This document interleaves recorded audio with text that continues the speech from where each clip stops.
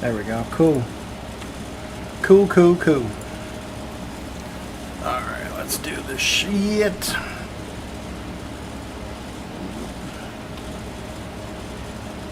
Look like a crazy person.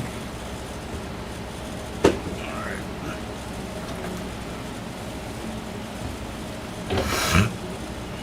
Okay, let's do it.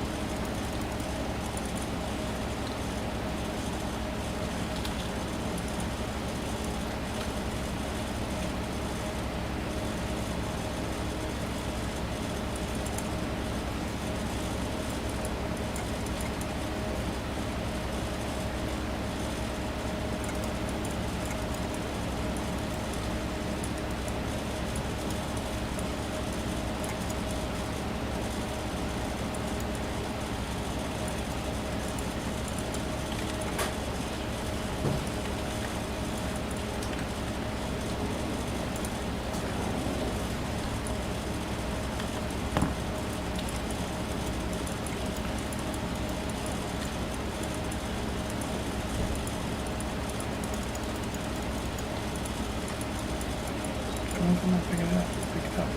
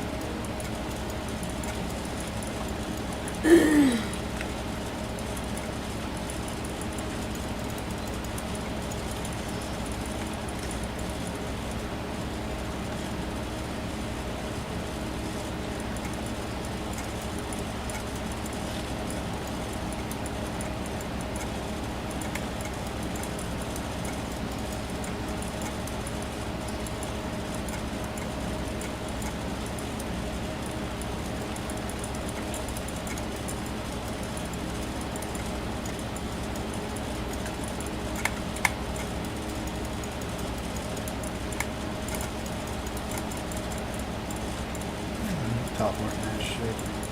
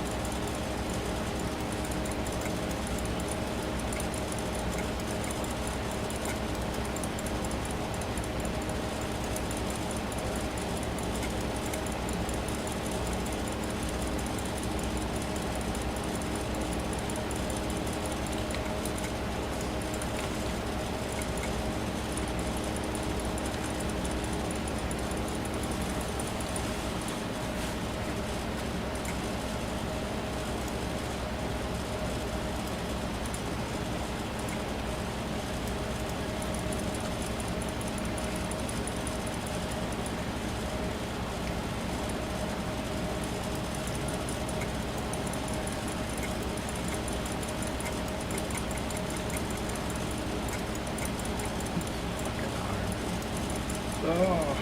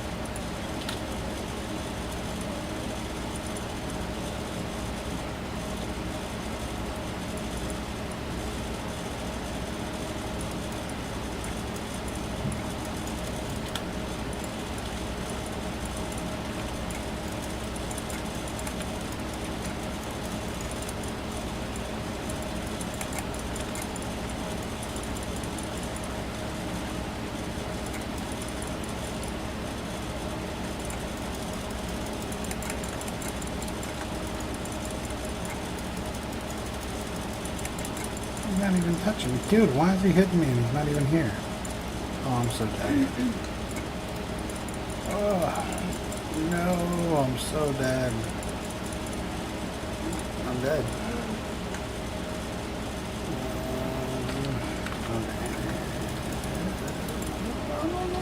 No. Man, so fast.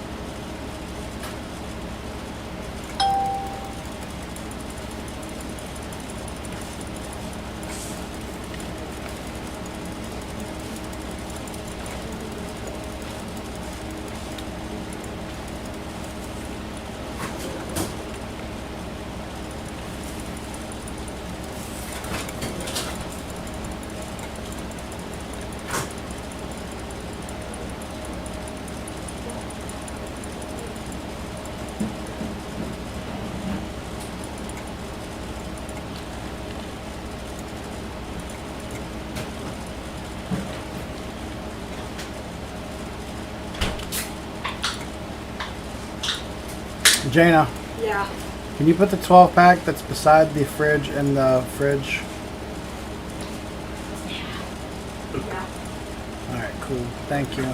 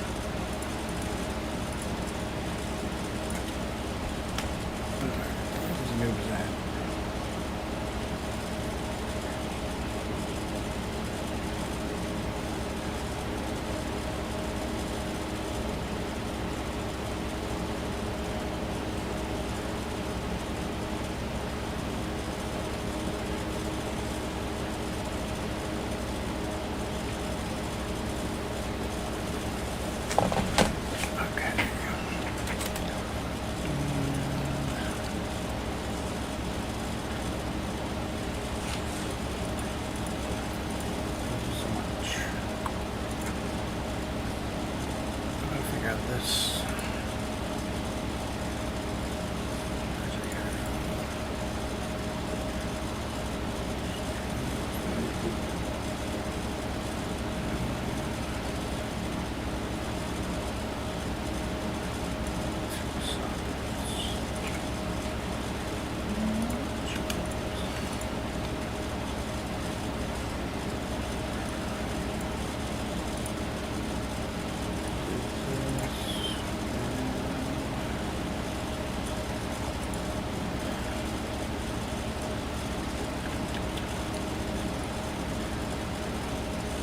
Where's my sound?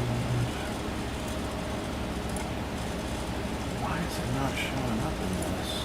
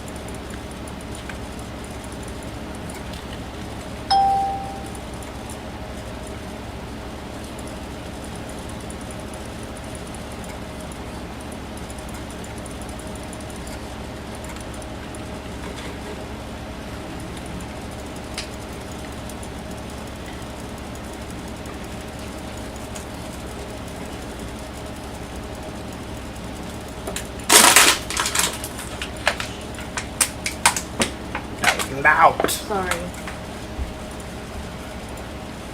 I wasn't expecting it, that's all. Neither does Naomi. I feel bad for her. You're like, Yeah, she fucking... it's like, the hell was that? Earlier, I don't know what what the hell I did. I moved or something, but she jumped like this high off the ground. Like she just went, she flew because she got scared. Freaking the cat out. I didn't even mean to. I just watched her float. I was like, you okay, man? What are you doing?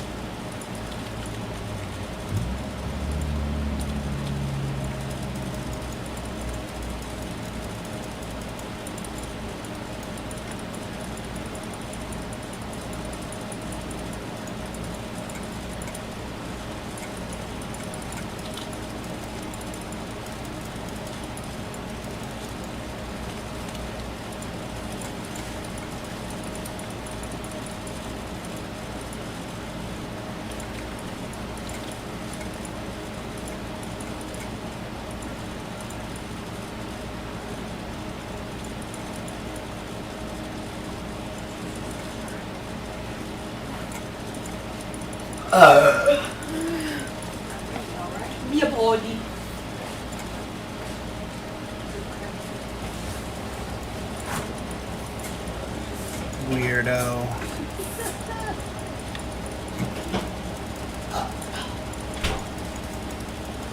What you watching? KKGI.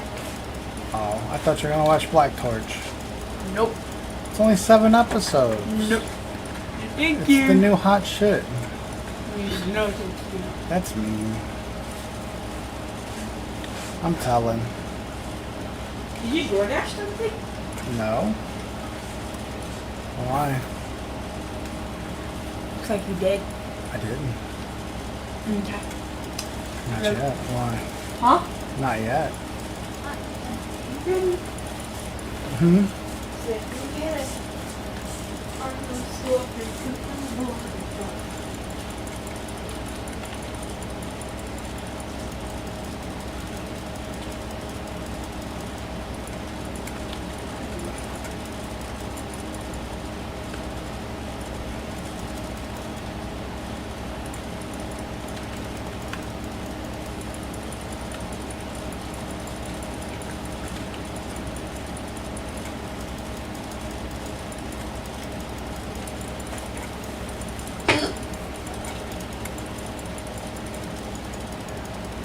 My feet hurt a lot.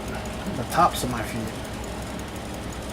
Like swelling on top, like your skin stretching, or Like it's, I don't know. like the bony part? Or Yeah, almost like I broke a bone in it. Both of them.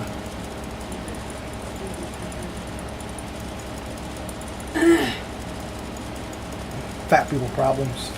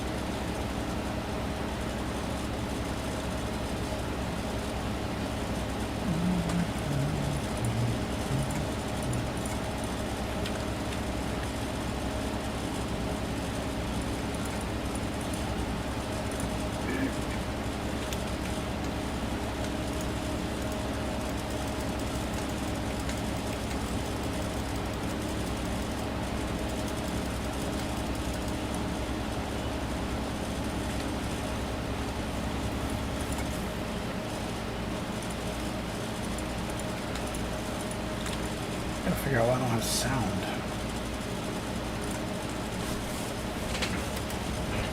Kind of annoying. with no sound. Yeah. That's what you get without sound, man. It's not working. Gotta get that right. Some games I can live without it. There's some games that you have to. Playing Diablo, man.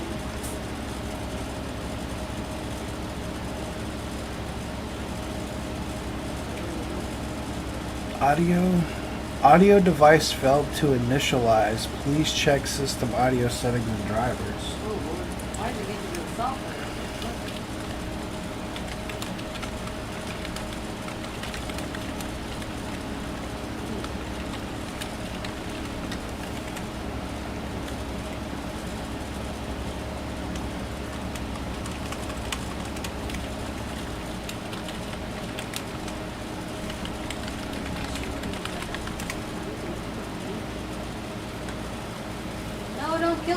motherfucker! Wait! Let me hit it! Oh, you bitch. You guys stop around the server. This is ridiculous. Too many people on this motherfucker. I should have got that. You know what? Okay, you wasted shit.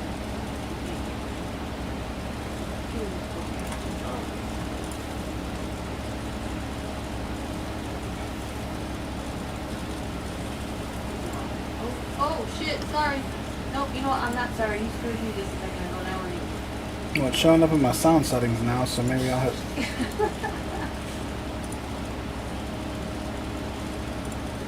See, this one could be happening if my sister's fucking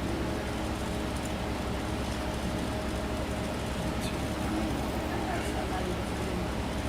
You know, I'll be racing some shit. There's three of them. Spaces on the server.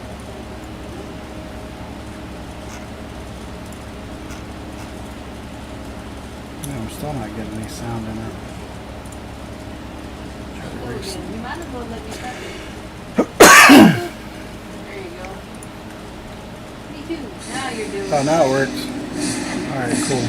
Oh, Jesus. you're gonna hit it later. Huh? Not I couldn't do it with no Oh, sound. no, you have to play with it. It's like I said, some games you don't feel But like now the stream's not capturing it. Oh, no, it's not working.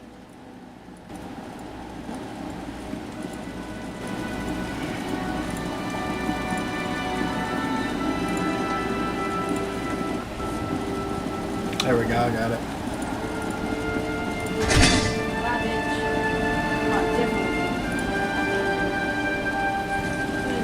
I gotta turn this shit down.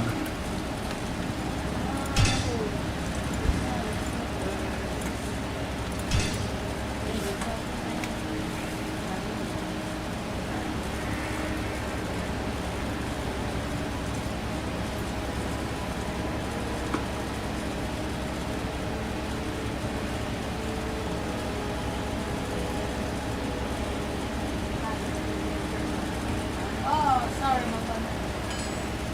I didn't see you. I did waste it.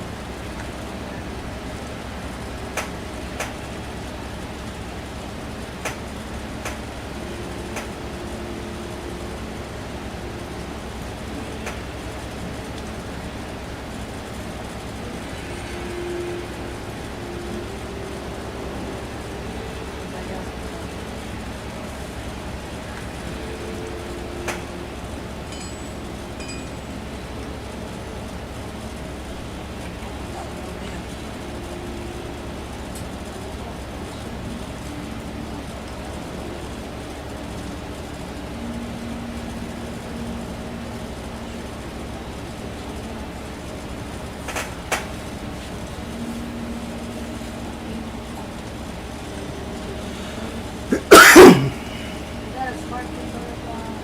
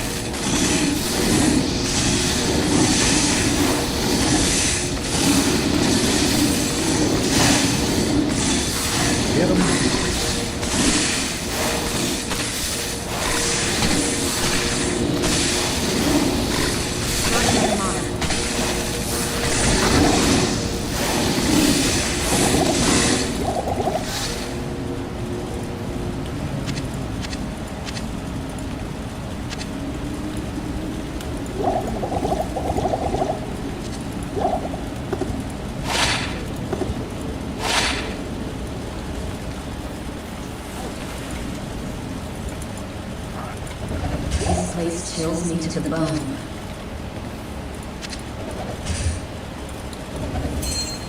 Only get 2 sockets in act. I like the 3. Not the shield.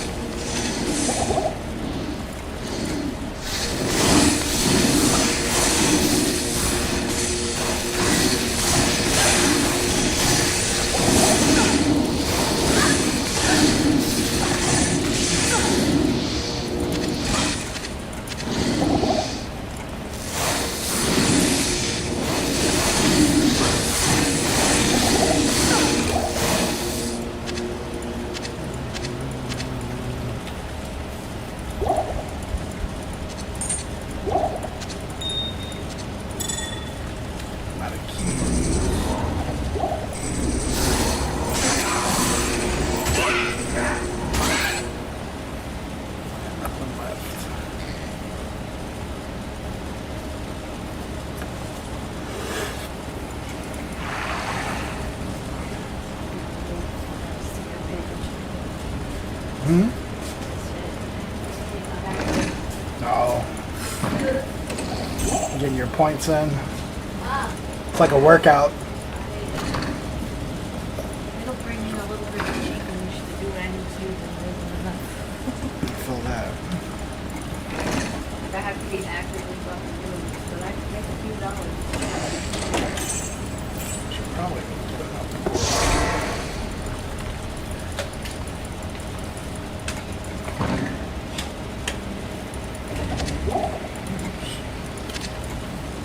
Give me this one that doesn't close right. It's locked.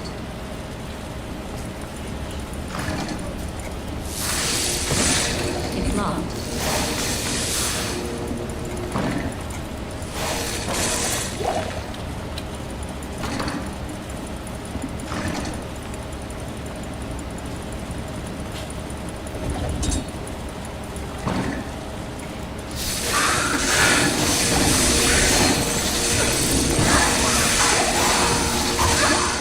Finding monitor.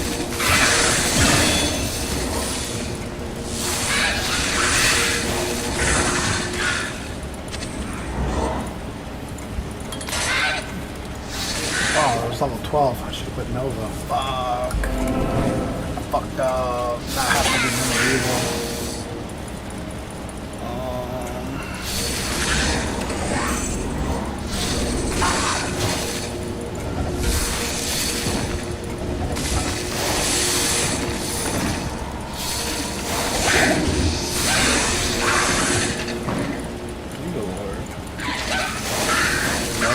Nova?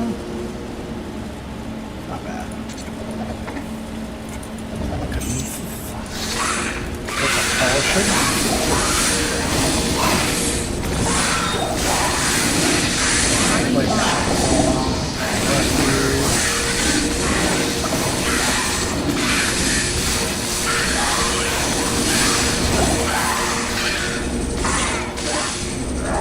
I need mana. Not enough mana.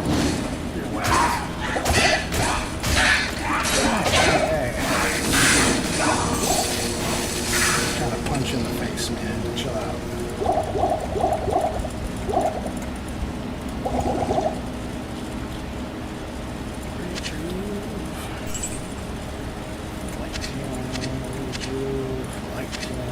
Light ones for Andy.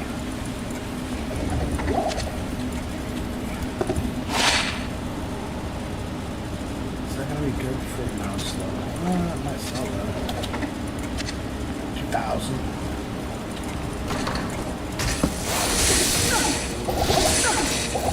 Okay, man. Not enough mana.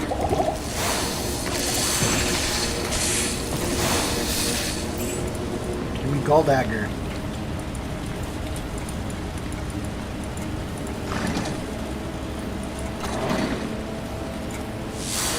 I need mana. I need mana. I need mana. Not enough mana.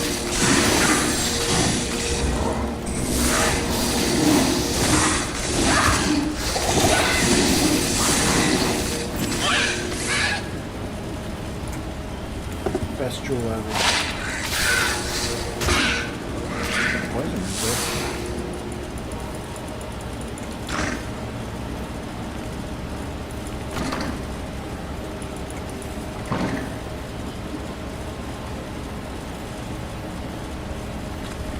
Got a socket in there.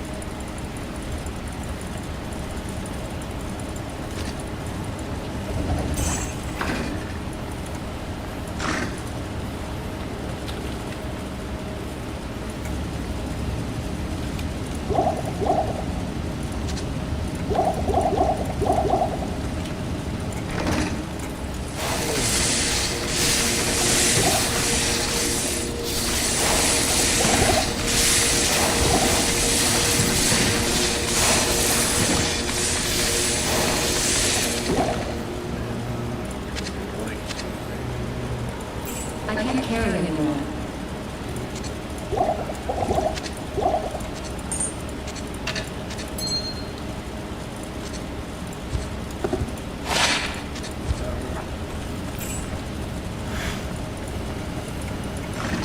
Dead end, yeah.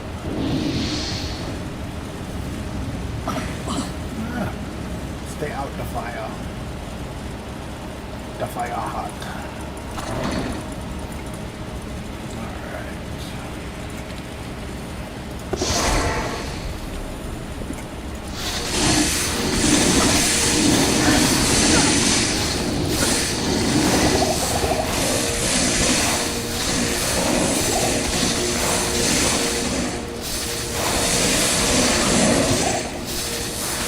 I need mana. I need mana. I need mana.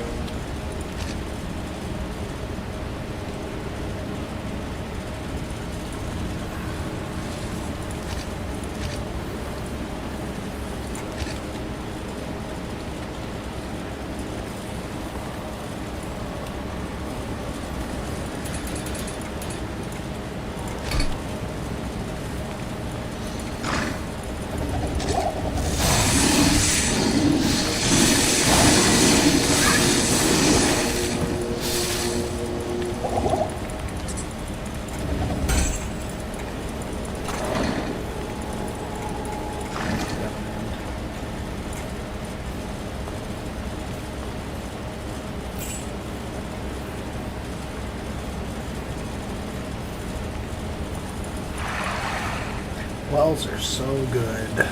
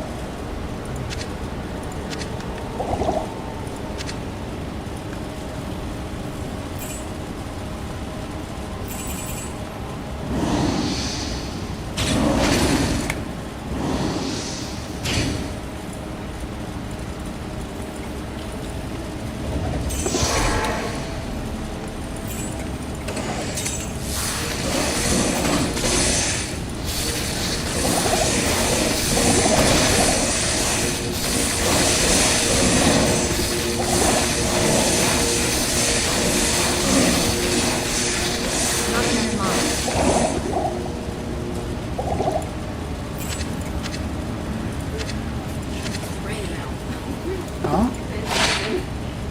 Oh shit.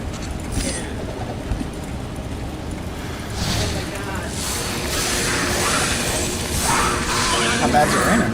Like with light rain. It's like that nice kind. Misty. It's like dropping white rain. I like that. That's the good kind. That's the good kind. Sometimes too much water.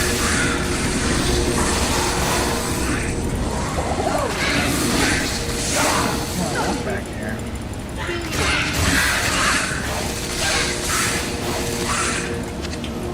I'm gonna pick that up. That might be there.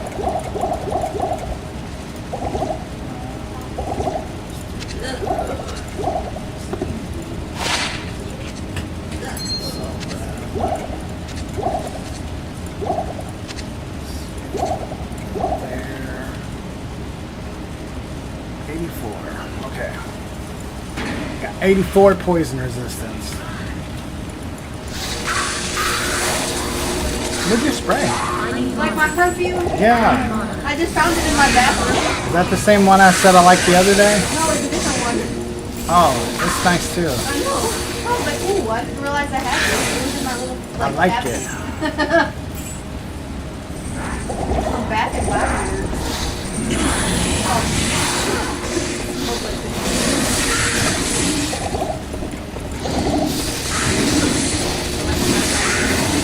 Oh shit, I didn't know I had this.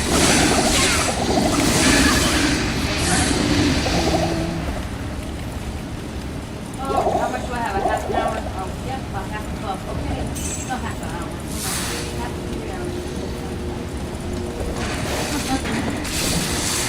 I gotta go farm some more. I have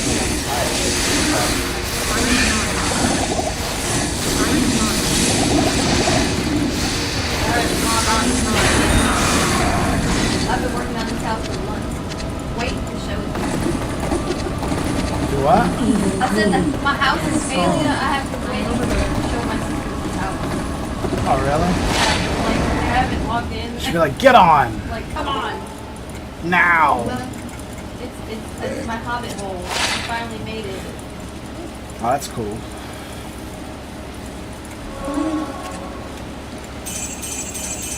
Super excited because it took me fucking weeks to get it right. I had to lay it out and then keep rebuilding it.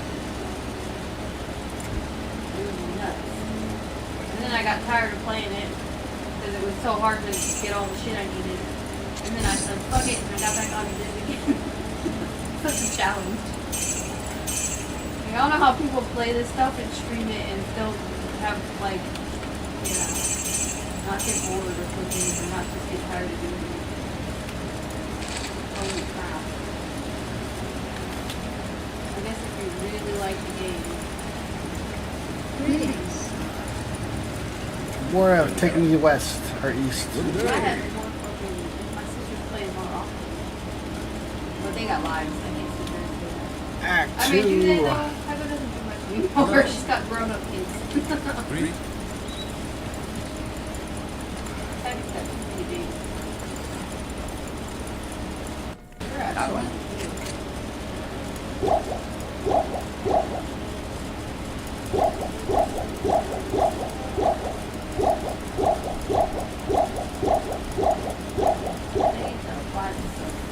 I know.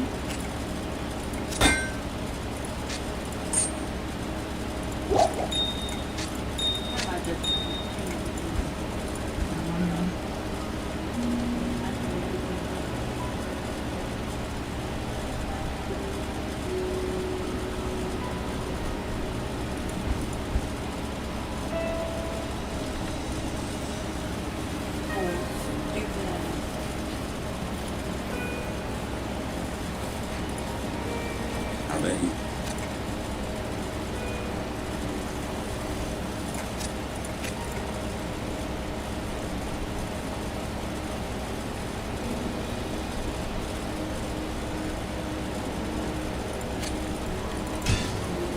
Garage.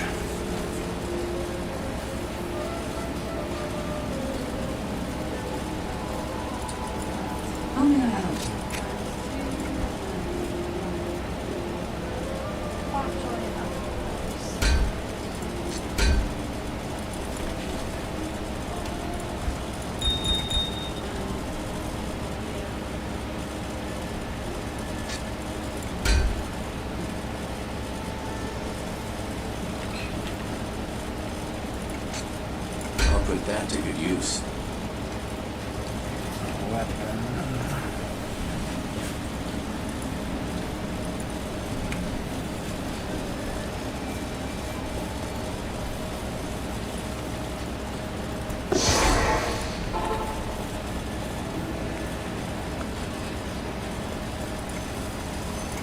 Good day.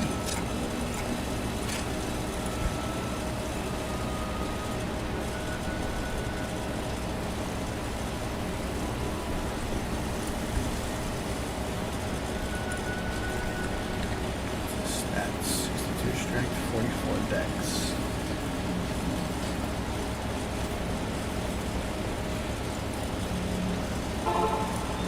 We gotta need lightning resist.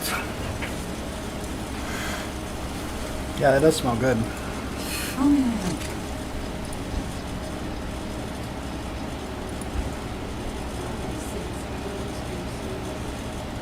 How much life?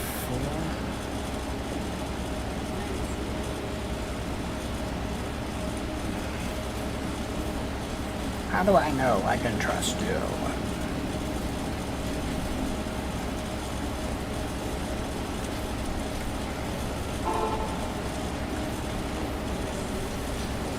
I'm only doing this like 1 or 2 more times. I keep resetting the damn vendor. And he ain't giving me what I need for my mercenary. Because he's a bastard.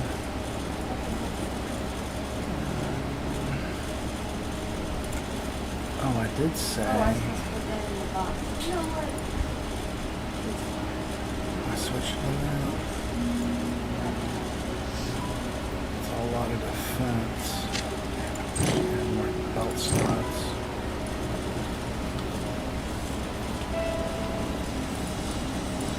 Keep going to the waypoint.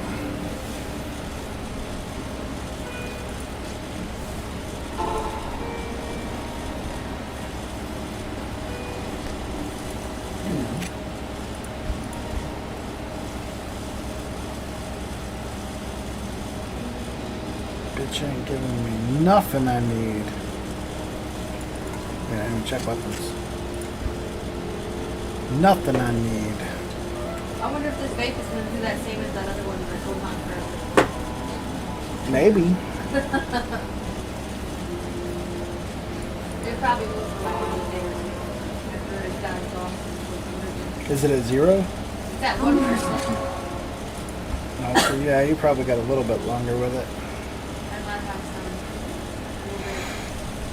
Hmm.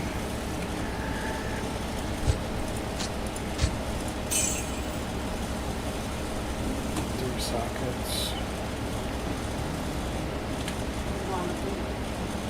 How much difference? 75, 46. That's a big difference.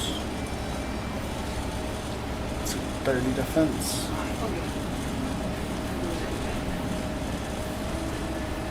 Zet.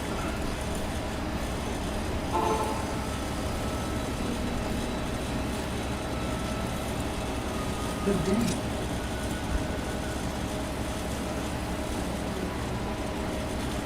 50 strength, you can wear that, right? That's cool. It's fast. Head recovery, I don't have the money for that.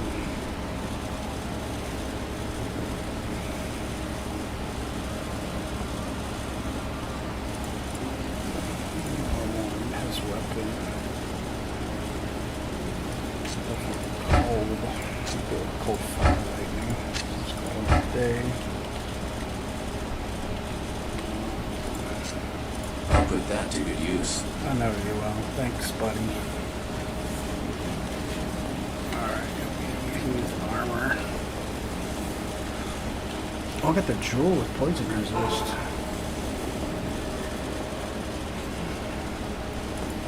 How may I help you?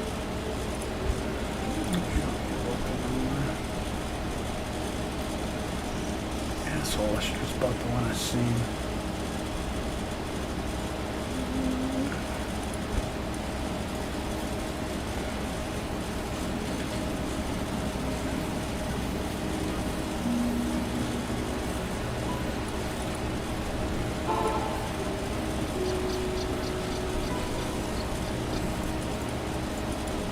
Blessings to you.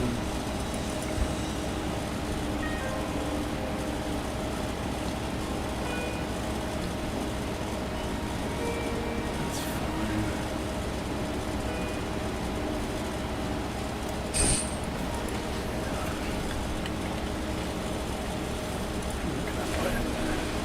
Life.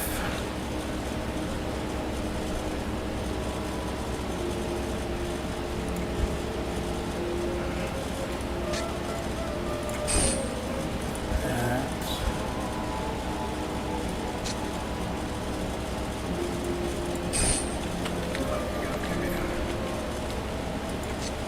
I'll put that to good use.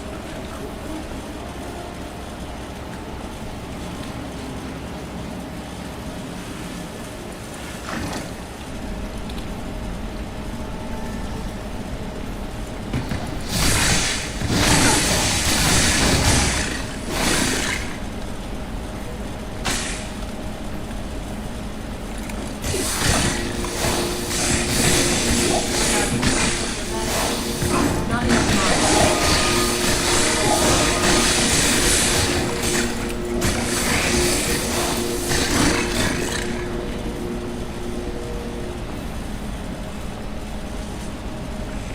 Who's dramatic? But a lot of people try to. I need mana. You know, everything you do, people are gonna fucking be around to do food. So if there's bugs, people are gonna come catch the bugs. Everybody's like, don't touch these bugs, these are not bugs.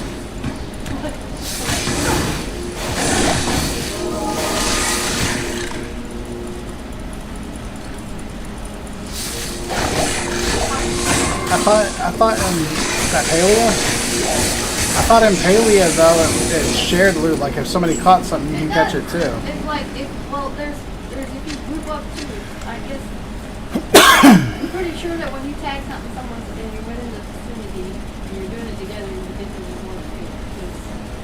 Yeah, you do, because it's how people get flushes and shit. So I don't know why people Because they're slow and they don't catch it in time. video? Oh, you want me to do it? I don't know what. I know what's on it. Oh my god, oh god.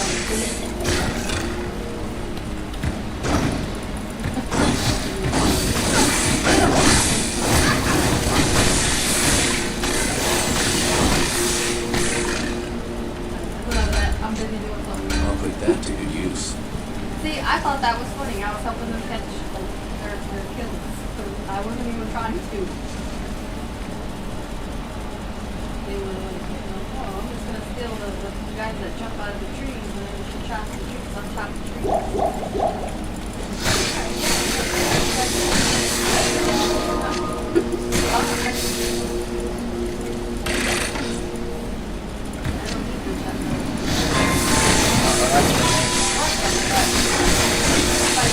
Yeah, that's for me. Like, why do people knock on the door? And then I realized, yeah, that's right. You ordered stuff. Huh? Then you ordered stuff. Yeah. So Vita. Oh yeah. Some bullshit. No, not this way.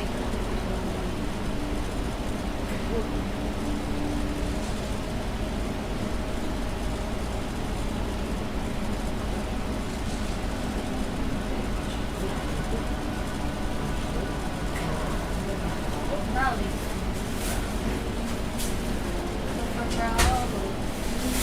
If I order anything from 7-Eleven, do you want something? Be like $10. I don't know. I'm gonna get Janet something. I'm probably gonna get myself just like some snacks and shit for this. Yeah, that's probably a good idea. Check it. Well, I gotta beat it. I'm going to hell tonight. Finish that shit. I'm getting it done. I'm gonna be in hell mode. I'm gonna beat hell mode tonight. I am. I'm gonna be running bell runs by tonight. 80 by tomorrow farming magic find. I ain't getting a slow start this time around. Mask gonna get it. That's on Steam too, rated. Yeah, you have this. I do have that one on Steam. I don't have it like I don't have Blizzard or whatever other way it is. I think it's the same. You just link your Battle.net to it. I need mana. But I need mana. and I don't mind it. I am overburdened. No, it's really not too bad. It's playable considered. And I enjoyed it when I was playing it, so it wasn't bad. I didn't understand it like I do now. Huh? I said I didn't understand it back then like I do now. Yeah. I need And I mana. was like, oh god.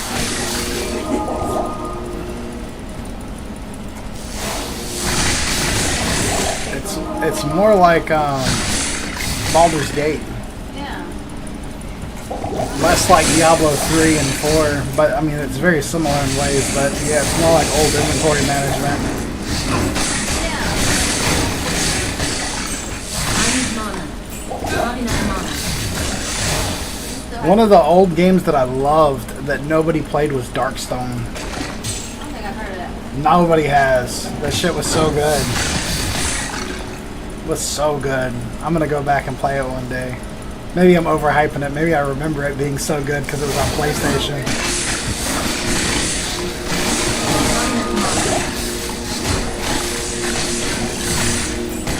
I was so terrible at Diablo back then. I still am, but I need mana. I was worse back I need then. mana. Diablo 1, I never even beat the game. Diablo 1. Yeah. But I was a kid. I had Right. no clue what I was fucking What doing. that back then. Like they had shrines that would fuck your stats up and you'd be like, oh no. Oh shit. It just took my strength and gave me intellect. I'm a warrior. Don't know It's like, that's what you get for clicking the strange shrine, stupid. Oh no, that's a curse. Well, it could do cool things too. It could like take it. It was random. It took like 1 and added 2. So, but it could also just take and it could also just give. So it was like, I remember it being like pretty. It was gruesome. I seemed to have bad luck with it, or I was just stupid and didn't realize what it was doing.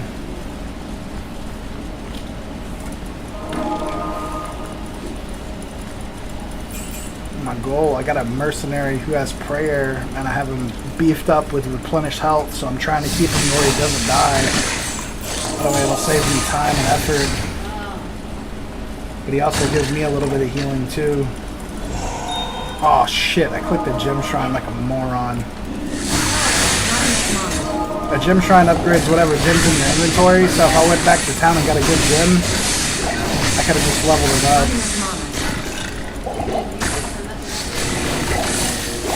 Man, Wait, is that the one that has the drop, the one with the full on?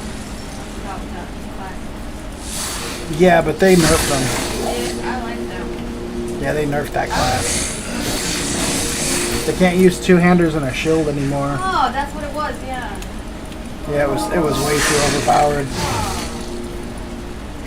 They're still good. They're just not overpowered good. Yeah, fuck, I like that about that. That was like, They had to, I mean, they really had to balance it. It's like not worth playing any other class. of course they do. Can't have everything.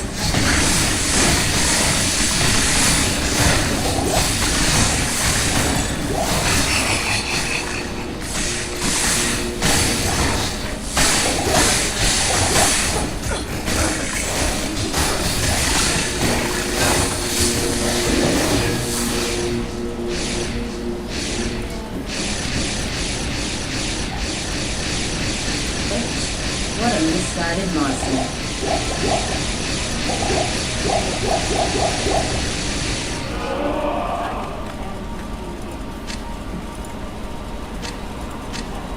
Bro is not playing with me. Ooh.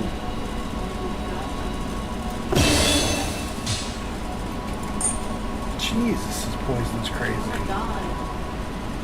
This is not the place.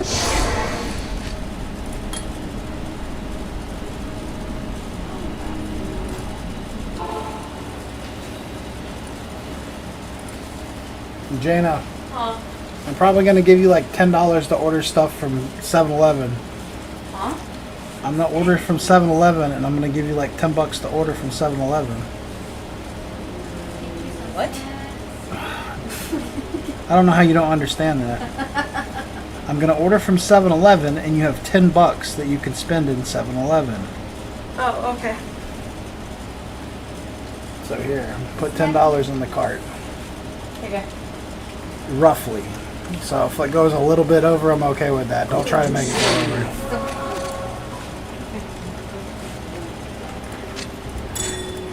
Oh shit. On top.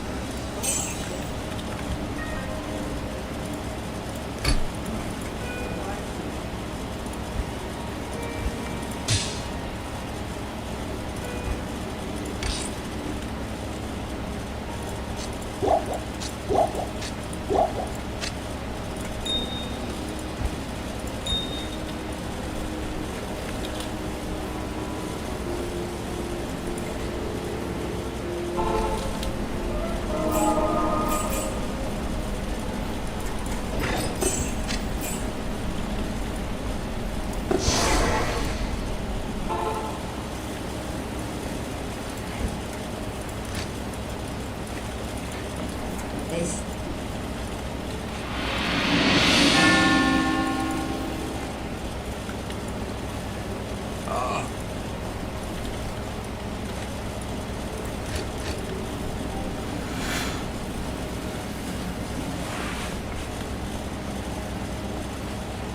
Do you want anything, Amanda? Like jerky or nuts or anything?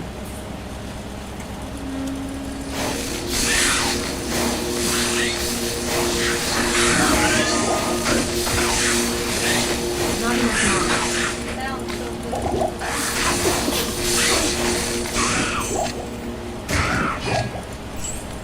But my damn brain is saying M&M's. Don't worry, my brain does that too. Oh, I can't. Like, can we get the healthy stuff? No, M&M's. I don't know why. I was trying to encourage good choices. Man, I'm still trying not to. That's why I said jerky or nuts, man. Jerky or nuts. Well, you're the one ordering. I'll order it for you. Oh, free. I hate this dang app. Makes me mad. I don't have any issues with it. Huh? I don't have any issues with the app, so it might be a user error. No, it's a me error. Yeah, that's what user error is. It's the user. No, I keep. This makes me mad. What do you keep doing? I accidentally keep leaving the freaking 7-Eleven again. I don't know what I freaking want. Why are we putting me on the spot like this, dude? It's locked. Because I'm playing Diablo. They just reset the season. It's a new season. This is very good for you. It is. Very happy. I'm trying to get some stuff that, like, you know, like I can just eat.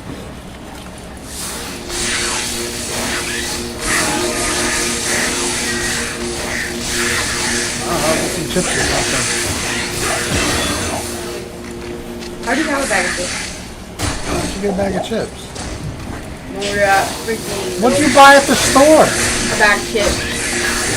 You didn't tell me that. I thought you knew.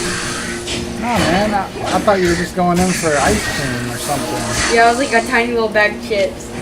Yeah, how big is the bag? Like tiny actually. It was like one of them like this bag. No? How many ounces? Like I think I'm not sure. 2 million, 17, 20 million, I don't know. 34, I'll get tired of it. 6, 7. Oh, 1.62 ounces. That is a tiny bag. Huh? That is a tiny bag. I know. Probably costed $4. It actually was like 2 something. Close enough. Pretty taxing. No, I don't know. I'm running out of patience. Hurry up. Yeah, I'm running out of patience too, Dad. It's a good thing you're not a doctor. Yeah, you're not a doctor either. It's true.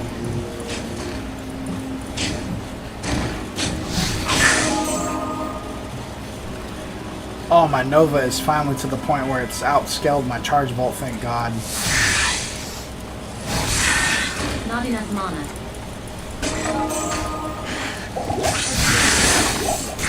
Huh? Which one is Do what? it? Which one is it? Sork. That's Yeah. I always start with Sork because I love teleport. If I can't teleport, I feel broken.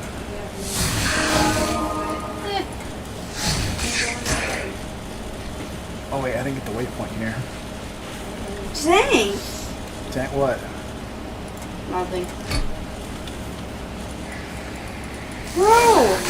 Man, I hate this thing up. It's so expensive.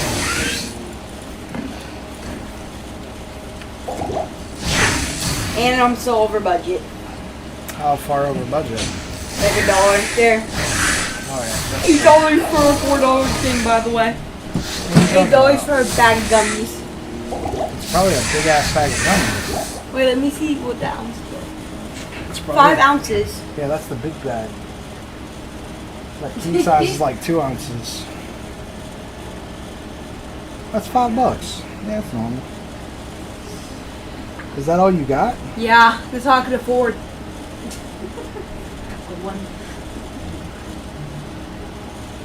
They're 2 for $7. Wait. Are you really serious?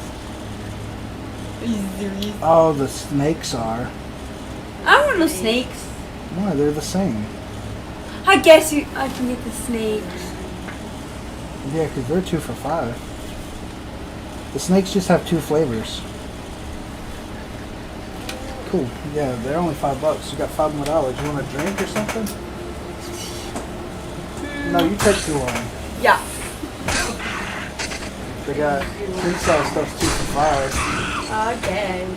No, I want a drink. You want a drink? Yeah. I don't know a drink, but I want a drink.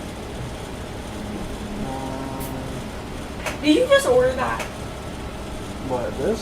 Yeah. Yeah. I'm on a gaming session. You want water? No. That's too boring. Juice? No. Chocolate milk? Yeah. No. I almost want to have chocolate milk. I get that. No, I'm not. I'm taking that off. Alright. You said drinks? Yeah. Actually, no, I want candy. We have drinks. No, because you're going to drink all my shit. They give me a drink, but You can have more candy. What do you want? We got a long okay. Actually, I'm trying to quit Alani's. I'm trying to go for Monsters because they give me less of a headache. Oh, actually, Blue. That's the one I was talking about, the new one. Are we serious? Which is blue? Yeah, that's the new one I was talking to you about. I'll see if it comes. We won't count that as part of your thing. Balloon. Oh, well, why do you want blue? The balloons are good, but I don't want a balloon. You're good. I want candy. Like chocolate? No. Like what kind of candy? Gummy candy.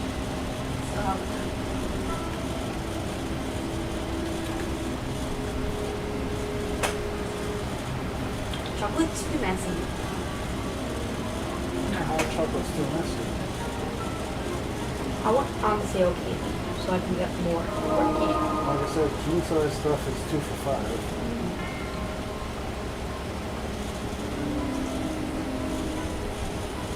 You looking for deals? Yeah. Their pizzas are good. Shockingly enough. Ooh, not mine. You know what I want? Donuts. That? Yeah. Okay. Alright, cool. That's it. Thank you. You're welcome. You and your chef order these, though, bro. Not the chef order these. Come out. I I need my charger. Amanda, what do you want? Jerky? Nuts? Well, candy. A small bag of M&Ms? Okay. A small one? That's good.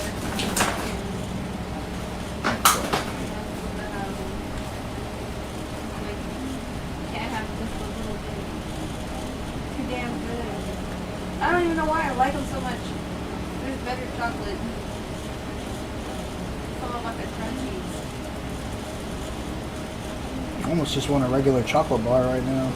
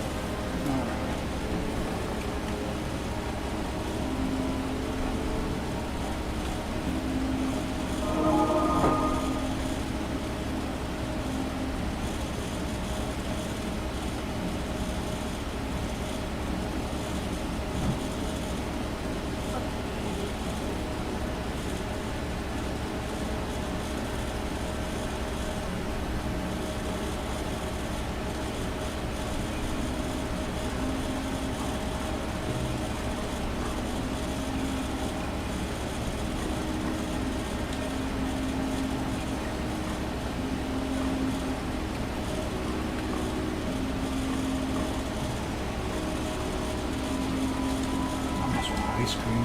Oh my god, don't do it.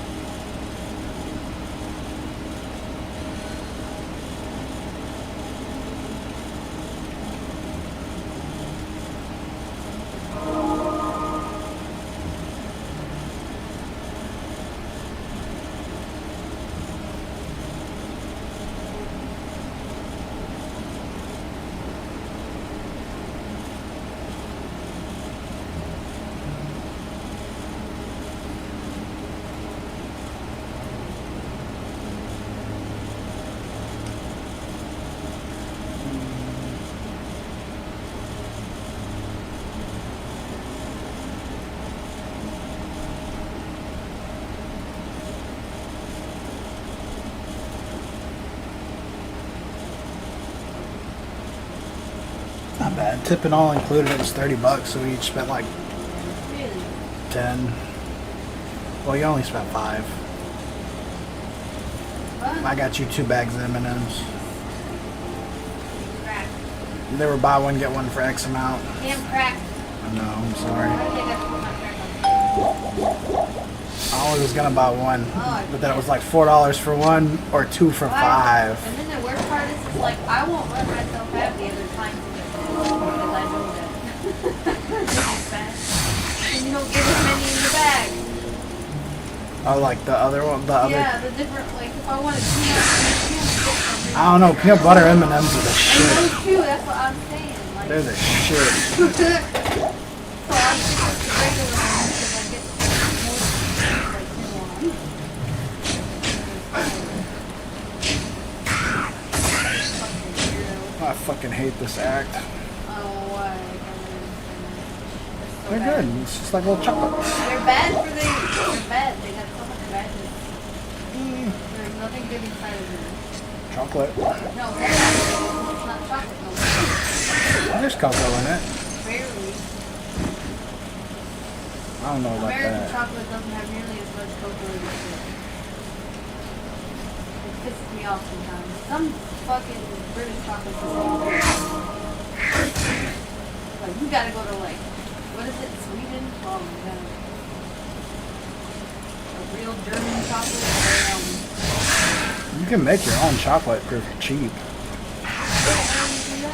You can either do it with cocoa powder and like milk and cream, or you can do it with like baker's chocolate and then add what you want to it. That's like that. Yeah, it's like that really rich, like that fucking bitter ass chocolate that you bake with, because you're adding like sugar to your cakes and stuff. Wait, it's supposed to be fucking bitter because it's supposed to actually be chocolate, right? Yeah, chocolate's not sweet really, but it's bitter because you cook with it and you already have sugar in your recipes. Kinda add more. Oh my gosh. I already found a waypoint. Did I get the waypoint? I don't remember the waypoint.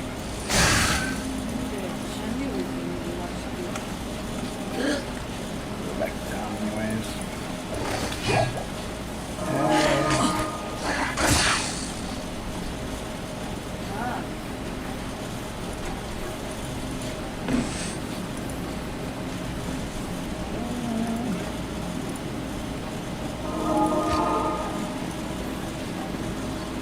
Hello.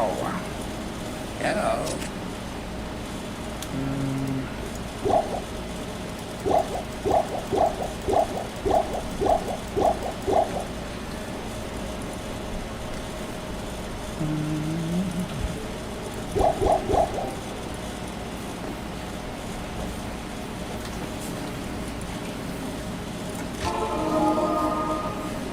For Halls of the Dead.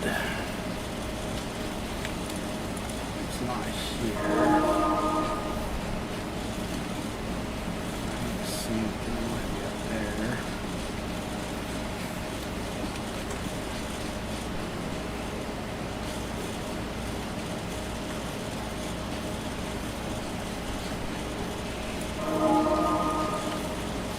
Fucking up this time.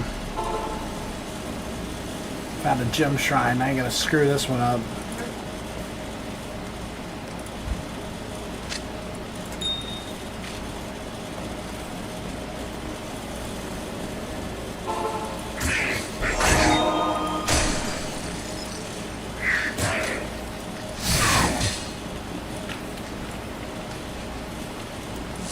Big mana.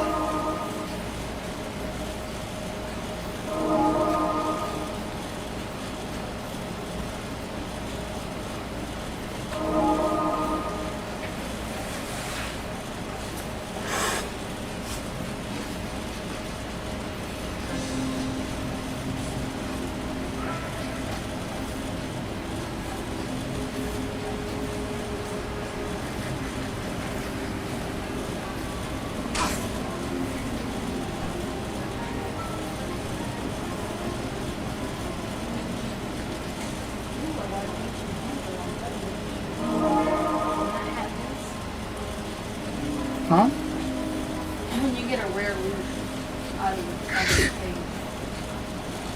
I got a rare loot. Hey. Don't normally get it.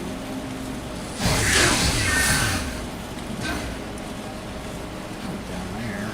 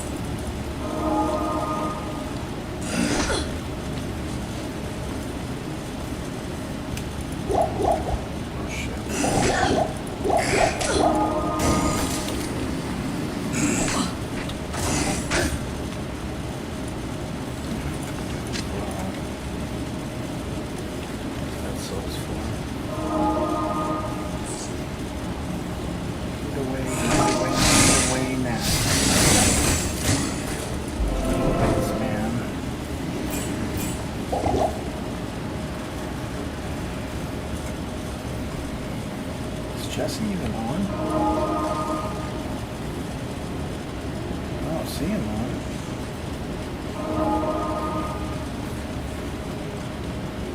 Oh, he was probably working. I think he got off though. Oh, he gets off at like... No, he should be off. Maybe like an hour. Give him a little bit. Yeah, I just remember he has to work, so... Can't remember what time he gets off. I think he gets off at 8 his time, which would be like 11. So yeah, it should be soon. Not enough mana. I wonder if he'll be playing.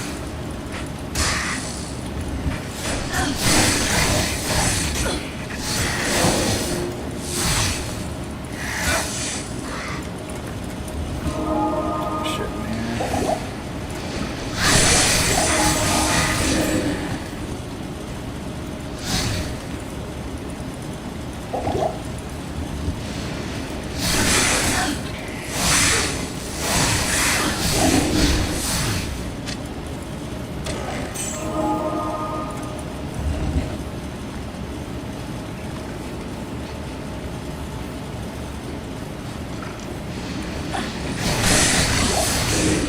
Not enough mana.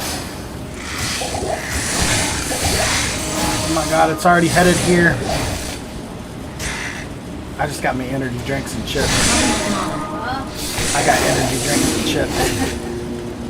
I wanted Doritos. Oh, I didn't know about all the shit I know.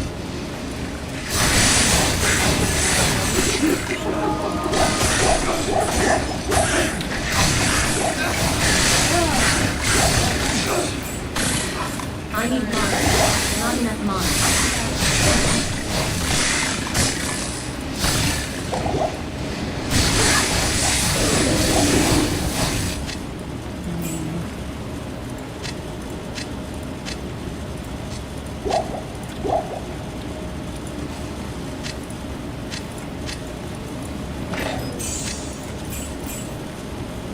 Go see if I'm level.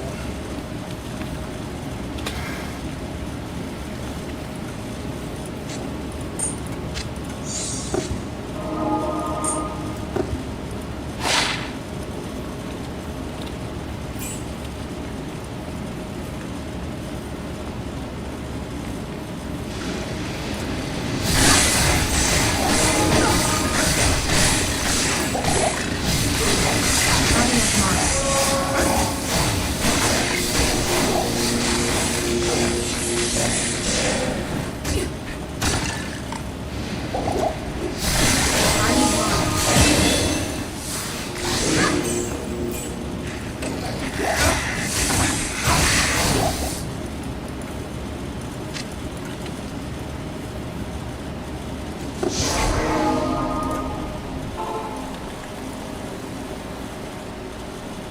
A double.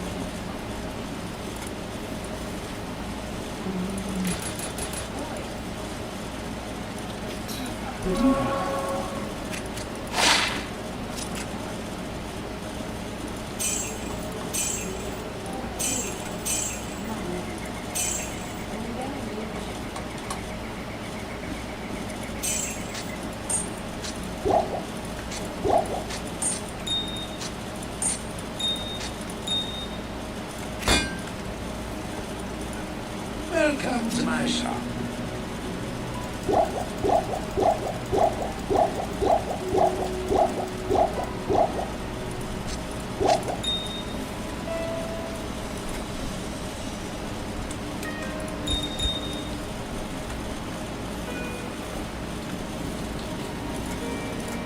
Oh shit.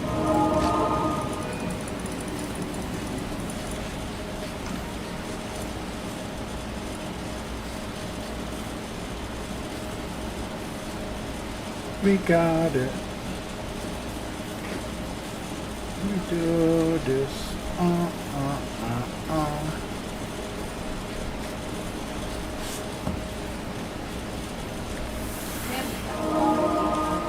Huh?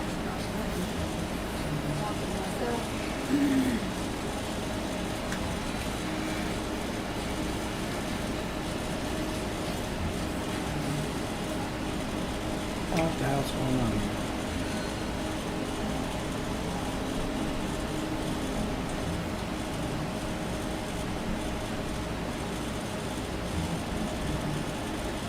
Holy crap, I had a lot of apps open on my phone. I had so many games I had to delete. It was stupid.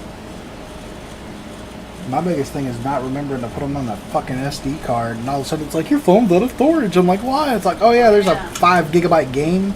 Yeah. Like, let's go ahead and put a 5 gigabyte game directly on the phone.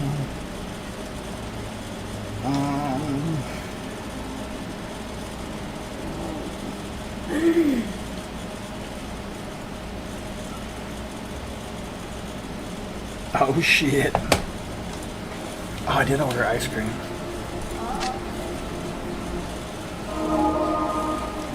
I forgot. I was like, I didn't order just energy drinks and chips, did I? I'm thinking like, I could have spent $30. That would have only been like 25.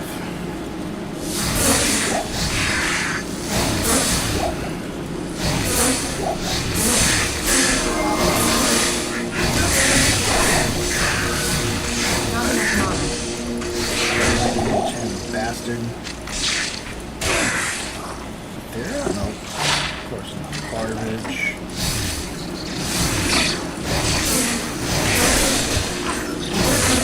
Not enough money.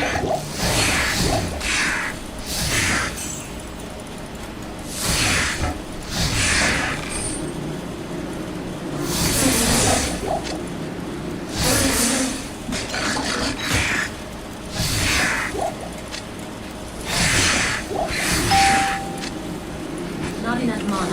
Jaina! Jaina!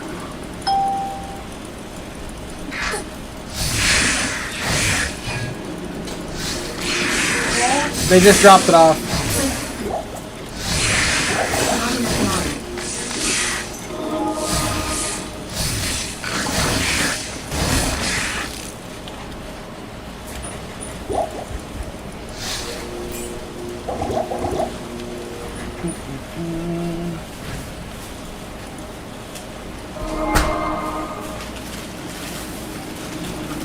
You guys go. I'm guessing all that's all. The Doritos, M&M's, everything. Do they have ice cream? Yeah, I'm here. No, I don't think so. They cut my ice cream? Yeah, no.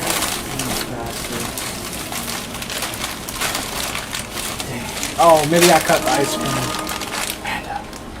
Can you reach it? My crack. My energy drinks are in there too. Oh yeah, I see. You want them? Do you want one of these? Huh? You want this? No. You want one of these? No, I don't really like Reese's unless they're cold or frozen. Just one. Huh? No, have it. Freezing it then. Thank you. You're welcome. Get our snacks on. So we're getting our snack on.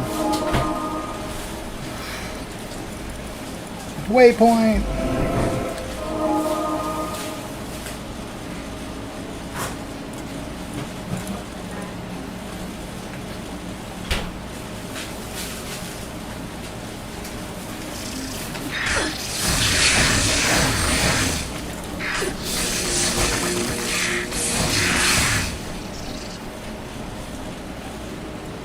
Oh shit.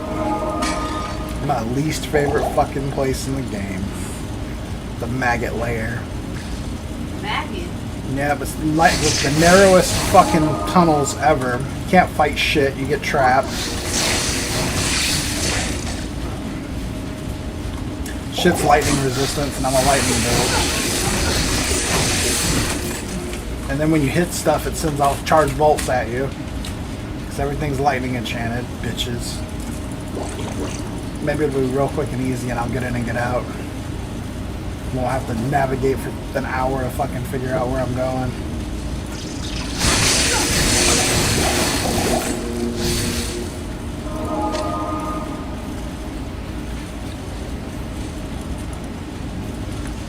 Oh, and they drain your stamina so you can't run. Yep, it's the greatest.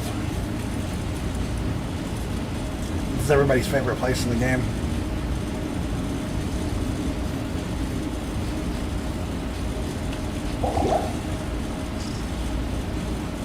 Check here first.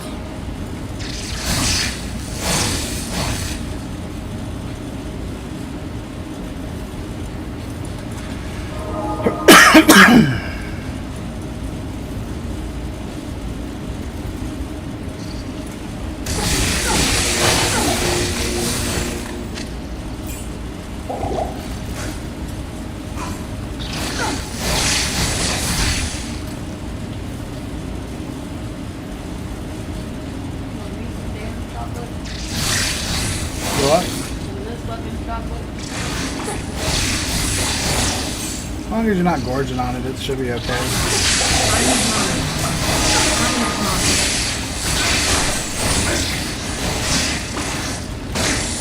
I need mana. Not enough mana.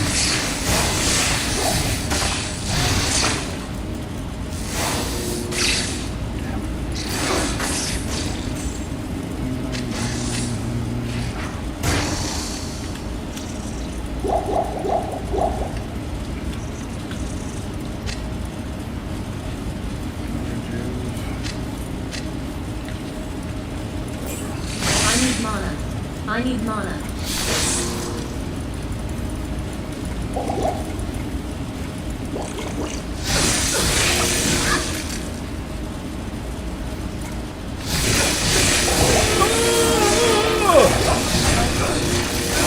I went in, I casted Nova, hit everything, and then everything's charged bolts hit me back real fast.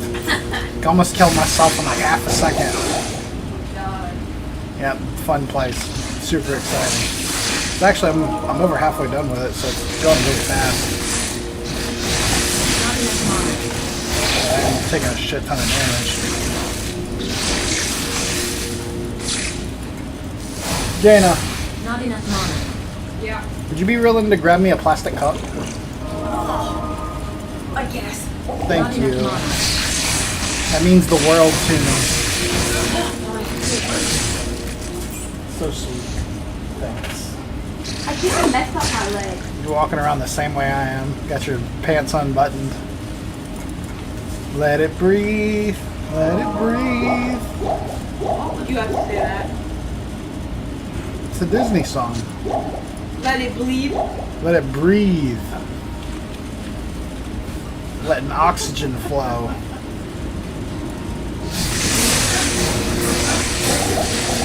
Not enough mana.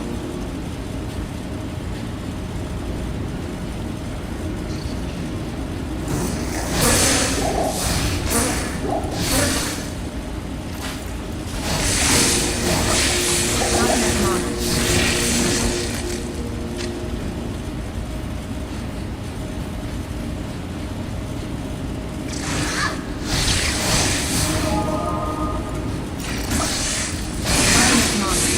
Oh shit! Oh fuck!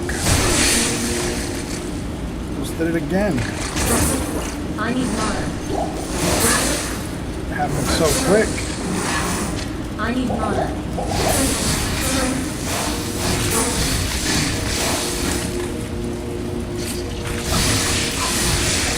Locked.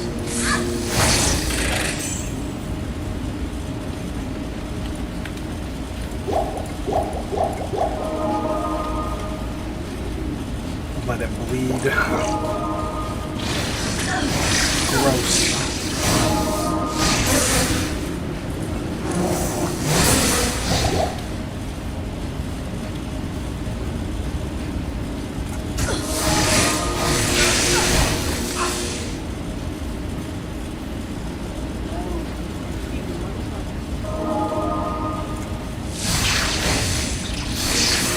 I need mana. I need mana. Oh fuck. Go get him. Not enough mana.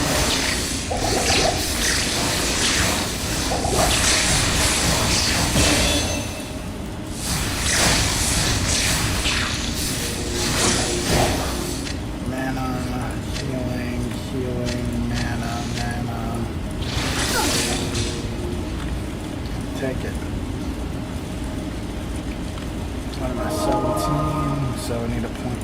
Telekinesis. And vitality.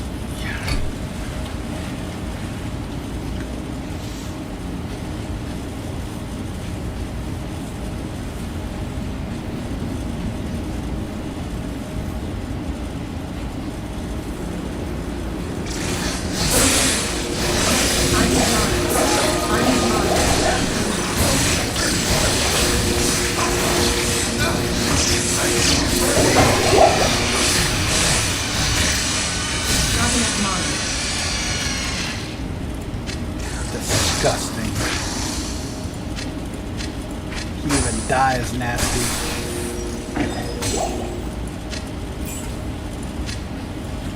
Oh, I'm done with this fucking place. Alright, cool.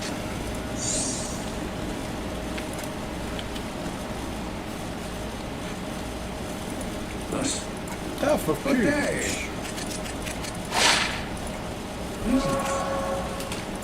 Ooh.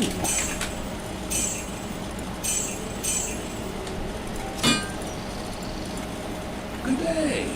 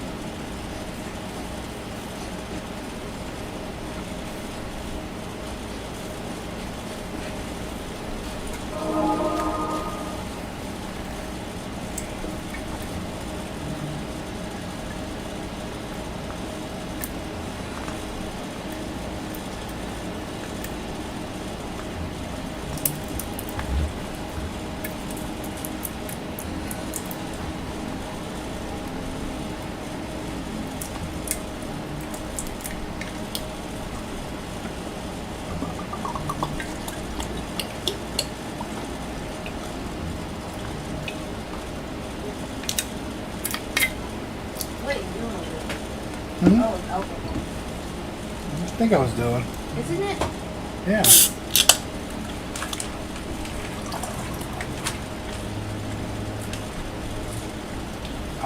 I wanted fire. I got cinnamon. I don't really ever do cinnamon.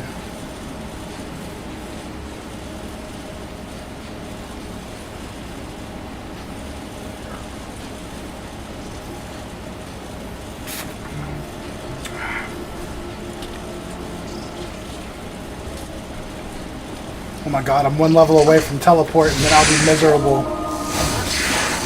Well, you have to drink a potion like for every 2 times you teleport. Yeah, it's fucking annoying as fuck. Eats up that much fucking. Yeah, when you first unlock teleport, it's like 30 mana a cast, and I have 120 mana. Oh yeah, it's gonna be gone. And potions generate slowly. Like once I get to Act 3 or 4, probably 4, I can start teleporting like, you know, regularly. Powerful magic can conjure But a until curse. then, I'm kind of screwed. Because you get bigger potions in Act 3 and you get bigger potions in Act 4. Act 2's potions can't support it. But it's still good for like crossing walls and shit, so that you can check to see if like, you know, you get into a dead end, but right across the wall there's a place to check to see if it's, you know, where you need to be. So that's where it comes in handy. Yeah. And then in Act 3 you can cross like rivers and shit, which is it's saving grace. Otherwise you have to run like a mile in another direction. Yeah, most people actually, before they do Act 3, they shop the city in Act 2 just to get a wand or something with teleport charges so that they can cross rivers and shit without having to go all the way around. It's time consuming. Act 3 is not too bad until you don't have teleport, and then you literally gotta walk like 40 seconds backwards just to cross a bridge to walk forward to where you were on the other side of the river. Yeah, it's aggravating. And you can just go boop and be right across it. Barbs can jump across it, so they're lucky with that. Oh, there's fly over that shit. Yeah, they can use leap. Woo. A couple classes have ways to get over, but teleport's ideal.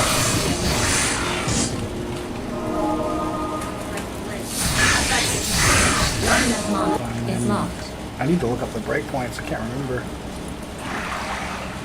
Break point.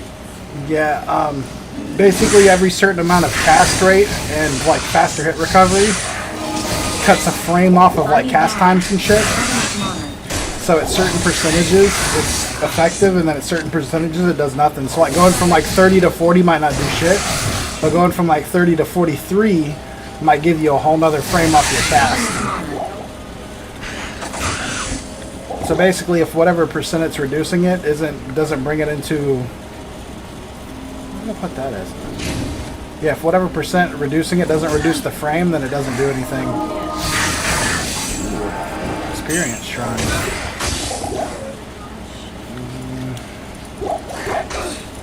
I need some big boys. Come on.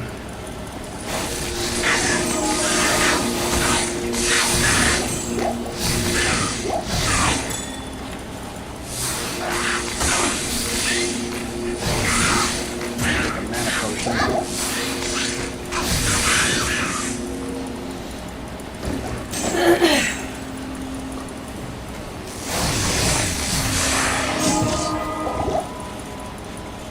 Ooh, another experience shrine. Shit. Put a portal here.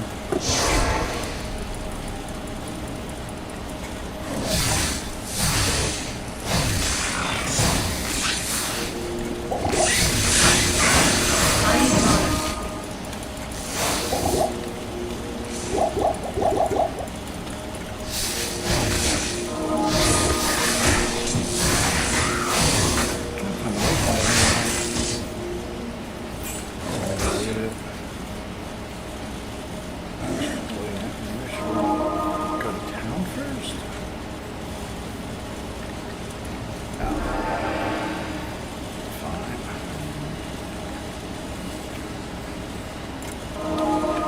Stuck on the wall.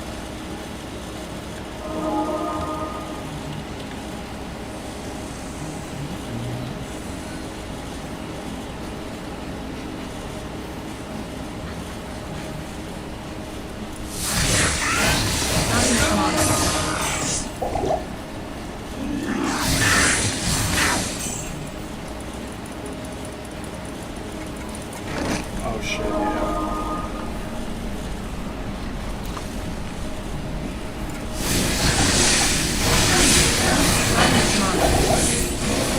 Don't kill me with a healing.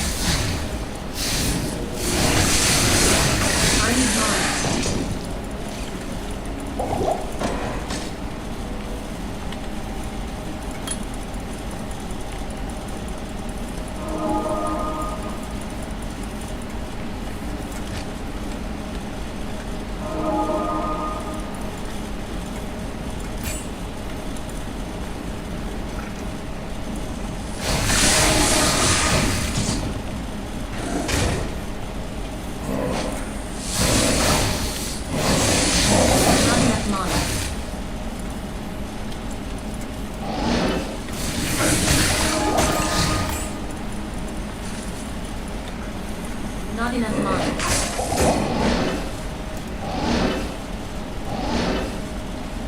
I need mana. I know you do. I'm getting there.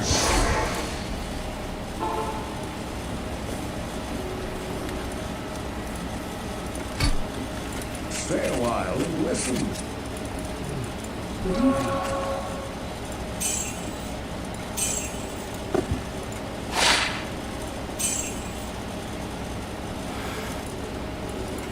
Greetings. Oh,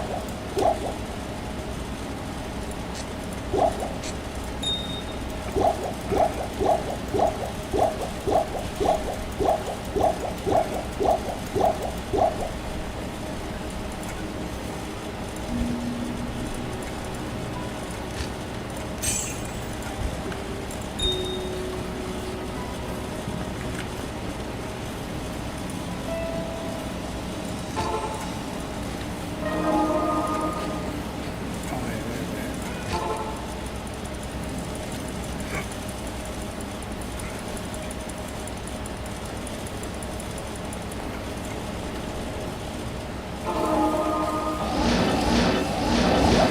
I need mana. I start teleporting I need like mana. I'm already I able need to. mana. I need mana. Jesus Christ. I could be a noob and add points to teleport. Makes it cheaper, that's all it does. That's what a scrub would do. I might do it. Yeah. Well, what it'll do is it'll let me carry games later with teleport. Yeah. So I can like teleport to the boss room and then everybody else can farm the EXP. Because playing in multiplayer games is a lot more experience. I need mana. Not enough mana. Back level my character. Pretty much. Well, that's kind of why I'm doing it, because this is a good starter character to be able to like, because if Jesse gets on, I can already just push him through the first two I need acts. mana. Not enough mana. I need to not teleport. That just ate all of my mana potions. Oh my. Where is it? Oh, I know. Where the fuck is this place? Oh, it's right there.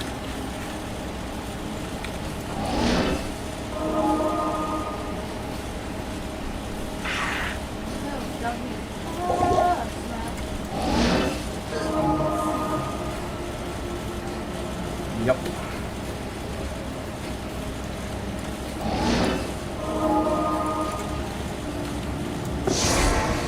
I sense strong magic within this place.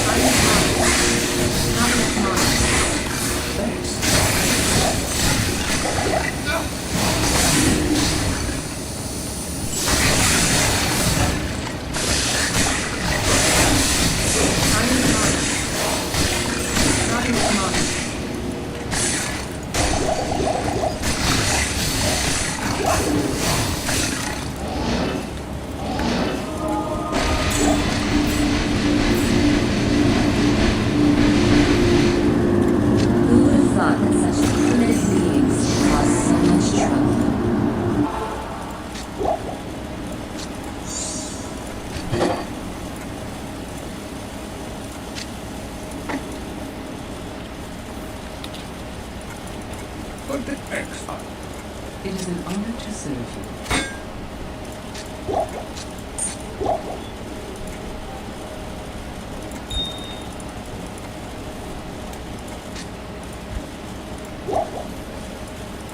Good day.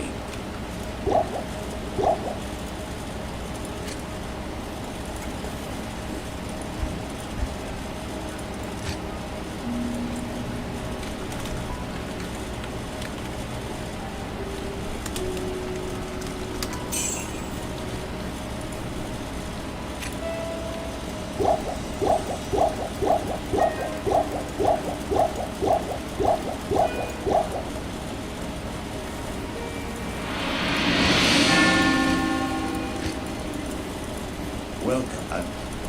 Greetings.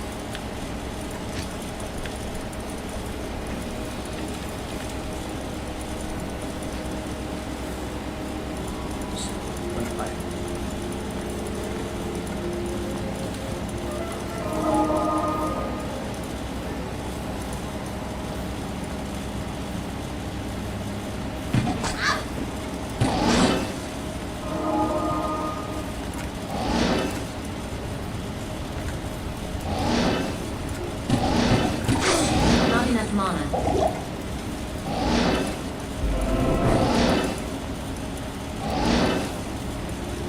I need mana. I need mana.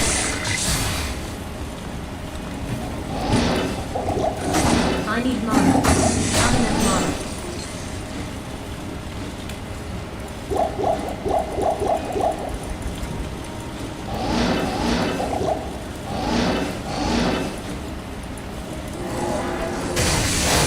I need mana. Not enough mana.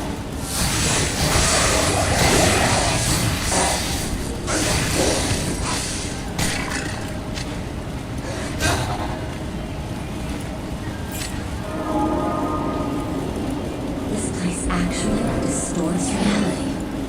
Fascinating. Not enough mana.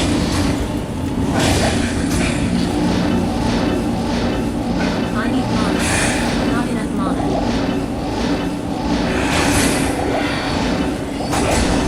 I need mana. I need mana. I need mana.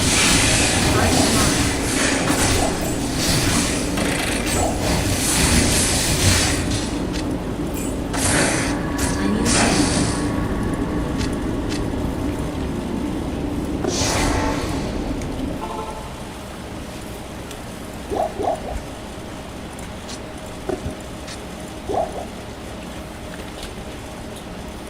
Good to see you. Good day.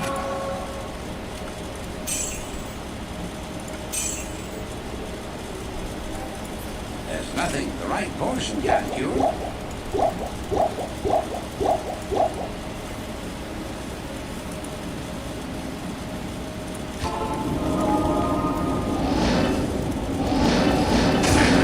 I need mana. I need mana. Not enough mana.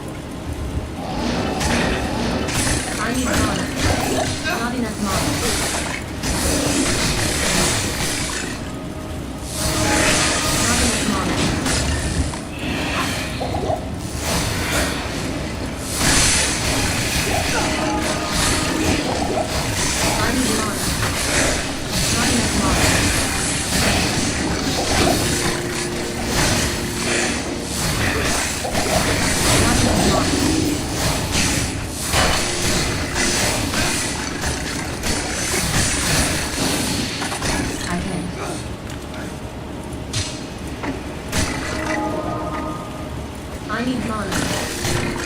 Not enough mana.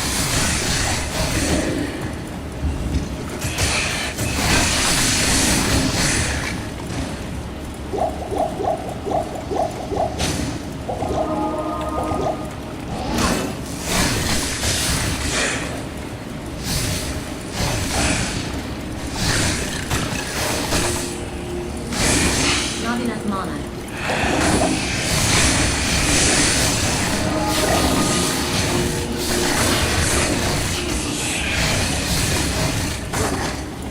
Not enough mana.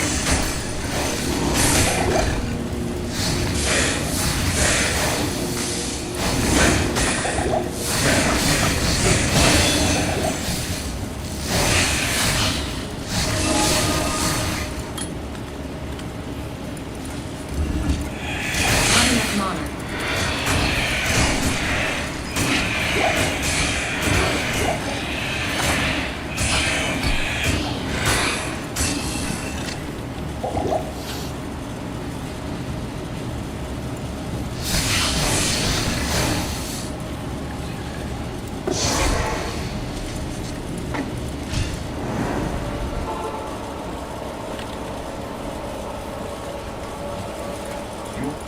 Yes.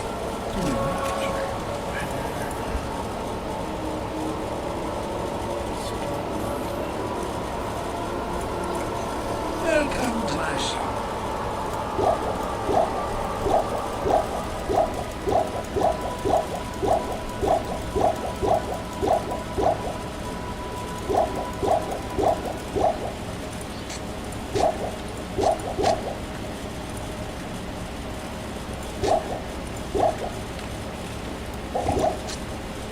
Thanks.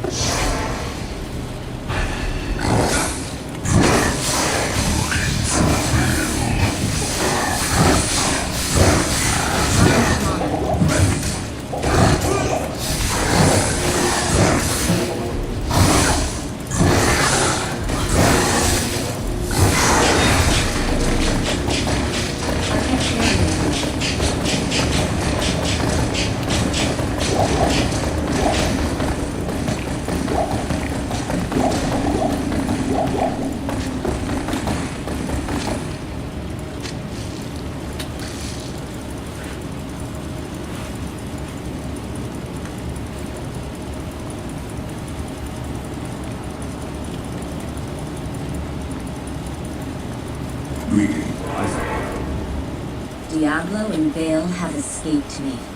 Next time.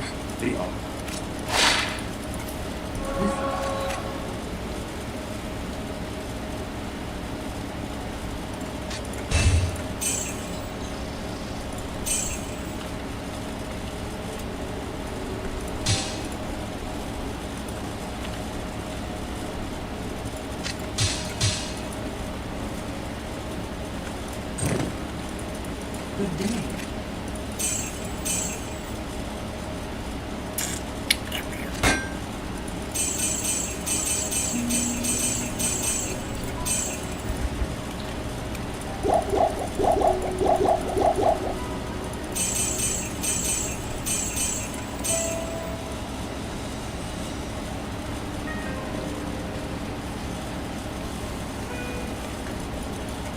Need some help?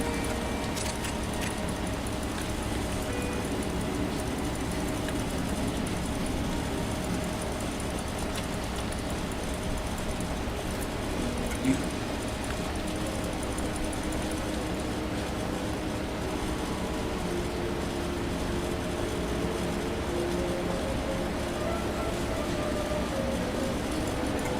Great journey.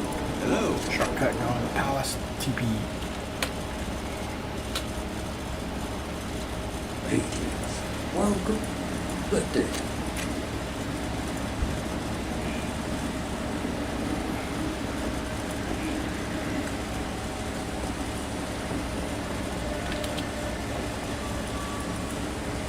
You Now speak to Ormus.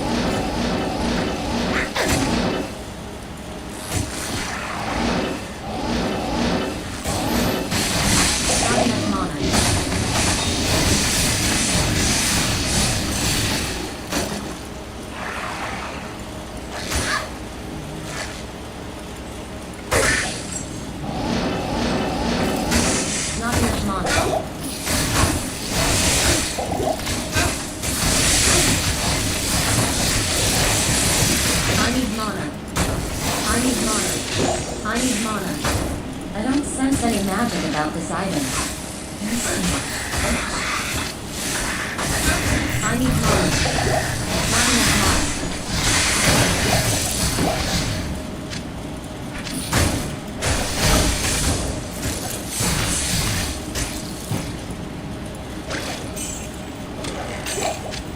I am overburdened.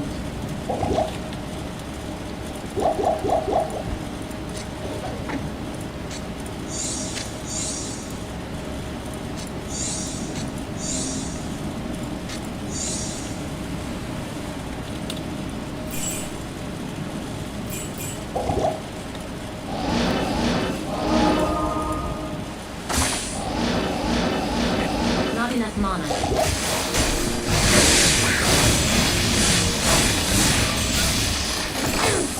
Not enough mana.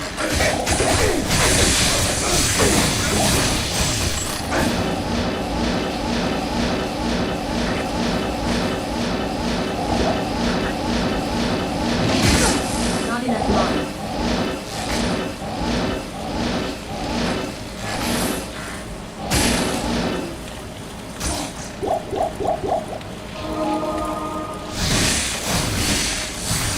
I need mana.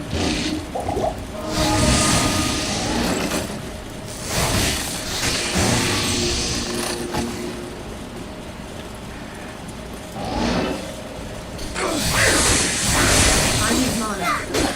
Not enough mana. Not enough mana.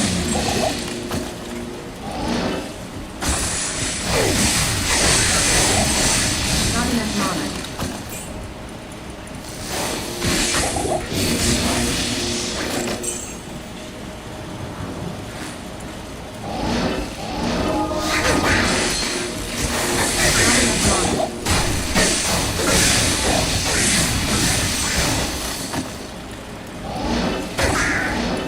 I need mana.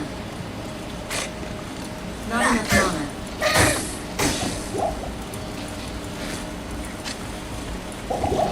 Not enough mana.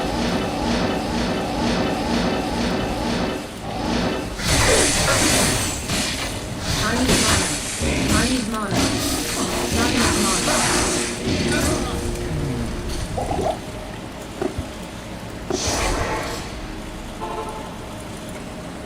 Back never.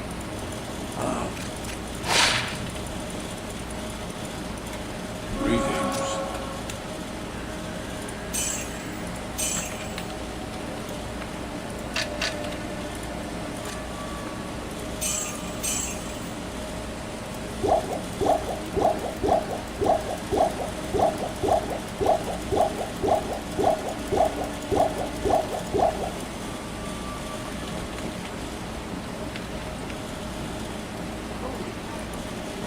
Hello?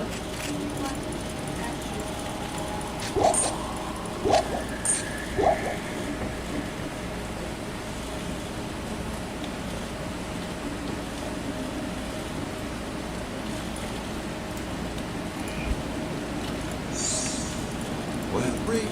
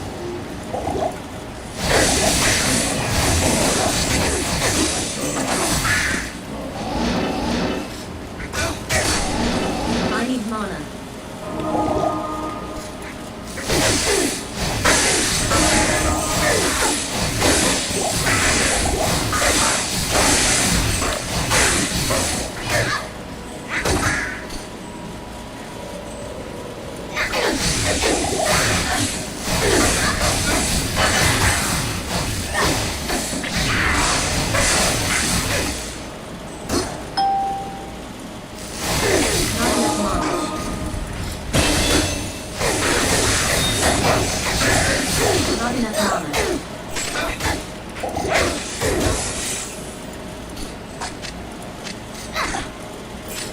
Not enough mana.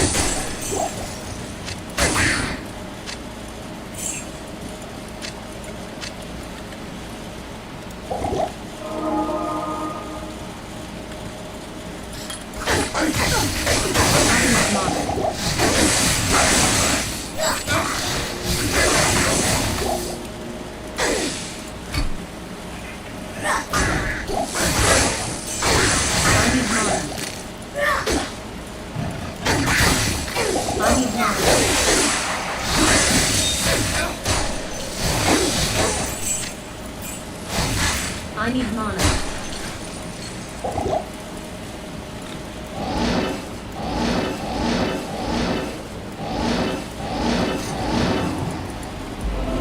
Not enough mana.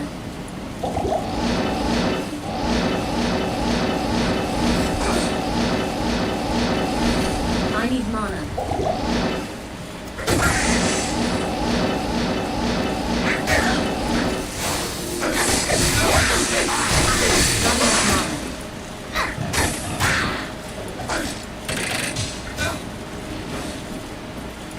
I need mana. Not enough mana.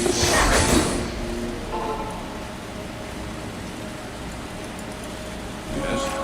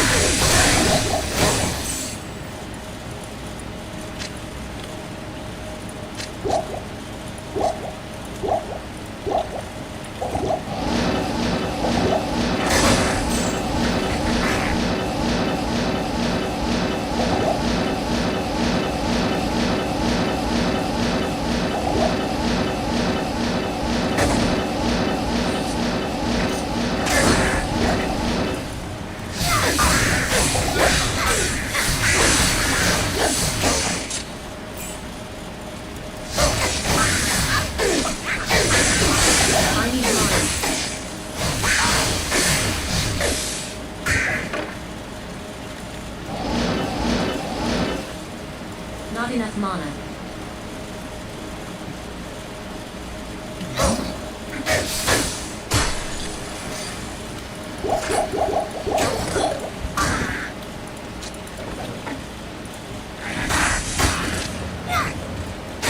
I need mana.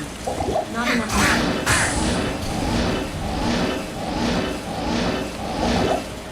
Not enough mana.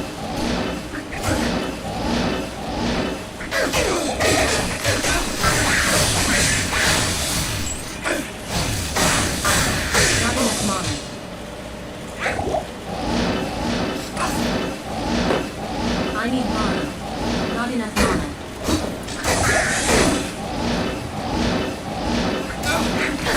I need mana. Not enough mana.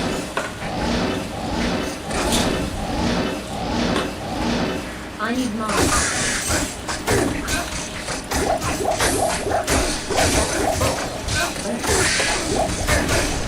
Not enough mana.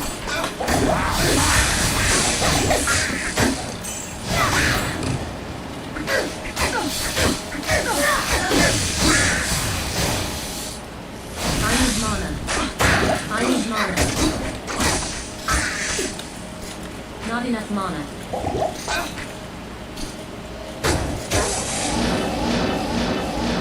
Not enough mana.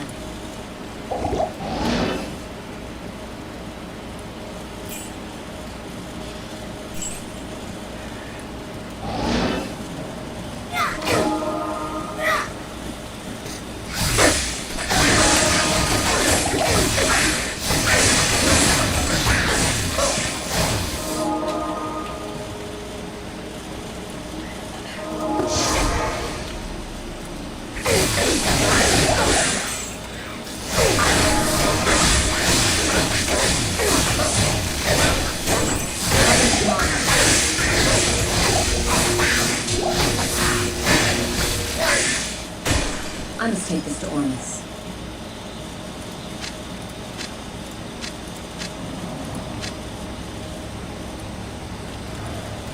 I need mana. Not enough mana.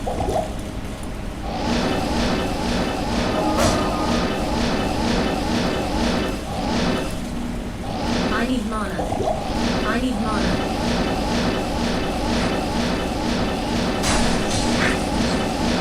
Not enough mana.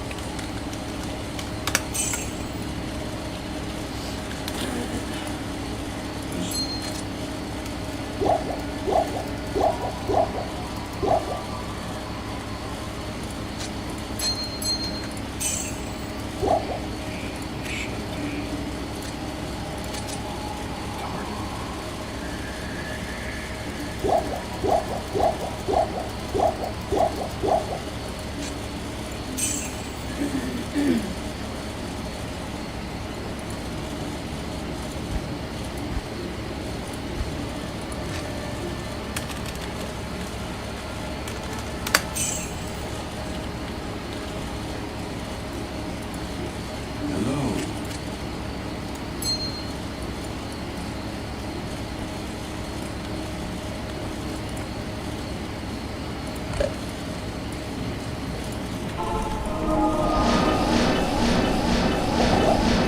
I need mana. I need mana. Not enough mana.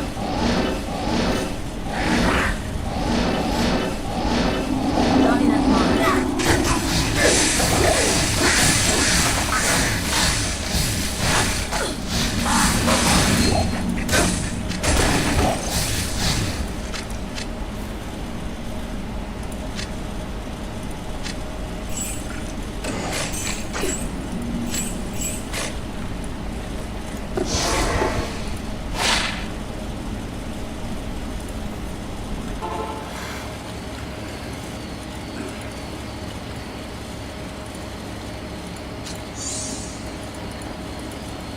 Refills.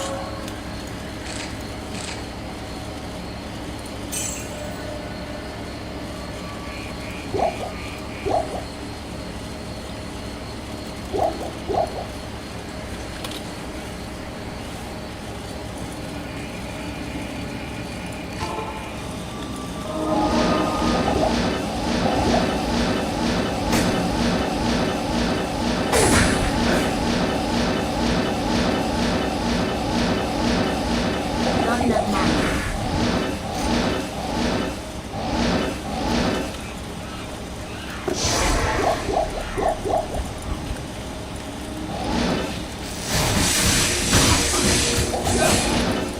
I need mana. I need mana. Thanks. Not enough mana.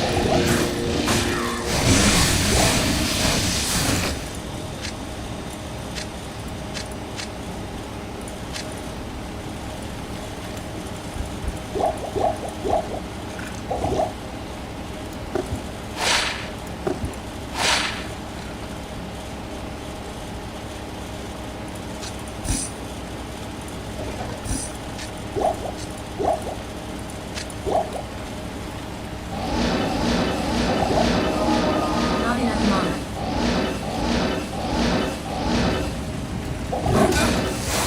Not enough mana.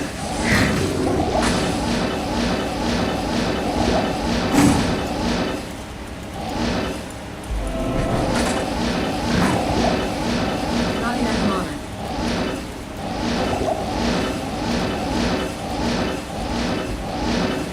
I need mana. I need mana.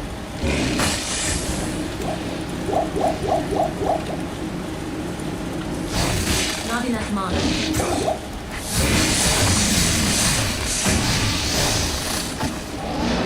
Not enough mana.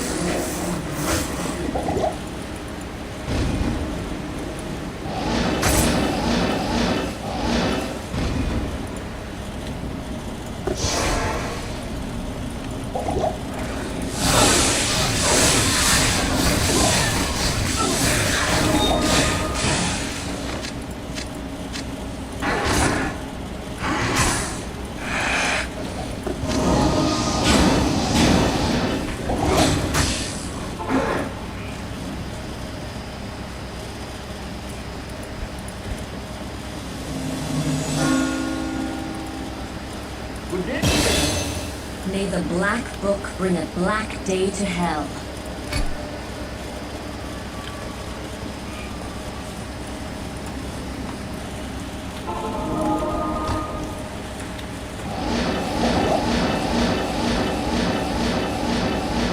I need mana. I need mana.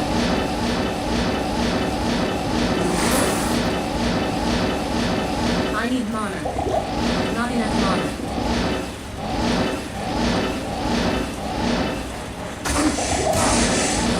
I need mana. Not enough mana.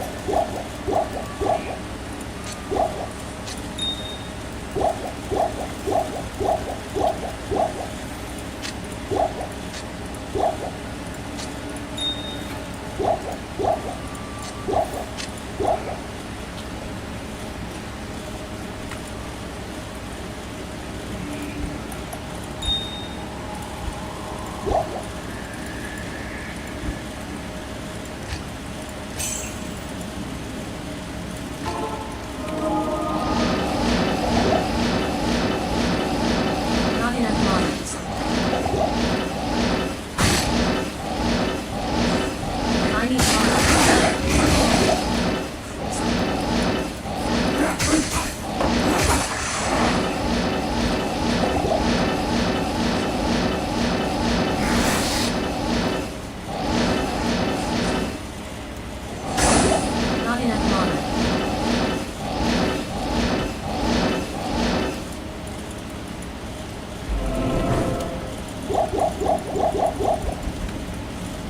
Not enough mana. Not enough mana.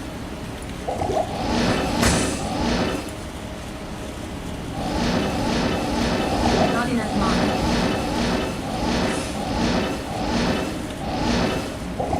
Not enough mana.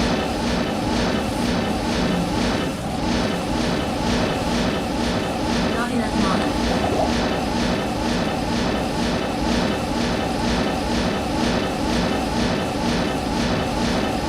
I need mana. I need mana. Not enough mana.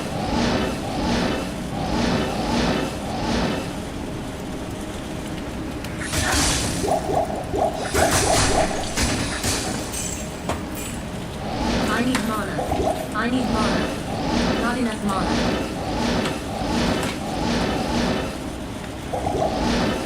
Not enough mana.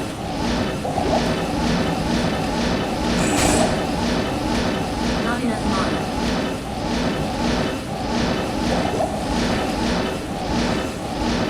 I need mana.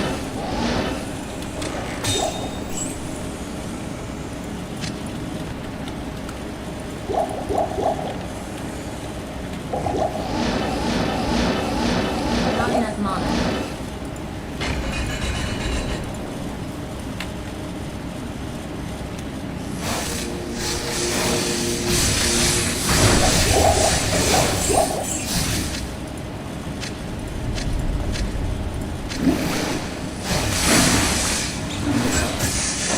It's locked. I need a key.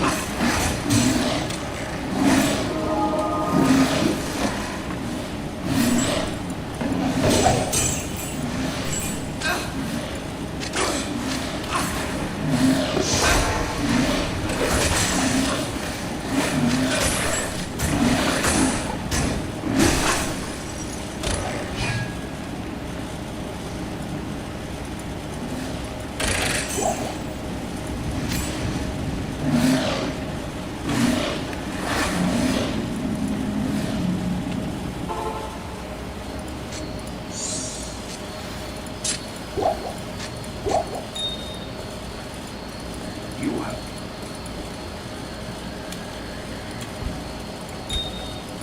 Greetings. Yes?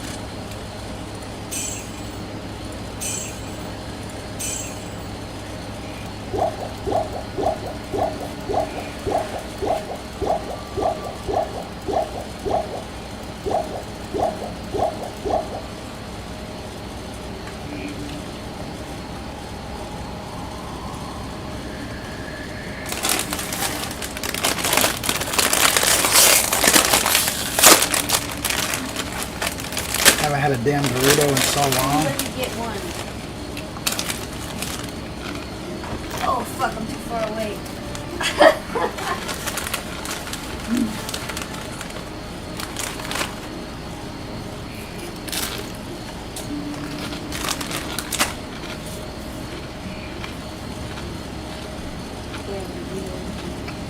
Those are my favorite food. I'm totally gonna bake some chicken with a Cool Ranch crust. Not enough mana.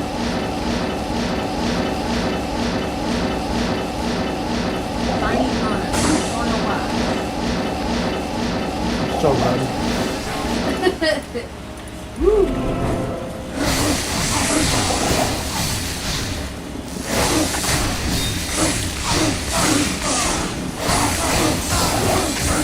Not enough mana.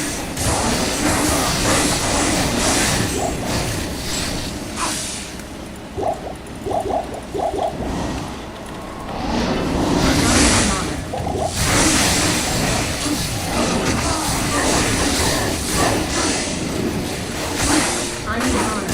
I need mana.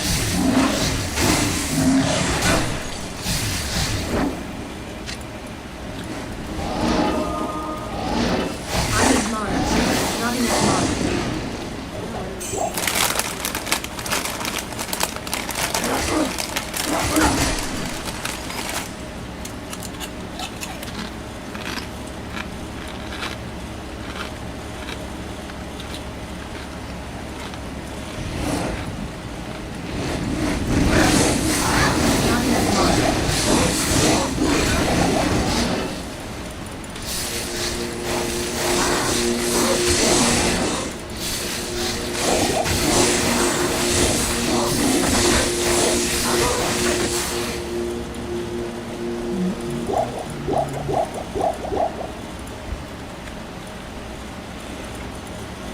I need a key.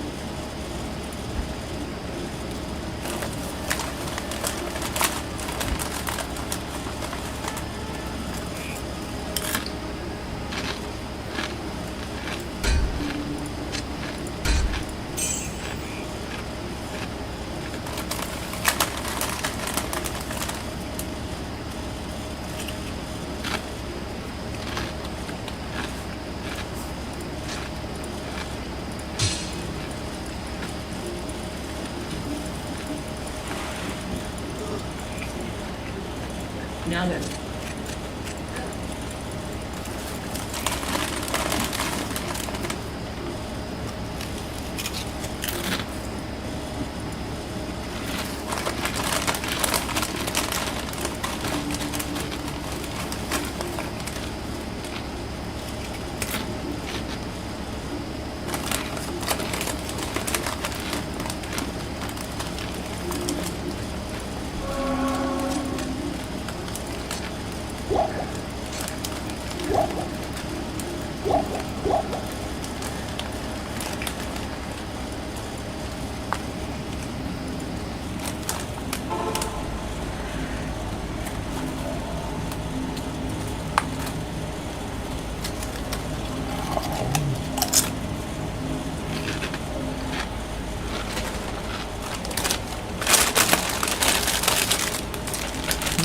What's that? A little bit.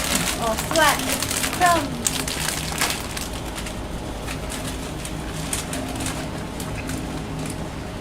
No, it wasn't too bad for you. This is like what you give a kid. Mm-hmm. Them little 50-cent bags.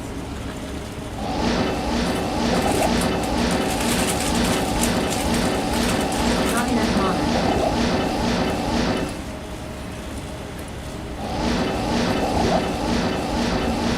I need mana. Not enough mana. Hmm? Good. They are fucking Bad. delicious. Ooh, I might save the other bag to make tuna later. Go ahead. I can crush up some chips and put it in my tuna salad Gosh, sandwiches. that's favorite. Yeah. That'd be pretty dope.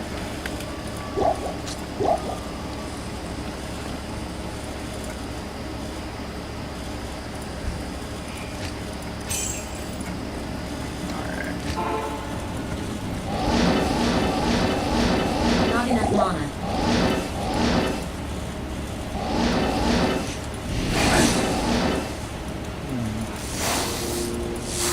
I need mana.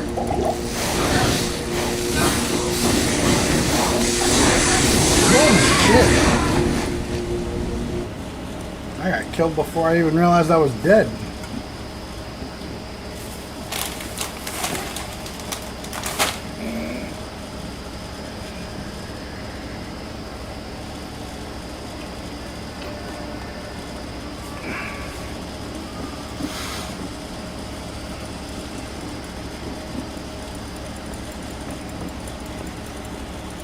Good day.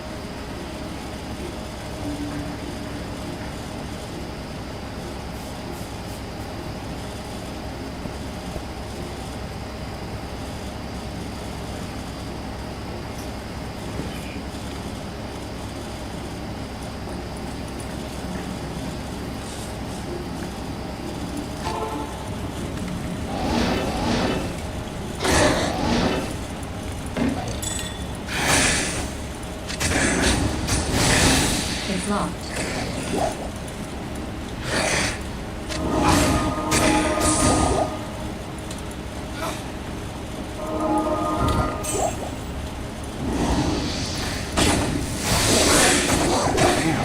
Not enough mana. Fucking truck. Not enough mana. Damn, I ain't fighting him. Not enough mana. This bitch ass wherever the fuck you want.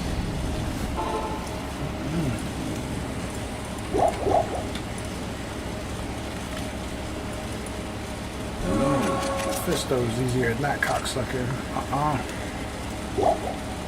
It's just nasty.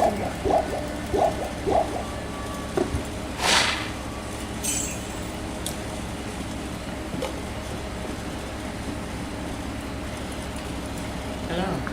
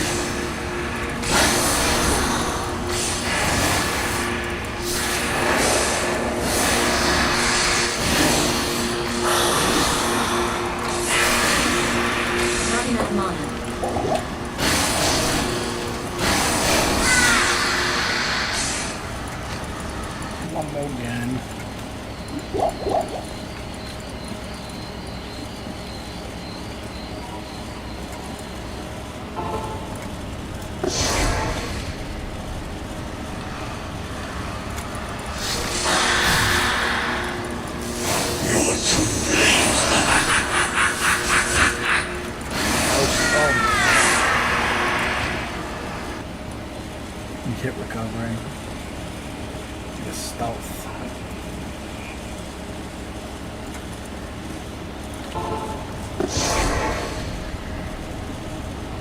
That's probably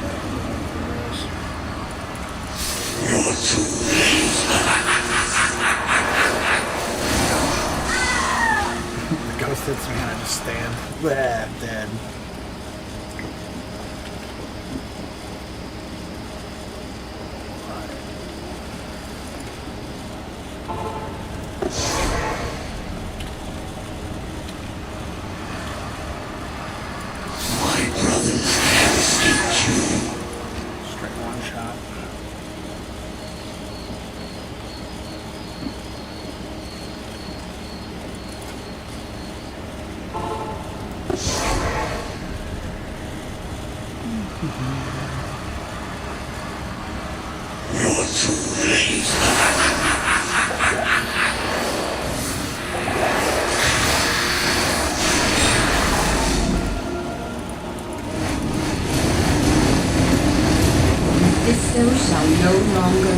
Our soul systems.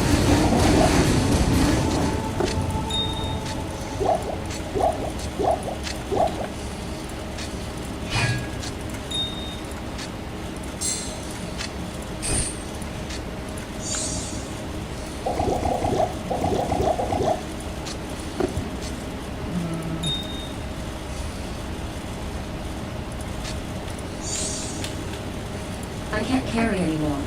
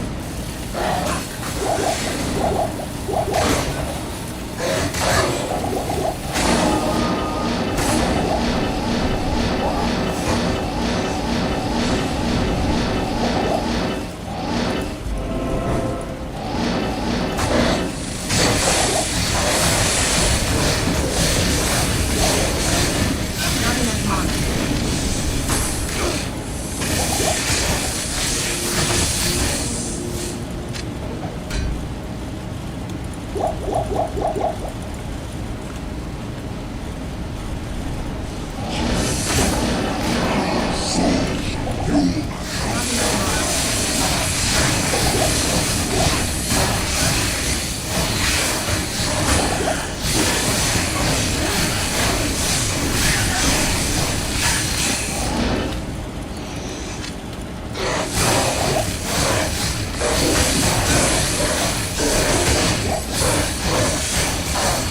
need mana.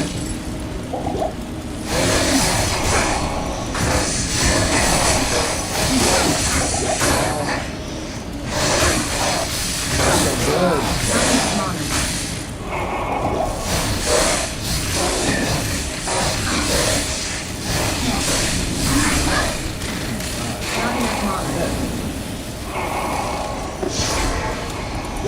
Not enough mana. I need mana.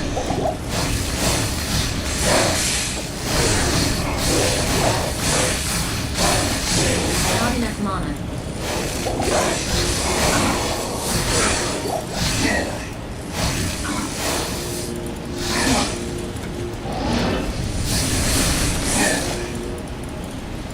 I need mana.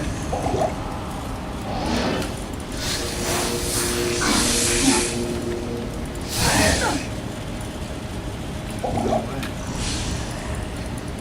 Got no walk speed.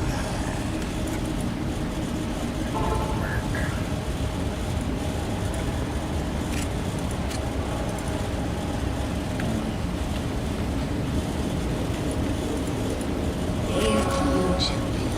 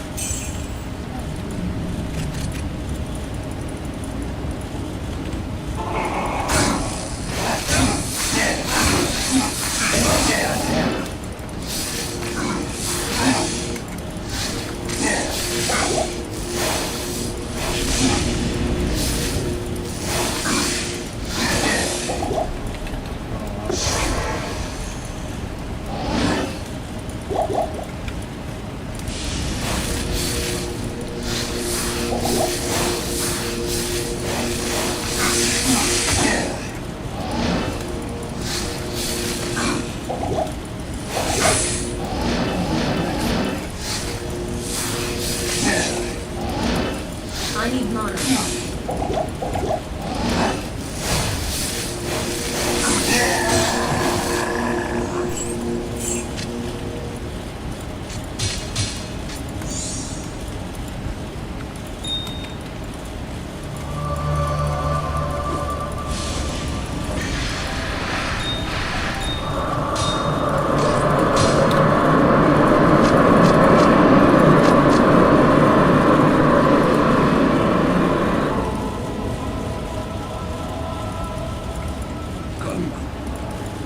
I'm...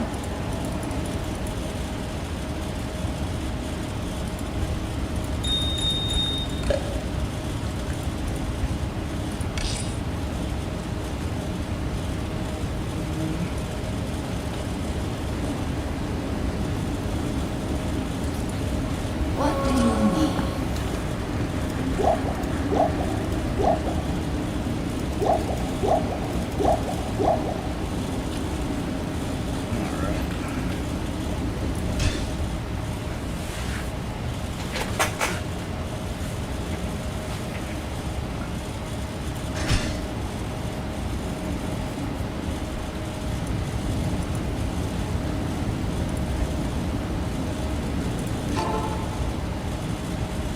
Evil beware.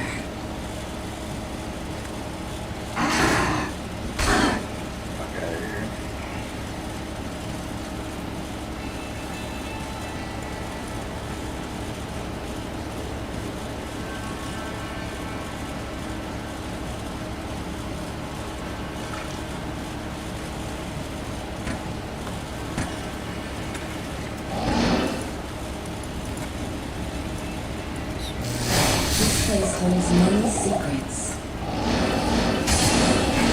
Not enough mana.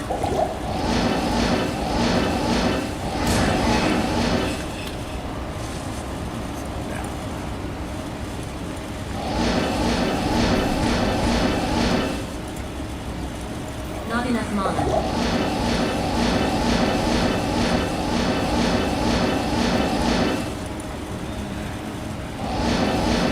Not enough mana.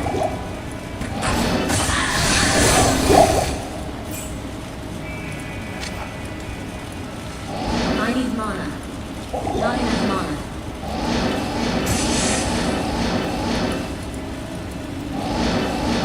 I need mana. Not enough mana.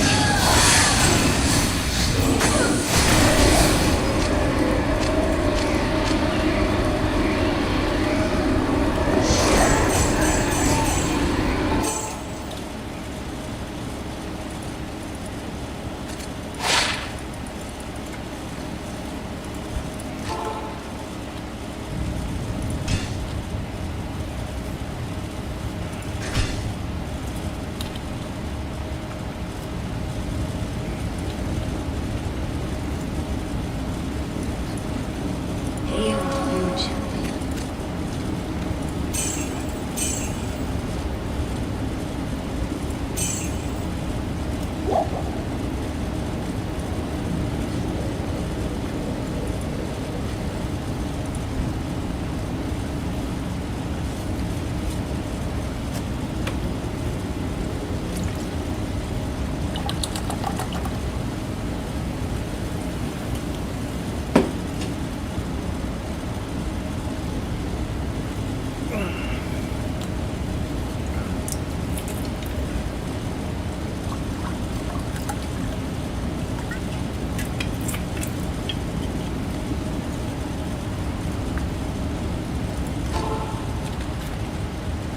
Evil beware.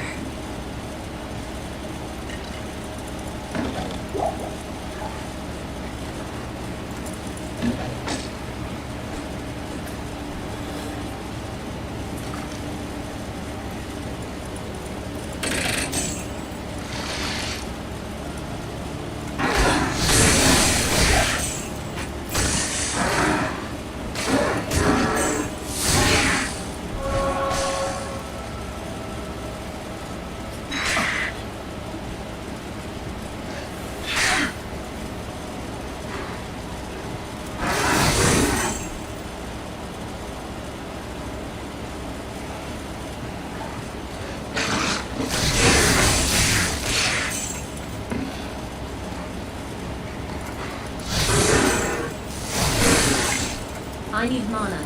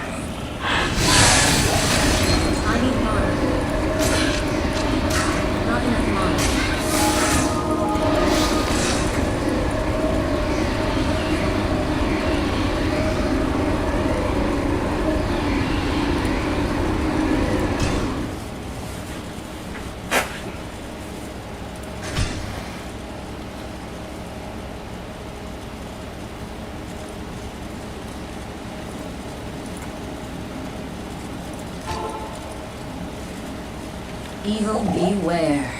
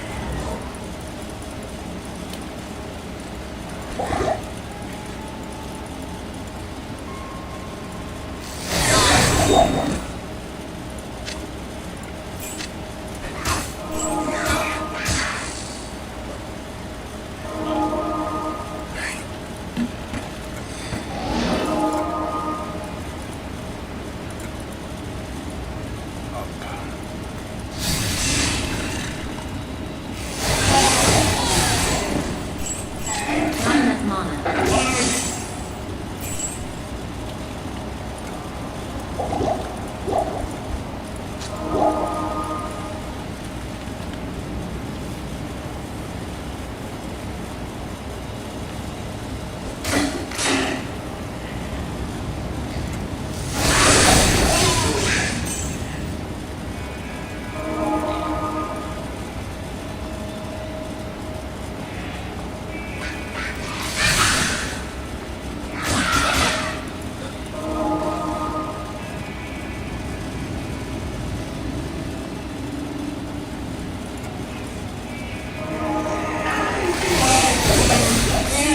Not enough mana.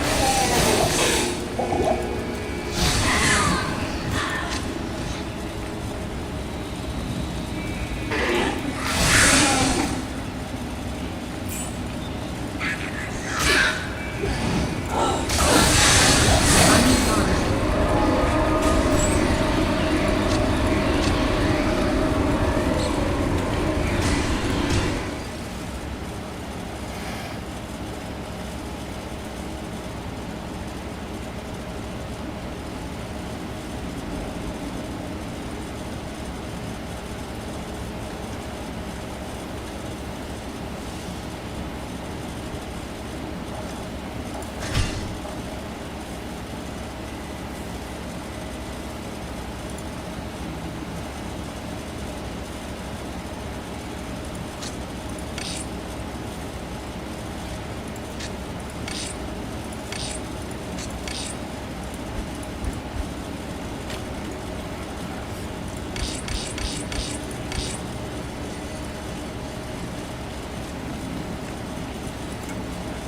Good day.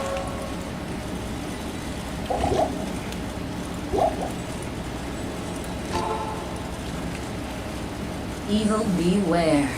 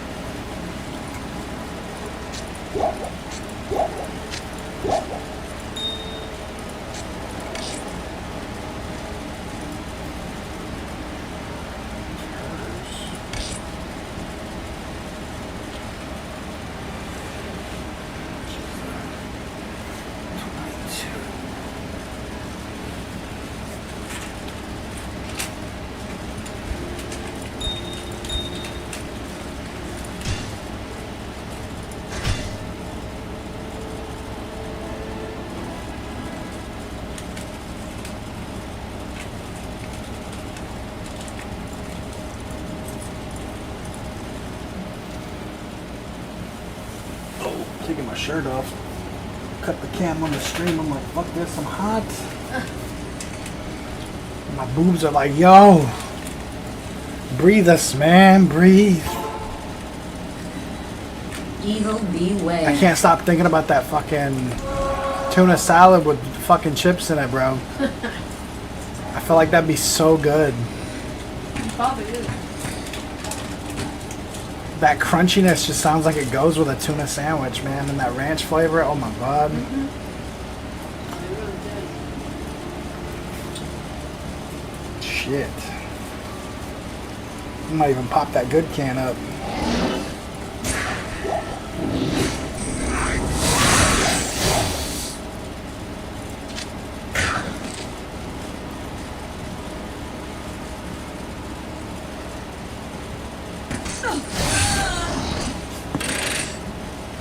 Maybe he texted me. I don't know. It's locked.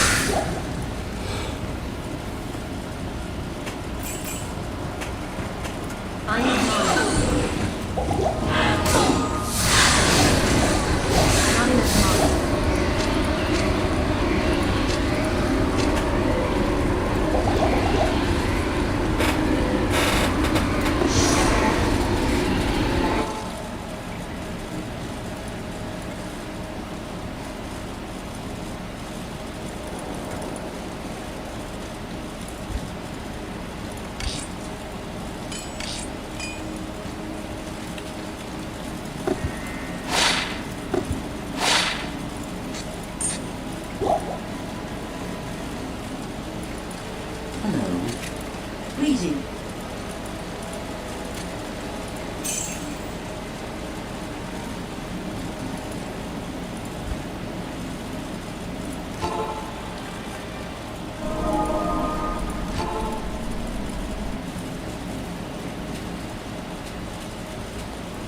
Thank all the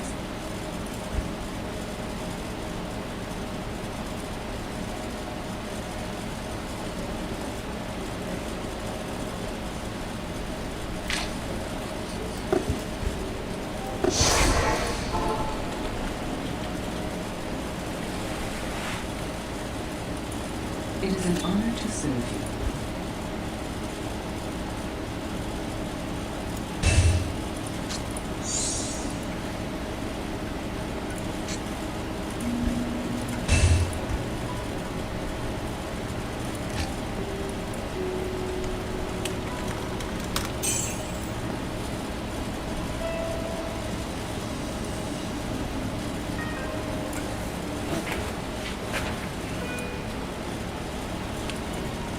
Not here.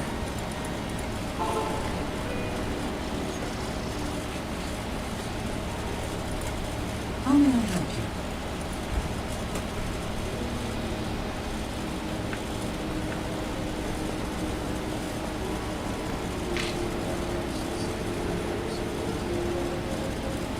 Not in town.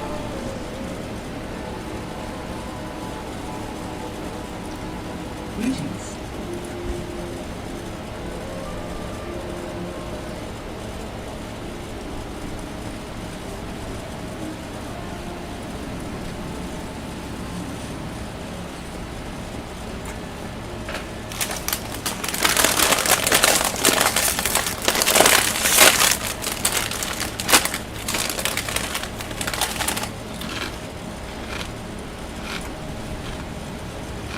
Not here.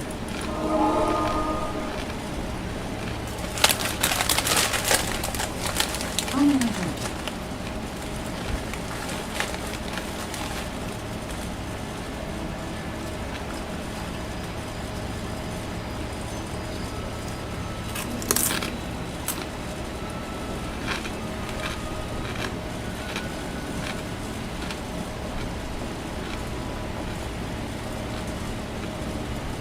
Not in town.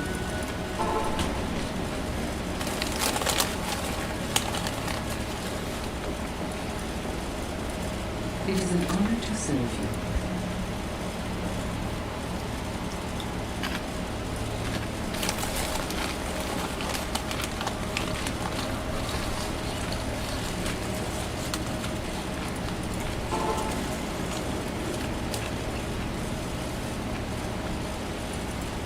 Good day.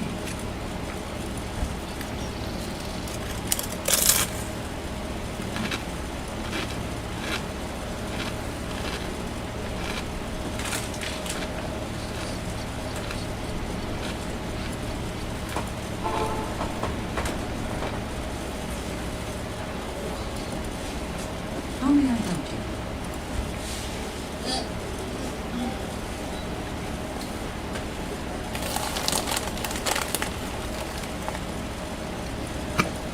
Not here.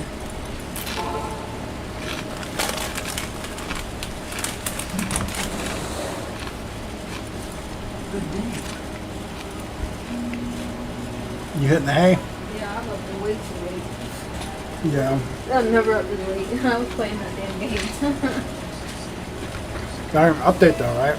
Not for the week, you know. Hmm. But I was playing it because, like,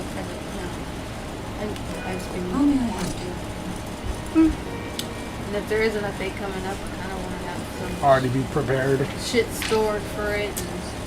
And all those new butterflies that they put in there, they're only seasonal, so they're going to be gone this week, after this week. So I've been catching as many as I can. And then Really? Yeah. They're, I don't know if I like that. huh? Do they come back in the seasons though? Yeah, they will now because they're new. Oh, They're like the summer things, whatever. well, that's cool. Okay, that's okay. So As you long get, as it's like- not like a one-time or you miss it. No, but you get the little plushie of it, and then if you collect it, and then you get enough like of other materials, you can make a what do you call it? Like a group of them, and you can place it on your plot, and they flutter around. You that's can cool. make them, or you can put them everywhere. So I've been grabbing as much as I can, so I can. Kind of like a bug fog. Yeah, it's like when you run through it, they just flutter everywhere. So I was trying to make my plot because it's fucking Hobbit world over here. I'm trying to make it look like the Shire. Like I'm trying. That way when my sisters pop in, they'll be like, what the fuck? Because I do that shit. I look at theirs and I'm like, man, mine doesn't look nearly as cool, but now mine looks better. That's cool though. I like it. And it's a new thing coming.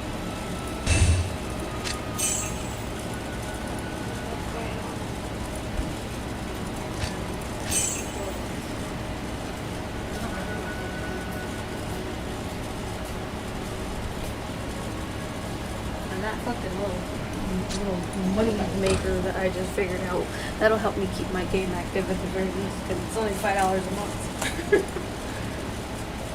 Okay.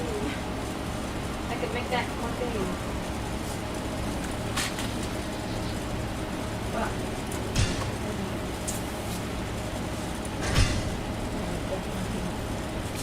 is Molly? I've been looking for her.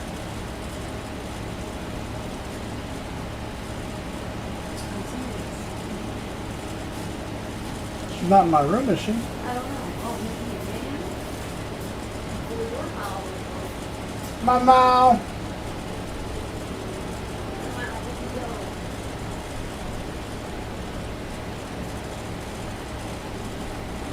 I haven't seen her in a while. That's kind of weird. Mama.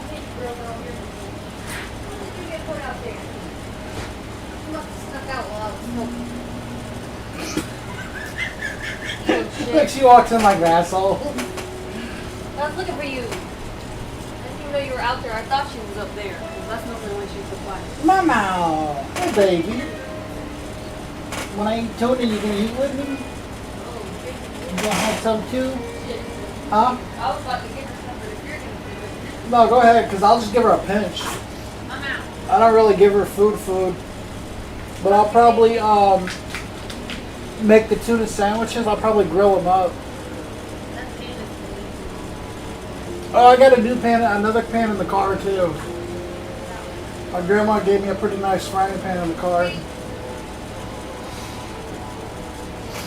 She's like, take this. I was like, okay. She's like, if you don't take it, I'm throwing it away. And I look at it, I'm like, this frying pan's perfectly fine. There's nothing wrong with it. Okay. Usually anything she gives you, there's nothing wrong with it. It's like bread. She's a weirdo.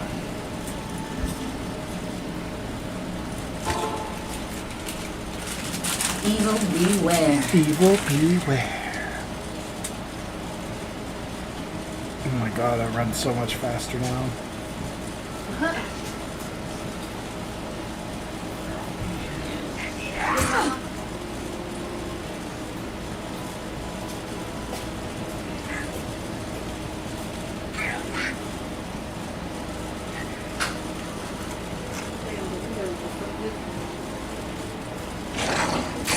Mm-hmm.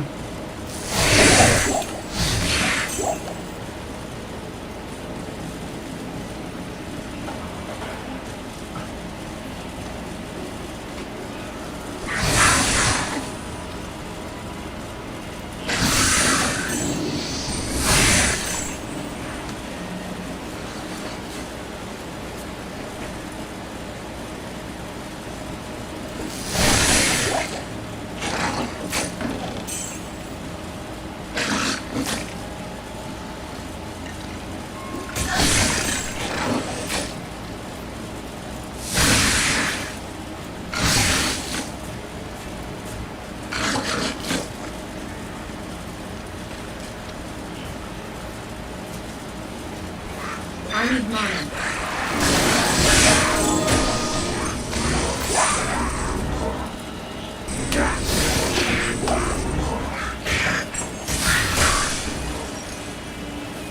Fuck.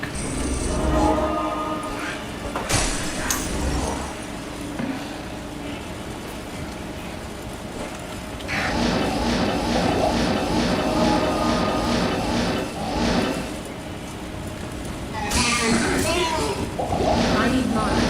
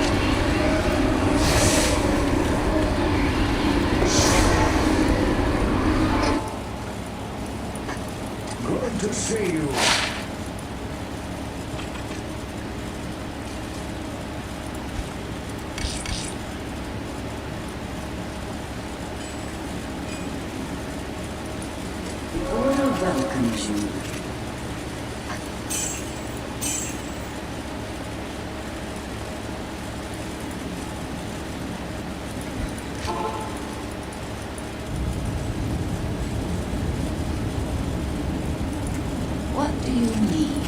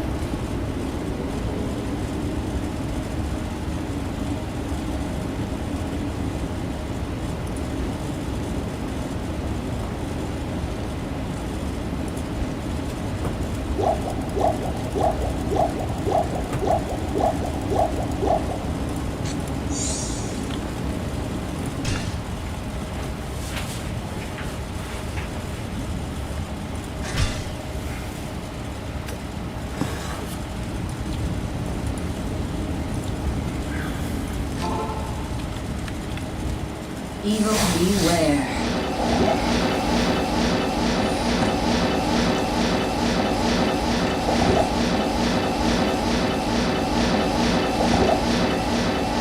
I need mana. Not enough mana.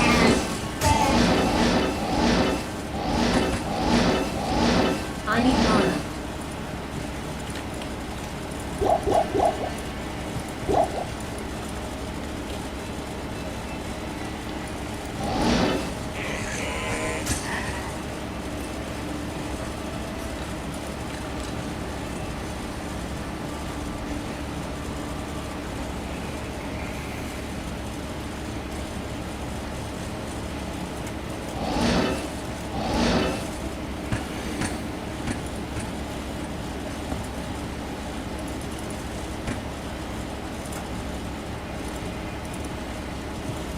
I need mana.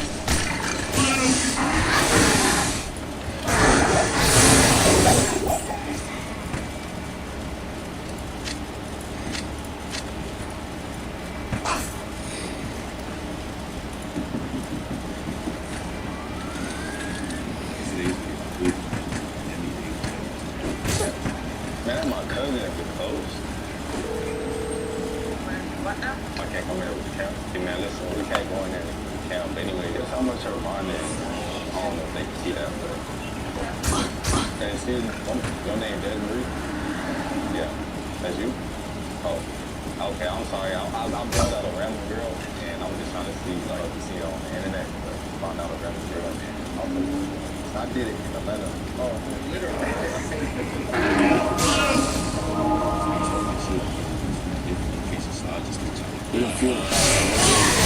Y'all turned up my last video. Y'all turned up every video I did. My first video back to the tube, man. So I'm gonna just sit right here and wait to sit. I need mana. Hey man, it's you been out here. Yo, how you doing? Nah. I know this is weird. I don't mean to interrupt you. Listen, what do you say? This for my documentary. Not enough mana. There you go. I see him mugshot. I see him. I feel like you got potential. You know what I'm saying? Potential? Yeah. Oh, I went to my dad. I went to my like you could be a better person. Okay. Did you see what I did? Did you still know what you found? Yeah. You better be grateful now. You know what I mean? See. Thank you so much. But I will rambling. I will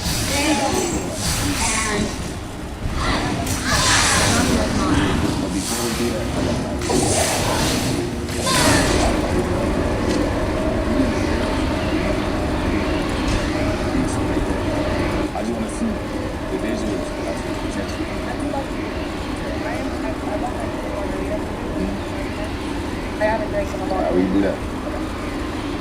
I'm down. You gotta get your hair done, you know what I'm saying? Your nails, you don't? Yeah. Why would, Do you feel what made you even want to do this? Right? There's a little lemon across. Like the braids. Yeah. Sure. Right? There's a little lemon across. It's all there, man. Alright, man, you ready to see a little transformation? Yeah, not really, but sure. Hey, man, let's go ahead and do it.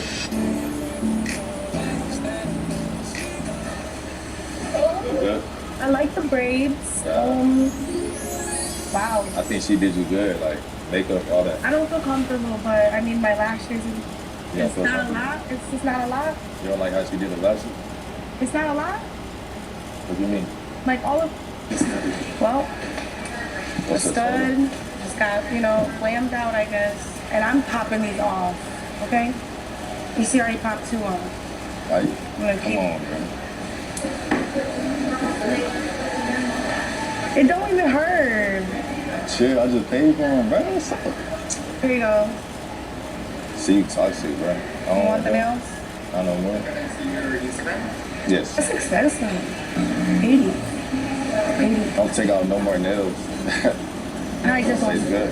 Can you add like an extra shot in there? Yeah. I need a shot after today. This girl that took her nails, like, then almost all her nails off. It was my idea. I told you, man. It's okay. I appreciate everything. Thank you so much. So let's go ahead and get up out of here. Man. We gonna, All right, let's go.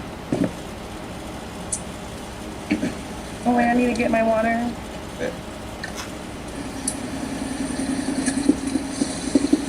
This stud. Yeah, that boy Bobby Portis in the building, man. I bailed this girl out. Hold on. You see it? This how she look right now, though. This a stud. And then I told her, you know what I'm saying, get girly girl. This how she turned out to be. Turned out to look. You know what I'm saying? You feel me? She look valid. What y'all doing with that, though? You feel me? I'm here just for content, though. You feel me? I ain't out here just doing that. Man, that boy Bobby Portis in the bed, man. You know what I'm saying? Y'all gonna... yeah, this one unreleased. This... Oh, I got you. Those are short songs. Marlo and me, what the heck? Y'all got that. Hey, you got the dog on my too. What that going on? I ain't got... So what? Yeah, they tripped out. So got camera see? Bro. Nah. Alright, finna see that.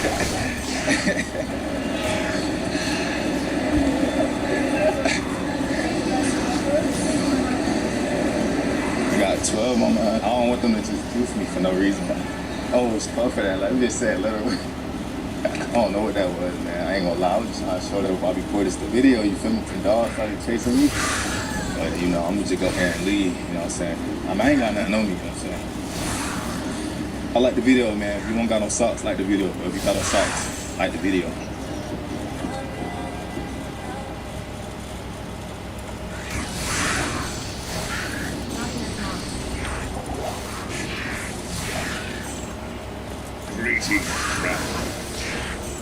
Alright, here we go.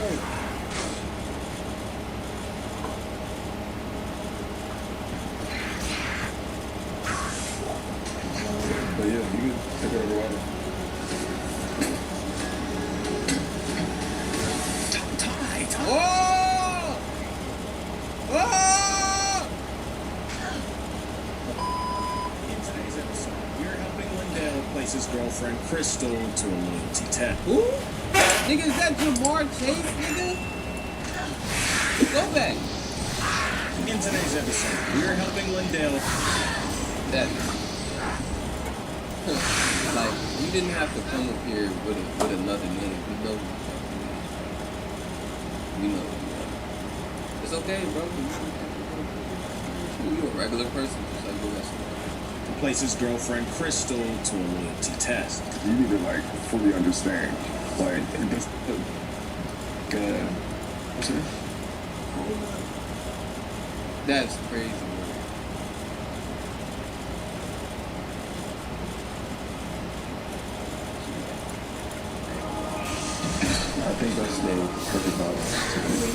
No, there's 5 different bottles. For sure. For sure. Listen. Yep. Sounds good. She going. Let's see, we got some tiny umbrellas. You ever had this? No. A little bit of Chardonnay. Yeah? Alright, so I'm gonna pour myself 2 glasses. You want a baby glass or you want like a big one glass? Oh? Nah, I'm just making sure. Yeah, text her, let her know that you're just about to get on your flight. Let's see if she even looks at it. I'm pretty sure she just got it. You like strawberries? Strawberries? Yeah. Strawberries. Yeah, that's for you. Thank Yo, you. why the hell she keep asking the same shit? So, sweet toast. A toast what? Damn, Cho's mic just fell out his pocket. Oh my god, that was smooth. No bullshit. That was cool. That nigga put the strawberries on that bitch. Shit. How am I I mean, this is supposed to be my say. And you're in here. Oh, you know what? I'm the guest, actually. You're the guest. That's fine. Alright, so let's make a toast to your vibes. She's scooting Let's make a toast closer. to prosperity, Abundance. and abundance. Every short abundance. This is like my motto for life, like abundance, good vibes, prosperity. Okay. For sure. Let's take a toast to being places we don't like but finding the best in it. You know what I mean? That's how you feel. That's how you feel. But I should find the best. Find the best in any place you go What's the to. best? That's for you to decide. Yeah, come back in. Okay, nigga started macking on the toast. I ain't gonna lie, I started grilling her shit. Why do this nigga keep making this toast? Every go around, you know it's bad when this nigga keep reacting like this. This nigga normally don't be reacting, he be on some chill shit. You're cool. No.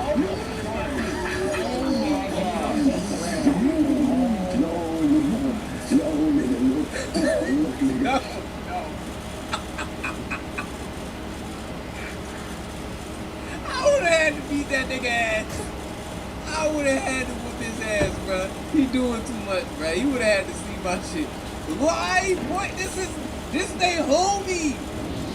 This is they so-called friend. They doing this nigga dirt. I ain't gonna lie, bro.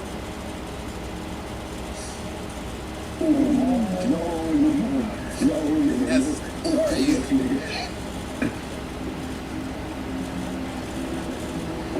Okay. Let's try the name. You know, I'm not gonna lie, like, strawberries is like one of my favorite things to eat. You like strawberries? Do I like strawberries? Yeah, of course I like If strawberries. he feed this girl a strawberry, Right. You're gonna feed me a strawberry. You were blessed, right? Trying to treat you like royalty.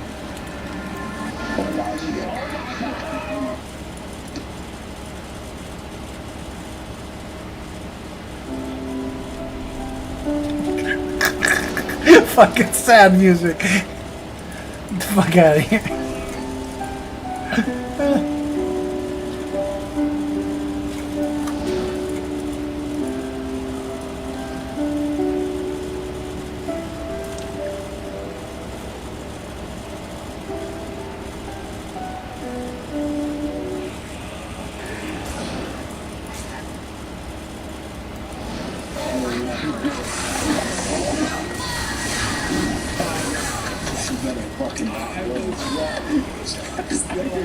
She's passing though.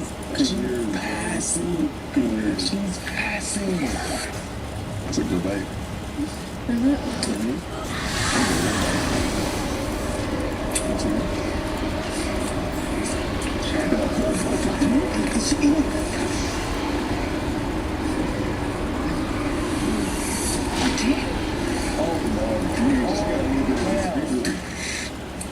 You got nice lips. I guess so. Bro, I'm going downstairs, bro. Wait, no. Wait, no. She's 100, bro. She's the that's the love of my life right there. I'm not about to sit here and watch it. I guess so, you know that. This shit is sad. I mean, you're every day. Once you get compliments a lot. Of course. I'm a bartender. You're a bartender. I mean, you can let him close. Like, do you want him to kiss her? I'm going to the front. So while you was making the drinks? I'm supposed to make you drinks while I'm making. I mean, if you're a professional, like, I'm not a professional drink maker. You're funny for that. No, I'm just saying. Are you sure? Yeah, I'm fucking bartender. Cuz upstairs crashing.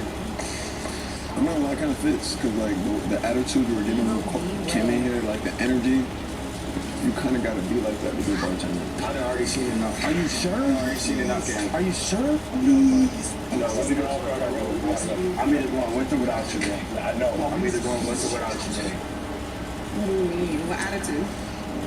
What attitude? I didn't have an attitude. You didn't know if you had an attitude with you? It was like a little, kind of like you were forced to be here. Like you were just kind of just doing a job. You know what I mean? I am kind of being forced to be here. He's joking. Bro, I've seen it now, but she's already cheated. She's cut. She's done, bro. Well, are you happy right now? Right now I am. That's what matters. That's why you have to get about change though. Go ahead, go down. Make sure you hide your mic. Make sure you hide your mic. Hide your mic. No way. She gonna get exposed anyway. I'm telling you, this gave me like She getting dumb clothes. Made it feel like, no, you just said, you're gonna leave me in here with a stranger? Wait, what? Yeah, because you never know someone. Yeah, just walk down the stairs and walk around back. Yeah, down the stairs. Do you feel like you know now a little bit? I don't know if I know you, but I can tell you're a good person. Yeah? Yeah. Appreciate you. Seems like you're very hospitable. Yeah. I see you took your shoes off. Yeah. You don't even feel all day, huh? Yeah, it's been a long day. You know, connecting flights. I just wanted to give you more for massage. You want to give me a foot massage? Yeah, I'm being a good host. You don't have a boyfriend, right? Yeah, I'm asking to give you a foot massage. Yeah, you have a boyfriend. I'm not asking to marry you. No. Oh, he too real. That's Maybe I'll do me a favor. okay, that's cool. Let me put this down so I can give you like a legitimate foot massage. Oh, yeah? Yeah, we good. My like this? Yeah. Appreciate it. What are you, like a Scorpio? No, I'm an Aries. That's crazy. I have an Aries tattoo. Oh, wow, you do? Yeah. That's fire. Thank you. So you got an Aries tattoo and you're not an Aries? No. How did you know I wasn't an Aries? I don't know, because look, when I asked you, you would have been like, oh, I'm an Aries. That's what more Aries do. Okay. Yeah. So, you're not a Scorpio, baby? Yo, what happened? This nigga went downstairs yet, nigga? Your girl's about to get cracked. Hurry up, nigga.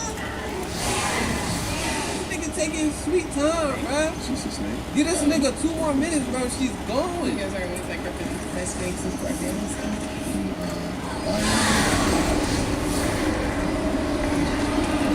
Sounds good. It might be wrong. She was just like, I just walked in. Oh my gosh. Yeah.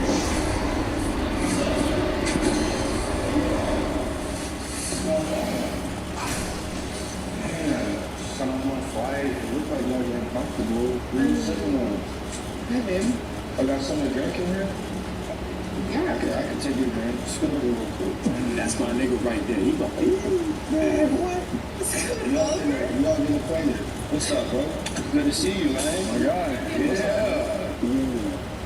That's my boy. Yeah. Oh, yeah. I know. I already got off the phone with him. How are you doing? Hi. I'm doing great. So what are y'all doing? How's your flight? Actually, my flight was alright. How you doing? What were y'all doing? I was just hanging out. You were just hanging out? Yeah. Oh, okay. So what part of hanging out did you have to have your legs literally drop? I mean, he was giving me a foot rub. I hurt my foot. Oh, so it was just be a joking matter. If I was out here doing this foot rub, huh? I mean, did they hurt their foot? I would have slapped the shit out of her. I would have slapped her. I'm not gonna lie, the older I get, the more I see why granddad and them was really putting belt to ass. Cause who the fuck do you think you playing with? Did they hurt their foot? Now you just playing in my face. What? I mean, did they hurt their foot? I don't know when you smiling. Like, I don't know when you smiling. You So I should have have a been very here. time. I should have been here. Yeah. It's on me. You just I don't know, buying the site, buying these Airbnb. look at the face while they arguing. Cuz just eating strawberries, don't give a fuck about nothing. He don't give a damn. Fine, my friend. Buying this Airbnb that you're sitting in right now. Yeah. Getting your nails, to the crib. Right. Showing you love, making sure you good. I'm good. Have you ready? Don't even worry about it. I wouldn't have time with someone else if you were here. Oh, really? That's what we're gonna say. And You good, brother? Yeah, I'm chilling. Yeah, I'm just trying to make sure we're on the same page. why are you quiet? Hey, don't go talking to her. It's a me and you thing right now. It's a me and you thing right now. I mean, you were helping me out, no? It don't matter. What did you need help with? That you come late 2 hours, 3 hours. I hurt my foot. Are you good? Let me see your foot. Is it broken? Stand up real quick. No, you think I'm playing with you. Stand up real quick. Is your foot good? Where's my mic? I'm about to go. Give me a little water. If she limps, I'm so weak. What is going on? You about to find out. Don't worry. Who is that? Man, I'm Jay from Solar Shooters. This nigga came down like Jerry Springer. Nigga Jay from Solar Skater. Yo, what the fuck? Man, I'm Jay from Solar Shooters. This whole thing with...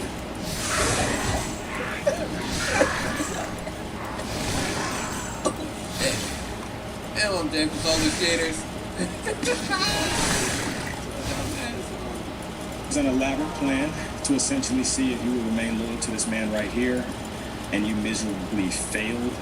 Just letting you know, his homie said that this is probably one of the quickest times they've ever seen someone cheat in their life.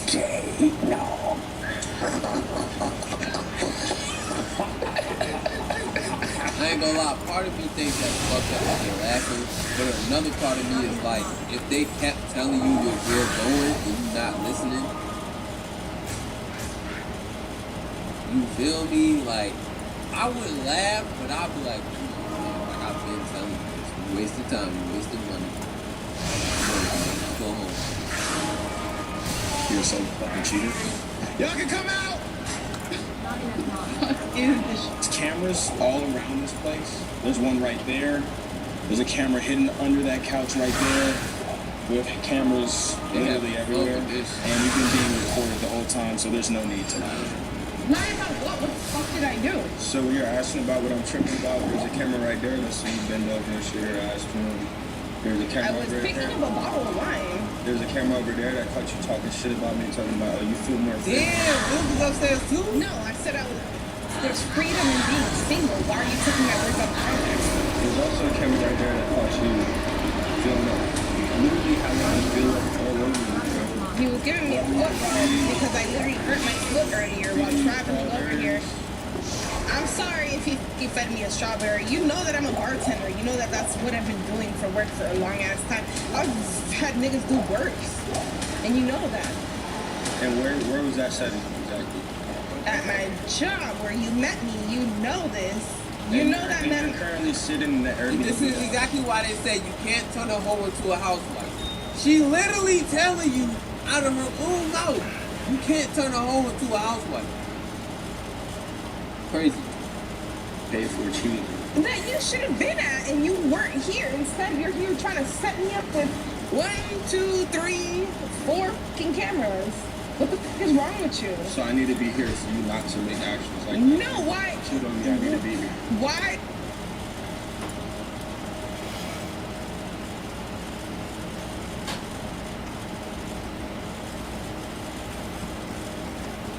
I asked people who are really fit what they do for their workouts, and you were shredded.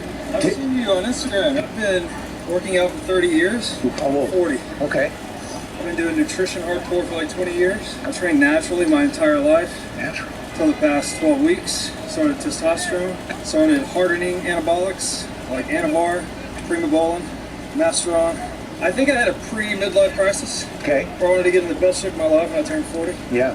And that's what I did. All these fake fucking guys saying they're natural. Yeah. Full of shit. Right. You get in this kind of shape, at least for me, you got to do stuff. How many days are you lifting weights? When I'm cutting, like 3 days a week. When I'm not, 5 days a week. I also do yoga, Pilates, a lot of baby making with my wife. Look at that. All right. And what about your diet? Carnivore mostly, but I also eat some fruits and vegetables. When I'm cutting, it's probably 3,000 calories a day. Okay. When I'm not, it's probably 5,000. I haven't done actually any steroids to bulk. I've only done them to cut. What is something like? Oh, snap. Okay. Oh, it's not that. Just challenge. Okay. I don't think so. Let's go. Okay, so, all right, he's gonna tactics. Okay, I see where you're playing at. I see you're not gonna say nothing. You're just gonna win and then walk away. All right, I see you. Shame on you. Good move.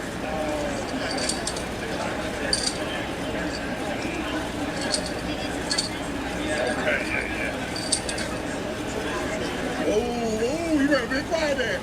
Don't hesitate, bro. Don't hesitate. I got you. Okay. Oh, I see what you're playing at. Good move. All right.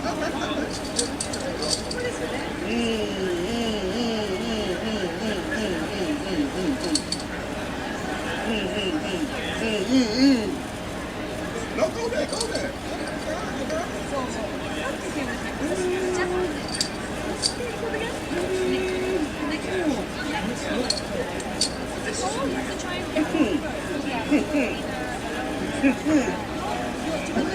I see what you're trying. To play at. It's game over. Oh my God. He always Oh, snap. Okay. Oh, it's not that. Just challenge. Okay. I don't think he let go. Whatever, I keep it clever. I do even better when I be under pressure. Got rhymes that can't measure. Oh shit, y'all know we going in. I get open when I start rhyming and confident through the speakers on my level where they'll never be. Randomly, I'm making fans out of celebrities, putting words together cleverly. They pulling up in the ride. Every time I spit these lyrics, it survives. I can't be diminished. Good for your health like spinach. And damn, that's a fly whip with the matte finish. Y'all know that I'm the dopest in the zone, flowing with the tone. Got people straight pulling out their phones. And when I'm rhyming, I'm fat. To the peak, I be climbing like that. Damn, how do I get diamonds like that? Yeah, seen them on the bracelet. There's no one who could erase this. When I be rhyming, I be leaving competition wasted.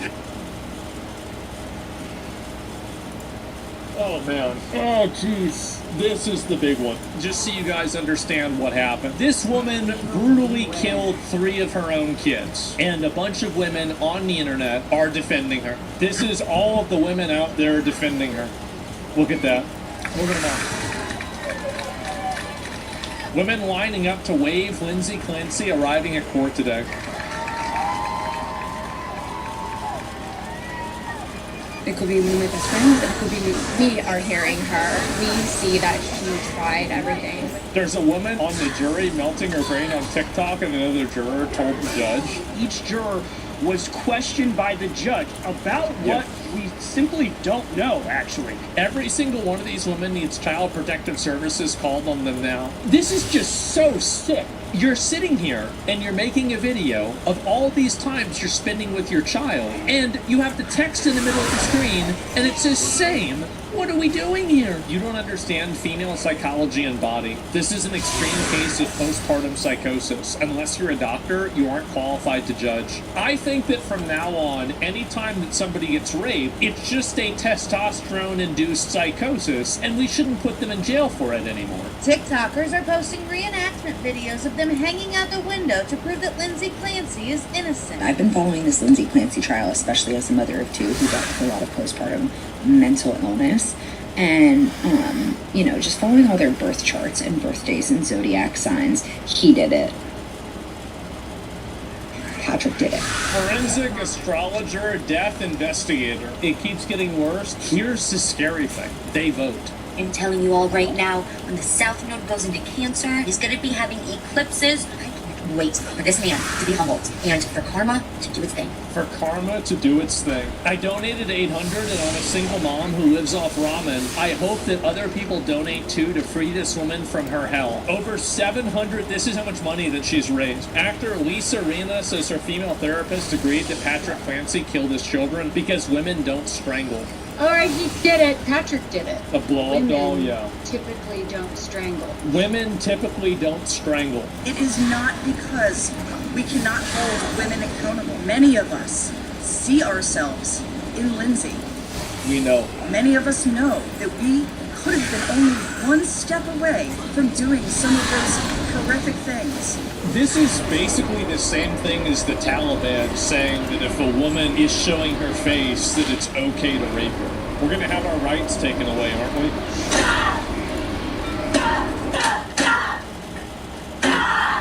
Lindsay Clancy's husband failed her. Patrick worked from home to help out.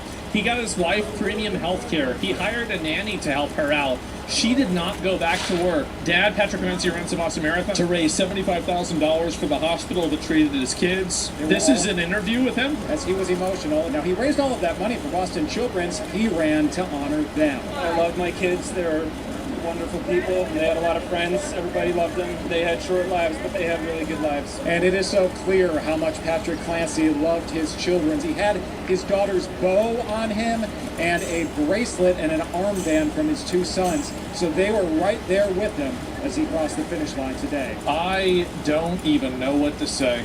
I really don't.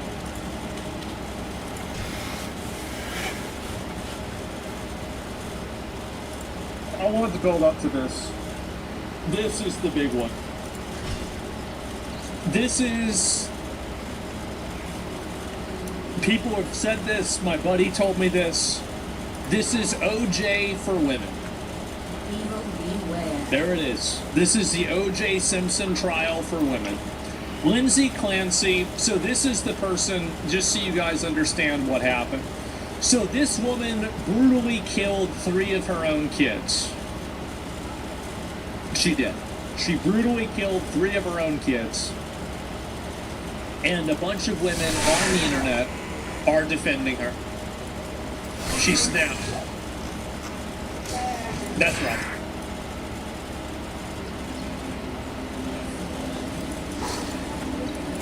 This is all of the women out there defending her. Look at that.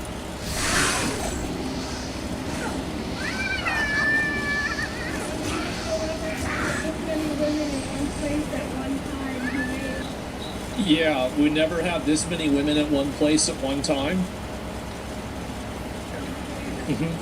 Yeah, that's the problem. I said this, right? The solution to this is really simple. You mobilize CPS to take the kids away from the mothers who support Lindsay Clancy, and then you institutionalize the mothers. This gives you cause to declare them mentally unfit in order to take away their voting rights. Problem solved. This is what I would do. This is what we would do. Yeah, Carmelo Anthony for white women. I have to be honest here, I never I'd see the day of hundreds of women bringing their own children to a rally to release the woman who strangled hers to death. I honestly don't know where we go from here. I do. I do.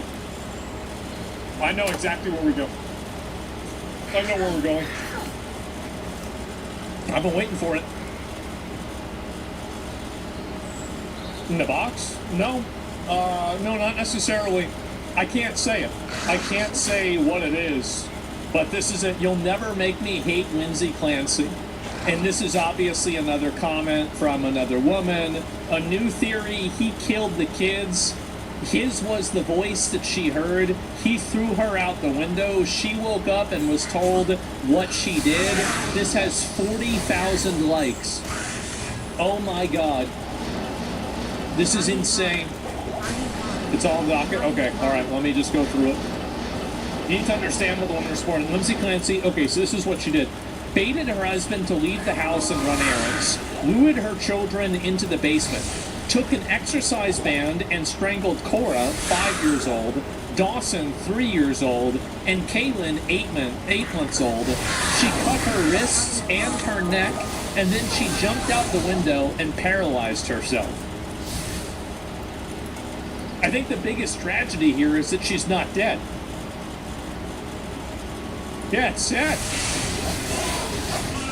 Yeah, she should swing. Absolutely. And repulsive behavior, yeah, it's insane. This is what this person, and this is what these women are defending. These ladies out here are holding hands, crying and cheering for her like she's a feminist folk hero. In a sense, she is. Feminism has always been a death cult where the end goal is the power to murder your children out of convenience. She was sick, postpartum psychosis, the system failed her. These demons need Lindsay to get away with murder to accomplish the feminist quest to never hold women accountable for anything. Absolute moral collapse.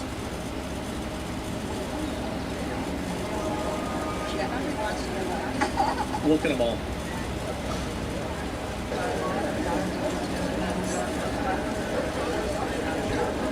Wow.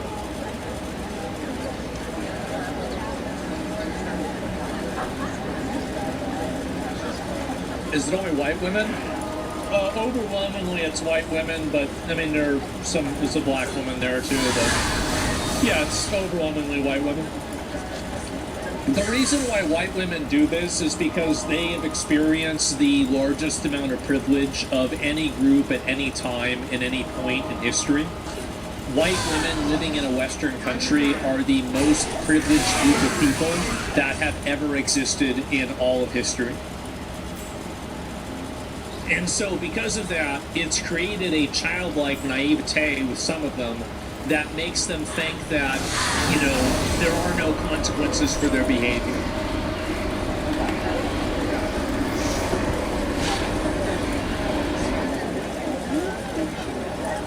Look at the reason to support murder, it's so ridiculous. This is what women do. It is. It's what they do. I try to tell everybody. I try to say it. Not all women. I haven't done TikTok yet. Uh-huh.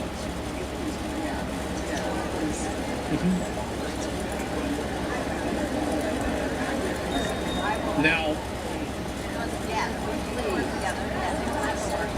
they're encouraged to commit bad behavior. Well, it's because women are not held accountable for bad behavior. That's the reason why. Is that you have women that are able to act this way and nothing ever happens to them. So why would they stop acting this way if they can do whatever the hell they want? This case is the literal definition of women dodging accountability needs. It is. And it's only going to get worse. Prosecutor, Lindsay killed the kids. Defense, my client killed the kids. Husband, my wife killed the kids. Lindsay Clancy, I killed the kids. TikTok, it was the husband. Oh no! The reason why they do this is because a lot of these women that do this are just fucking retarded. Like, they're stupid. These are people that, I've said it before, they should not be allowed to vote. I don't think that all women shouldn't be allowed. I think there are some women that should be allowed to vote. But the fact that you can vote by default is the reason why we have these problems.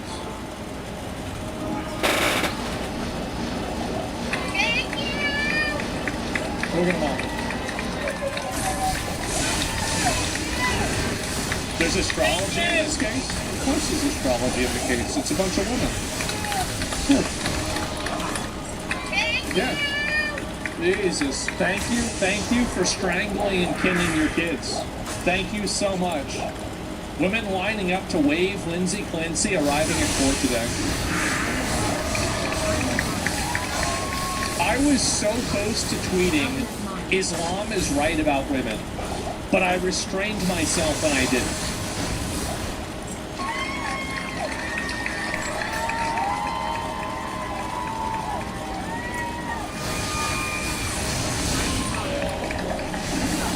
Wow.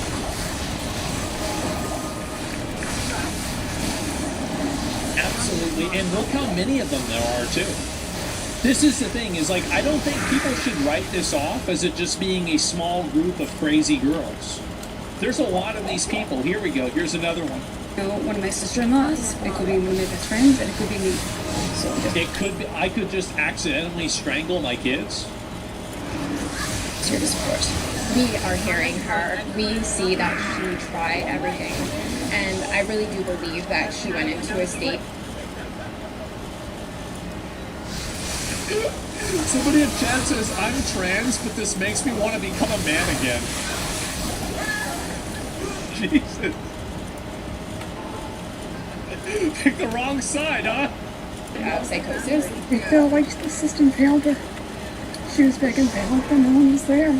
She was I don't know if begging us for being help. here will make her feel any better, but I mean, she's living in hell right now. You know what I found was really funny is that, I don't know if this is in the list of them, somebody said that if Lindsay Clancy had strangled 3 of her own dogs, none of these women would be supporting her. Think about that. And I think it's true. If she had killed 3 puppies, all of these women would want to see her die. But because she killed her own kids, they're supporting her. Wow. Wow. Unbelievable. There's a woman on the jury melting her brain on TikTok, and another juror told the judge. Breaking news in the trial of Lindsay Clancy. We just got word the jury is done for the day. Back to Brian Yanis live in Plymouth. What can you... I hope that she gets declared innocent. I hope she just gets manslaughter and probation. I do. Because this will accomplish my long-term goals.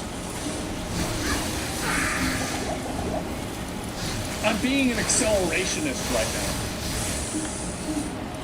now. Obviously, she's guilty and she should get executed. It's clear, right? But the next best thing would be that she goes free. Tell us about this move, Brian. Guys, you gotta think big picture. Big picture, all right? Thinking small. Think big. What are your long-term goals? I forgot. Bill, good morning. Well, in about 2 hours, the day is done. Surprising. We thought that it would begin with testimony. It did not. Each juror was questioned by the judge about what we simply don't know, actually. We don't know why the jurors were questioned, but all of a sudden they were. And then there was the witness that went up, the last defense witness. Her name was Shayla Kavanaugh. She did testify today. She was a chaplain at Brigham and Women's Hospital who visited with Lindsay Clancy multiple times while she received treatment after the killings. She said that Lindsay alluded to hearing a voice, and that the voice, according to Lindsay, told her that if she did not follow the command, neither she or her children would be safe.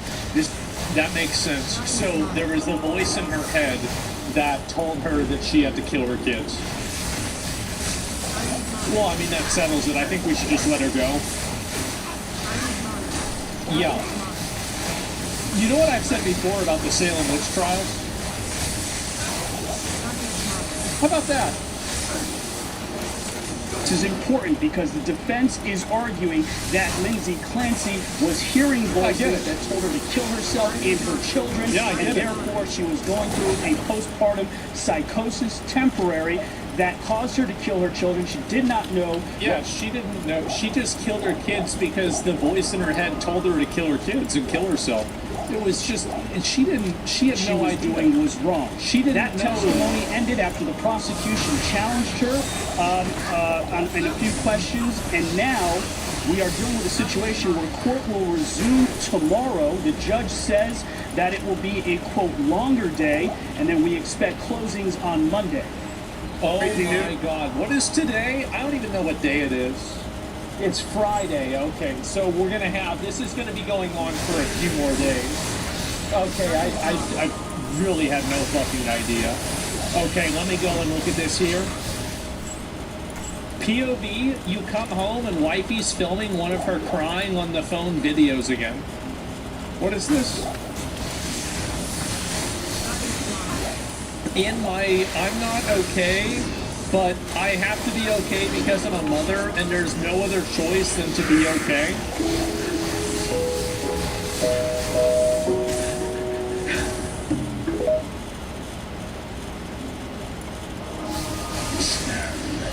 Ring light.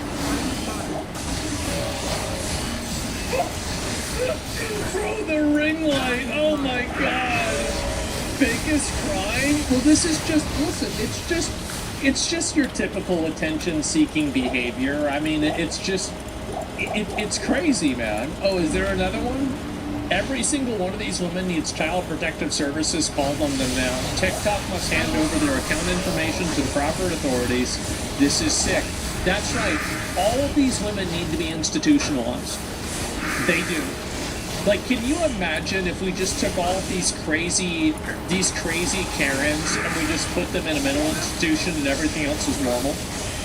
I can imagine what that would be like because I've seen videos of Middle Eastern countries. There's no women. You go and you look at, it's like a sandwich kebab shop, right? And there's like 18 guys all sitting around at like 2 tables. Everybody's laughing. Everything's fucking great. There's nobody mad. People are eating food. It's amazing, right? Good times. Yeah, you go on Google Maps. Look at it right now. Look at it right now. There's less car accidents. I feel guilty that I'm spending my family's and completely overwhelmed trying to take care of the kids. I'm drowning every day. I feel guilty that I'm spending my family's money and not making any. I feel like I spend way too much. She wrote that, right? Right. I'm terrified of Calvin getting sick. He's a sick baby. A sick baby is miserable. He's sick now with a double ear infection. Clearly has a bellyache. It's miserable. I feel like the other kids are going to get him sick all winter long. I think that it's inappropriate to... I think it's the parent's decision. But I feel like if I was a parent, I probably wouldn't post photos of my kid's face. Like, I just probably wouldn't on social media. It's not a big thing, I just don't think it's really appropriate. It's not safe. Yeah, it's just not safe. About that, right? Correct. That's just me. That's just me. I don't think there's anything wrong. It's abusive to live. If you're posting, like, you're on your personal Facebook and you're posting a family photo, like, I'm not talking about you. I'm talking about, like, whenever you're posting this out to the public to, like, you know, farm sympathy with a kid like this. I don't know. Baby cry and not respond, but I made the decision. I did it with Cal. There's way too much crying. It's incredibly stressful. She wrote that, right? Correct. He's okay. He will be okay. Oh it's my not God. harmful in any way. The doctor said it was okay. Plenty of people sleep train their kids at that age. It's necessary as a third child. What the fuck is this, bro? Correct. I feel incredibly sad and guilty about not breastfeeding. There is a specific rule on Twitch that says that you're allowed to show this. Anymore. That was the one thing I could do to help his immune system, and I can tell he really doesn't like the formula. I'm very sad about this. I know at this time it's what I needed to do for my mental health. She wrote that, right? For my, I have to kill my kids for my mental health. Dating started getting smaller and smaller as time went by. One occasion, it's like I'm desperate to get a mental break from taking care of everyone. What's insane to me is that, like, a lot of these women don't have jobs. I'm sorry, but taking care of kids in a house is not as hard as working a job. It's not. My mom didn't do shit. I was around all the time. She didn't do a fucking thing. She's sitting around smoking cigarettes, playing video games, watching TV. But it's not really, it depends on a job. Okay, it's probably harder than streaming, okay? But that's the floor. My mind is trying to make something physically wrong with me. My mind never shuts off. It's constantly thinking of the next thing someone needs. I can't shut it off. I desperately want to go back to work, but now I don't know how I'm going to function and where is it. There's that, right? Right. There were 2 consecutive, or 2 pages that were blank that she didn't even write on, and then on the third affirmations. She wrote affirmations. So this girl did a montage. Like, I mean, can you imagine, like, think about how sick this is.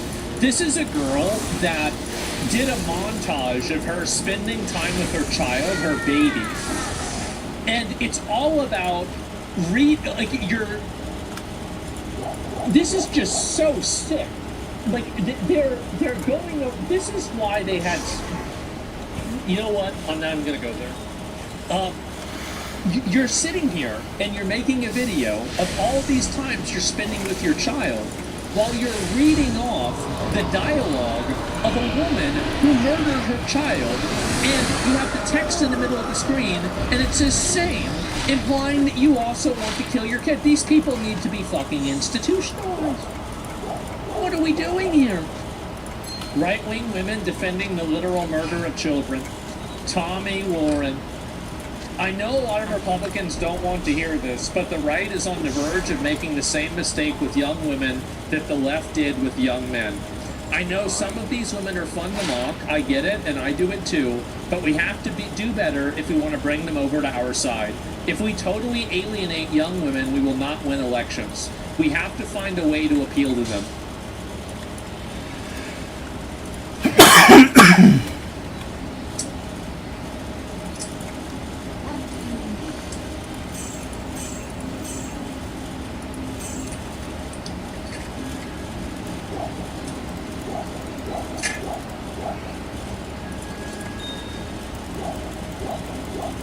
Women have spent the last week fawning over, defending, and identifying with a woman who strangled her 3 babies to death. You can't reason with insane, morally depraved people. How would you recommend appealing to the part of the electorate that defends child killers? Tommy, you have a massive platform and you are a woman. Get out there and go court the young women over instead of saying the right should do more.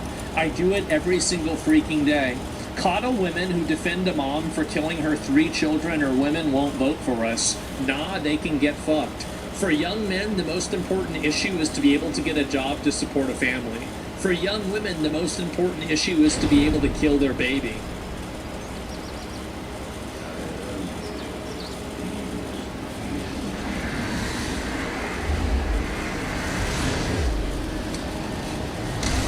How do you feel about the number 19? I'm becoming increasingly less of a fan. It seems like that, it's a prime number, which means that you can't divide by it. It's like an irrational thing. So, yeah. I mean, 19 is a prime number. It's hard to work with. Causes problems. It's interesting. Yeah, I mean, I don't know. Like, it's rational. I don't know. It seems like, I guess, yeah, it technically is a rational number. But yeah, I mean, if you want to be mathematic, okay. So anyway, Tommy Warren. Oh fuck! How fucking annoying. Let me see. Let's look at some of the quotes on this one. We're not chasing that red line. Why are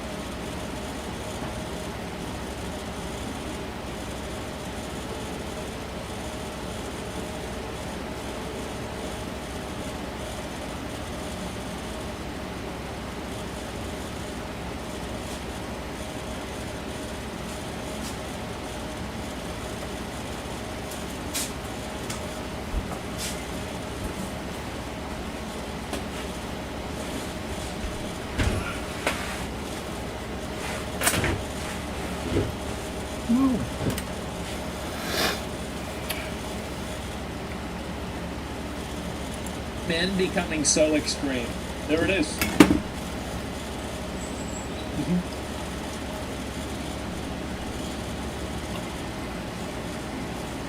You're trying to say it's a prime number, I think? That's what I meant to say.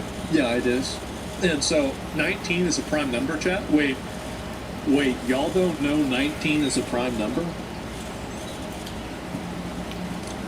Wait, what? What? Guys, we're not having this conversation, okay? They're trolling? I hope so.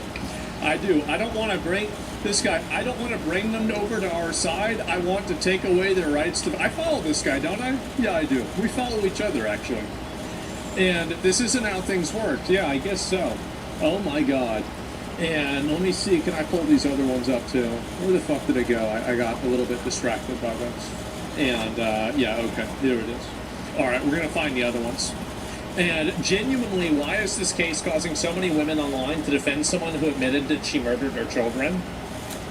I mean, again, it's O.J. Simpson for white women. It's not about the facts of the case, it's about the idea of it.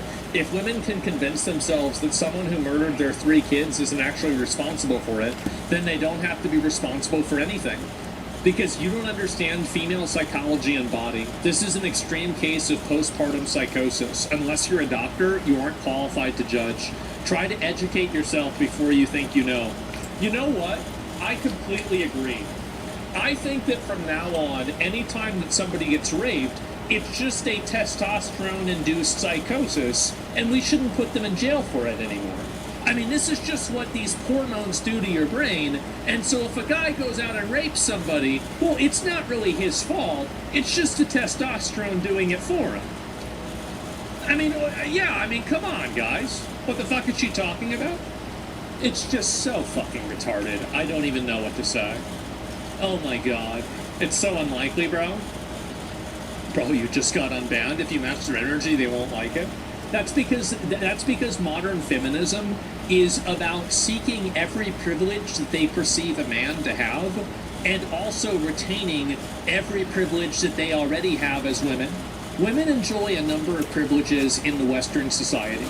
They enjoy the privilege of voting, they enjoy the privilege of driving, they enjoy the privilege of being able to open their own bank account, they enjoy the privilege of abortion, they enjoy the privilege of equal rights, and, you know, all these employment benefits, you know, having their food paid for, being, you know, like having a guy that's like supporting them. All of these are privileges. They don't have to register for the draft, etc. women are unwilling to relinquish any of these privileges. And the only jobs that they want to take away from men, they're not trying to take away garbage men's jobs. They're not trying to take away,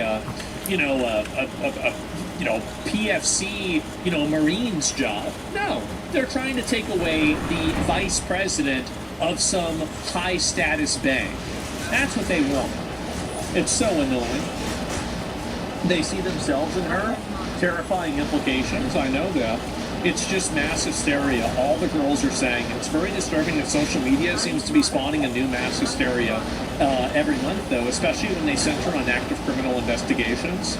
It's going to get a lot worse before it gets better. And I don't want it to be this way, but it's going to have to be. I'm sorry. Bad enough to relate to a child killer. To do it while holding your baby is, putting it mildly, an alarming decision.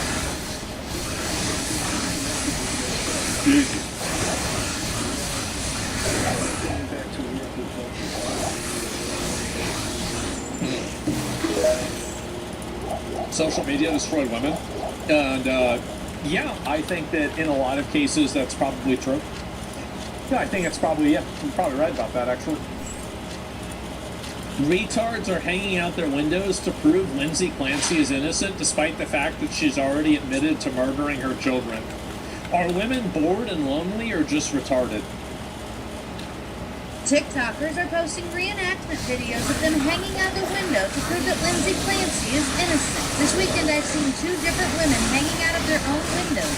The first one was hanging Oh, wow. I don't know if that house would have survived. out of her 2-story window after putting blue dish soap on her wrist to show where She put blue dish soap on her wrist? the stain should have been if Lindsay opened it. TikTokers are posting reenactment. I just don't even know what to say. Alright, what's the new brand of hack slop for the day? Let's see it. Here we go. Alright.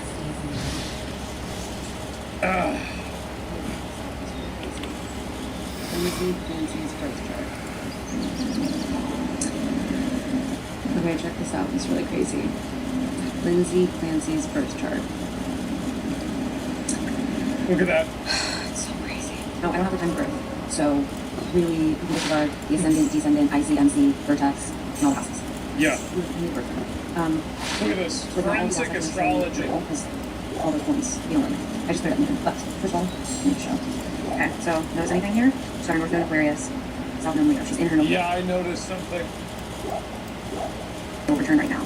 It's been a while, but I have to pop on here just to say that I've been following this Lindsay Clancy trial, especially as a mother of 2 who dealt with a lot of postpartum mental illness. And, just following all their birth charts and birthdays and zodiac signs, he did it.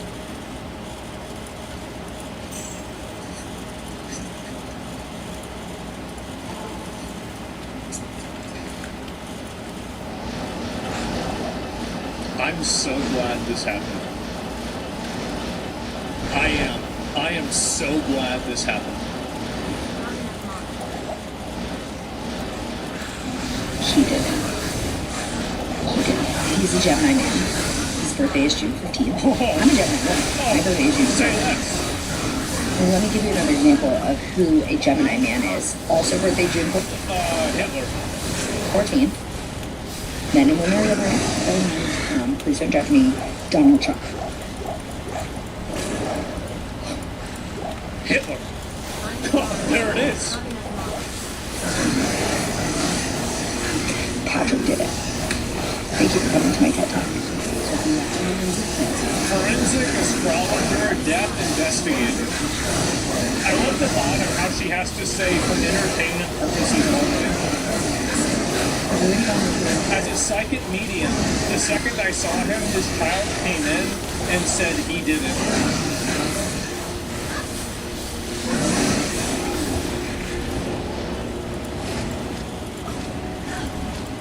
This is, honestly, guys, this is it keeps getting worse. No, you guys have no idea how bad this is. You guys have no, this has to be sarcasm? No, it's not. This shit can't be real. It is.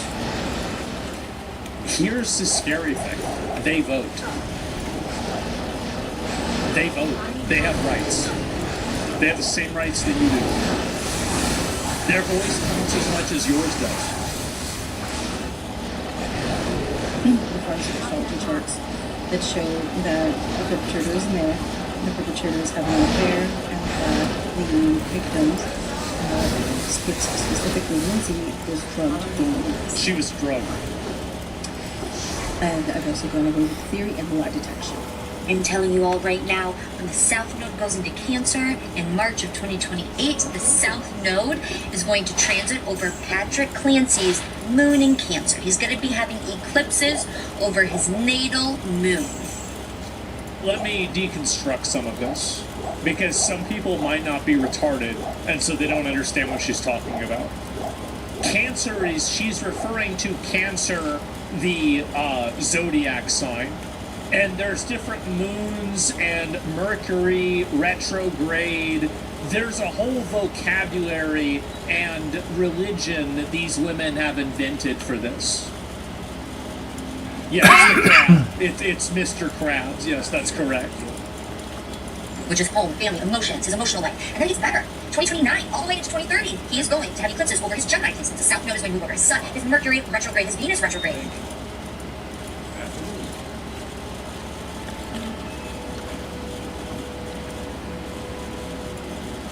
This is the violation of my human rights that I was discussing.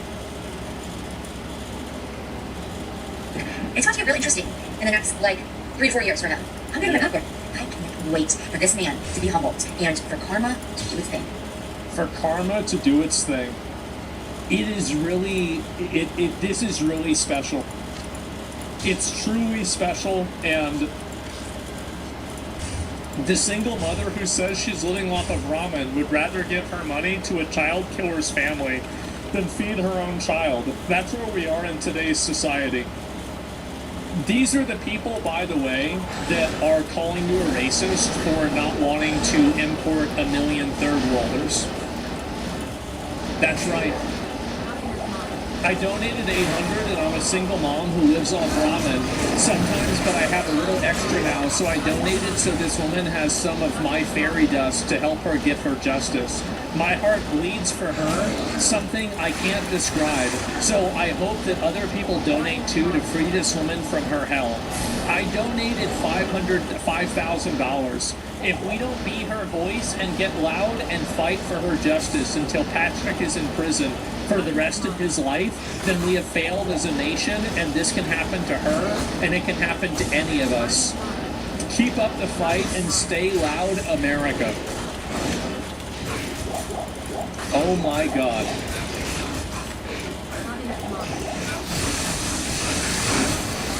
Here, hey FBI, here's a list of people you should probably be watching.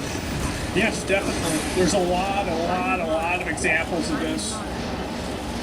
Over 700, this is how much money that she's raised. Bro, this is worse than Carmelo Anthony protests? Yeah, it is.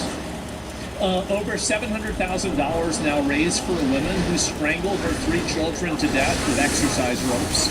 Every single donation is from a woman. Hundreds of thousands of women in the TikTok true crime psychosis where they believe the husband did it because he looks mean. Let me see, Leos don't kill their cubs, I'm not buying it. Leos don't kill, Geminis do. If he's a Gemini and she's a Leo, it was toxic between them, he did it. That's all I need to know.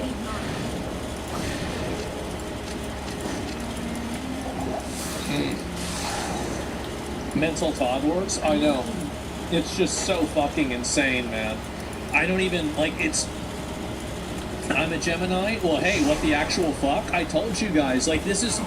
I want to expose... So my goal with whenever I talk about these social issues is I want to radicalize everybody to accept the solutions that I propose. That's my goal. That's explicitly what I'm trying to do. I'm trying to radicalize people. Is it working? It's a social issue? It's a psychosis issue? No, it's not. It's a social issue. It's a lot bigger than what you might think. It's way bigger than what you might think. I hope so. I hope I'm radicalizing people. I hope it works. One day it's going to get bad enough, and then there will be a solution. Bro, he's a Gemini. It's obvious he's the killer. I know that. Well, anyway, let me pull up the actual website. So, Lindsay Clancy, donate. Let me just find it here. GoFundMe. Well, wait a minute. This is really confusing to me. I thought GoFundMe had a rule against any sort of money being raised for violent crimes. Because isn't that the reason why they had to do it with Give, Send, Go? Yeah, wait a minute. Let me look this up.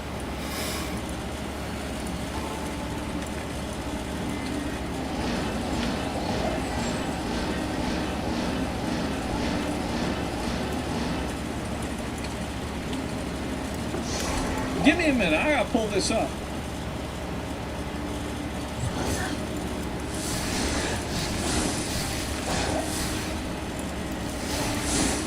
Yes, GoFundMe's terms of service explicitly prohibit fundraisers for the legal defense of financial and violent crimes.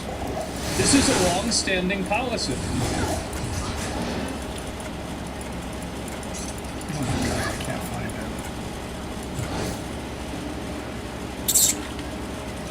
Well. That's crazy. Everyone report it? It doesn't matter if you report it. It doesn't make a difference. The reason why it's happening is because there's a bunch of women that work at the company that are enabling it. They know that they're breaking the rules. You think you can't solve a problem with the rules that aren't being followed. That's not how you solve this problem. Like, it's so naive. Oh, let's report it. Do you think they don't know that this is happening? Who the last example, McGraw, violence to minors?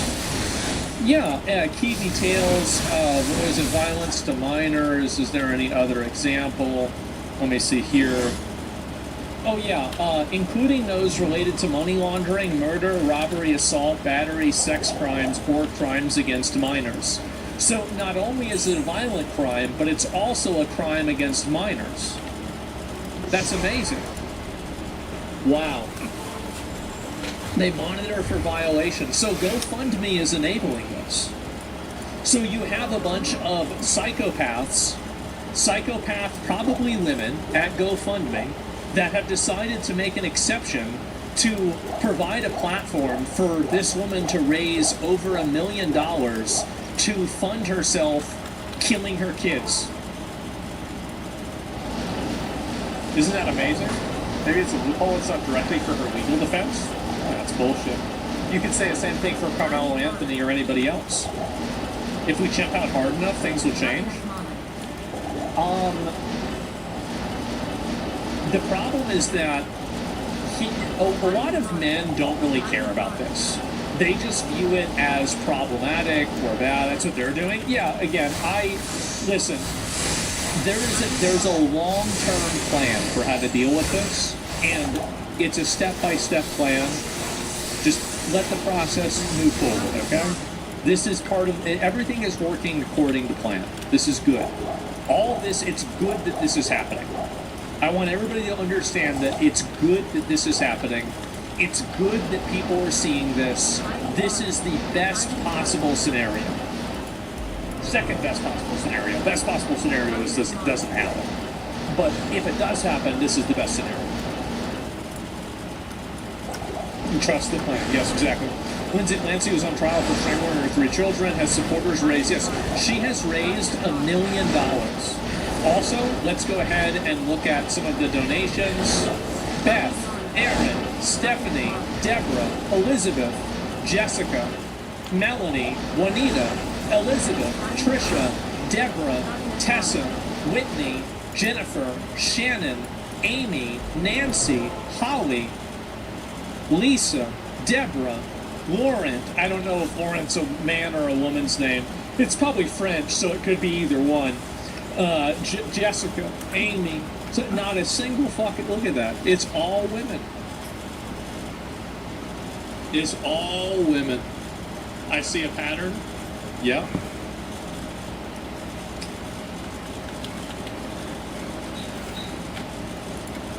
Now, how do you handle a situation like this?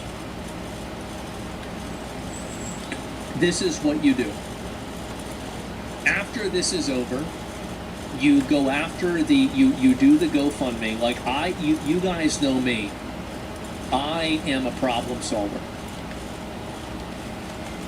You get the information from GoFundMe, you subpoena them, and then you just get the information and the payment details of each of these individual people that donated money, and then you weaponize CPS against them.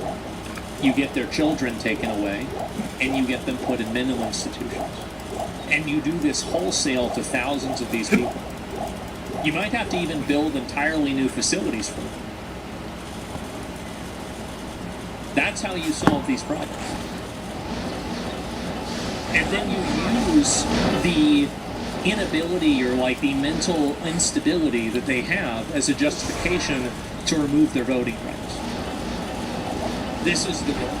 Because the end goal, like this is the holy grail, is removing these people's ability to influence society. That is the holy grail, and that is the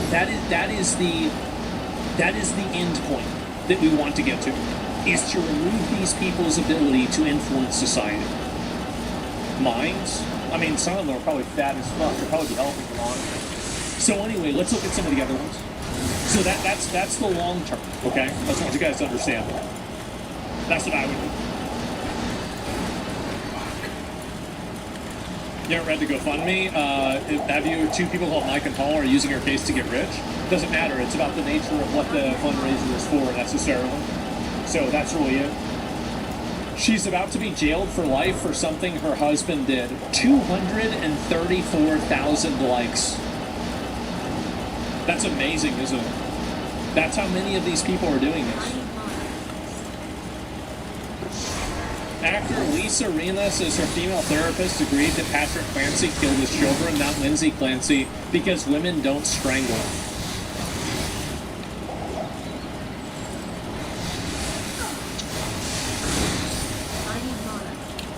Chit chat. All right, he did it. Patrick did it. I mean, obviously your therapist isn't working.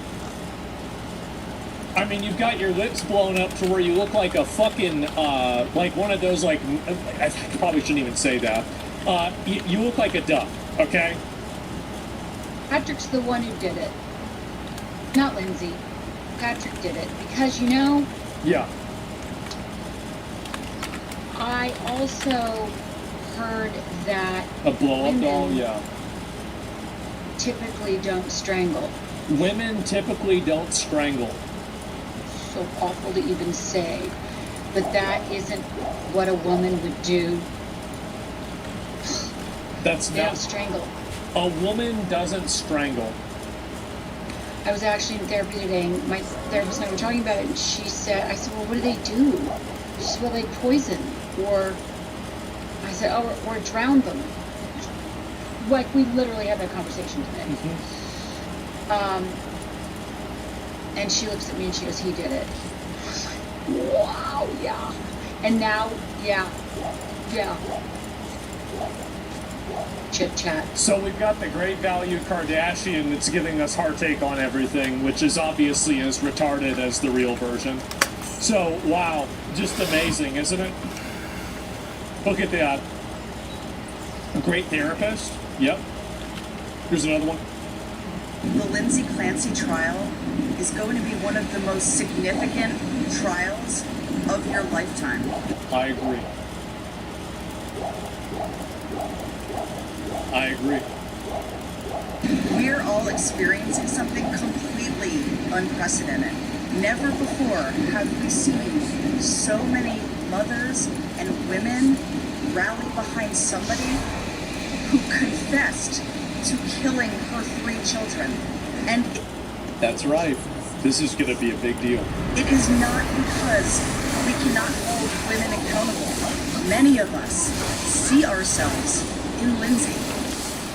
We know. We know. Many of us know that we could have been only one step away from doing some of those horrific things because we experienced significant mental health issues after one of our children was born. And many of us know just how dark some of those thoughts get. You see, this is basically the same thing as the Taliban saying that if a woman is showing her face, that it's okay to rape her. This is just the female version of that.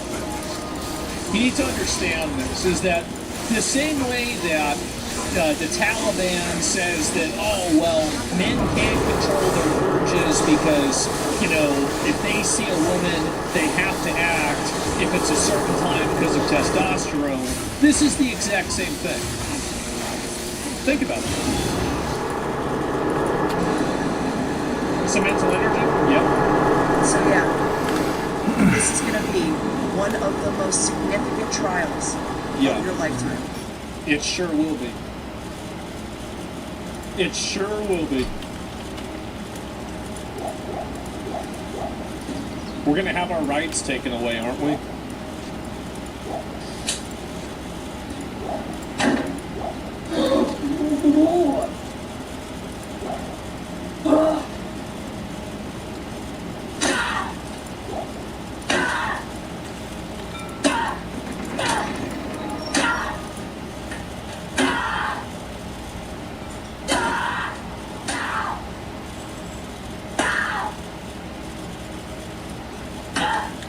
Can you imagine how much of a utopia we would live in if we could just fucking arrest these people? We just institutionalize them? Can you imagine? Like, it would be like the Jetsons, yeah, bro. It'd be like fucking...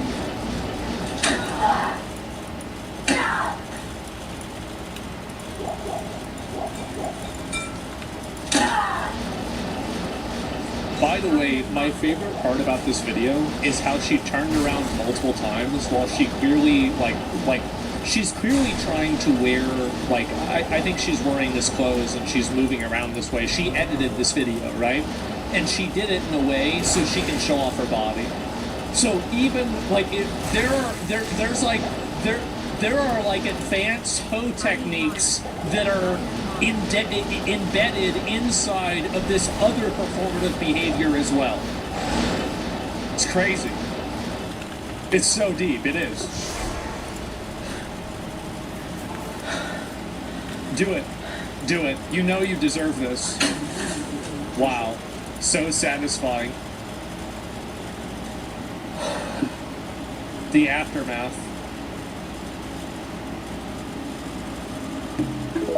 Wow. That is just really... That's really something special. This is the biggest reason I don't believe him. You just look at it. It's Patrick Clancy versus the women of America at this point. Oh my god. Because he looks that... Are these Floyds? They are in fact Floyds.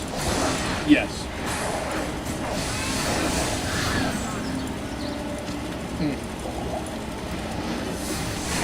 It's like a 7-year-old. Well, this is the reason why...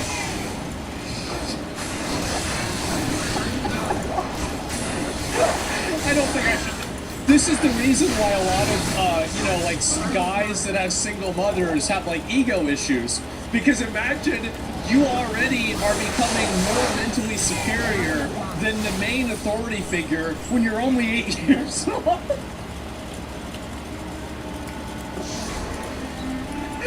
I mean, really, it's kind of... You're gonna have ego problems at that point, right? This is the biggest reason I don't believe him. Lindsay Clancy's husband failed her. Patrick worked from home to help out. He got his wife premium health care. He hired a nanny to help her out. She did not go back to work. It doesn't matter. Yeah, if my wife murdered all of our children, I'd probably replace her too. Patrick Clancy spotted with new wife amidst ex-wife Lindsay murder trial. Oh my God. He's already on with another woman. Oh no. Wow. 3 years later. Patrick Clancy runs the Dad Patrick Clancy runs the Boston Marathon after his wife allegedly strangled all 3 of his kids to death. Clancy ran the marathon to raise $75,000 for the hospital that treated his kids. This is an interview with him? Across the finish line here on Boylston Street as he was emotional. It is his first marathon, and he says it was therapeutic for him. Now, he raised all of that money for Boston Children's, the hospital that treated his youngest son, but sadly none of his 3 children survived. His wife is charged in their deaths. They were all under the age of 5, and today he ran to honor them. I love my kids. They're wonderful people. Yeah. They had a lot of friends. Everybody loved them.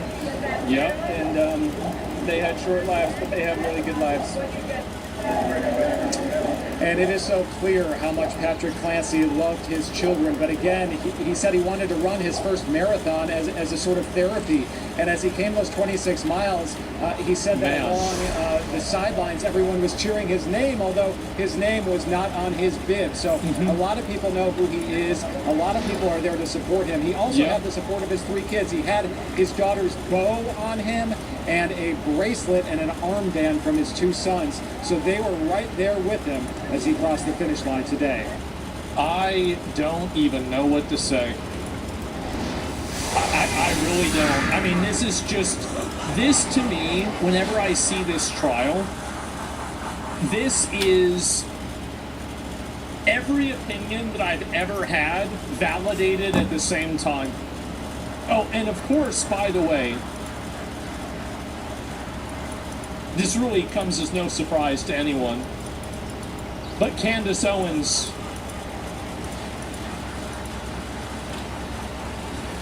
here we go.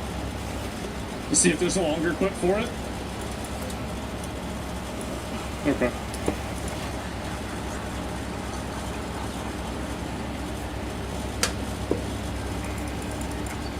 I made my thoughts clear on this the moment that she was arrested, the moment that it made the news. Lindsay Clancy is obviously not guilty. There are a fleet of doctors who should be imprisoned for what they put her on. I regularly speak out against Big Pharma. They get away with murder all the time, and in this case they are getting away with the murder of really her 3 children, but also completely destroyed her life. Lindsay Clancy, in my opinion, is not guilty. She was put into I don't know why Israel did this. An intentional psychosis when she probably just needed to give her kids away for a weekend to get better, but they constantly give you these drugs that do not make things better. Yeah. And the cocktail of 10 pharmaceuticals that she was on is absolute madness. Absolute madness. I made my thoughts clear on... Unbelievable. Wow. Obviously, she's not... I see Candace, she says, obviously she's not guilty. It's Big Pharma. It's Big Pharma? Have you lost your fucking mind? I literally cannot even imagine. There are stories of mothers who will lift up a wreckage of a car to save their children trapped underneath. Women will die.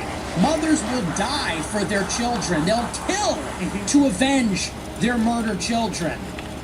And this psycho holds down her 3 babies, strangles them to death. You're a mother yourself, you sick bitch. You're a mother yourself. What is wrong with you? And she says, obviously she's not guilty. It was Big Pharma. Candace, come back to reality. Come back to God. She's gone, by the way. Candace is gone. You're not getting her back. She is already, that train has left the station, it's off the rails, and it's falling down a cliff. Okay? She's done. Come back to Earth. What is the matter with you? Could you imagine, and I'm sure for some people, sadly, it doesn't even require any imagination. Imagine if you're a guy and your wife is on TikTok sympathizing with this sicko.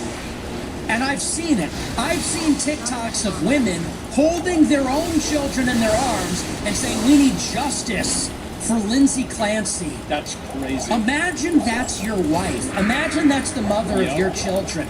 If I had a family, if that was my wife, I would have her 5150 immediately. Fucking exactly. But that is, see, they've got to be institutionalized. You've got to institutionalize them. Yes. I would take the children and I'd bring them to my parents' house. And I'd say, you stay the fuck away from me and my kids and my family. That's right.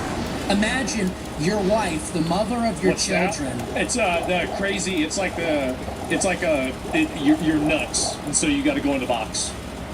Is on TikTok posting, and listen, I know on some level maybe that's harmless. Women will do and say anything for attention, no matter how disgusting and vile it is. Yes. They'll post that to signal something socially, solidarity, empathy with women. Yes. You know. But it's like, could you imagine? Your children are being held in the arms of their mother while she's filming herself on TikTok saying, I stand in solidarity with this other mother that murdered her 3 kids. Yeah. How could there be any tolerance for something like this? And this is a moment when people of conscience, this is a moment when anybody that has any semblance of integrity and of a conscience has to stand up and call it out and say, this is wrong. This is evil. Sometimes there are gray areas. Sometimes it's a tough call. This is not one of those times. This is as black and white as it gets. That's the reason why they're defending it, by the way. The reason why they're defending it is because it's so black and white.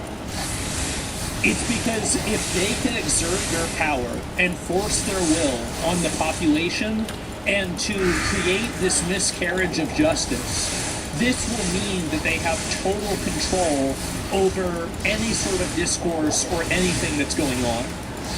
That's the reason why they're not doing it despite the fact that it's ridiculous. They're doing it because it's ridiculous. That's the point. Mother holds down her 3 babies and strangles them to death. Jumps out of a window, and you say, give this woman $1 million? She's the victim of the system? You're going to show up in solidarity with this person? You may believe clearly she's psychotic. That doesn't mean you sympathize with her. Or God forbid, rationalize her actions. Go out there wearing a t-shirt in support of her? Seriously? This is one of those times where you got to say, there's a line in the sand. You're on that other side. I want nothing to do with you. Yep. God have mercy on your soul, honestly. And you see Is this that worse than the Carmelo Anthony case? It's infinitely worse than Carmelo Anthony. Carmelo Anthony was an altercation between 2 guys at a track meet, and he crashed out and stabbed somebody over it. And he immediately fucking said, I did it. This is like 1,000 times worse. It's 1,000 times worse than Carmelo Anthony. I mean, for her, and also it seems like the Carmelo Anthony thing was premeditated as well. We'll talk about that after this. But yeah, it's way worse. and you realize they've totally gone insane. Seriously. I saw that from Candace today. I said, how low can you go? I mean, seriously, how low can you stoop? I know a lot of people think it's a big game. And unfortunately, though, some people can't tell the difference. You see someone like Candace, and it's written all over her face. Glee, giddiness. You could see that the narcissistic supply of her show and the money and being the center of it. That's right. She feeds on it. It's written all over her face. She has no poker face. The self-satisfaction, the smugness. She's delighted with herself. The overflowing, how pleased she is with herself and what she's done. And for her, this is just a game. Yeah. For her, she goes on the show and it's a performance. It's like Oprah. It's dramatic. Today, we're going to break the internet again. Oh, everyone's talking about me again. Oh, they made memes about my enemies again. Oh, it's so wonderful. But the people that watch can't tell the difference. These people in the comments, these are like psychic victims. And they're not blameless, but these people in the comments, they really believe in this shit. They really believe it's a multi-dimensional time-traveling conspiracy. They believe this woman is the victim of Big Pharma. It's the pharmaceutical companies made her do it. What are you gonna do? The conspiracy made her do it. What are you gonna do? The profiteering French Israeli Illuminists made her do it. Yeah. And at the bottom is fundamentally a total lack of responsibility. Many such cases. Look, as an influencer, as someone that has influence, as a broadcaster, you really have one responsibility. That is to tell the truth. Oh, you can't do that. Truth as best as you can about the issues. It is to speak with clarity, with conscience. We're supposed to be shepherding the people as best as we can. We're flawed people too. We're not over and above them. But for people that have the privilege of having a platform, people that are elected by God to have this, have a responsibility then. You should try to tell the truth. This is like a crazy woke take, right? You should tell people what's really going on rather than manufacturing controversy for clicks that negatively affects other people. No way. She's a Gemini? What, don't you understand? She's obviously innocent? Bro, you got it wrong. He was the Gemini. If she was a Gemini, then they would have known that she did it. To use the platform or use the gifts to try to steer people in the right direction. And at the bottom of it is a complete lack of any kind of responsibility. Or recognition that we have this responsibility. And the damage that is being done is incalculable. The damage that is being done psychically to the people of the country, psychologically, if you prefer that. The problem is that the damage to the people of the country would not matter if the people of the country weren't able to vote. The big problem is voting. Voting is the issue. If it wasn't for voting, all of this wouldn't matter. Do you think that the guy running the castle gave a shit what the peasants thought? Fuck no. It's not better back then. It's just incalculable the ways that we're wrecking society by promoting this kind of mindset. No, this is wrong. A woman goes out and murders her kids, and like, this should not be a layup. A lot of people quote-tweeted my rant about Candace a few days ago about Charlie Kirk, and they said, I can't believe Nick Fuentes is the one that's saying this. I hate him, and I disagree with everything he says. It's like, this is a layup because this is just like obvious. We're going to disagree about race. We're going to disagree about Israel. We're going to disagree about history. We're going to disagree about some big things. The things we're not going to disagree about is whether it's wrong to kill your own children.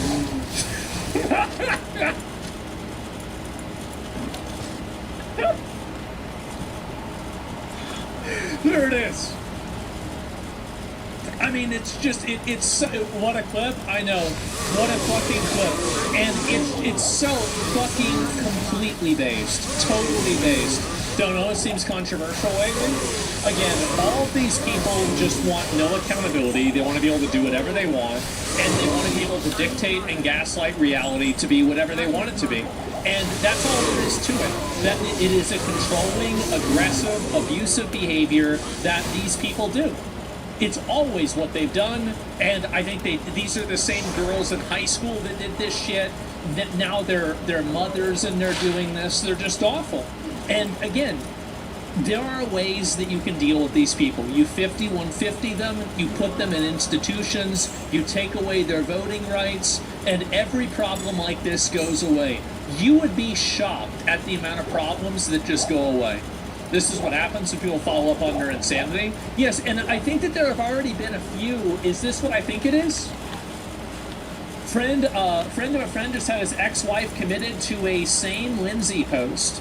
Committed for a same Lindsay post. Cops did a welfare check. Apparently, she did not cooperate. You know what, guys? What a good day.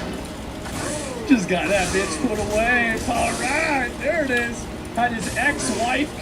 Can you imagine, dude? If you get divorced and you get your wife put in a fucking mental institution, like that to me is like the biggest amount of validation that you can ever have. It is the absolute glory. It is. My dad, his first wife, did the same fucking thing. He had her put in an institution too. And he would be talking about it all the time. He says the last time I saw her, she was waving at me from behind the bars. They were rolling her away. And she would call him sometimes when we'd be out to dinner. She'd be calling him on the phone.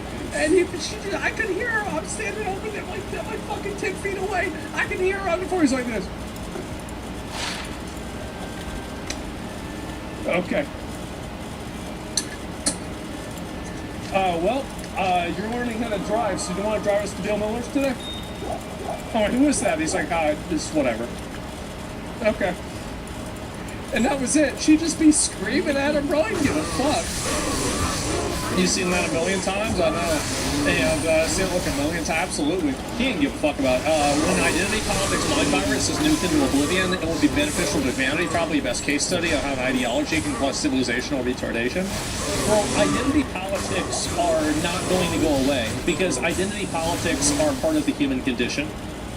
It's just not going to go away, right? I know that people want to think that we're going to transcend this. So we're not going to transcend. We're never going to transcend racism.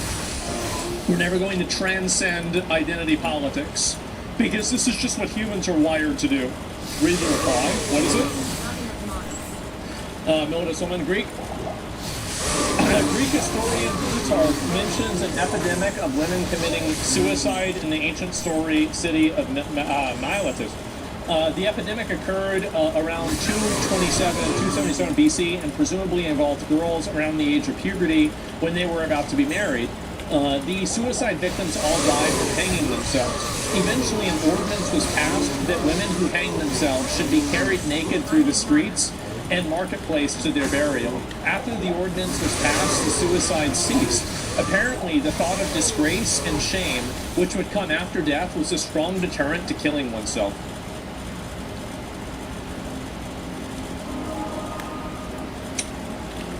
Is actually crazy, bro. Like, wow. That's so fucked up. Yeah, but it worked. Yeah, it works. I mean, obviously, right? I mean, to go back. I mean, is that performative empathy? Well, I think it just goes to show that, 2,000 years ago, everything is still the exact same. It's just really insane. The divine feminine frequency coming through Lindsay Clancy is being protected. Lindsay Clancy supporters are now analyzing court audio recordings for signs of divine feminine energy in waveforms to confirm her innocence. I think that we can finally now all agree that the Salem witch trials were totally justified. Me and the devil. They spelled it wrong. Walking side by side. Oh no. Me and the devil. You want to should I do a great video by Basic Logic? If it's a short one, I might just watch it now. Let me see what this is. The woke has fallen. How immigration replaced the woke left. Okay, yeah, we're definitely going. It's funny how I already know what this is going to be about. It's so funny. Okay, let me see if I can find the other ones. Oh no. No, bro, Candace, no. That's the 30 out thing. pulling in right here and it needs 18 stop signs and bounced off right here. And that's the 30-06. 30-60 bullets do not do weird things when they're fired into a human neck. They just rip right through it. That's it. End of story. The conspiracy theorists are the people telling you otherwise. This bitch is so retarded that it's actually insane. Like, you said that Charlie Kirk came to you in a dream and told you that he was killed by Israel. I'm pretty sure that's what she said. Like, the fact that anybody listens to Candace Owens and takes her seriously at all is a complete fucking disgrace. It is. It's a time traveler. That's right. I forgot that he was a time traveler as well. There's been a lot of these. Okay, let me go. All right, one more, and then I want to look at I want to look at Carmelo Anthony thing. I forgot all about that. So you're really breaking up with me over a fucking opinion. So this is a guy, men are now breaking up with their girlfriends who support Lindsay Clancy, and honestly, good for them. I'm not breaking up with you over an opinion. I'm breaking up with you because that opinion showed me a fundamental difference in our values. I can have compassion for someone struggling mentally without excusing what happened to those children. If I'm choosing someone to potentially be the mother of my kids, I need to trust their judgment completely, especially when it comes to protecting them. What you said created a doubt in me that I can't ignore or gamble my future children on. This is AI. Maybe, maybe not. I don't know. But I think we need to bring back the Patriot. I do. I think that the whole, like, experiment with us trying to, like, oh, well, what happens if, like, you know, men aren't totally in charge of everything? Well, that hasn't really worked out for us, has it? I mean, has it really? We gotta bring back the patriarchy at this point. I mean, I think it's like, we've done the experiment, we've tried it, it didn't work, so there you go. Let me see. Oh, is this her being wheeled in? Oh, jeez.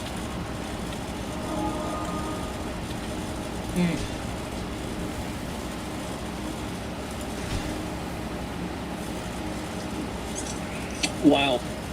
Once we bring back the patriarchy, can we make astrology illegal? No, we need astrology. So astrology is like, it's like a mousetrap.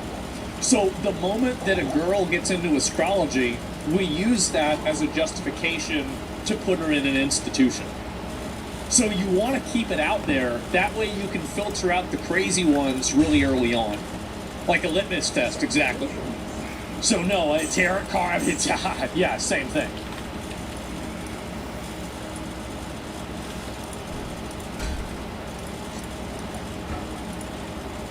Greetings, traveler. Hey, everyone. The Carmelo Anthony legal team is in shambles after bombshell text came out that he fantasized about murder before killing Austin Metcalf. Oops. This convicted killer Carmelo Anthony's I'm gonna turn it retrial up. hearing continues today. The judge is considering a trove of evidence that the jury never saw. This convicted killer Carmelo Anthony's retrial hearing continues today as the judge is considering a trove of evidence that the jury never saw, including disturbing text messages that were sent by Anthony. Todd Pyro joins us now with the latest. Todd? Ainsley, good morning. The fate of Carmelo Anthony's retrial attempt. I think we should do a retrial and put him to execution. I think we should give him the death penalty. I don't like the 35 years situation. I think it should be death penalty. I agree with the retrial.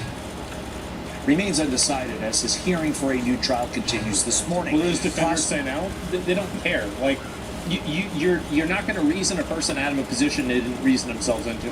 The people that are Carmelo Anthony defenders are just racist black people for the most part. That's what it is. If you go look at the Carmelo Anthony protests, it's all racist black people. That's it. You don't come to that position from a reasoned point of view. It's not rational. You just invent this. Prosecutors revealing disturbing new texts showing Anthony threatening to murder his girlfriend around the time Austin Metcalf was stabbed in the heart at a high school track meet. One text from Anthony reads, quote, "How many bullets you want coming out of your chest?"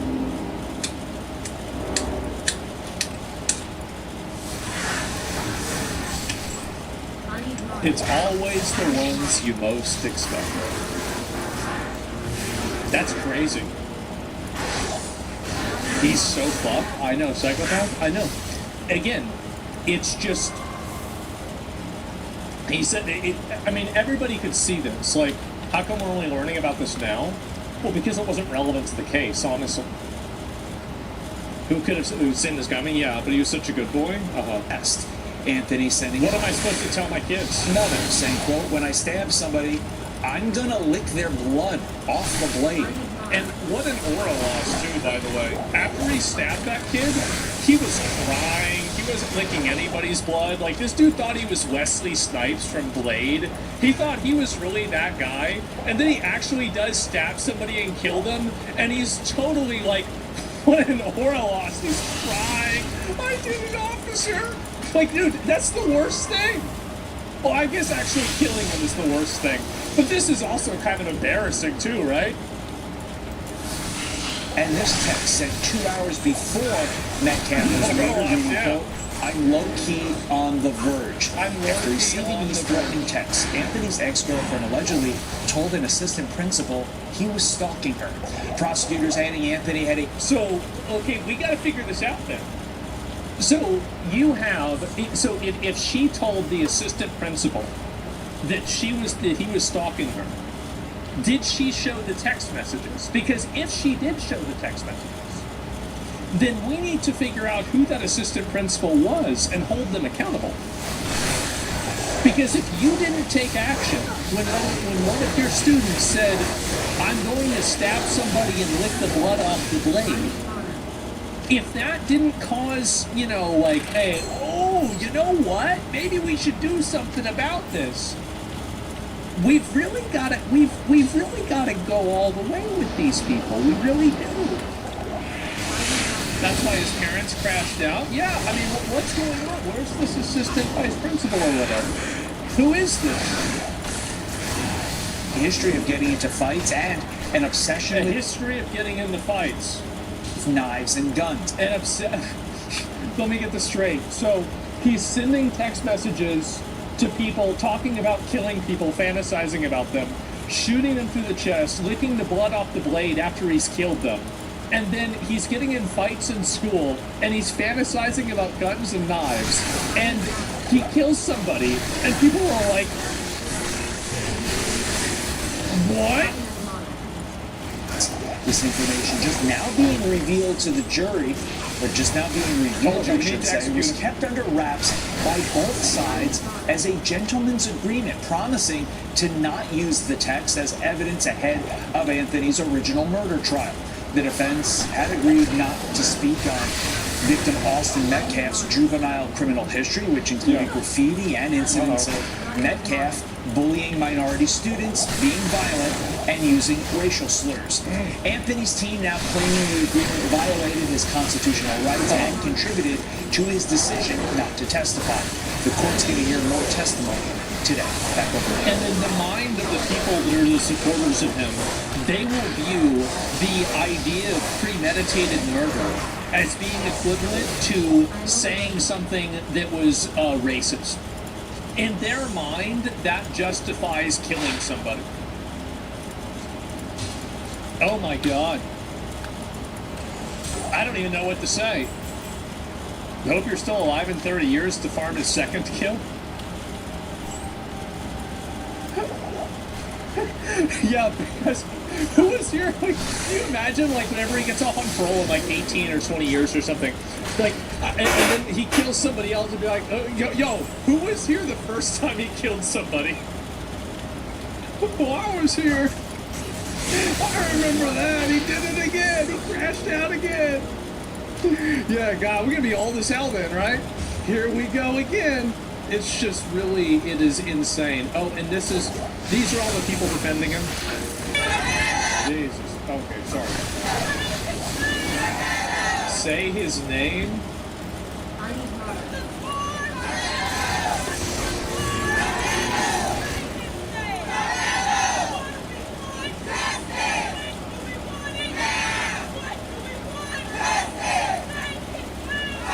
What's up, Rico? Oh yeah, I saw her. This is it. Let me see. I pull this up. Low key, bro. This is low key super racist. It's not low key super racist. It's just super racist. It's just super racist. Judge will consider a new trial for Carmelo Anthony after teen killer's legal victory. Oh my God. They want to kill white people with impunity so bad. They do. They do. And I actually, by the way, I actually do think it's this simple. I think they are racist black people that think that they should be able to kill white people because they've been taught that because of slavery, now anything bad they do is white people's fault. This is insane levels of indoctrination, and it needs to be shut down. What is this? Why was the evidence never shown by jury? Hours before the murder, Carmelo Anthony texted a picture of the murder weapon to his girlfriend, and he said he was low-key on the verge. He went to that track meet with the intention of killing a white boy, and he succeeded. I don't think that he was necessarily going to kill a white person. I think he just wanted to kill somebody. I'm not even sure if this was racially motivated, at least from his end. I just think he's a psycho. New evidence that was never made public during the trial, including details of what investigators found on Carmelo Anthony's phone and why it is that they believe he took a knife to this track meet last year in April. During opening statements, to stab somebody. Because he wanted to stab somebody. Like, duh. He said it. Prosecutors revealed Anthony had a documented pattern of obsession with knives and guns. In one text message, Anthony allegedly fantasized about stabbing someone, writing, "When I stab somebody, I'm gonna lick their blood off the blade." By the way, you shouldn't do that. Not only is it bad to drink somebody's blood, it's unhealthy for your system, but you don't know if they could have other diseases that could be transmitted through, their bloodstream. So you should, I looked into this. It's not a good, it's unhealthy. It puts you at risk unnecessarily. They also have numerous examples of Anthony's desire to start fights and to be in fights, and they argue that's why was he even in the school? Like, at what point do we not go after the administrators of the school for not taking action on this? I really think that's the point that we need to get to. It's not enough that, Carmelo Anthony's parents, I don't know about that, right? Because I just don't know how involved they are. But the school administrators, if they knew this was happening, why did they allow this to happen? He was recommended for expulsion? He went to the track meet to do that day. The reason none of that came out at trial is that the defense and prosecution had what they're describing as a gentleman's agreement, an off-the-record understanding that neither side would go into character evidence, including allegations of violence and bullying by Austin Metcalf. Yeah. Instead, both sides would focus on what happened under the tent the day of the stabbing. The defense now argues that Anthony chose not to testify in his own defense because at the last minute of the trial, prosecutors reversed course and told them if Anthony takes the stand, it would violate their agreement and open the door to all of those character issues being brought out. That agreement is a key part of the defense's argument as to why it is that Anthony deserves a new trial. And that's something we're going to continue to hear a lot more about. I agree. As I said, I think they need to retry him and then put him up for capital punishment. The rest of today, and they have to go after the school administrators. They have to go after them. If you don't go after the school administrators, Carmelo Anthony is a cookie. I want to go after the cookie factory. They manufactured this problem. If they had done their job, Carmelo Anthony wouldn't have stabbed anybody. Because at the end of the day, keep this in mind, Carmelo Anthony is a minor. He's a kid. And yes, he's crazy. Yes, he should go to jail. Yes, they should execute him. And yes, it should be public. All of these things are true. However, he's just a kid. They had a responsibility. They have a responsibility to take care of these kids and to prevent them from, because he ruined his own life. He destroyed his own life because the administrators in the school were not able to identify that he had problems. He destroyed his own life. I'll pull somebody in. Yeah, pull that guy.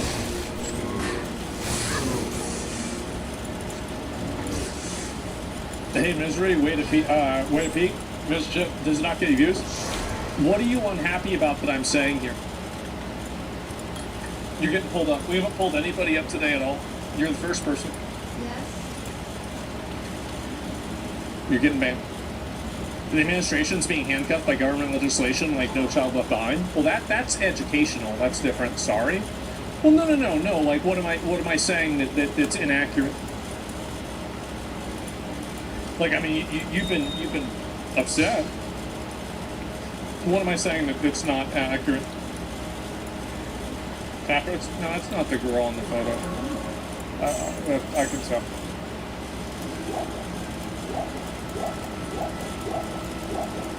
Nothing inaccurate?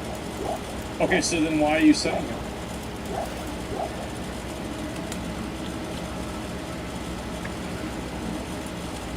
Jesus Christ. Jesus, what a weirdo. Nothing, bored, sorry, it won't happen again? What the fuck?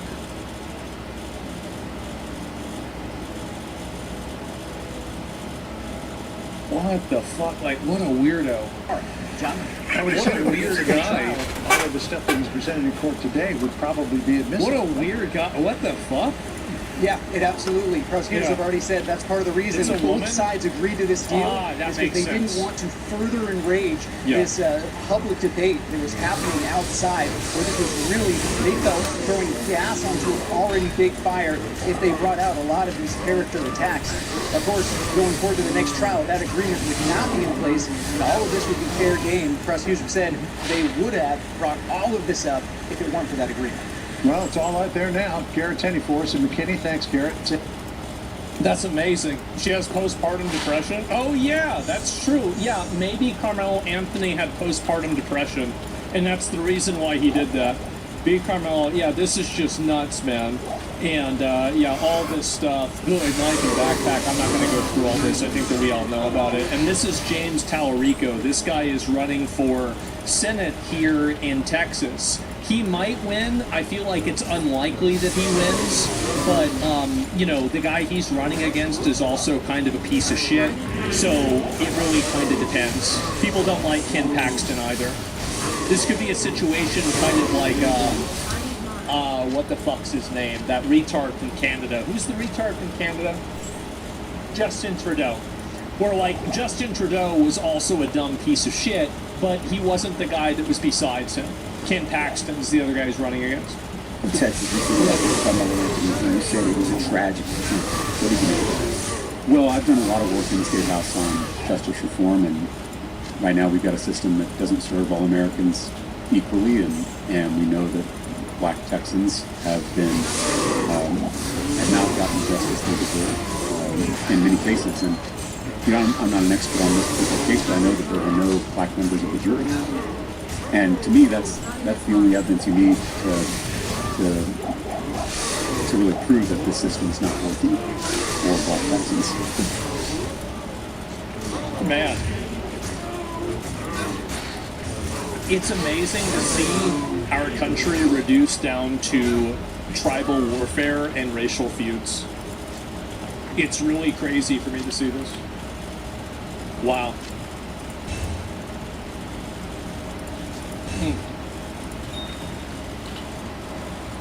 I can't imagine being a white person and voting for him. Just straight up. This is a person that's basically saying that it's like a miscarriage of justice that this person got stabbed, and you know, the person that stabbed them went to jail. Right? I'd never vote. Yeah. I really don't think any white person should ever vote for a Democrat for any reason. Period. It's just such a huge fucking mistake. But I love this clip. It'll bury him. Oh, I think that more, yeah, especially now, right? And, yeah, it looks very, very, very bad. Let me see if I can find the other post. I'll look at some of the things on Reddit, too. I've kind of missed out on that, because it's been kind of a while. Identity politics will be the death of the United States of America. Well, I don't think that the problem is that America was founded on very different principles, and we've universalized those principles to a degree that they fundamentally don't work anymore. And I think that's the big issue.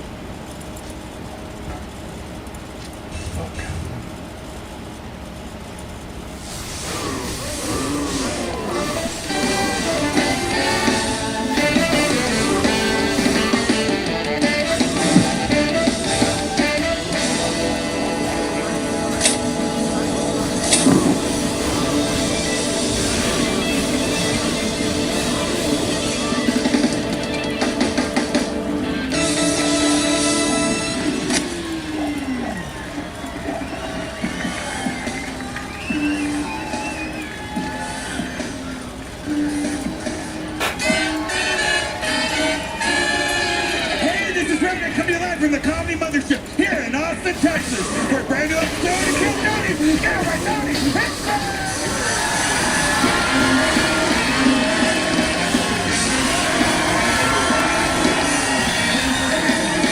Who's ready for the best fucking night of their lives?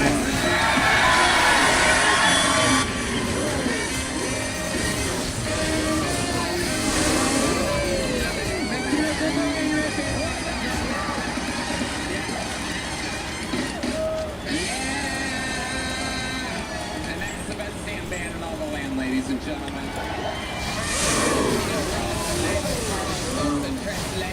Michael Gonzalez, Nachos Belgrande, on the electric guitar, the great John Dees on the keys, and that, believe it or not, is the one and only live in the flesh.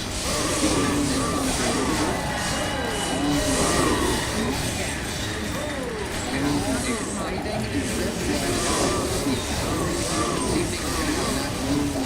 Before we get started, here's a little remote from the amazing sponsors of those podcasts. You know that moment when you have to go routine and everyone follows that guy, 5 moves, and someone hits the finish, and one thumbs up emoji 2 hours later. Meanwhile, customers already got started and making At some point, you're like, let's fucking quote. That's why today's episode is brought to you by Quo, spelled Q-U-O, the business phone system built so you never miss a call. Speaking of missing a call, here we're in there. With Quo, all your calls and texts and voicemails live in one place, so anyone on your team can see the full history and respond fast. It's easy to set up on any device. You can keep your existing number. And teammates, as you grow, and Quo's built-in AI agent handles after-hour calls, answering questions, and even books appointments. That's right. I texted a business for a quote the other day, never heard back, and just went with the first one that answered. Money is on the line. Always say hello with Quo. Try Quo for free, plus get 20% off your first 6 months when you go to quo.com/KillTony. That's QUO.com/KillTony. All right. Before we get into it, I gotta tell you guys about something. We just launched Kill Tony Plus. Here's the deal. Sign up. You get every new episode ad-free and uncensored. We're giving members a brand new angle of the show that's never been seen before. This is as close as you can get to sitting in the audience. You also get bonus content, Q&A episodes, behind-the-scenes stuff, extra bits you're not getting anywhere else. And there's perks on the merch store too. It's $5 a month. That's less than a cost of a beer or a pack of cigarettes. A lot of fun. Links in the description. Or go straight to killtony.overcast.com to join. This is a very, very exciting opportunity for all you diehard fans and super haters. Go to killtonysupercast.com. All right, back to the show. Who's ready to start tonight's fucking show, huh? You know, I'm doing something special tonight.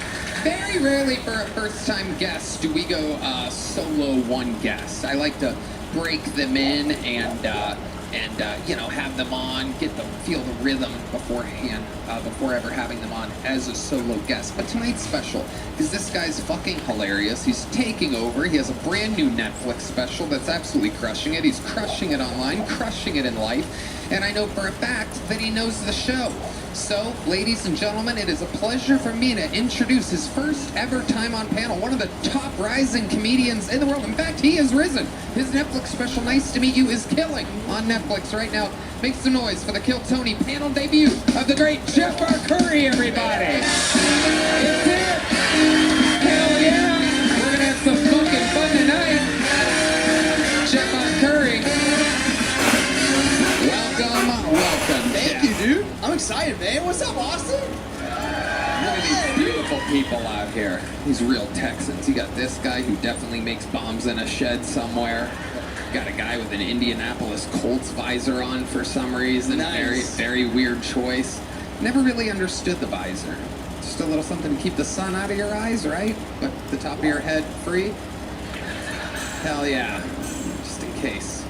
Just in case a man that has a specific way to use the sun. You know what I mean? Still wants that heat on top of the head, but can't have it in your eyes, and you don't wear sunglasses, do you? You do? Wow, you hate the sun. My God, well, welcome everybody. Welcome, Jeff. Thank you. Fun to have you. You told me earlier that you were watching episodes a long time ago. You know the show. So I'm so excited to have you here. Nice to meet you is out now on Netflix. We're going to have some fun tonight. You know how the show works, but let me tell you, this is it. This is the real deal right here. Over 200 names have signed up tonight in this magical bucket. You know what I'm going to do? Just because I feel bad for making fun of them during the first commercial break, I'm going to have our dear friend Stage 4 pick the first name. And like that, it has begun. That hand, that cancer-riddled hand, has set the entire show in motion of what's to come. He could have picked any name, but the name that he picked has been pulled, and they are wrangling that person. When they get on this stage, they're going to get 60 seconds uninterrupted. You know their time is up and you hear the sound of a kitten. That means they have to wrap it up then, or else they bring out the angry West Hollywood Bear, which for 13 years has rudely interrupted their sets, in which, after that, I conduct an interview, we have some fun, talk about them, we figure out what we can find out about them, and everything else. It goes from a stand-up show to an interview show to a fucking podcast, they say. It's all chaos. The whole thing's improvised. Are you guys ready to start tonight's fucking show or what? Before we go wrangle that first poll, I am excited about this. We have a golden ticket winner cashing in for his very first time. The last time he was on, he fucking crushed. Firefighter from Louisiana. Ladies and gentlemen, make some noise for the first return of Aaron Helps, everybody.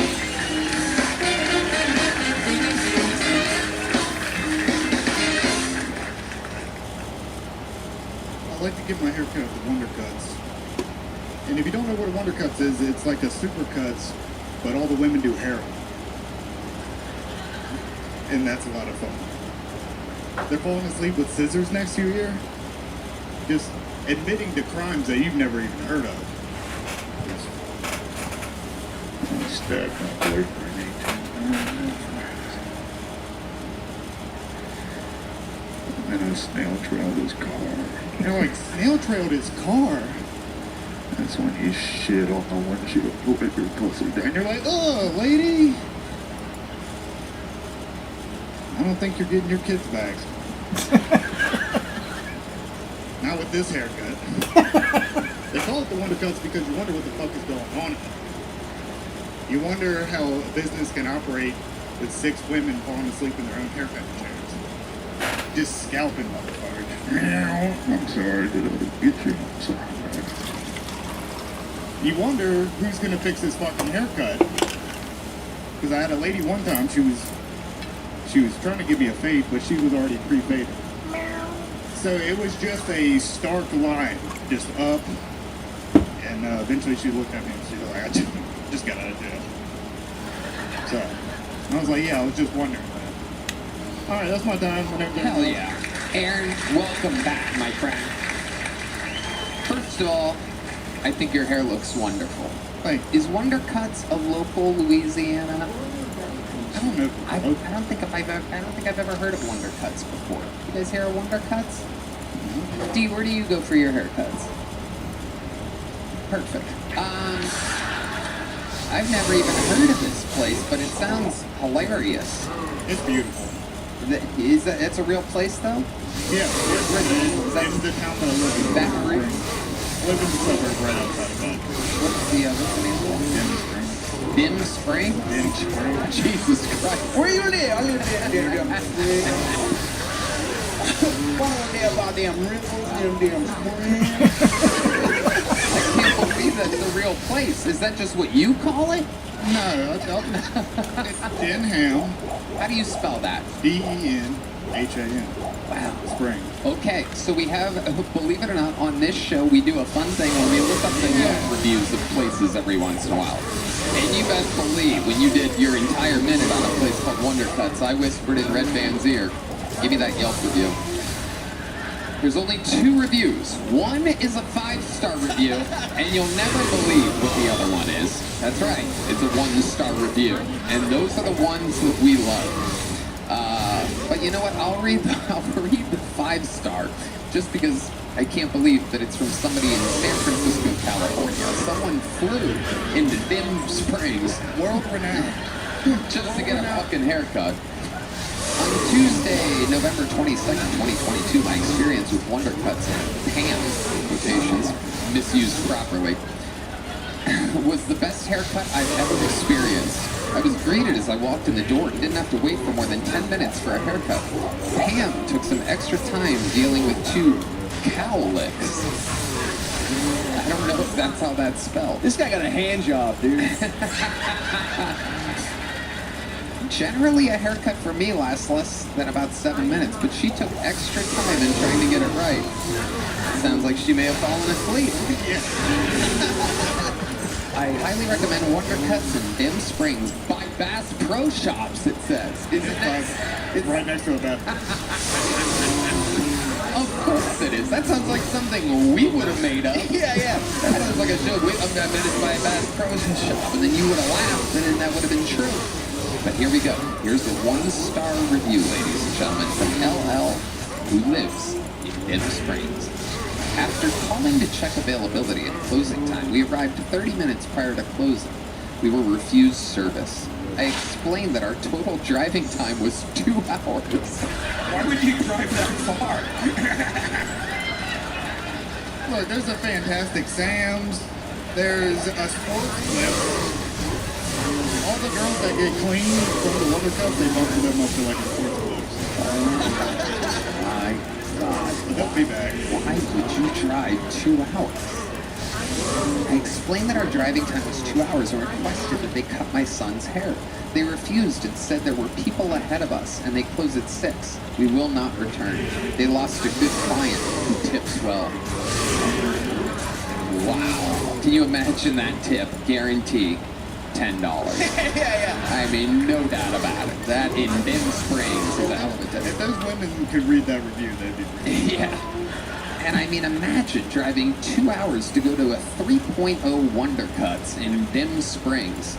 That means that, I mean, they called, I mean, that's just crazy.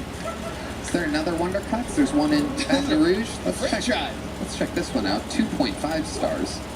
This is very exciting. This is unbelievable. We love a good local company. Oh boy, we hit the lottery. Horrible service. Never even got the service we wanted because they just washed it. My grandma broke her hip and just wanted to wash and dry.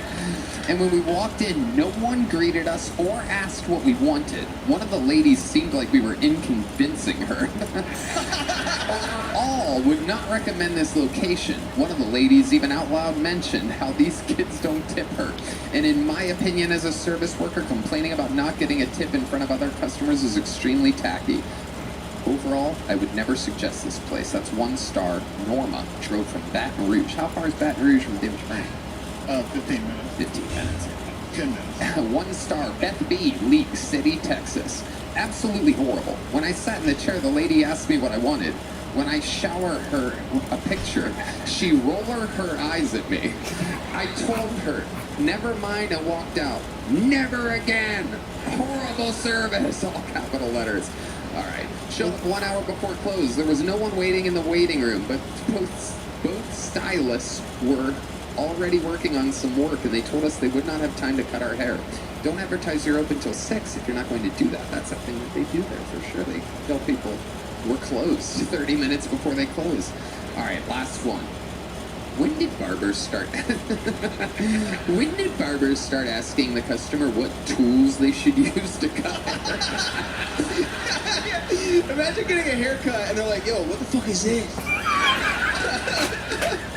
That sucks. As a carpenter, if asked to cut a board, the carpenter would know what tools he needs to accomplish the job. didn't go to barber school. I wouldn't know what size blades, scissors, combs, or any other tools needed to do the job.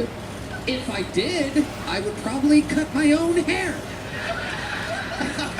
A regular man's haircut used to be a simple request. Now I have to coach the barber?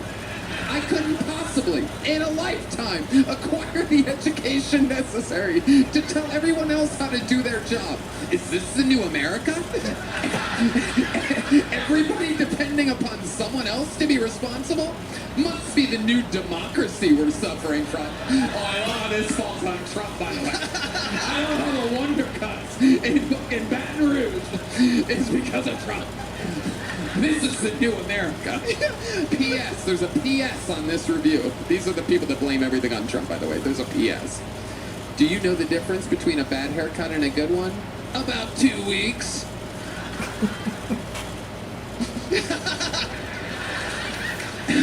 What does that even mean? They had to, like, wait 2 weeks for it to grow out, I'm guessing?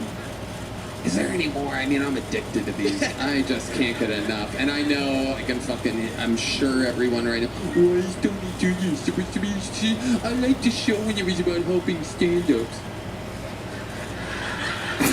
But I can't get enough, and I just read the first line of this next one, and buckle up. First of all, the guy's name is C-O-U. Good luck pronouncing that. Cool. This has got to be the worst and most painful haircut I've ever gotten. My neck has bloody scrape marks from the trip, and my scalp feels like a garden rake was dragged across it 20 times. The haircut was pissed off because she thought it was freezing in there, but in fact it was hot as heck. She took it out on my head. If you're getting a haircut and you're getting like sprayed on your face and you don't say anything, you're a bitch, dude. If you're just like, it's okay, it's okay, it's okay, it's okay. That's crazy. She took it out on my head is one of the craziest lines I've ever heard of. I can't believe it's an actual review. I will make sure I wait until my normal barber is open. In the end, I didn't get what I wanted and originally requested to shape the little bit I had, but she zoomed it all off to a nice coconut shape. And then he took a picture of himself giving a thumbs down and posted the picture. You can't even make it up. Spin that around for the camera over there. I mean, look at that hand. These are Louisiana inbred hands. No offense, my friend. I don't think you're inbred. We are 50th in education, so. My God, Aaron, I'm so glad you brought Wonder Cuts to our attention. That's what I was put on earth to do. But you know what's really crazy is that anytime we do this, anytime we do these Yelp reviews, these places become like tourist attractions. So they're going to wonder why people are coming by, taking pictures. They're going to be so suspicious if they're ever awake. One of the ladies going to be mad. She's like, I told that dude the thing about my boyfriend in confidence. Like, oh, yeah. These reviews are unbelievable. That was all. There's no way we could get one more 1 star. No, that's crazy. And all the other ones that I'm ignoring are all, they told us they were open and they're closed, by the way. They're just not as exciting as people bleeding profusely. There was a dude that got the hookah lounge guy. Remember that? Oh, yeah. There's a hookah lounge guy, and I did a show with him like a month later, and I was like, you have a hookah lounge. And I was like, I'll tell you what, man, I got a big show, a mysterious show. I'm going to get everyone to go to your hookah lounge afterwards. I was like, that would mean everything. Yeah. So I did the show, invited everyone over there. No one came. It was just me and him eating sushi. We love that guy. You were just there, yeah, right? I was just in San Diego. Hung out with him 3 nights in a row. Just got trashed till 4 in the morning. Yeah. This place is amazing, by the way. It is great. It is great. I'm gonna say that. What's it called again? It's got a funny name. It's like Pushkin. Yeah, Pushkin in San Diego. Go check it out. It's a hookah house. Everybody complains that the hookah goes out. Aaron, thank you so much. Congratulations on your first cash in. You made a long drive to be here tonight. We're going to keep it moving. Aaron helps us start the show. And now to the bucket we go, ladies and gentlemen. This is where shit gets wild. As you know, these people could be the absolute future of the art form. They could be, after this bucket full, they could be a year or 2 away from SNL. Or they could be, you know, in a mental hospital next week, or last week, or any time in the near future. It goes both ways. Anything can happen. Make some noise for your first bucket full of the night. It's Mike St. Hilaire, everybody. Here we go. How's it going? My name's Mike St. Hilaire. I'm at that age where a lot of my friends are having really successful kids. Right? My one buddy's got 2 sons playing NCAA football. My other buddy's got 2 daughters on the USA volleyball team. And my kids, they're just trying to figure out who their father is. Might be tough to do too. I travel a lot, usually under various passports, different aliases. I'm not exactly trying to get tracked down, you know. Matter of fact, that's my favorite thing about the 23andMe test. It's still very expensive in the third world, and that's pretty much where I spent my 20s. I do like the third world. It's my favorite world in the whole fucking world. Because when I'm in the third world, I'm rich. Not even talking about being wealthy either. When I'm in the third world, I just go around as this white guy named Rich. That way, if Rich happens to get lucky and he has a third world accidental baby, that's really Rich's problem and not mine. Do you guys have any idea how much it costs to raise a child in the third world? Quoting the commercials is up above your day. Even still, I don't want to be that rich. I think that's my time. Thank you very much. Mike St. Hilaire. This is your first time on the show, right, Mike? Yes, yes it is. I would remember a Mike St. Hilaire. That's an interesting name. What is that like? It's French. It's my real name. St. Hilaire was actually unofficially the patron saint of slow children. Wow. Look at you. Yeah. There's a saint for that? He's the unofficial one. He's got to be the most disappointed saint of them all. Right? Just like, this is what I get. This guy in New York always calls me the patron saint of molestation. Because he announces me when I do shows in New York. I always thought if St. Hilaire was both the patron saint of molestation and of slow children, Wait, what the fuck just happened? I'm not sure. Can I follow that one? What have you done? Mike. Nothing alleged. How long you been doing stand-up? 12 years. 12 years. On. Where at? Kind of all over. New York, but all over the world. I work in reality TV.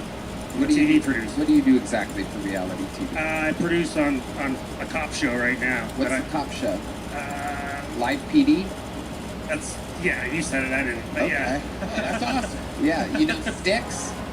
I don't know him, no, because I'm out on location. So I ride around the back of a cop car all day doing everything my parents told me I'd be doing. Wow. Isn't that interesting? I've always found that show intriguing because it's called Live PD. And I know how things work, so I know it's not live, but it's funny because people that don't know how things work would think that it is live, so they think that they're like watching what's actually happening being live, but it's not live. But they don't need to know that. Right. Exactly. I didn't know that. I just keep it that way. I'm just watching cops play improv? What the fuck? That's disgusting. So, I mean, is it crazy to ask you, like, what are some things that have happened while you've been in the back of a cop car? Well, you know what I gotta do is I gotta get releases from the people that they're arresting so that we can use their image legally on TV. So basically getting signatures from crackheads. Right. And that's tough. When they say no, you gotta blur it out. It's good. Right, but you could just tell them that if they don't sign it, they'll go to jail longer. Just lie to them. Wow. Or bring a little crack with you. Yeah. You know what I mean? You'd be a great producer. Yeah. Let's do it. Do you have a little budget? Do you have a little like, you ever like bribe them? Like, here's $20? Allegedly. I'm trying to keep my job, although I don't think announcing it to everybody here is a helpful way to do it. Pretty sure I'm in direct violation of my contract. No, you're fine. We'll change the subject. Last thing we want is fucking PD coming in here. So, Mike, tell us, you do have kids? You said no. All right. How do you think you've gone this long about having kids? That is the best question I've heard all night. Geez, just dumb luck, I guess. I don't know, yeah. I don't know. I didn't really want kids either, so there's that. What do you do for fun? Do you have any special hobbies or anything? Gamble. I like to gamble. Yeah? Gambling is my favorite thing. What do you gamble on? The biggest gamble I ever won happened in Nairobi, Kenya in 2000. Yeah, Yeah, I went to a casino. I lost $2,000 playing roulette. Walked out of the casino with 2 East African women. I don't know if you know what the AIDS situation was around the turn of the century in East Africa. In fact, I'm alive today. It means I won that game. Wow. Ew. That sentence was tough to get through for me, man. You were strong there. You noticed. Yeah. Do you stand up? You go this? Do you help? Stand up. That's my favorite. 12 years I've been doing it off and on. I had to take a little break, but yeah, this is yeah, I'm not going to do this today. I would say I think you tried to cram a minute 30 into a minute. I think it went a little fast. I feel like you know that though a little bit. I was a little nervous up here. Dude, I am too. I don't even have to do anything. Yeah, man, it's fine. You're going to be nervous. Just slow yourself down. You have to force yourself. Not breathing through the nose up and out. So it's a little bit at the beginning. It'll come up. The confidence will be through. You a break. Like a break. My ex-girlfriend didn't really like to do that break. Well, tell us about that. How are you with her? We were together for 6 years. I moved back to Maine. I moved from New York back to Maine with her. Out of New York, you were there, living your dream, doing your thing. But how long have you been doing it until you took this break? 4 years? I started 2014 and I moved in with her 2019 up in Maine. So we last through the COVID thing. And I was like, you know what, I want to go tell jokes. I want you to die. Did you give her AIDS? There it is. Good question. So very interesting. Why did you move to Maine for a girl? Well, I was doing a reality show. I grew up in Maine. And she happened to live in the town next to the town that I was doing a reality show. Dim Springs? Very interesting. Mike, if you could give us one crazy thing that's happened to you in your entire life that you think makes your life different than everybody else's, what would that thing be? You ever have a near-death experience or save somebody's life or see anything crazy or like supposed to be in a building in 9/11 or something or like anything like that? Anything just wild? Spent a lot of time in jail. Okay, let's go. Again, that was for work, though. I spent time in 28 different jails, and 25 of those were for work. So. Wow. Scared straight? Lock up. Wow. Yeah. So. But I mean, talk about an experience. I mean, it was crazy. I mean, it was no one ever fucked me too bad. I mean, I didn't have to give my shoes to anybody, but yeah, it was cool. It was crazy interpersonal communication with people. You know? What was the craziest thing you saw in all your time in jail? I saw this lady. I mean, it's not funny. This lady just wrecked this chick with this other chick in Maricopa County. Just slammed her head and stuff. Pretty gnarly. Yeah, I don't know. Sorry, that's not funny. All right. Here's a medium-sized joke, but thanks for signing up. Thank you. And it has begun. Our first Thunderbolt of the night, Mike St. Hilaire. Out there working the reality show business. All right. Oh my God, there she is, live in the flesh. The opposite of this guy, the beautiful Heidi. Isn't she something? Isn't she something? You know, it's funny how your priorities change. When you're younger, you're worried about making rent or surviving a bad set. And one day you realize if something actually happened to you, the people you care about will be the ones dealing with the mess. It's not the most exciting conversation, but it's an important one to have. That's why I like what Ethos is doing. Protect your family with life insurance from Ethos. Get up to $3 million in coverage in as little as 10 minutes at ethos.com/personal. Yeah, you get a quote in seconds, apply in minutes, and it's all 100% online. There's no medical exam, you just answer a few health questions online. Speaking of health questions, here's Brian Ray. Some people can even get same-day coverage, and some policies start as low as $30 a month. Ethos can also help you find the lowest rate from its network of trusted slum call. Take 10 minutes to get covered today with life insurance through Ethos. Get your free quote at ethos.com/PhilTony. That's ethos.com/PhilTony. Application times may vary. Rates may vary. All right, make some noise for your next bucket full, everybody. It's Dave Litz. Dave Litz.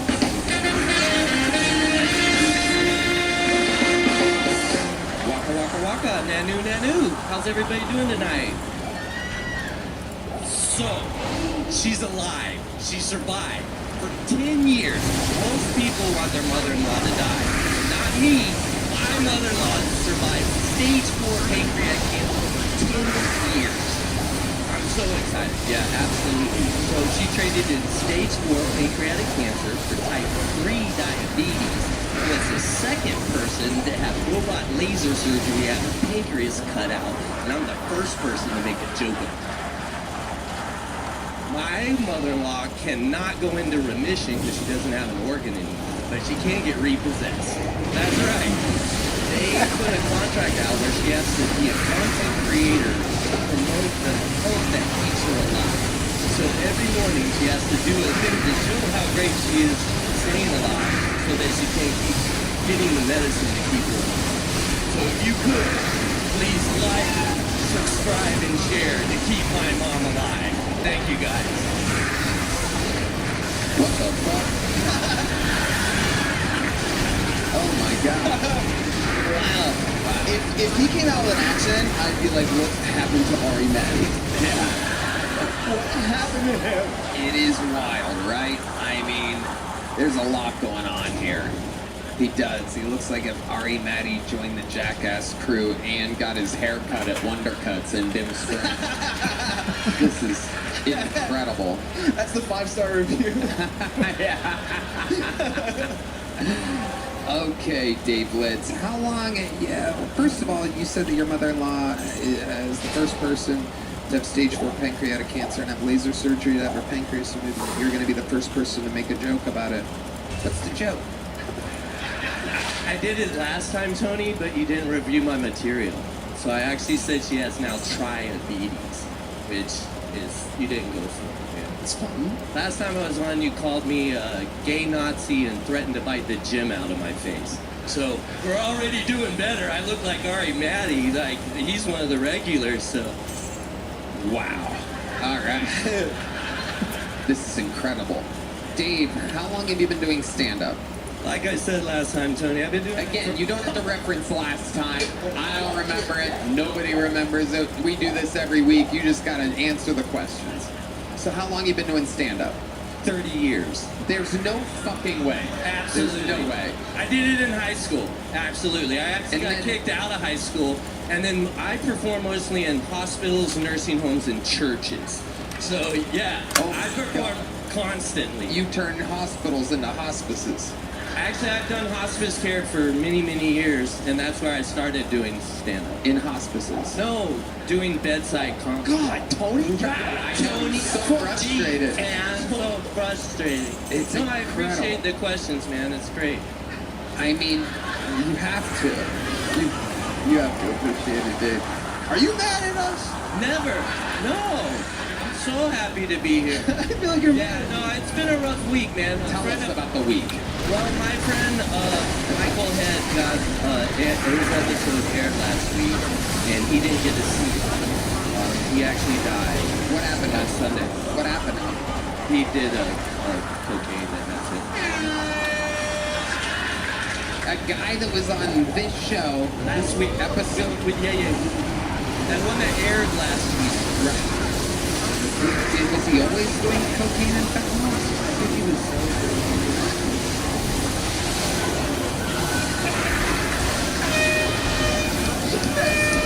Dude, that's so fucked up for you to say. Oh, dude, all week.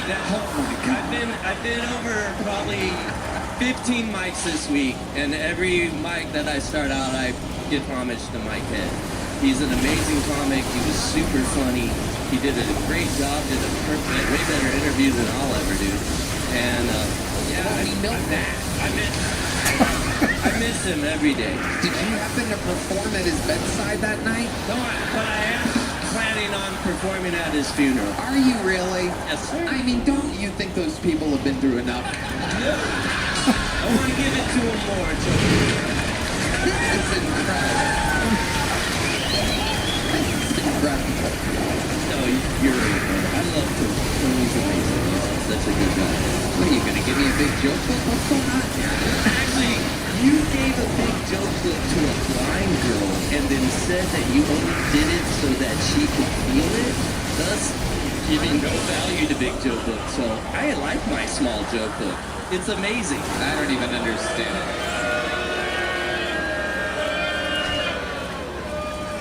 I'm gonna kill this fly. The ghost of Michael Good is here. It's trying to distract me from the chaos of Dave Litz. Dave, what's something interesting about your life before I get you out of here? I just made it to number 9 in the world on a one-wheel hoverboard. I'm ranked number 9 on XR. What does that mean? We don't know what a one-world hoverboard is. One wheels? The one wheels? How do you rank? How do you rank? By miles. I just broke 19,857 miles. Whoa! Yeah. Here in Austin, I ride around the lake most of the time. And then who's tracking this? The app? It's on the app. Okay, Yeah, that's good. Fuck yeah, dude. You're hoverboarding like crazy. We're gonna get this fly with this electric tennis racket. Michael Gonzalez likes to leave the back door open while he brings all of his drums in slowly one by one. One of the least hard-working Mexican people you'll ever meet in your entire life. Literally. It's actually true. We've been watching. I watched the security footage. I know you leave that back door open. You have to close the back door behind you from now on. It's worth mentioning on the biggest live podcast in the world. Dave, what do you think is the worst thing about you? Because everybody seems to not like you. I think the worst thing about me is that my son died 10 years ago. Give it to me, Red. Literally. How did your son die? He died in my arms while I was taking care of him. Oh my God. Well, that's where he died. How did he die? He had cerebral palsy, epilepsy, and macular degeneration of the cornea. Now, normally a cornea injury and cerebral palsy isn't enough to kill somebody. What was the complication that he went through? They don't know.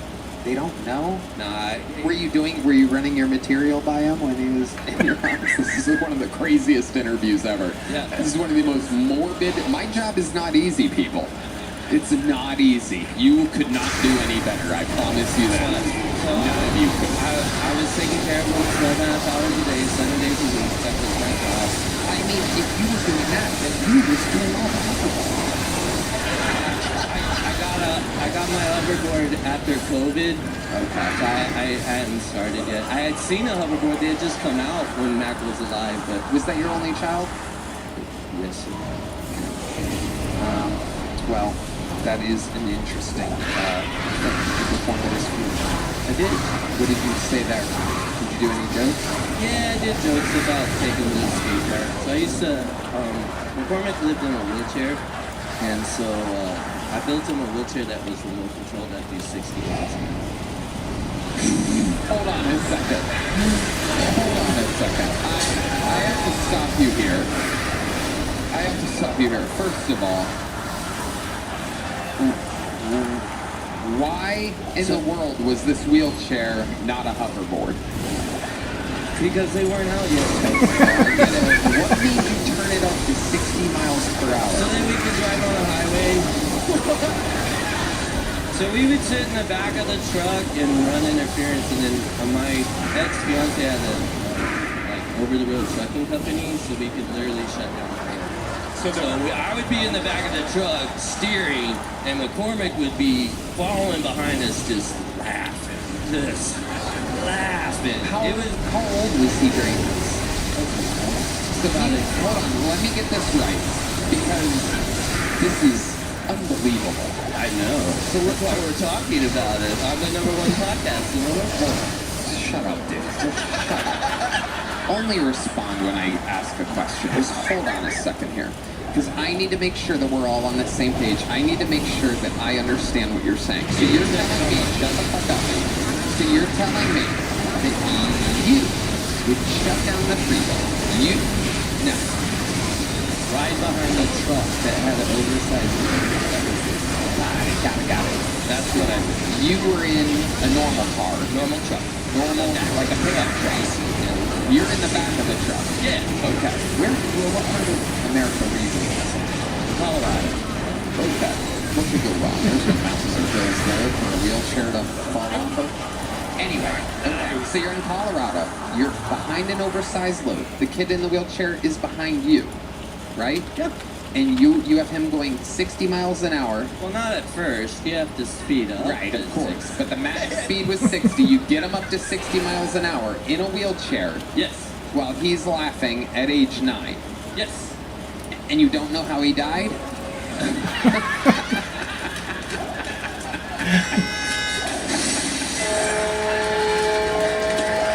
wasn't in a car accident. No, we know. Why would you do that to your child? Stop. I mean, with the medical bills like adding up, you're trying to get out quicker or something like what? So you could just be like, what the heck? What the heck? So I work for Ability 360, and I work really hard to make sure that all disabled people are able to do whatever. I do the exact same thing with my golden tickets. I don't know if you've seen it. Oh, we know this. Trust me. I know. All right, Dave. Thank you very much. You already have a little joke book, so there you go. There he goes. Dave Litz, everybody. Wow. Like I said, you never know what's going to happen.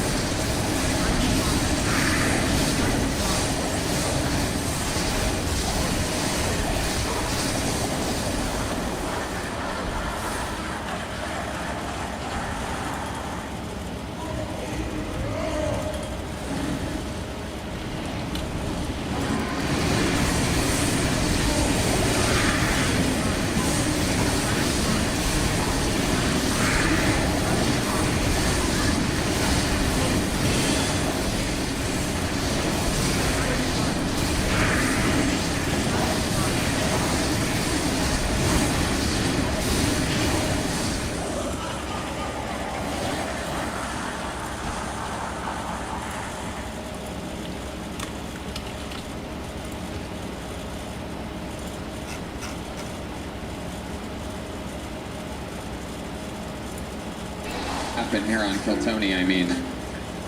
Wow, that guy. You can't make that up. Yeah, you dig way further than I ever would dig. And I mean, deep. And we almost never found out that he rigged his triple handicapped 9-year-old child up to a 60-mile-an-hour wheelchair. Why? Well, of course, so that he could go on the freeway. Duh, dumbass. Why else would you rig a wheelchair up to 60 miles an hour? He did what every decent parent would do. Okay. Back to the bucket we go, ladies and gentlemen. Holy shit. Clearly anything can happen. Make some noise for Brian Cook. 1 minute uninterrupted for Brian Cook. Thank you very much. this year, in 2026, I found this incredibly effective cure for depression. It's called money. I highly recommend it. It's changed my life. If you get the chance, you can get a hold of some. It's a complete game changer. I'm not kidding you. Now, I once had a neighbor who was a prison guard back when I went to college in Huntsville, and they have a joke amongst the guards that I really enjoy, and I'd like to share with you, that if you are an inmate in Texas, and hopefully it doesn't come to that, there's 3 types of inmates, 3 groups. You got the ones that need to be in the funny farm and not in prison. You got the ones that need to be in rehab and not in prison.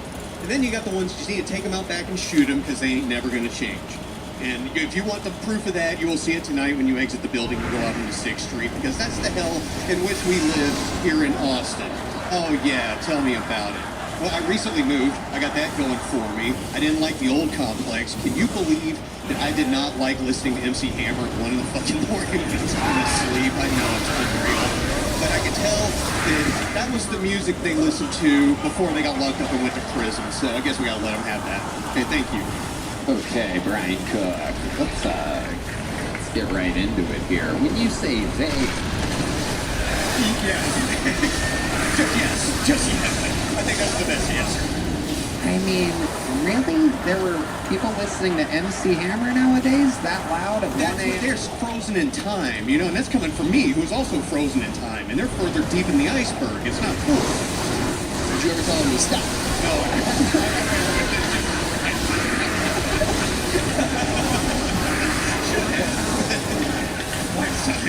Amazing, Brian. So, what did they get in trouble for? Where they had to go to prison? No, management is cool with that. They have no problem. There was one day that like the bass was bumping at 11 a.m. and I walked through the office like, we can hear this standing inside here. It's like, no, that's no problem. Okay, I guess we gotta go to the meeting. Oh, 11 a.m. Yeah. Yeah, but you'd be able to hear it 400 yards away. And you're awake with cocaine and everything. You know, what's good for the goose is good for the gander. Brian, remind us, how long have you been doing stand-up? June, 4 years. 4 years. Yep. And where are you originally from? I grew up in Houston, but I've lived here since I graduated college. What do you do for work? Well, that's I have the update for you, buddy. Well, I'm excited about this. It was October last year. You looked me in the eye and said I was being too picky about my job search. Well, I'm glad to report back that being picky paid off because I found my favorite job ever. I'm an IRS certified tax preparer. Who would have figured I would have fallen in love with the tax code? No. Let me give you the good news, people. If anyone's going to let me talk and explain.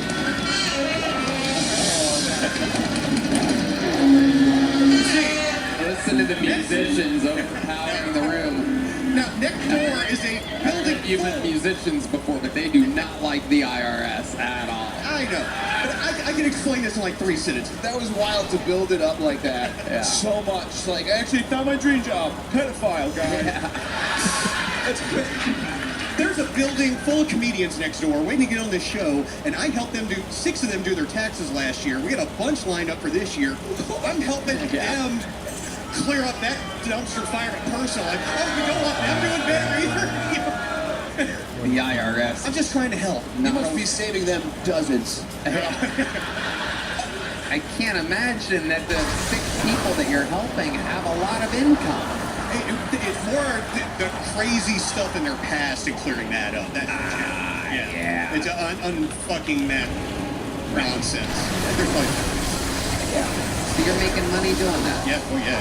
I'm just actually enjoying going to work. Wow. You like it? Yeah. What time do you start work? Like 9. 9 a.m. So why is the guy's music bothering you at 11 a.m.? Because it's not tax season and I'm at home. I'm working. So I'm home to hear the MC Hammer. That's really MC Hammer? I'm hung up on that because it's, I don't know, Drake or something more modern. I guess I get it. But wow, they really reached back for that. Oh, I see what's going on here. It's rap music, and you call that MC Hammer. Oh, yeah. My God. This is like finding out they rigged the wheelchair to 50 miles per hour. We just walk around with a lot of MC Hammers out here, dude. Yeah.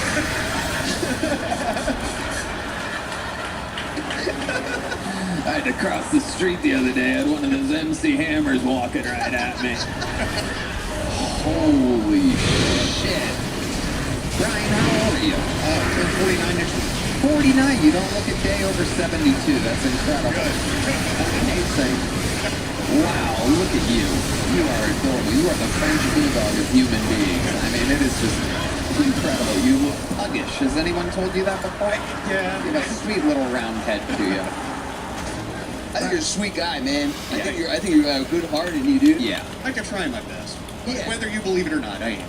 I will say, I think you say too much sometimes. Yeah. And not in a way like being mean. I just mean like for even your drug structure. You know how it works. You know there's like a rule of three. You did 3 things. But a lot of it, like, you didn't need. Like, oh, my friend worked at this prison. If you have never been to prison, all you say is you need 3 rules in prison. Just start the joke. Just go into it. Can I keep it real with you? I got number 2 and number 3 mixed up. That was an adjustment. That we were all thinking that, I think. Yeah. That's why I brought that up. I was like, we with my structure, you know, sometimes. Yeah. And not in a way like being. I will say, I think you say too much sometimes. Yeah. And not in a way like being mean. I just mean like for even your drug structure. You know how it works. You know there's like a rule of 3. You did 3 things. But a lot of it, like, you didn't need. Like, oh, my friend worked at this prison. If you have never been to prison, all you say is you need 3 rules in prison. Just start the joke. Just go into it. Can I keep it real with you? Yeah. I got number 2 and number 3 mixed up. That was an adjustment. That we were all thinking that, I think. That's why I brought that up. I was like, I don't think number 2 is supposed to be that shit. Yeah, that's exactly what happened yesterday. You know what, man? Let's just have him do it again. Brian, what's your love life like? I want to know this fucking. On the advice of my therapist, we now got the dumpster fire personal life's under control. We're gainfully employed. We live in a good apartment. Like, now we're ready to date. Now I think I can do it effectively. We can be wholesome. It's also ice cream. It doesn't Are you on Adderall? No, I'm just excited to be here. I love it. I love it. So, are you seeing somebody? I got no answer out of No, that. I'm looking. Not well, but I am. What's the first thing you look for in a lady? Like, what do you notice right away? I don't think. Answer. 1, 2, 3. Go. Honestly, another comedian, because they'd be sympathetic to the lifestyle and the crime lives. Yeah. Let's go physical. What's a physical feature? Yeah. What do you look for in a dark hair? MC Hammerish a little bit. Brunette. There we go. Wow. Brian, when's the last time you were with a woman? 2024. Okay, I thought you were going to say 20 years ago. No. Yeah, we had rehab and therapy in between, and that's what happened with rehab. What were you doing to go to rehab? I got that kill Tony balance from the Big Joke. Is everybody doing fentanyl after getting pulled out of a bucket now? Yes, that's the awesome way. Tonight? What the fuck is going on, people? No, you're just coming off the street being a nobody, and then you get, oh, you did so great. It got out of control. Is your tempo always this fast? 1,000 miles an hour. Okay, hold on. Let's let him answer the question right now. So, what did you go to rehab for? In order, alcohol, marijuana, cocaine, methamphetamine, Adderall, LSD, and something. There was more.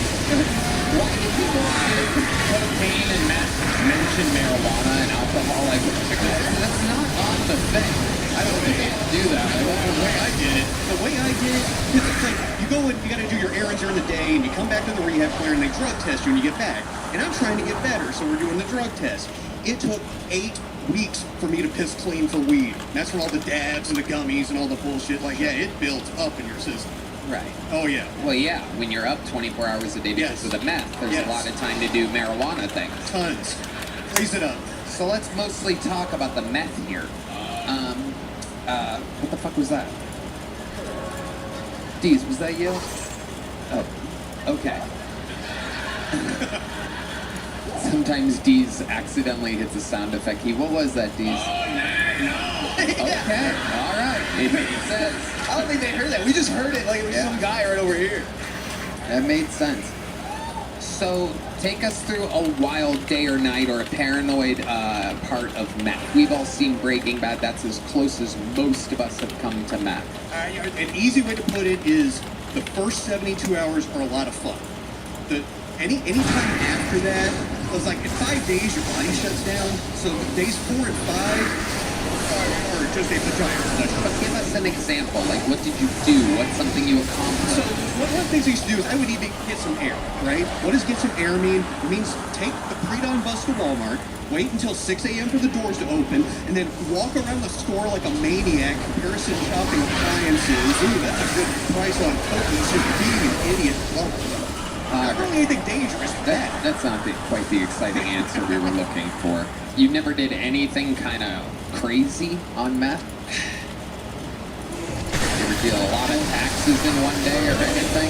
No, that's part of, coming back to regular life. That's why we love the tax code. Oh, no, we don't love... All right. We just said other shit in the IRS. Come on, guys. Yeah, come on.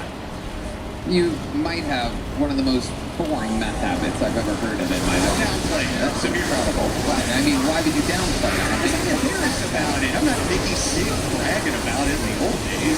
Mickey Six? Don't MC Hammer yourself right now. Don't dig to the 80s for your references, bro. All right, Brian, here's a little joke book. We'll do better next time. There he goes, Brian Cook. Don't overdose with this performance. Don't relapse. My sponsor, Meriwether Farms Natural Beef Sticks. I love beef sticks. Of course you do, Red Band. You look like your blood type is gas station teriyaki. Go ahead, Red Band. Oh, these aren't gas station beef sticks. They're made with real American beef, raised without antibiotics or added hormones. I hope I can say. That's right, we are artificial, but this is real American beef. Not some imported mystery tube made from retired circus animals on the floor of a bus station. They're savory, packed with 9 grams of protein and easy to take anywhere. Work, the gym, your truck, or Brian's bedroom, where every snack becomes a cry for help. Man, they taste incredible. They sure do. And let me tell you, unlike most things Brian puts in his mouth, you can proudly tell your family about these. So go to meriwetherfarms.com right now and use the code word KILLTONY to get 20% off your first order of beef sticks. That's MERIWETHER farms.com. That's right, Meriwether Farms natural beef sticks, real American beef, bold flavor and enough protein to help you survive another open mic or one conversation with Red Band. You son of a bitch, I'm ordering some right now. That's right. Good job, Red Band. Maybe chewing will finally keep you quiet. That's MeriwetherFarms.com and code KILLTONY for 20% off your first order. No doubt about it. Again, MeriwetherFarms.com and code KILLTONY for 20% off your first order. I'll tell you, we pulled a very special name out of this bucket. This is one of the hardest working Kill Tony backbone employees and fucking... I spend 5 days a week with this young lady. She got her job here on Kill Tony, her full-time job with us, out of the bucket. She's great. We love her. Make some noise. This is a brand new minute from the great Sarah Sloan, everybody.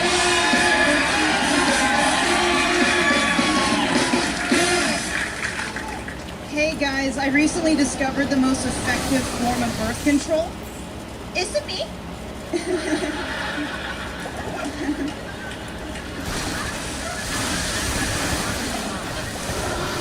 Okay, I got a true story for you guys. This is crazy. In the 4th grade, I had this insane belief that my hair only looked good when it was completely soaking wet with water. So in between classes, I would sprint to the bathroom sink, and I would start cupping the water and putting it all over my head as quickly as possible. Everybody thought that I was a weirdo, and I had no friends at the time, but I will say this, the Mexican boys loved me.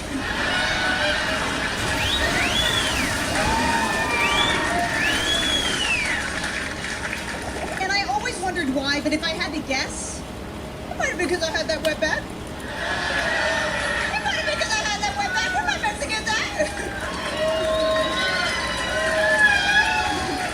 Okay, I want to finish on this. People always like to ask me, Sarah, why did you get into stand-up comedy? And the reality is this. I realized pretty quickly on that stand-up comedy was the only art form that I was capable of doing that would force men to look at me. Thank you. Wow. Sarah motherfucking Sloan. I gotta tell ya, This is one of those moments where I get to talk about my favorite part of this show. And that is when people come back on and they're so much funnier than they were the last time. And the last time they were funnier than they were before that. And before that. Maybe it's because I know you, but I don't think it is. I was listening to the room, and even on your setup of wetting your hair, I was cracking up because it feels so authentic. It feels like something you can't just write at a coffee shop. It feels like that's genuine to you. I feel like everybody has their own version of a weird quirk like that. I thought that looked cool in grade school or whatever. So even during your setups, you were getting big laughs from me, and it's just incredible to watch you fucking crush up here tonight. Probably the set of the night so far tonight. Let's check in with the great Jeff Furry. Great job. Oh, thank you. It's so funny. It goes to show, because that like joke was so simple in the beginning. The first thing I said to Tony, I was like, that's so simple. But you made it you by just making the punchline funny. It's just a word written out. It's not that funny, but you going, it's me. It's so delightful, and that joke was within 5 seconds. That's what you need to do here. And that's that you did that at such a great job, and it was personal, so no one can take it from you, and it was real. And then it was racist right at the end there. Yeah. And she did it silly. Get it, Tony. I almost had it. Oh, shit. And now it's on. Wow. Oh, that thing's gonna fucking die next time it comes around. Did you guys... I probably should have pulled my close to the microphone. I love watching you guys do it. You're like, Well, that's because it's electric. Take it easy over there. One good set. He's ready to go do fentanyl tonight. Jesus Christ. Rest in peace, Michael Guy. We're making jokes. That's what he would have wanted. I'm like secretly like that. I'm just like, Oh, it was him all along. When did you stop doing the hair thing? Do you remember, like, why did you stop or how? no, it really was the cool girls in school in the bathroom, and they were just all kind of like, it was literally like a TV show. They were just like, what are you doing? And I was just like, this is how my hair looks, right? And they were like, oh my gosh. And I just kind of like sat there and realized, I am a freak. In the worst way possible. So I had to stop. Did you guys have any of those things that you did? Oh, totally. Do you remember? Oh, I did it all. I mean, I had the... Remember when... I mean, I don't know. How old are you? 38. Okay, I'm 42. So, when I was in grade school, yeah, by the way, I'm 7 years younger than Brian Cook, who was up here a second ago. So, I'm basically the best looking man in the world.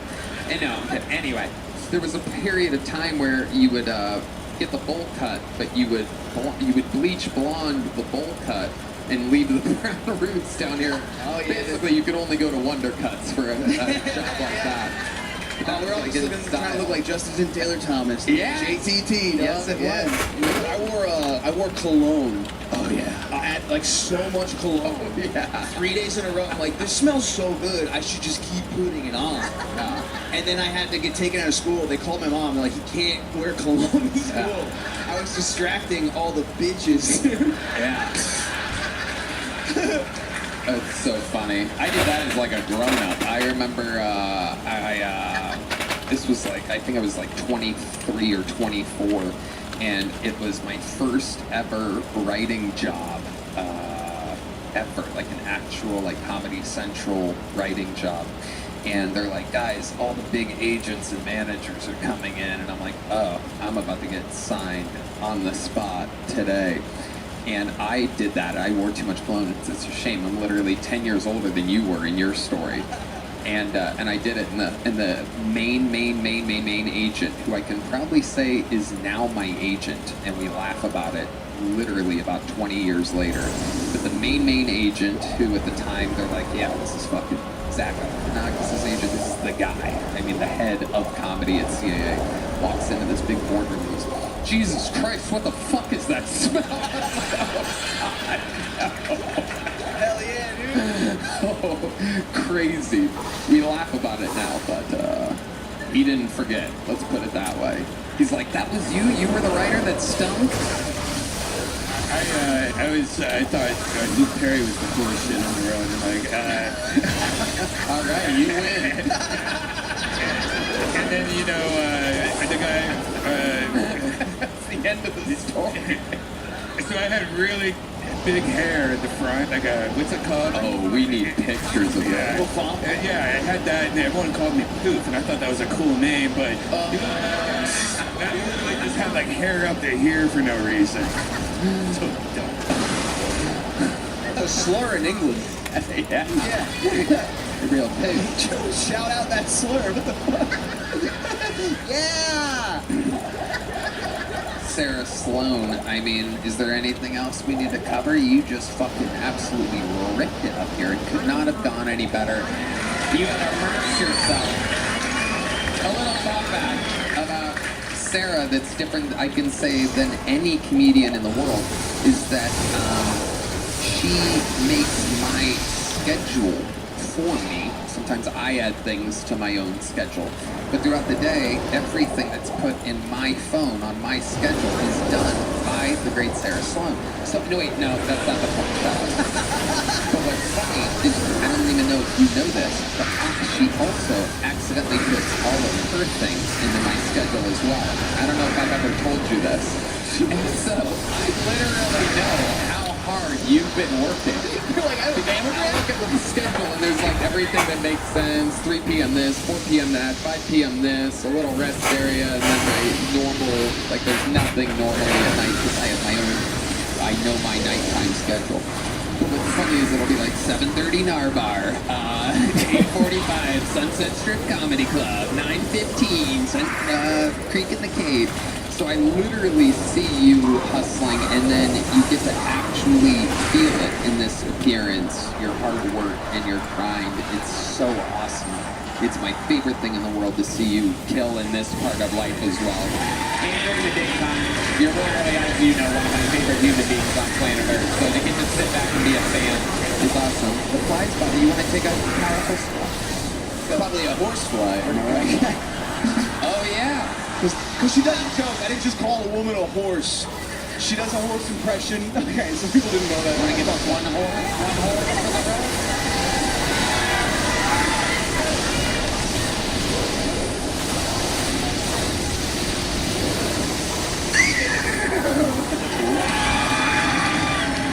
Unbelievable. Yeah. Seriously. Thank you guys so much.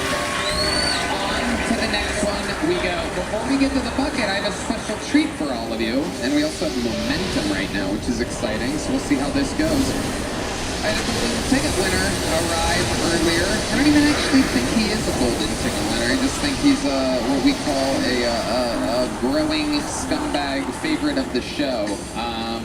You've seen him many times before. He's a special treat always. Talk about a person much like Sarah that we've seen grow in front of our very eyes. We'll see how this minute goes. This is one of the real freaks, everybody. You know him. It's the one and only Uncle Laser, everybody.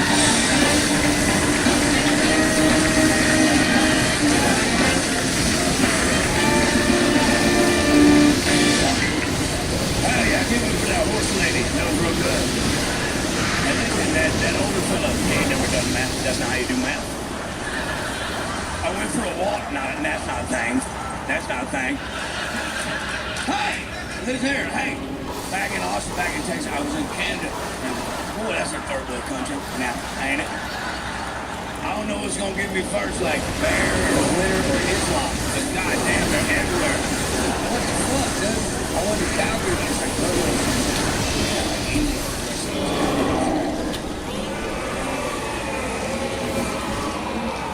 not Cowboys and Indians. That's not what I said.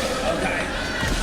Like, you ever seen a turban under a cowboy hat? It's fucking wild, homie. Yeah, dude. And the massive, and then like, hey, I know it's Austin's a liberal city, you know, and like, did y'all get the vaccine? Stupid. Fucking stupid. He lied about his tie. He goes, I pleaded fifth to his cover of his tie. Hey man, I don't know if COVID's real. Okay. I don't know if COVID's real. Okay. But during COVID, like, didn't we all just start eating ass? Oh, Oh, we got work from home and we can't taste or smell? Nah, come on, motherfucker. Hey, anybody here eat ass? You eat ass, boy? You been eating ass since swine flu. Shut the fuck up, man. Look, I don't know if COVID's real, but let me tell you something. Let me show you something. Look, when you get down there to eat some ass, right? This here's the ball. It's enlarged for scale. And look, you get down there, there's gonna be like sprinkles on cupcakes.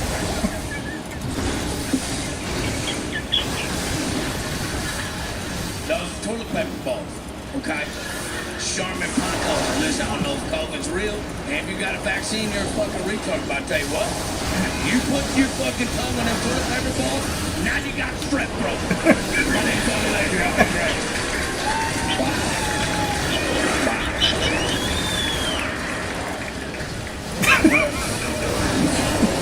That boy ain't never done math. Take a walk. What is that? I put fucking aluminum foil on my windows and don't look outside for 3 days. Take a walk. That fucking lime. Is that word your new get or done or something? You found a little trademark out there? Sorry, dude. YouTube has limitations. We're gonna have to bleep some of those. Yeah, I mean, I come with a warning. You what? I don't know, I can't read. What's going on? How are you, John? Well, I'm asking you. How are you, Laser? Nah, I mean, What's going on? just throwing bad dick at even worse people. Trying to make it stick. I fucked a porn star the other night. Okay, let's talk about that. Cool stories and shit.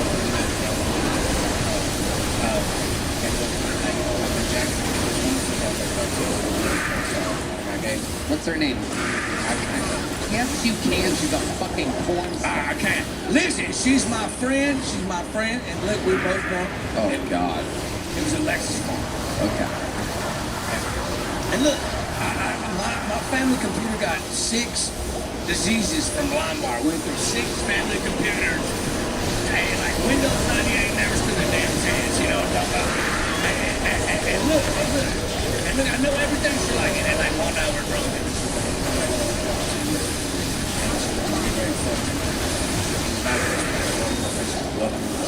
You know? And I'm throwing the kitchen sink at her, and I'm not making a dent. And when you mean kitchen sink, you mean your penis? Yeah. I've been doing so much stuff that it looks like a belly button. It's like a wheelbarrow. It's like a wheelbarrow with rope handles. I'm like, we're not pushed in. And I just fake come because I'm tired. And I rolled off this workout. My mom, you know my mom lady, right? Yeah. And look, my mom, she fucked out of the town. Okay? She built Fort Tough. Okay? She had landed straight when she gave birth to me. That's why I got the haircut. You know what I'm talking about? And look, and she calls me like on my way home, and I left her in the morning. She goes, "What's wrong?" You know, we're talking about finances. My granddad was bad. What's wrong? I said, "Well, I felt this and she said, without speaking to you, that is her day off.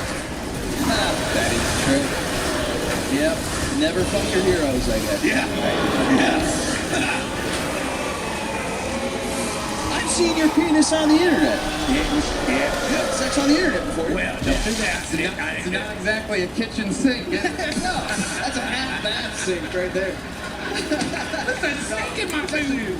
No, I when it came out on the Twitter, I was like, whose dick is that? That's not my dick, you know? Like, whose baby dick is that? It's fine. Right. Yeah, I just don't know if you would call it a kitchen sink exactly. Bathroom sink, bird bath. I mean, there's a lot of smaller receptacles. Yeah. It's something you would put a betta fish in, perhaps. Oh, like a koi fish? No, not a koi fish. That's a whole different thing. No, that would be the opposite. A tiny tank, a small receptacle. Remember a little Huggy? No, not that kind. Okay, Uncle Laser. Are you gaining weight? The world wants to know. Red Band actually asked me. The guy that's gaining weight asked me if I'm gaining weight. No, come on, man. I'm training for a fight. I'm sober right now. You're literally not so sober. I'm not. We can all tell you're not sober. I've been watching a lot of YouTube DUI videos lately. I love watching people. Everybody lies on them. It's not even live though. It's pre. It is true. Laser, fun times. You did it again. Sunset. You did it. Yeah. Uncle Laser, ladies and gentlemen.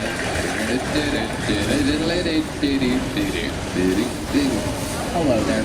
Calling Leon. Kill Tony is sponsored by Blue Chew.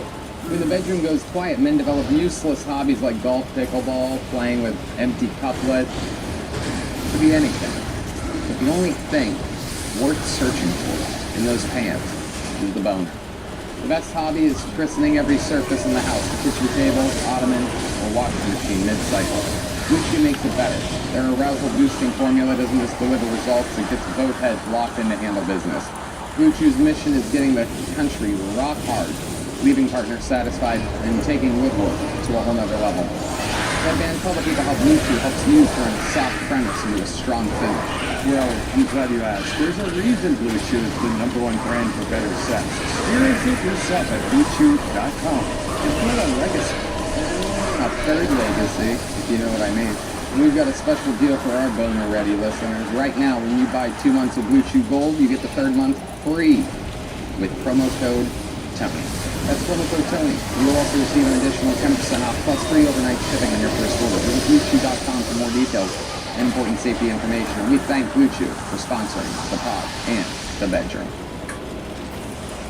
All right, ladies and gentlemen, we're back to the bucket. We go. Make some noise for Johnny Titches, I do believe the name is.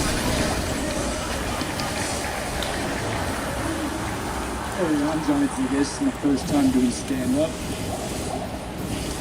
I thought it was pretty cool, and Lincoln broke his speech. I thought it would be cooler if you wanted a gay sex-filled offender instead, and then gave the Emancipation Proclamation.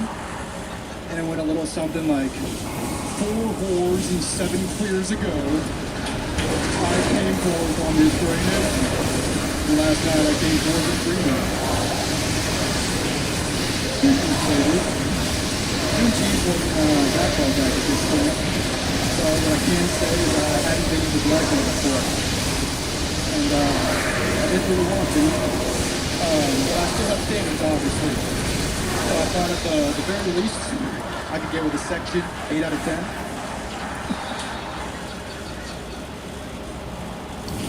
You know, gay people and obese people have a lot more in common than you think. You know, it's, they're both, Go ahead. I want to hear the end of this. They both have huge genitals or something, or are you going to sit there? But what I was going to say is that, you know, a little bit more on the feminine side. You know, usually the first person to judge when they walk into a room. But I will say, only real difference is that obese people already look like they have somebody in them. Gay people actually have somebody in them. Got it. Okay, Johnny's first time, everybody. Welcome, Johnny. There he is. Thank you. Welcome, Johnny. How old are you? I'm 22. 22 years old. That's an age to start. There you are. What have you been doing up until this point? A lot of different things. Spent most of my life growing up in the service industry. My family does weddings back in Virginia, so I started working when I was like 11 years old, I think. From there, a lot of service industry, more serving tables, did door-to-door sales, and now in Austin I do tech sets. Okay. Very interesting. And how about with your normal life? What do you do for fun? Just the kind of guy you like the hardcores? No, not my kind of obstacle. I like a lot of golf. I obviously like comedy. I watch a lot of Coach Tony. My free time, You made the joke I like to feel hit the better. bars out here in Austin. Love a good time. I like the Betty a lot. What do you do at the bars? Explain to us what a guy like you does at the bar, because I just picture you sitting there kind of being creepy. You know, believe it or not, I have friends. So like, we go out to dinner, try to pull dicks. Relatively successful sometimes. Really? Believe it or not, yeah. Sometimes the girls like the skinny guy, the small penis, and the long hair. Yeah. Ooh, John D's on the sound effects while Red Band's going PP. Look at that. Very You good. seem like such a sweet boy that's trying to be such a bad boy. I know. You want to find out? You look like the girl that looks like Jim Carrey. You know what I mean? Yeah. There is that comedian. Not even him. Yeah. He looks like the girl that looks like him. Yeah. You got very sweet. You have, like, I would say, can I give you a couple tips? Absolutely. Stand-up wise, I would say you got to move the mic stand. You can see the cords taut underneath it. It's limited in your space. But also get rid of any barriers. And then also keep your shoulders up, head up. Looking down for the punchlines makes them think you're not confident in your punchlines. When you have to be up and out, like, try doing it that way and get a bigger response on those. Thank you. Yeah, That's man. awesome. No problem. I love you. Yeah, I love you absolutely. It is great advice. You were looking way down. For the first time, not bad though. You remembered your stuff. You knew what you kind of wanted to get to. I agree that you seem like you're trying to be like naughty up here. Let's find out some authentic things that are funny about you. Like, what's a normal just day without trying to be funny? Take us through your actual life, because it seems like even when I ask you a question, you're like, yeah, I just like going to bars, picking up chicks. Like, no one really believes that. That is fair. That is totally fair. Tell us some vulnerable things about you. Let's get to it. More like into the family, so like I have 5 older siblings. I'm the youngest of 6. Okay. I don't know if there's anything there. No, there's not. Anything there. Fucking fly. Oh my god. It's like it knows. It's like it knows my range. Oh, so fucking close. Keep going. We're trying to kill a fly, buddy. I'm giving you a lot of time to think here. You kill that fly, you're The youngest of 6. You can keep going. What do you do? So what time do you wake up? Usually like a 6:45, 7 a.m. Okay. What exactly do you do? Take us through your fucking day. Oh, dude, right now, I mean, like, I'm in tech sales, so, like, wake up, don't really want to go to work, procrastinate a little bit getting out of bed, then pretty much just go straight to work and then get right into it, start cold calling. That's pretty much the day-to-day. You just said nothing. Yeah. I asked you what you do. You said, well, I don't want to go to work, and then I go to work. What's the first thing you do when you get out of bed? Go take a shower. Okay, Brush my tell teeth. us about that. What do you do in the shower? Yeah, tell us. No, it's good. Right now, I'm in the process of moving, so I just moved over to a shithole in East Austin, and I thought it wasn't a What do you shithole. have in your shower? Are you one of those 10-in-1 body wash guys? No, I usually go, like, lately I've been using some Dr. Squatch for the body soap. Okay. Loofah? No loofah, no. I know I'm You a, raw dog I'm a washcloth guy. I know I'm a washcloth guy. Wow. How Yeah. often do you interchange your washcloth? That is a completely fair question. Not as much as I should. Probably every 3 weeks, 2.5 weeks. See? Look at you now. 1 second you're going, what is Tony doing with these fucking questions? And the next, you're going, I'm so entertained. 3 weeks is nuts, sir. I'm sorry. How many different washcloths do you have? 1. Oh my god. Can you believe this? Ladies and gentlemen, that is the craziest answer I've ever imagined in my entire life. That's like 3 months, I bet. You're 22, buddy. You're doing fine. I thought 3 weeks was good. You're fine, dude. I didn't know you were supposed to wash towels till I was like 30. I thought it was cleaning. Yeah, I'm clean. How often do you wash your sheets? How often do I wash sheets? What's a good answer to that, guy? My wife washes her sheets, I would say, once a week. Yeah. Yeah, or else she gets it. No, okay. That's every 2. I don't know. I've been here too long. Okay.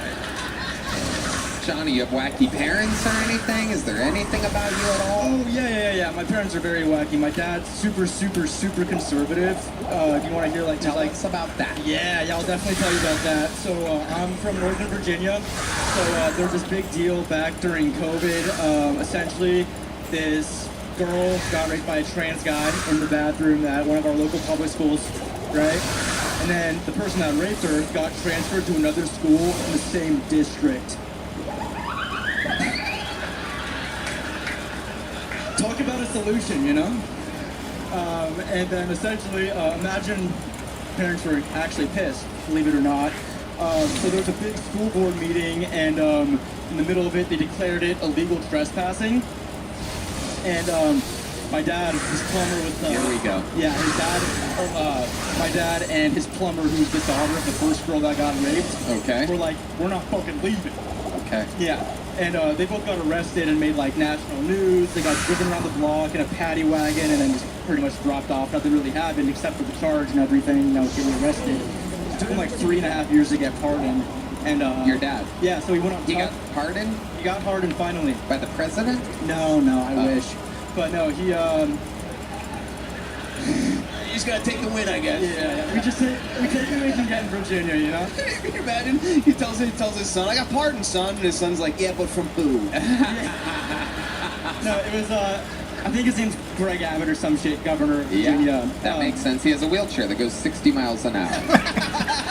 Here's a medium-sized joke book since it was your first time. There goes Johnny, everybody. All right. Let's keep it moving along here. Back to the bucket we go one more time. Is he ready? We're good for him? You know what? Let's get a regular up here. Ladies and gentlemen, you know this guy. You love him. This is a brand new Minute Plus from the former Dark Storm of Atlanta, Georgia. And now, the Dark Storm of Austin, Texas. Make some fucking noise for the one and only Dedrick Flynn, everybody.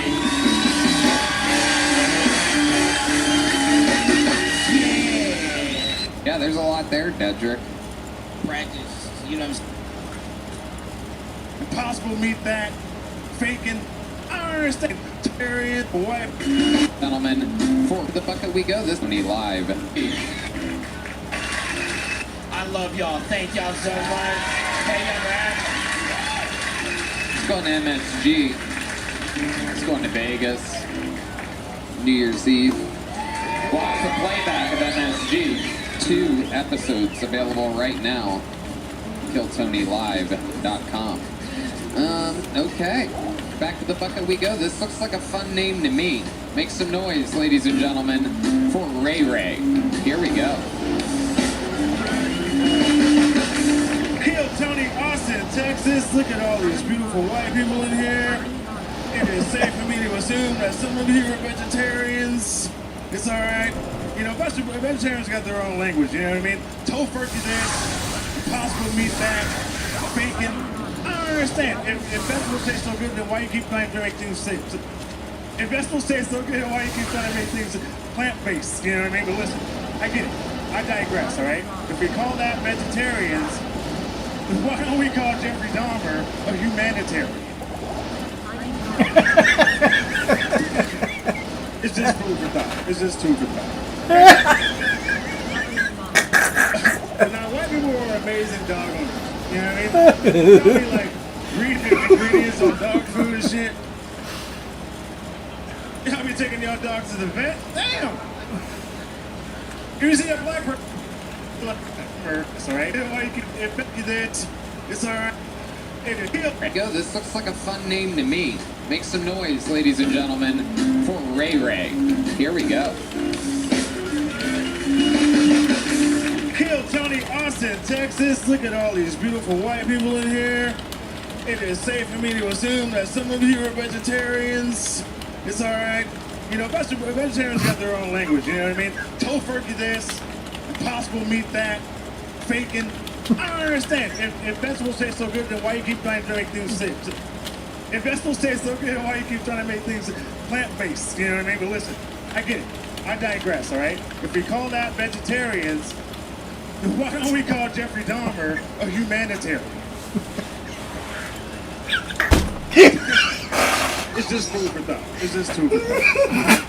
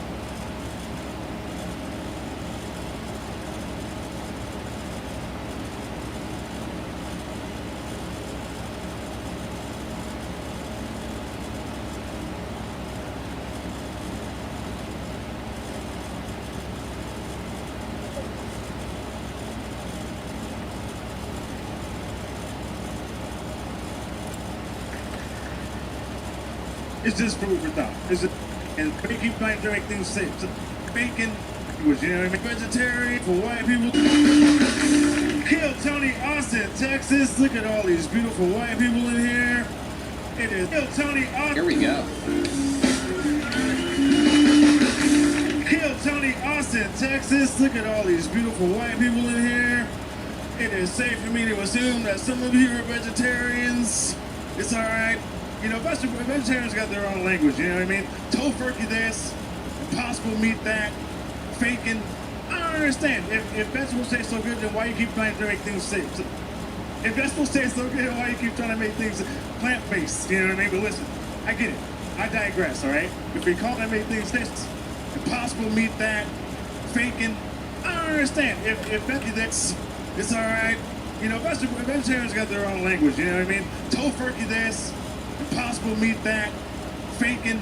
I don't understand. If vegetables taste so good, then why you keep trying to make things safe? So, if vegetables taste so good, why you keep trying to make things plant-based? You know what I mean? But listen, I get it.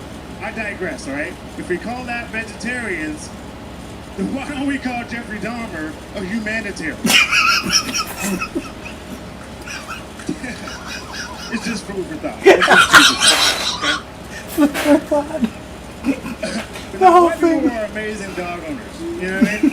Y'all be like reading the ingredients on dog food and shit. Y'all be taking y'all dogs to the vet. Damn! You see a black person at a vet. I'm telling you right now, he's a drug dealer. You know what else is good with dogs? Like homeless people.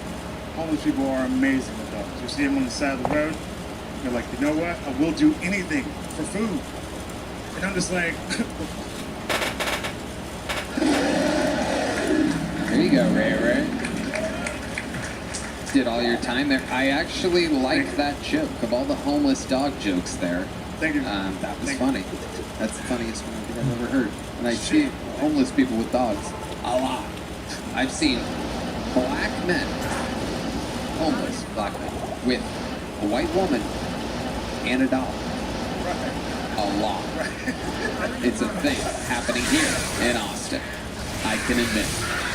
I'm always on the defense of Austin. There's not a lot of homeless people. I've been doing some driving lately. Yeah. I would say the homeless here are a little more like Tasmanian devilish than everywhere else. Like, there's no shoes. They're like, loud. You know what I mean? Yeah. They spin a lot. You guys have fun fucking dancing homeless out here. It's wild. Got him. I got his ass. You got it? Where'd the corpse go? Get the corpse. The cancer guy just ate it, but I got that motherfucker. Oh, he did. He did. Okay. Nice, funny, man. The first joke was funny too. I liked it. It's just that there was some stumbling in there. There was. Yeah. Moon cheese, right? He was talking about moon cheese, right? Okay. Hey, yo! It was the last guy. Yo! Don't you look at me, MC Hammer. All right, let's talk about it. Ray, how long you been doing stand-up? Since 2021. 2021. There you go, about 5 years. Where at? What part of Atlanta? What part of Atlanta? No, I'm kidding. Where are you from? Houston? No, I'm from California, but I started out in Manhattan and then went to Vegas. Oh, sweet. Yeah. Awesome. How long have you been in Austin? I moved here Mother's Day. Oh, nice. Look at that. How come not Father's Day? Not that close with your father? What is that? They have a date. Yeah, it's Halloween because he ghosted you.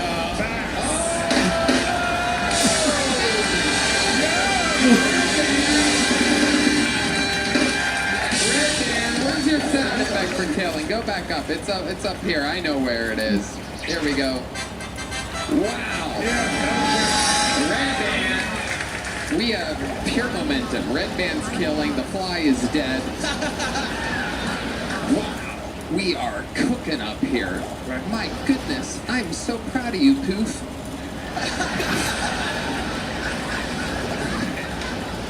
Oh my goodness. So Ray, what do you do for work? I work at a restaurant. Okay. Yeah, Westlake Country Club. Shouts to Westlake. Oh, hell yeah. I love it. That's a fancy country club. Yeah, that's pretty fancy. What exactly do you do there? Nothing really. Wow. Perfect. Well, you know, I do rap and watch the shit like that. Nice. Think of jokes. Hell yeah. That's a good gig. That's a great gig. Daytime, right? Yeah.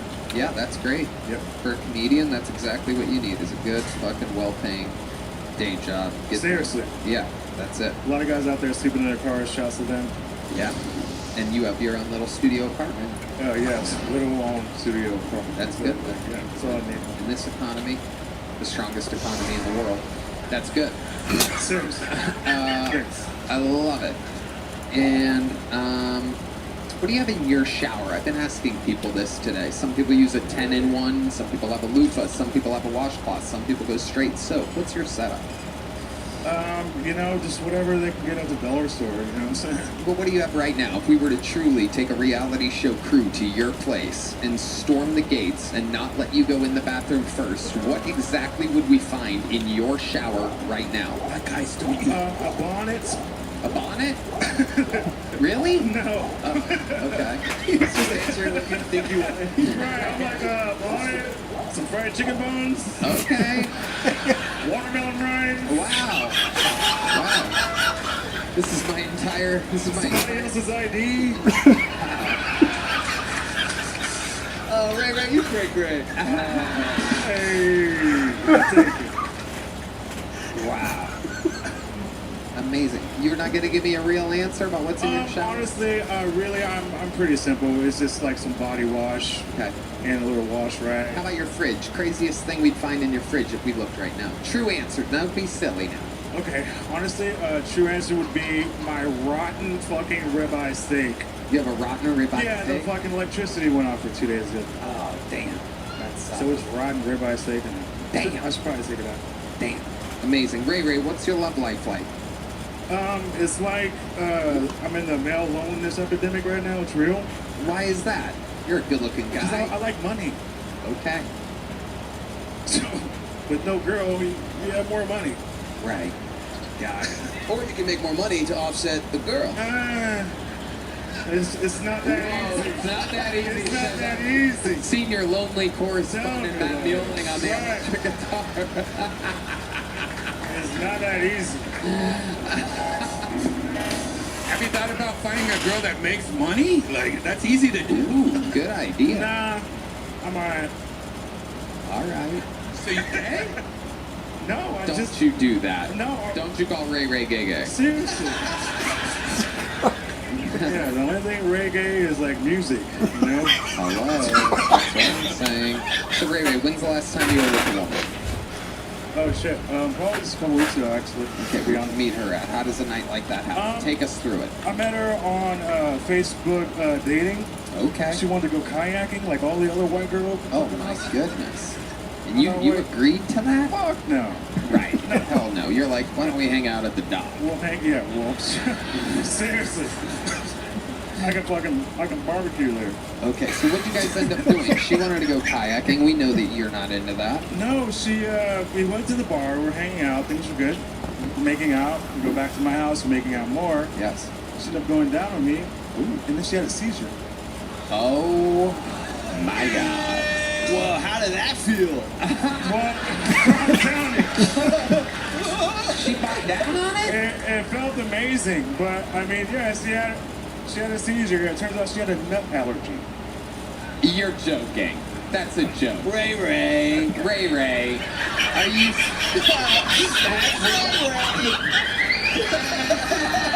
That is so Ray.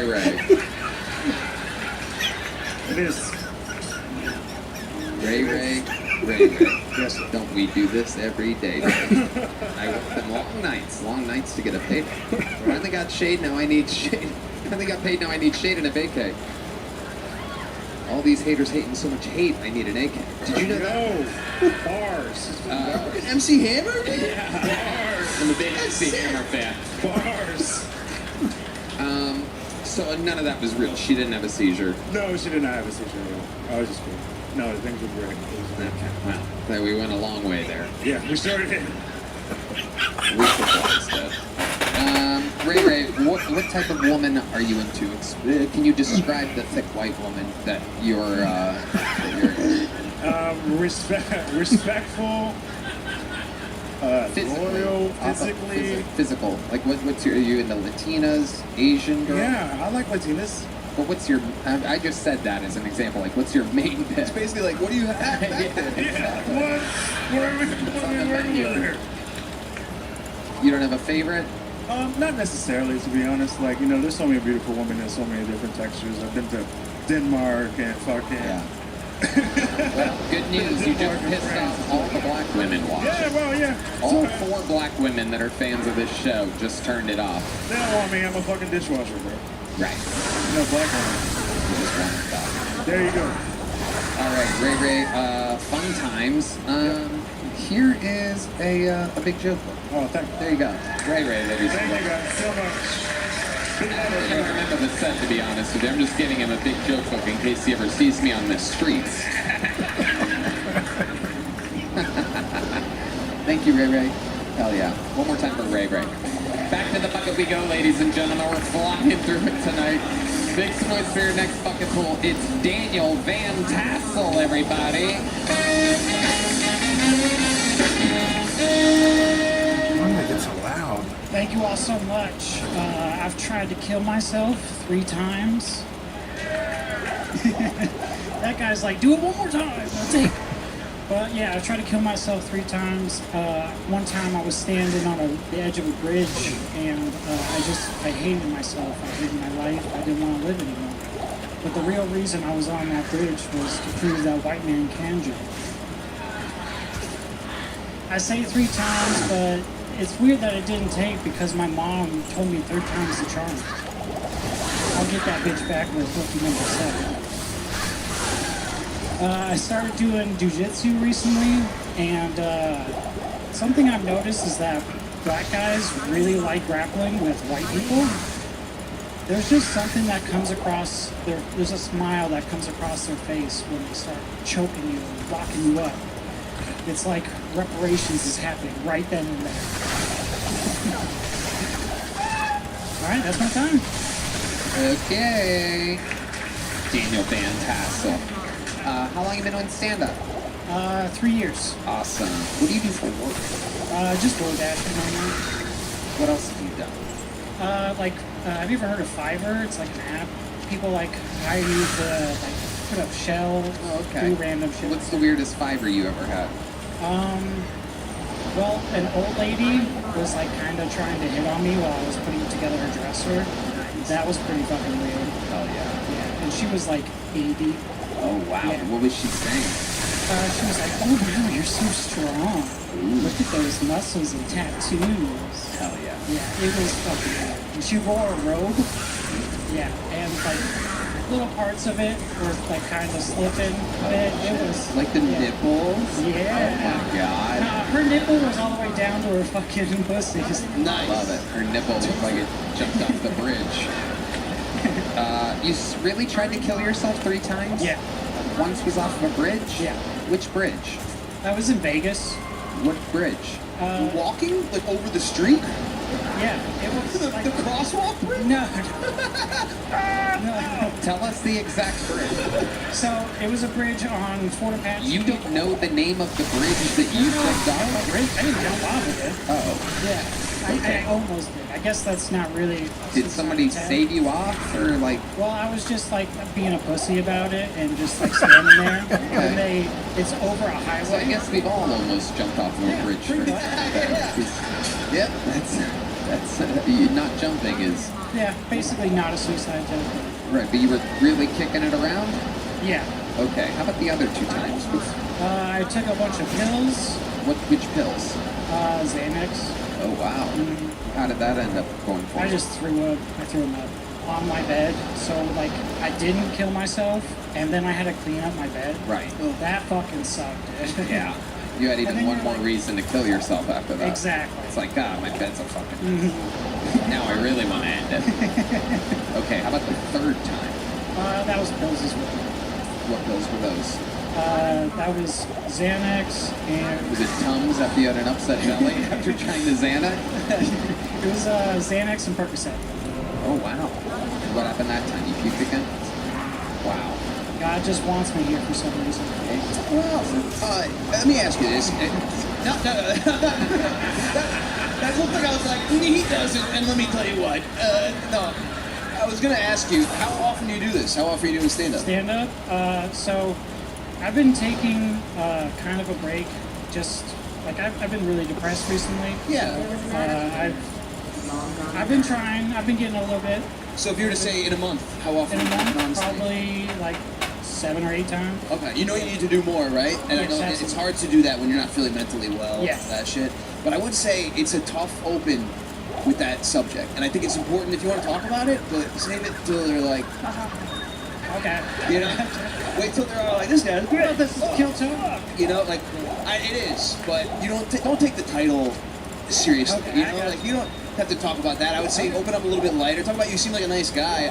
Give us a reason to like you in the beginning, and then talk about. I was going for pity laughs. So. You're going for pity laughs. Yeah. You got a cute look. You look like if someone plucked the hair off of Joe Rogan's arm and then grew it in the Texas soil, and they were like, we should have let it grow a little bit more. Right. Just a reminder, if anybody's ever having thoughts, to go to betterhelp.com and use the promo code KillTony. Daniel Van Tassel, tell us something else interesting about your life. What kind of hobbies or special skills or talents do you have? Hobbies, I just do jujitsu. I like to go out a lot. Like, I've been hitting Barton Springs pool for the most part, like all summer. That place fucking rules. Okay. You know, random shit like that. I'm not like art creative. I'm gonna draw shit like that. So. Yeah. All right. What's your love life like? You have a girlfriend? I kind of have like a situationship going on. Tell us about that. What is that? Like, we don't have labels and we can fuck other people. Like, we kind of really stick with each other. Like, we actually hang out and go do shit, while other people we just like bang. Who's winning, though? She's winning. Yeah. It's infinitely easier for her. Yeah. I did that. I had an open relationship for a minute. My other girl kicked my ass. It was all Australians, and that fucks with you. All the guys she banged were Australian because they come to New York and they have sex with everybody, and it's always my girlfriend. Wow. This is that interesting. They put a shrimp on her Barbie. Shut up. Yeah. Bully. You're a bully, Daniel Van Tassel. That was good. Good job. I'm taller than you. Most everyone is, yeah. Fun times, Daniel. Congratulations. How long have you been on stand-up? Very nice. Sign up again sometime. Daniel Van Tassel, everybody. Alright, another bucket pull. We know this young lady. She is very funny. She's famously been on this show before, made a huge impact, is now a regular here at the mothership and a full-time employee. Her life changed from being here in Austin, Texas. Very funny lady. This is a brand new minute from the great Annie Teicher, everybody.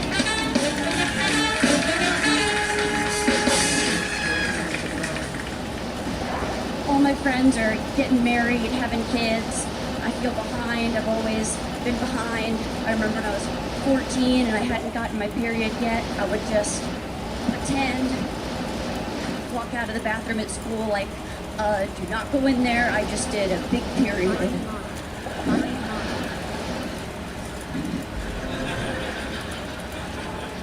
Yeah, last one of my friends to get my period. Last one of my friends to kiss a boy. He was 16 and guess who can't coach soccer anymore?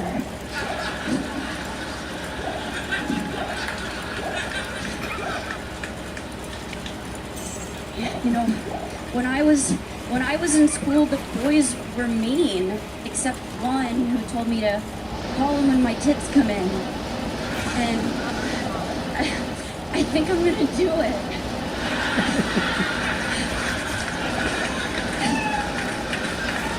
Wow. Very funny. Annie is funny, and you're back again. Welcome, Annie. How's life going?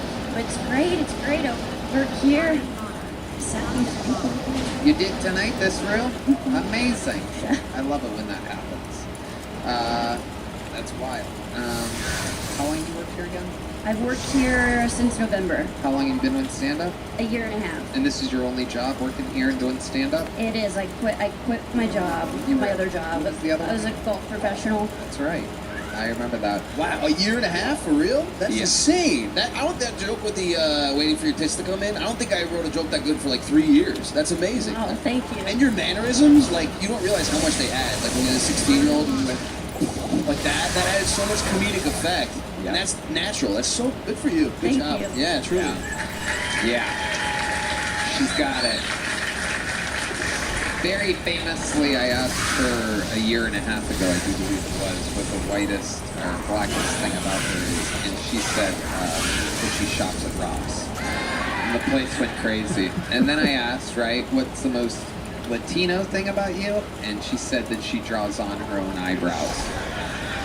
And again, these were just like in the moment lobs that she knocked out of the park. Extreme natural talent that only goes one direction. And I completely agree with Jeff. I mean, you fly off the page for a year and a half in. How's the rest of your life?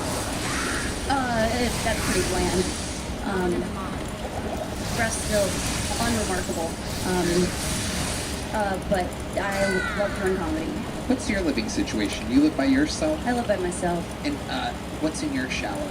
Anything crazy? Oh, this is something from earlier. Okay. Yeah, I've been asking people tonight. You're the first female that I've asked because it's kind of a crazy question, but what's in your shower? Shampoo and a bar of soap or whatever. Looking for eventually. What are you looking for? Washcloth, loofah, like what are you doing? Oh.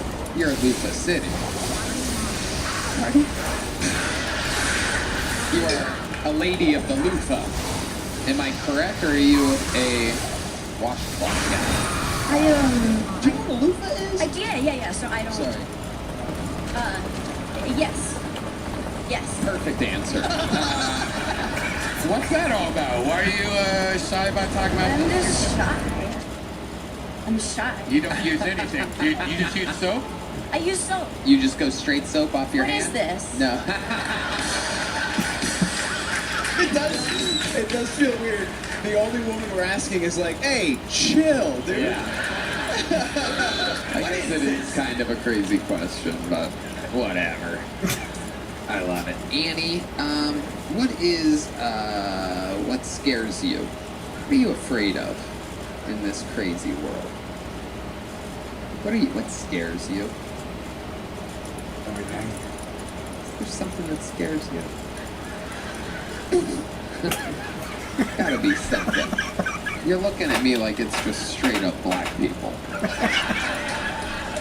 You're just going, Yeah. General violence.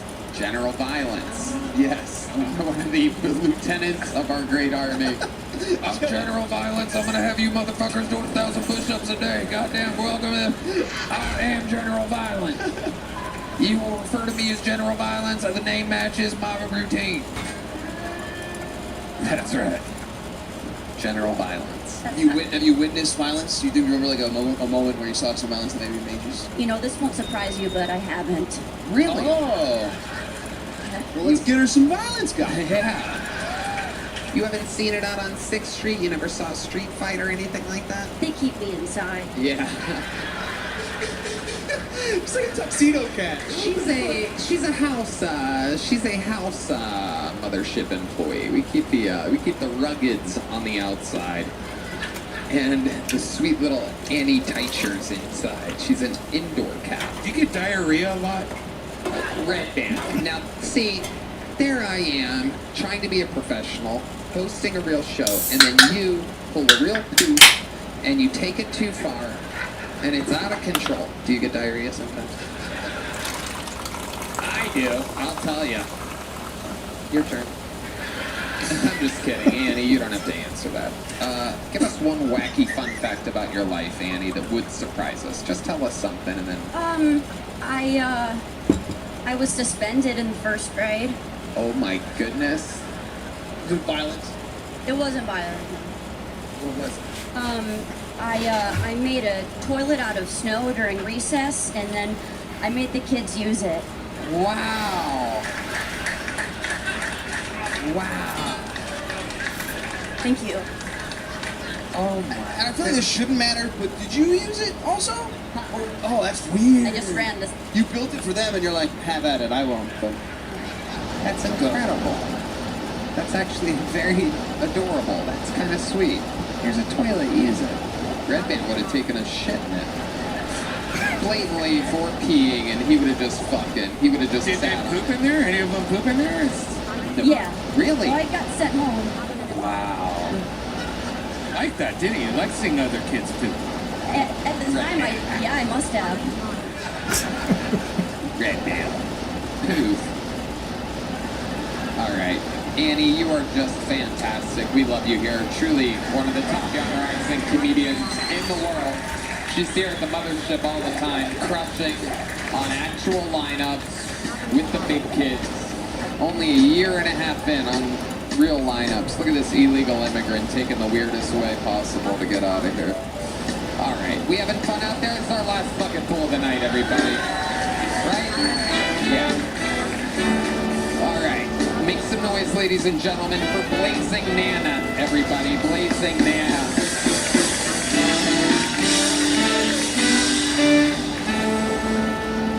Y'all, I started dating again, and I've discovered a few things. I love big dick energy. I'm a little dick man. I mean, I want all that same swagger and confidence without the blunt force trauma to my swimsuit area.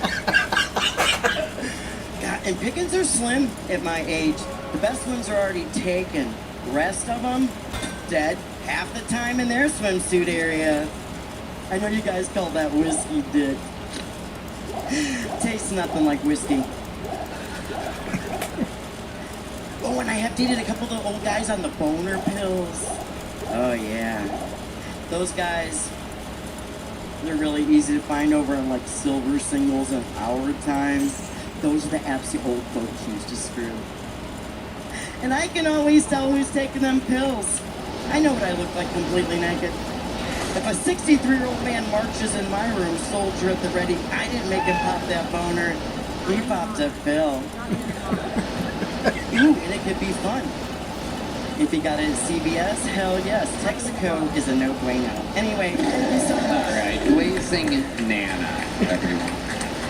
You've been on this show before, correct? Yeah, it was a year ago. Okay, well, welcome back. Thank you.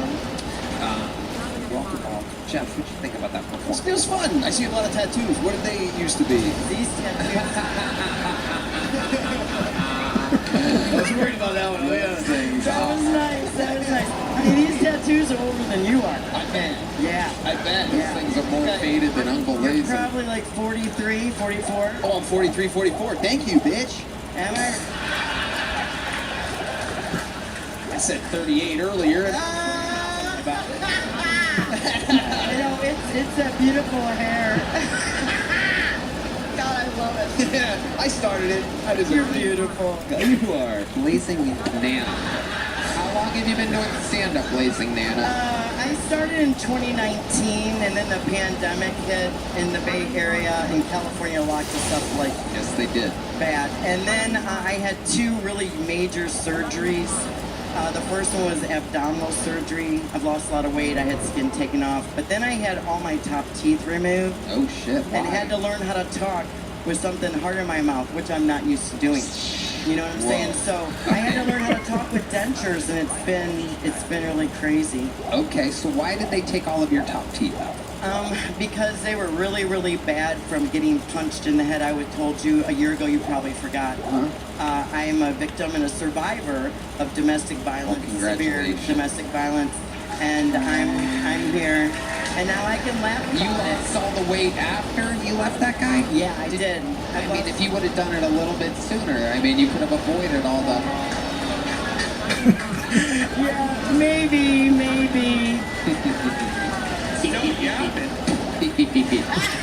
Hey, since you're being ornery, I want to play Hey Nano, What's in the Fanny Pack? Well, Can we let's do do that? it. Come on. I mean, Because I've been hanging on to this. I haven't been pulled for... I know. You lost all that weight. Now you have it attached to you remotely by But I have it attached for a reason, because I got you something Oh, my for goodness. your birthday a long Fentanyl. time ago. I love it. first of all, this is a chrome cue holder for your chalk when you shoot. Oh, that's very sweet. Nice. Thank you. I actually will And get then something. this is something that I thought you might like. I didn't know if you had one because you're the golden pony, but now you're a Texan, so you're the golden Texan. Wow. And I got you a nice belt buckle. It's a little longhorn there. On an American flag. Look at that. I don't know where I could possibly get one like it, but it's great to have another one. This is actually, I have a few of them. It's a spare. I do have a belt buckle collection. Somehow it started. Yeah. It has begun. I have one more thing. See, that's what I would answer if I was an interviewee on this show. I go, I have a belt buckle collection. And then everyone would call me Uncle Laser's favorite word, and then we would move on. Thank you for this belt buckle. That's very sweet. Anything else in there? What else you got? I was going to ask you if I could smoke with you all. Nope. You can't. I promise you, you can't.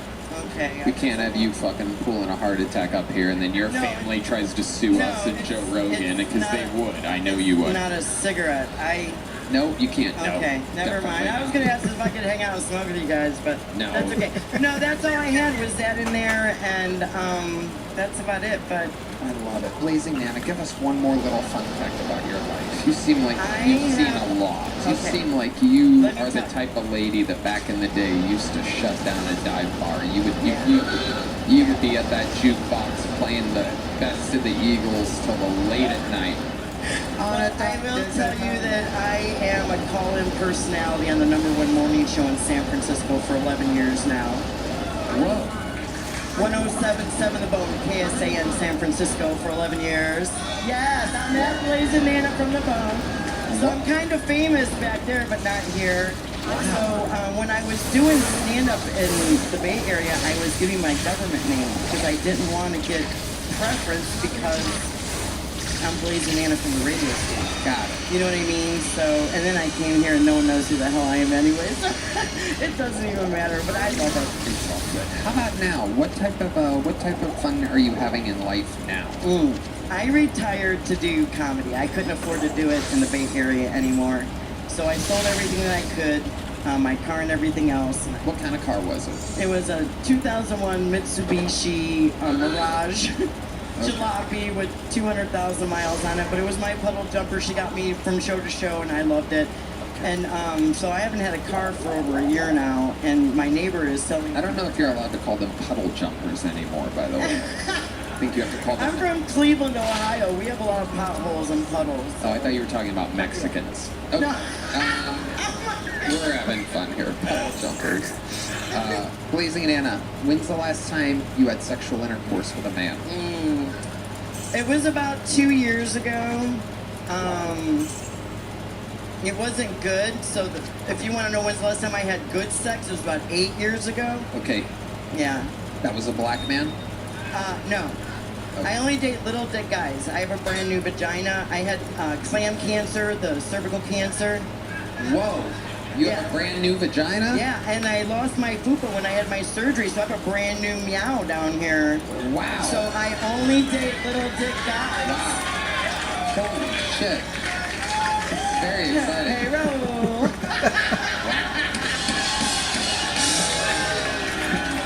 Wait, what did I miss over there? I've been telling him for a year I'm going to turn around and say, hey, Raul, to you for a year. I've been telling him I was going to do that when I got pulled. Whoa, Raul Vallejo, look at that. Oh my God. He told us he had a big dick. Wow. Oh, I don't know him that way. I just wanted to say hi to him. I have been teasing him for a year. I'm going to get on stage and turn around and say, hey, Raul, and I finally got to do it, so. Amazing. She's going to turn your trombone into a trauma bone. Hey, wait. Do you see his lips? Okay, relax, Blazing Nana. Jesus Christ. I'm like your pussy because I'm scarred for life. Blazing Nana, you're a sweet lady. You know what? Since you came bearing gifts, I'm going to give you a big joke. Even though your set was just whatever. And I caught it, too. You're damn right. You caught it. Just like the cervical cancer. You caught it. There she goes. Blazing Nana, ladies and gentlemen. A sweet little spirit. All right, this is it. We did it. We got through the bucket. Congratulations, everybody. We're all still alive. alive. Nobody lost an eye or an arm or anything. We're all safe. That means we get to sit back and enjoy the absolute climax of this show. We have a freak of nature. We keep him chained up all week. And we let him out on Monday nights. The Beast. Enjoy yourself. I know we will. This is a brand new set from the real deal, Pat O'Neill, everybody.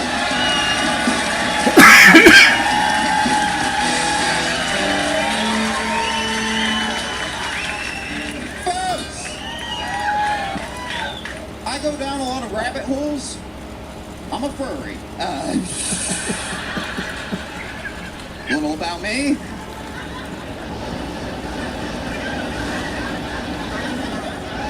Seriously, ever since the Epstein emails came out, I can't even look at a pizza anymore without getting hard. That sort of stuff is an issue all over the world. I recently read a story about a man in the Middle East who married a child. Yeah. Called the Quran.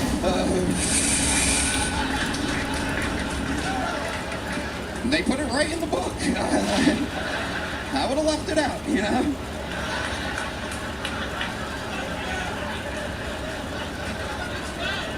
And speaking of religious texts, I just learned Mein Kampf is still available on Amazon.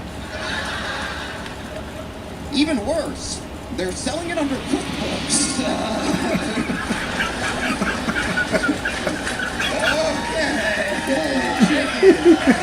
Wow.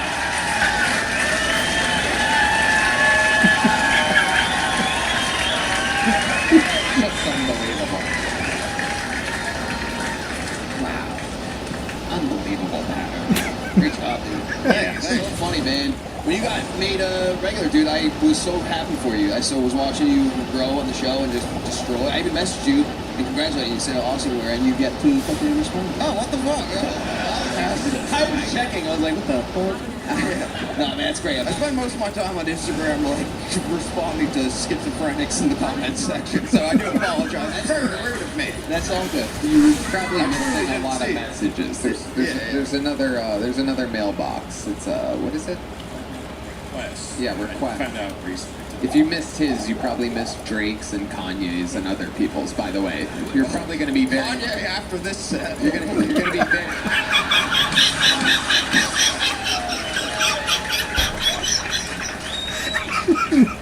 He's probably been following since the Smoking the Jays joke a few weeks ago. I mean, you are just something else, man. It's like sitting back and getting to just watch one of today's truly, I truly mean the best comedians out there, and getting to watch your process. I mean, I can't imagine. Actually, I can imagine, because I had you do a spot on one of my stand-up shows a couple of weeks ago, and watching you put all of this together, full set, it's just incredible. It's, you know, to go joke, and with the stuff in the middle being funny, and your setups being funny, and the way you change directions being funny. The only thing funnier than when he does a minute or a set on this show is watching him do a longer set, because he builds momentum. Everybody, if they don't know who he is, figures it out real quick that he's very funny. And it all adds up. I mean, there's nothing that can stop your trajectory at this point. So I got distracted by this guy. I thought he was J.D. Vance for a second. Has anybody said that yet? I just noticed him right now. He is J.D. Vancey as a kid. Look at this guy. Look at the he can even make a face to make himself more J.D. Vancey. That's crazy. I wasn't really watching it. I was afraid somebody had said it already. I was like, I'm going to go for it. That is incredible. Wow. And he does. He's here with an immigrant. So that is very... It's J.D. Vance. He's here with Red Band's girlfriend. That is amazing. Pat O'Neill, how's life going for you? Anything crazy going on? Fucking good. I don't know. I'm just trying to, like, stay sane and get some sleep before MSG, honestly. You know what I mean? Just fucking, yeah. I'm with you. Yeah. It's wildly exciting, and it is tough to sleep when you live this kind of wild life. It's a lot of fun, and you're attacking it. Red Bandits. First time in New York, too. That's gotta be fun for you. Yeah, it's fucking retarded. It really is. You're going to New York for the first time to do Madison Square Garden 2 nights in a row. is as exciting as it could be.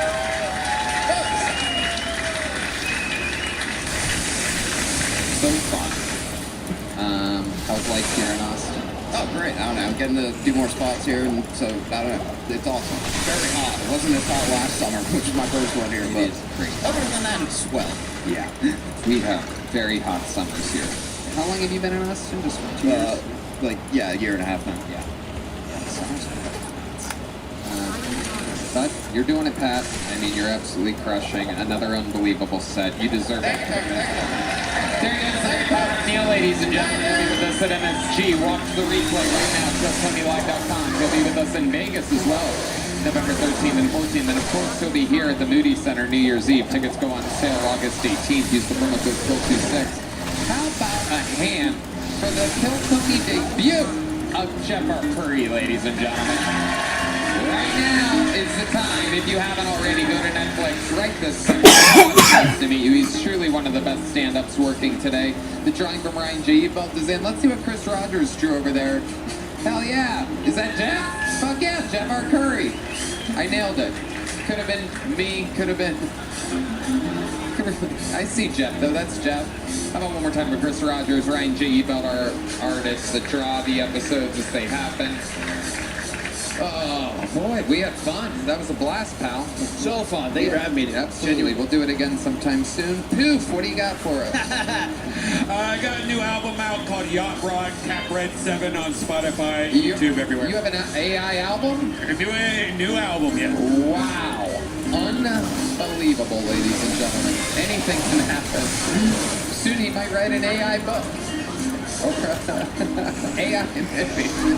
We're having fun. I write the word lyrics. I know. Okay. How about one more time for Red Band? The great Jeff R. Curry. How about one more time for the best Sam band in the land, everybody? And to you, the live audience, we love you. God bless this audience. And God bless the United States of America. Thank you. Good night, everybody.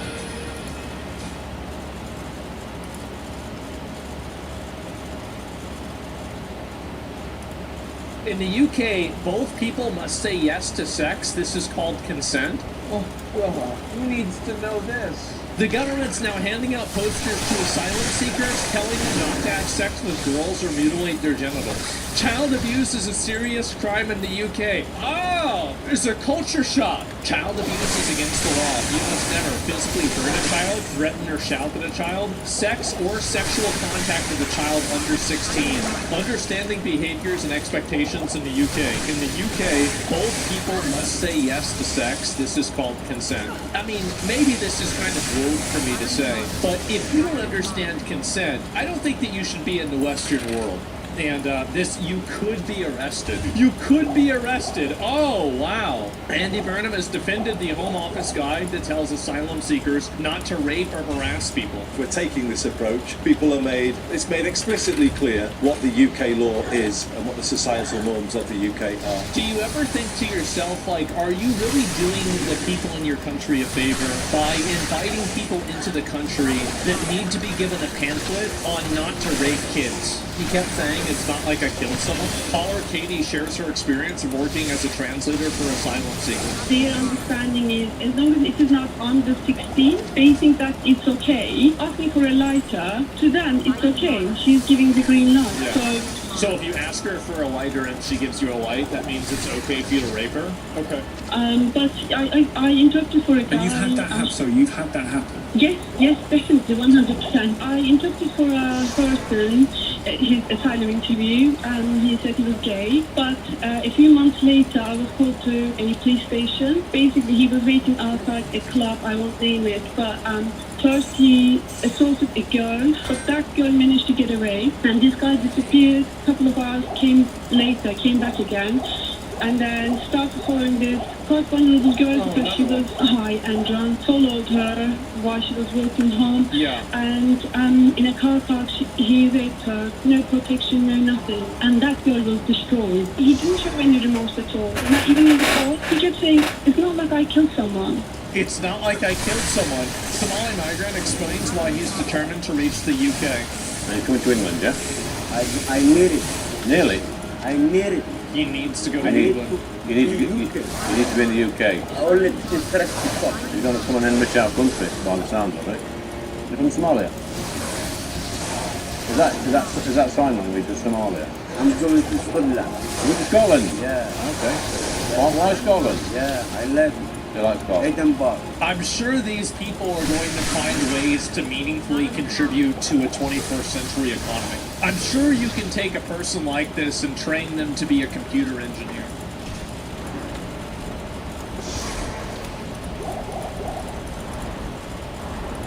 Apparently North Korea has smartphones. I wanted to watch this. I thought it was really interesting.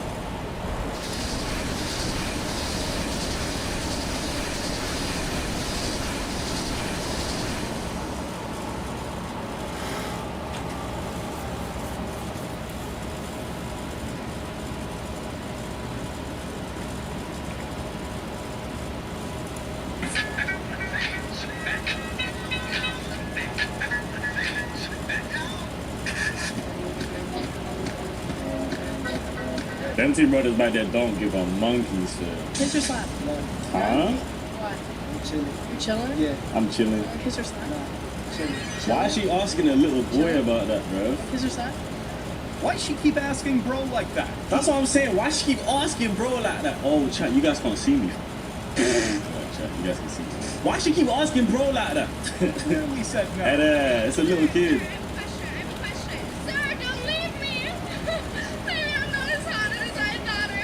No. Dude, At all, bro. At all, bro. You must stay hydrated, please.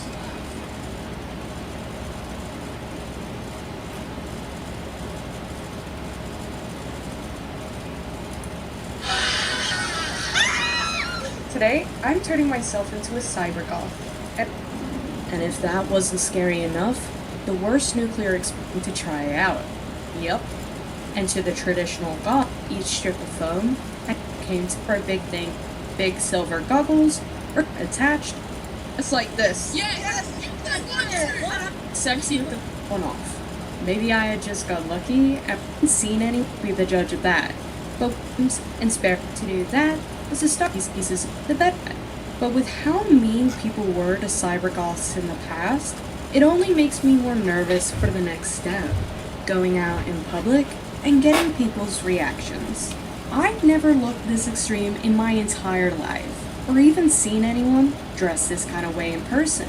But I didn't even have the time to get nervous, because as soon as I walked out in public, I couldn't even go a few minutes without people literally running up to me. You're so pretty! Well, can I ask you guys some opinions about this look? Yes, you are amazing. I love it. It looks amazing. Surely this was just a one-off.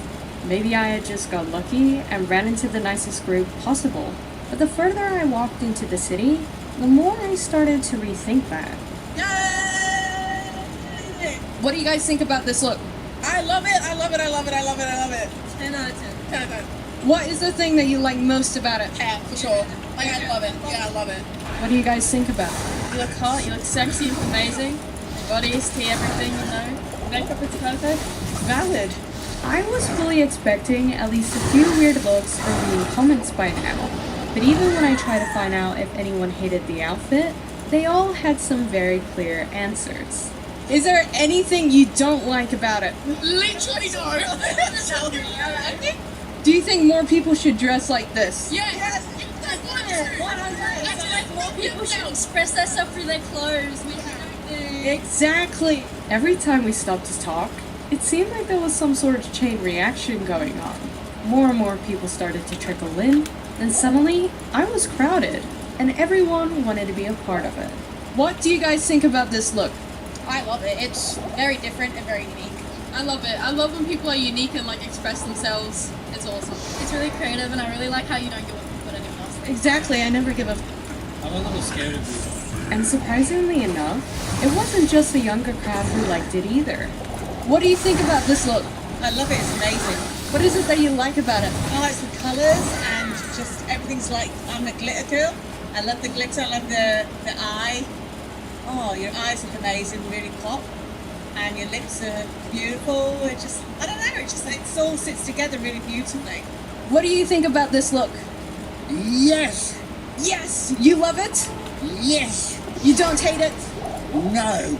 The compliments were really only half of it, because if people weren't stopping to talk to me, or even giving me gifts, they were pulling out their phones. And everywhere I went, someone was either asking for a selfie, getting their friends together for a group photo, or just recording the outfit as I sat down to take a breather. But just when I thought the interactions couldn't get any better, I came across a very familiar face. Oh my god, I fucking love you! Thank you guys so much! I love everyone's stuff, and I love your septum. And you were in the last video. Do you think this one is better than the scene look that I did? I think in terms of the amount of technical skill that you need to put into it, yes. But I kind of prefer the scene queen one. I can't even lie. What are other styles that you guys would like to see? Oh, steampunk. That'd be so Yeah, I need to see more steampunk, and I need to see more actual visual K fashion, and not just like and not just like the whole like J archive thing. It's always so fun to me to hear these styles that people want to see next. But what really stuck with me was hearing from another goth who really understood why I make these videos in the first place. I think people should just express themselves in whatever way they live. Like, there's so many different subcultures for a reason. Like, it's to express yourself and make you like feel like who you are. You know what I mean? And I couldn't agree more. But as I kept walking, things started getting a little bit weird. Why is it green everywhere now? I wasn't the only person wearing green, and at first, I just thought it was some sort of weird coincidence. But then people's questions started to get very specific. Are you here for Praise the Cactus? Giving off green cactus, you know, like a lot of green for the cactus. The cactus is uniting. I got christened for the cactus. Yeah. So many people were talking about this damn cactus that even I started questioning what was going on. Are you guys worshipping the cactus today? How was the worshipping session? It was fun. Pig still cuss out because I kissed a pad that was stuck on the cactus, and I had to take it off to kiss it, and I put it back on again. They saw me put it back on, and they were like, "I just saw you put it back on."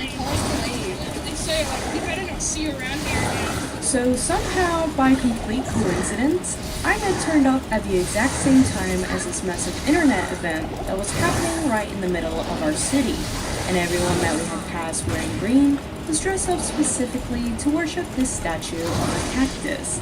But despite all the love for the statue, not everyone was a fan of the green. What do you think about this look, or about this style? I'm probably not a fan. Why? Huh? Just, I think it's a lot of grain. Is it just the color that you don't like? I'm definitely not a fan of grain. I'm not a fan of grain. And you know what? I couldn't even be mad, because at this point, I was so much more curious about the cactus, especially when I saw just how many people there were. Some people were covering each other in tinsel, others were waving flags, but as we walked over to investigate it all, I realized my cameraman wasn't the only one recording me. As it turns out, a local news crew was there covering the whole event, and somehow, without me even trying, I ended up on TV as the accidental face of the cactus worshippers. A huge crowd gathered in Forest Place today following a bizarre social media trend. Hundreds of people turned out to worship the cactus. And if I'm gonna be honest, I definitely wasn't complaining about it.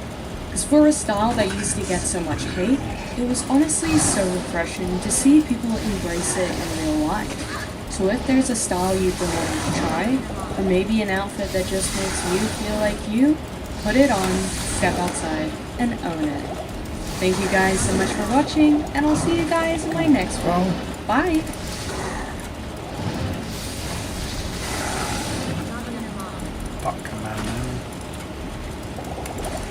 Welcome back to the channel, and today we're continuing our Drilling Thunder playthrough, and we've got a two-pronged episode today.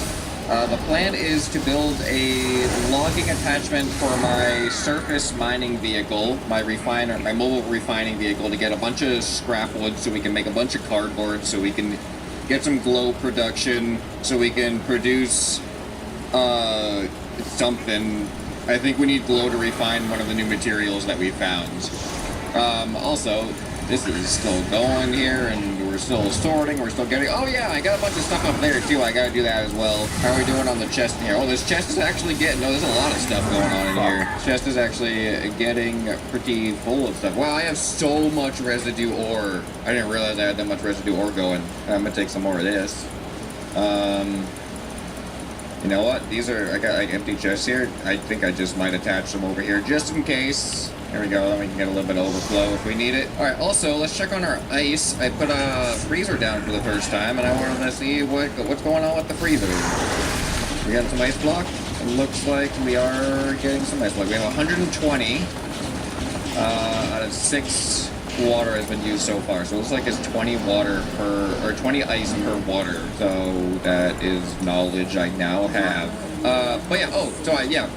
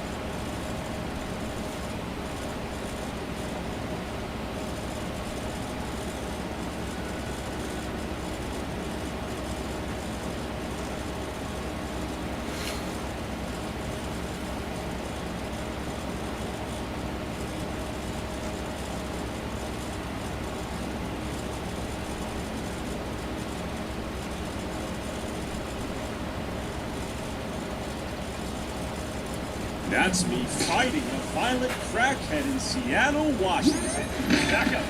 overrun with drug addicts, drug dealers, and a black market of stolen goods sold here in Chinatown, which many believe has been sacrificed as a containment zone to the city's ever-growing population of drug addicts. So I met up with Seattle's bravest journalist, Jonathan Cho, risking his life to document the city's drug crisis. I got a dude coming at me with nunchucks. Right there, his baseball bat. He came charging at me. Got a knife!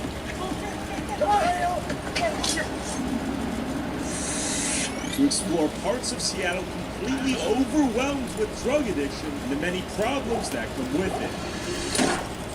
Starting with Containment Zone 1, Chinatown. I talk about how the illegal activity has essentially disrupted this entire neighborhood, but unfortunately the inconvenient truth is you have Asian American grandmas, the grandmas who live here, who are looking for deals. So they're fueling the market. Look at the grandmas. The Asian grandmas all wearing surgical masks right now. Right, while they smoke. Yeah, they're looking for deals. Yeah, How you doing? You have cigarette? No? Okay. You need some Nikes, Tyler? Let's see what we got. We have a small Some Nikes? How you guys doing? What up, guys? What up, fellas? For deals right now. How much are the Nikes? How much are the high top? We're just walking on the sidewalk, no worries. 30 bucks for Nikes. Looks like some new Air Force Ones. Beyond the drug den, there is a black market of stolen goods here right now. We can buy everything from razor, shampoo, ointment for pennies on the dollar. So where the drug addicts are, the criminal network supporting their habits comes to meet them where they're at, right? And this is the worst kept secret. Law enforcement knows about this place. The prosecutor's office knows about this place. The politicians, the elected officials. Nike dunks being sold. Sure. You got alcohol. We have enough. It's almost like you're filming, like me without, Look at this guy I tweaking. almost want to tell you, kind of thing. Okay, so we have countless people out here. There's a boosted market. There's people. I said people. Countless people. We have a little boosted market. Bro, what's going on? What's going on here? You tell me. Yeah. We all are living, trying to live our life and trying to do what we need to do to form to actually build a community that's... Okay, so we have the characters out here. We have a few people full. You're more than willing to walk and talk with us if you want. I don't speak for other people like you guys do, but I'm good at the moment, which is talk. Okay. God bless you. Yeah. We're on the sidewalk, right? We have people smoking right now, right on the sidewalk, heavy concentration, specifically right here. As I browsed the stolen goods for sale while the drug addicts nodded out, stumbled into a woman trying to get these people off the streets. First, I came out here, parents alive. God's done a big for she has a problem. She was actually on the streets in LA? And God's looking out to save me, and now He's using me for His glory. I just have a heart for people. I feel like God, people out here. I came out here to share my testimony, provide what I can. What's one thing that people should know about anyone in this position out here from your perspective, as someone who's been here and gotten out? That these people are people. Yeah. Because a bunch of bullshit happens. Straight up. People out here because they want to be out here. People out here because there's a lot of trauma, there's a lot of pain, there's a lot of pain out here. So don't just think that people out here because they're out here having fun, right? Thank you, God bless you. Well, I'm sure some people are having fun, right? God bless you. The new socialist mayor, Katie Wilson, she's essentially abandoned this neighborhood, turned it into a containment zone so the rest of downtown Seattle doesn't have to deal with this homeless drug crisis we're seeing on the streets right now. So everyone's been pushed to Chinatown once again? It's a human dumping ground now. It's a containment zone. They've essentially been told, just stay here. Don't come to the tourist corridor. We need to keep the waterfront safe. We've got to keep Pike Place Market safe. So obviously these folks have listened and they've decided to stay here. Problem is there are so many businesses here, primarily Asian American businesses. Many of these folks who feel marginalized, they don't speak English as their first language. They don't know how to advocate for themselves. Just for context, we have a small shop right here, a small business operating right here, right next to this. Yeah, you want to know what's going on with this particular corner store? I do, yeah. They've been charged actually several times now with PDT fraud. I see. So what happens is a lot of these homeless drug addicts go in there to sell their cards for pennies on the dollar. A lot going on here. Who that? This guy? You did? What's the problem? What's up? Why are you throwing this? Come on. Why are you throwing all your ice at us? Come on. You on the street? Oh, who's doing it? That guy? Yeah. Okay. We'll have to roll the clip. What? You're talking about a dildo? What is that? Bro, I don't even know what you're talking about. All right, let's keep walking. Who's playing with who? I'm not playing at the bar. Come on now. Settle down, settle down. Yeah, I'm talking to you. Yeah. Huh? Why do you keep walking over, huh? Bruh. This is fatiguing, so I guess this guy's a gangster.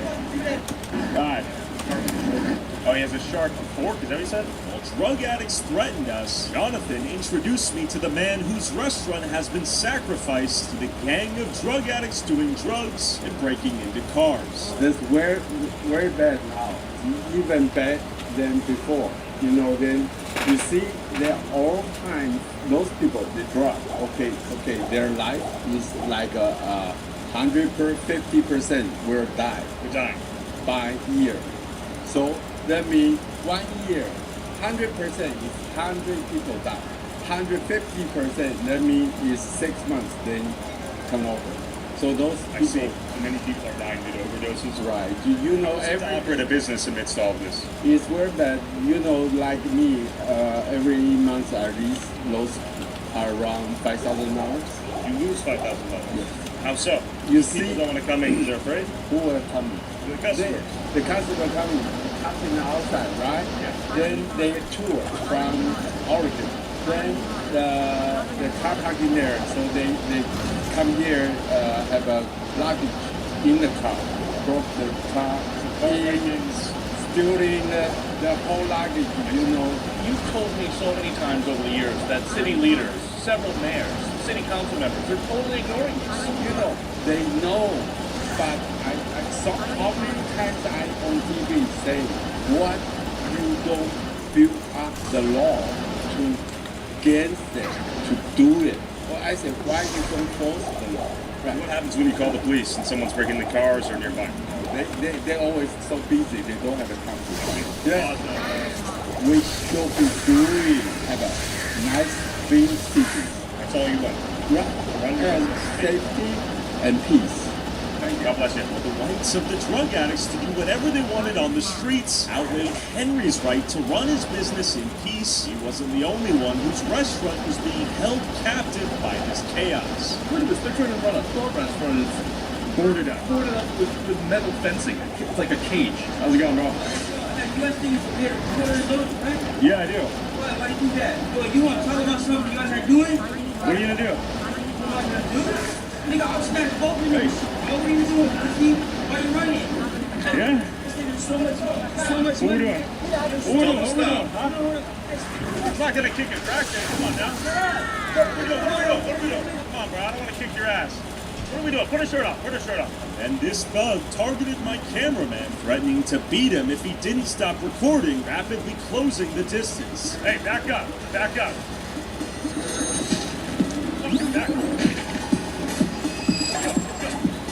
Go. You're gonna get Back up. Let's go. Back up, my boy. You're too slow, bro. Quit running like a little bitch! Am I? Go yourself. Chinatown felt like a PvP zone with no law enforcement in sight and every man for themselves. I don't know who he is. I don't believe it. He's not with me. I'm with the Asian restaurant. Then get your homeboys. We are. Exactly. Yup. And the fuck you kick my little brother for nothing? I didn't know that. We got a homeboy back here. Go get a shirt on, bro. Smash the window. Here, smash my window. Yeah? I dare you. And you won't do what? What are you talking about? Nah, you can't come on my boy like that. Huh? What are you talking about? That jumped my cameraman. As I fled the aggro fiend, little did I know I'd activated the hive mind of violent drug addicts who wanted to let me know who ran these streets. What's up, man? What's up? What's up? These fiends are banded together. What up, girl? How you doing? How we doing? BricksandLove.com. I sell food in Seattle. Okay, I gotta go. You're gonna jump me. Peace out, girl. Get me out of that car, yeah? Yeah, he's chasing my one of my photographers, and I'm right now at the corner of 12th and Jackson. He had a gun. He's in the scooter chasing. Oh, there he is. There's our boy. Our boy's back. While I was looking for my cameraman, unsure of whether or not this thug was armed with a gun, my cardio is now being tested against this thug on an electric scooter. He's trying to jump me. What's up, bro? Woo. What are you doing?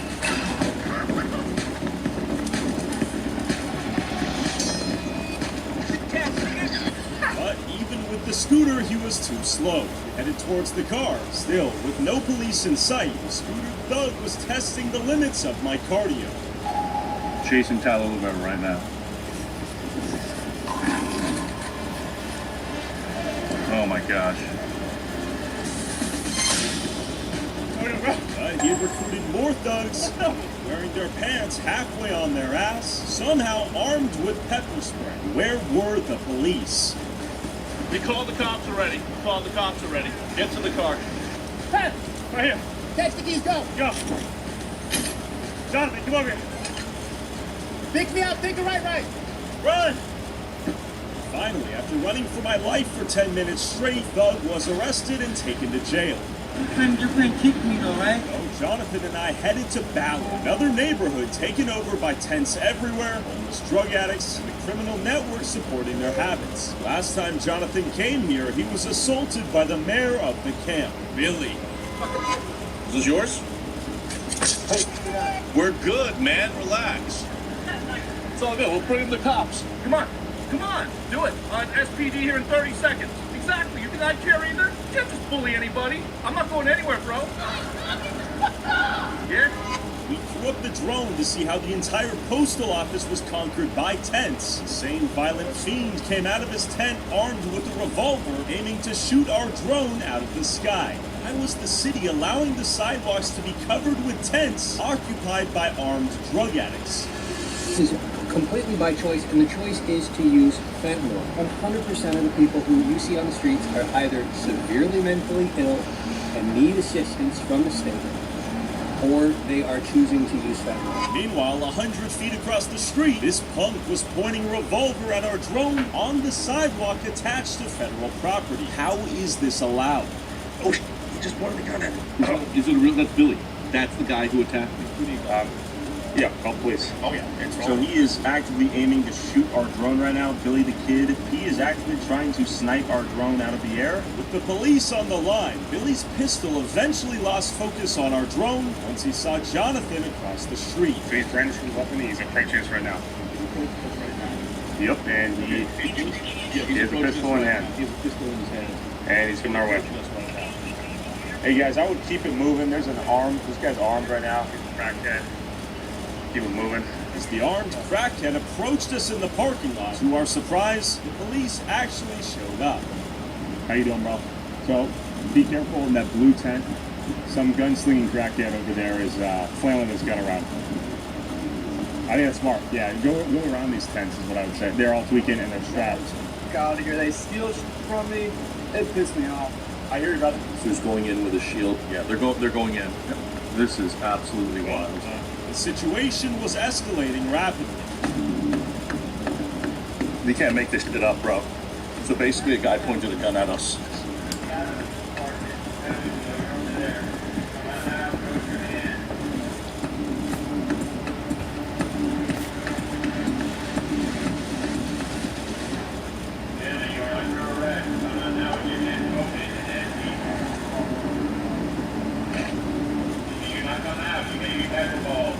As the police moved in, armed and ready, Billy was not leaving his tent.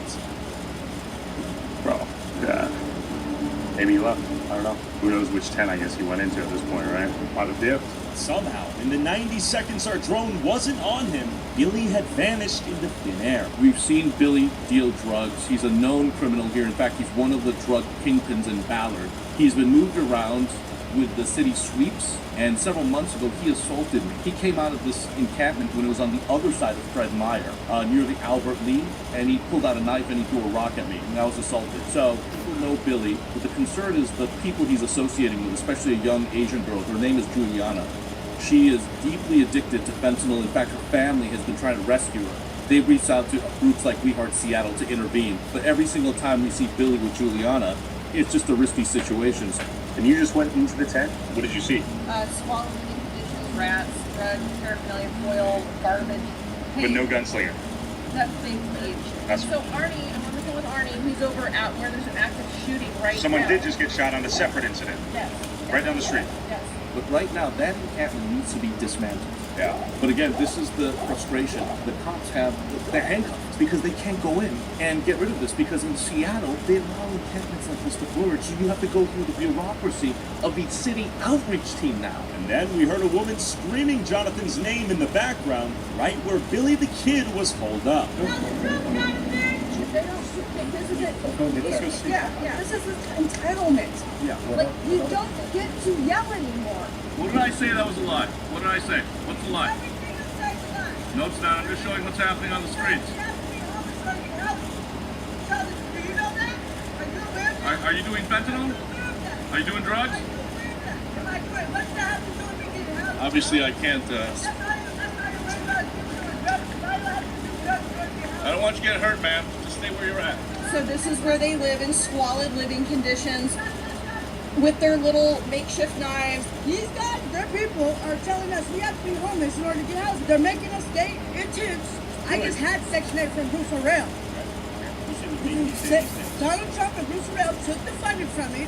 3 years I stayed in my Section 8 apartment. I don't have a tent. I got housing at the new Bayside tiny homes, and they're very nice. I'm yelling at this man because he's sitting here saying that we're doing drugs. He's asking me, do I do drugs? Why do I have to do drugs for you to have a video, or for you to record a video? You just admitted you're not homeless. Why are you hanging out with this encampment? What are you talking about? You just said you have an apartment. I didn't say I have an apartment. I say I stay at the tiny homes at New Bayside. Sometimes we don't even survive through the night. Some people don't even get the smoke ready. Yeah. A lot of people smoke meth. I gotta say that it is on the sidewalk there, right? That people want to walk, with their kids, maybe And go they can by. do that. I clean up this road every morning. Do you have a day job? Do you? Yeah. What's the difference between me and you? Nothing. I was just wondering, what do you do all day? If you're staying in a tiny house, are you required to find a job and work? Or do you... Why are you worried about my life? What about yours? Hey, why are you pocket watching, bro? Like, for real. And why are you just saying here? You're talking because you're in front of the police, bro. You want to go. I'm the type of bitch, I don't give a... Sorry that you have no pride and you hate yourself. Because you sit there and you for people that you think are lesser than you and just make yourself feel good about yourself. Jonathan has no female. Jonathan has no wife. How do you want that female? She's saying Jonathan gets that. That's what she's saying right now. Got the propane tank right here. Do you think Jonathan gets females or no? No. Damn. He might get females, but does he date them? No. Look what he does. We're homeless people every day. I am subscribed to his YouTube channel. Oh, you're subscribed? I'm subscribed to his YouTube channel. Okay, so you need to find your female things to leave homeless people alone. Come get your lady or something. Listen. Yeah. You guys got this so raw. Yeah, okay, tell me. I just got here. Yeah, great. Tell me what happened. I'm being trapped by Bill. Okay. That guy is one of the nicest fellas you've ever turned off his back. Okay? So they love each other. Okay. Like everyone does. He's not forcing he came under the knee. He kept... Hey, be quiet. I'm talking. And this girl here is just a rude person who won't stop. As we tried to capture the scale of this tent town literally on the sidewalk, witness the struggle that the few journalists covering homelessness and drug addiction like Jonathan experience out here on a daily basis. So real quick, this era of media corruption and bias, it's tough to know what's fake news and what's real news. But luckily, the sponsor of this video, Straight Arrow News, can help you stay up to date on fact-based reporting from the left, right, and center. Using their media mystery, you can stay up to date on what the mainstream news outlets don't cover on the left and the right, like over $300 million from Secret Service funding to cover the construction of the White House ballroom, right, and a California woman pled guilty for paying homeless people to register to vote on the left. As I ended this video, I learned that Hurricane Lala is headed towards Hawaii's Big Island, and that Luigi Mangione pled guilty to killing United Healthcare CEO. And if you want to learn more about a given story, the media landscape tool displays the news outlets covering the story and groups them according to their bias. And if you want to find the original coverage from the outlets that reported it, you can click the outlet's icon and it'll take you directly to their coverage. To stay informed, navigate misinformation, and avoid media bias, go to san.com/Tyler Oliveira or click the link in the description. Thanks, Straight Arrow News.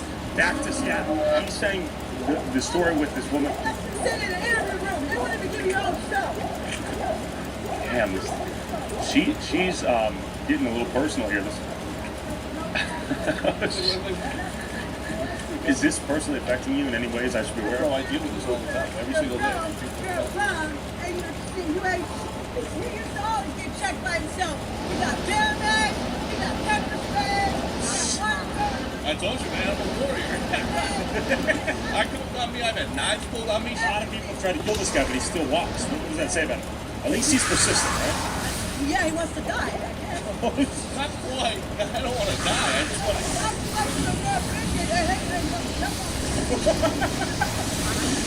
This is getting a little hard.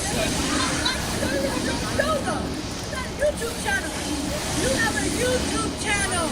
You drop that bum. I've been called A homeless woman is thinking you're a bum. Right. And soon enough, the screams of this woman's insults attracted liberal women and even more violent drug addicts like a moth to a flame. You talking to me? What up? What up? I see that face. Hopefully they're using it. He's got some in his hand. What's going on here, guys? Oh, you think he's a victim? He literally just pulled pepper spray off his walking across the street. Well, why don't you keep it driving, Grandma? Liberal women automatically defaulted to protecting the aggressors, assuming they were victims, serving as a key enabler of this neighborhood's prolonged chaos. Hey, come down. Come on, I'm in the public. Get on the street. Is she homeless? No, she's somebody ex-husband. Hold on. This guy comes up our house. Her husband. What? What? So can I? I did nothing to you. You're acting disrespectful. What are you gonna do then? What did I even do to you? Okay, you're an old guy. You want me to beat you or what? Come on. Why are we gonna get violent for no reason? You something to do our guy. You're carrying the mace in your hand right now. What did I do to you? No way, mister. Do her husband died. Who's this? Another guy. Got cuss right there. Covered his face. He's got bear bags. He got bear bags.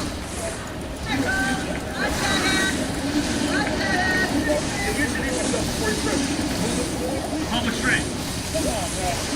Come on, bro. Hey, everyone, hey, let's all calm down. Anybody got harassed by those things? I didn't even know. Come on, bro. If we've escalated, get to his face. We're on the sidewalk, though. You think we're the Yeah, we were, because he came out with the mask, the glasses, and the bear mask. Just give me an sorry. Come on. Bro. We're not getting an apology. We're not getting an apology. You too? He says that's why I've been running out of there. This is occupied territory. The sidewalks have been besieged and conquered. Right next to the grocery store, right next to the USPS. What is going on here? Welcome to Seattle. This is a typical scene in the city. We got lucky today that the officers at least showed up for our calls. I think we're lucky we're alive. Yeah, we're lucky we're alive. We think we're alive. This isn't the only camp. Take me to the next. Let's go. As we escaped Ballard's tent town without getting shot, began our trek towards Beacon Hill with an iconic nighttime view of downtown Seattle, perfectly illustrating how acceptable it is here to set up a tent anywhere you want and use drugs to your heart's content. Even the prettiest parts of the city were eligible sacrifices to the drug addicts. But first, we needed to make our way back through the containment zone of Chinatown to show how Chinatown was as chaotic and lawless as ever. There it is. There it is. Tonight. It's packed with utility. There are countless individuals. Yeah, they're all tweaking. Jay, let's going for a walk. See what's up. How we doing? Here goes here. Hey. Here goes. Just going for a walk. No trouble. How we doing? No trouble. Okay, we're just checking out what's going on. How we doing? Heading this way. We're good. All right, just going for a walk. 24/7, Chinatown was a bona fide containment zone where the drug addicts and the criminal underworld were left to do whatever they pleased. It is, in essence, a designated lawless zone where the streets govern themselves. How we doing, guys? Hey, no trouble. I just want you to imagine running a business in this area that becomes a glorified ashtray for a drug addict smoking fentanyl at night. How we doing, guys? Smoking fentanyl? That's it? How's your night, bro? We got jumped earlier. Really? I'm sorry. Hey, now you're fine. Hey, I met you, man. You were in Lewis Park, man. How you doing? What's your name again? All right, yeah. You, Jaden? Yeah, you got a new face tattoo. We got characters behind us. Characters behind us. Is that new?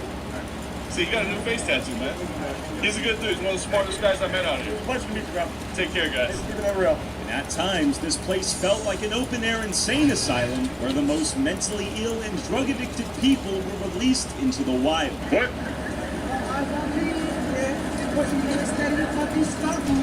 Who's talking? You. Oh. Alright, I'll stop right here. Oh, you just keep moving. You're good. It's good. I'm just chilling. I'm giving you the distance so you walk away. Keep walking. Just keep walking. It's good. Where we meet our arms. Just keep moving. Giving you your distance, bro. Come on, bro. Oh, God. This gets old at some points. Think about the potential of Chinatown ID. I mean, there's so many amazing shops, lights out, but you go up 3 blocks and it's a disaster zone. What up? Even the bus stops out here were occupied by drug addicts where any interaction could go sideways. Both occupied. So just strong out. Look at them. Are you guys tweakers with this? Nah, how are you? Hey, brother. Yeah, see it. No worries, bro. We'll delete it. Hey, what? Hey, watch out, guys. Watch out. Hey, take it easy. Take it easy. Take it easy. Hey, don't do that, bro. Don't do that. Hey. Don't do that. Dude, what are you doing? Don't do it. Why are you doing this? Why are you being stupid? All right, so he just came at us with mace instantly, and he got maced himself. Let's keep it pushing. What up? How you doing? What? They're gonna talk to you. I don't talk to strangers. Guys.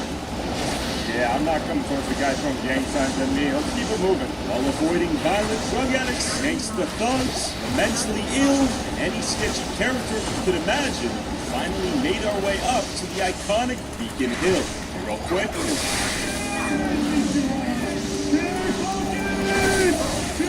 Sadly, YouTube won't let us show you some of our craziest footage. But if you subscribe to TylerRod.com for $5 a month, you can watch bonus videos I can't upload on YouTube. Get off the boards! Get off the boards! And get uncensored and early access to all of our videos. So go join Tyler Rod now for $5 a month. Back to the video. We are at Dr. Jose Rizal Park, arguably one of the most beautiful parks in the city with beautiful, views of.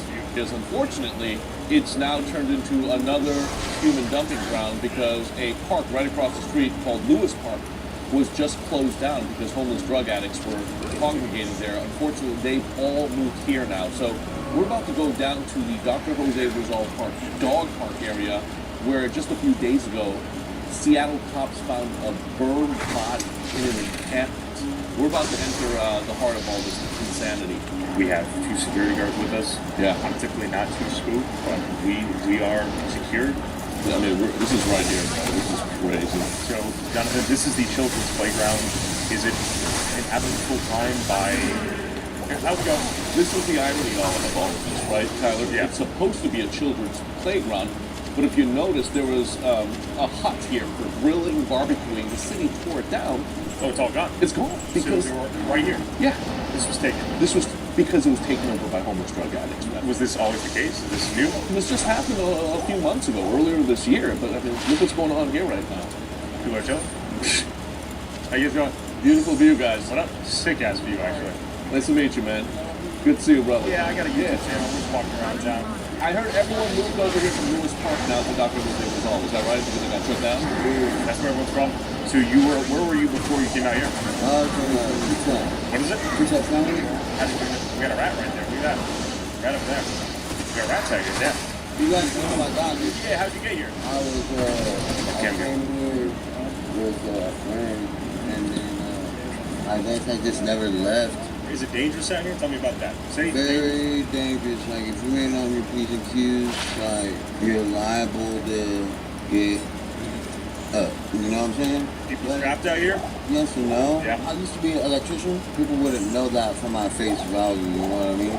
I see what you mean. And it's crazy, like, people out here, like, I guess you say normal people, they don't really see us. They, like, look through us. Like, and they just treat us like we're not human. Like, yeah, we might do drugs and, you know, things, but that doesn't make us any less human, you know what I mean? Like, I agree. The only way this world's gonna be saved, bro, is if we all come together as one, no matter what your race is, white, black, Cuban, Asian, don't matter. If we all come together as one, because that's what the devil doesn't want us to do. Like, this is his world.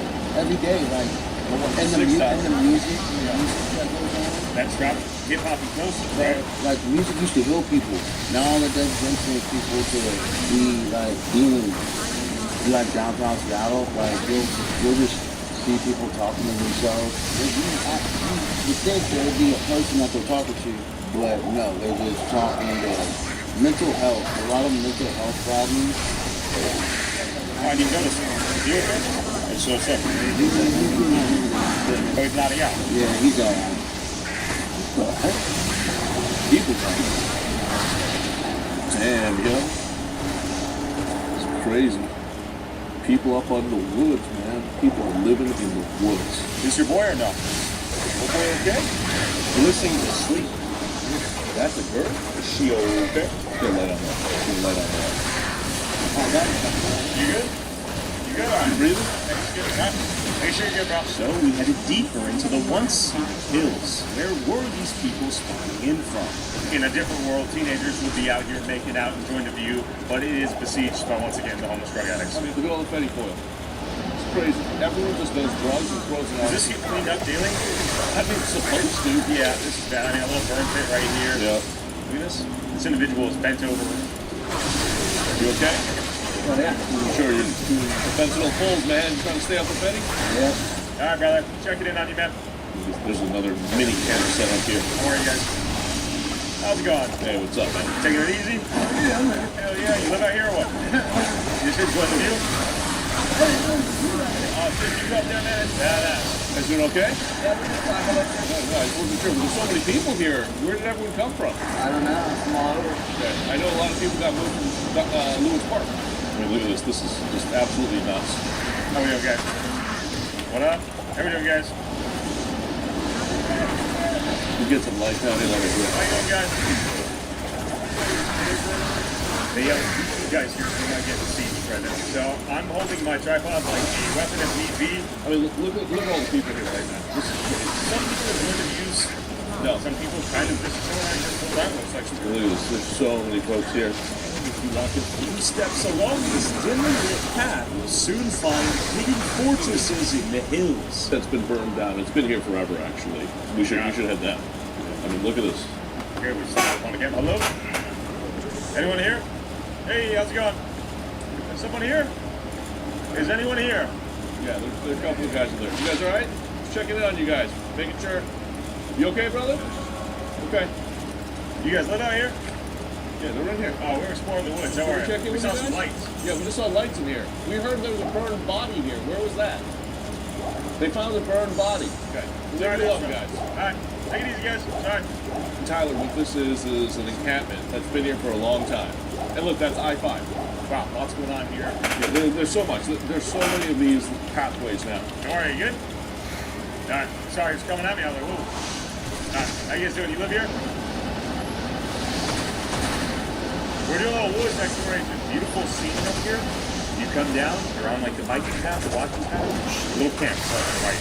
And you might be wondering, why is it so dark out here? They stole the copper wiring. It's gone because the land doesn't pop. The copper wiring's gone. The copper got stolen and stripped it apart, so now they're going to sell it. Now we don't have lighting at night. Yeah. Now it's a safe walk out here. Welcome to Seattle. Come on. Yeah, this looks like... Bright light over here. We have a massive pallet strap and a suitcase. Which way do we go? It's like picture. Look at these steps. Are you ready? You ready?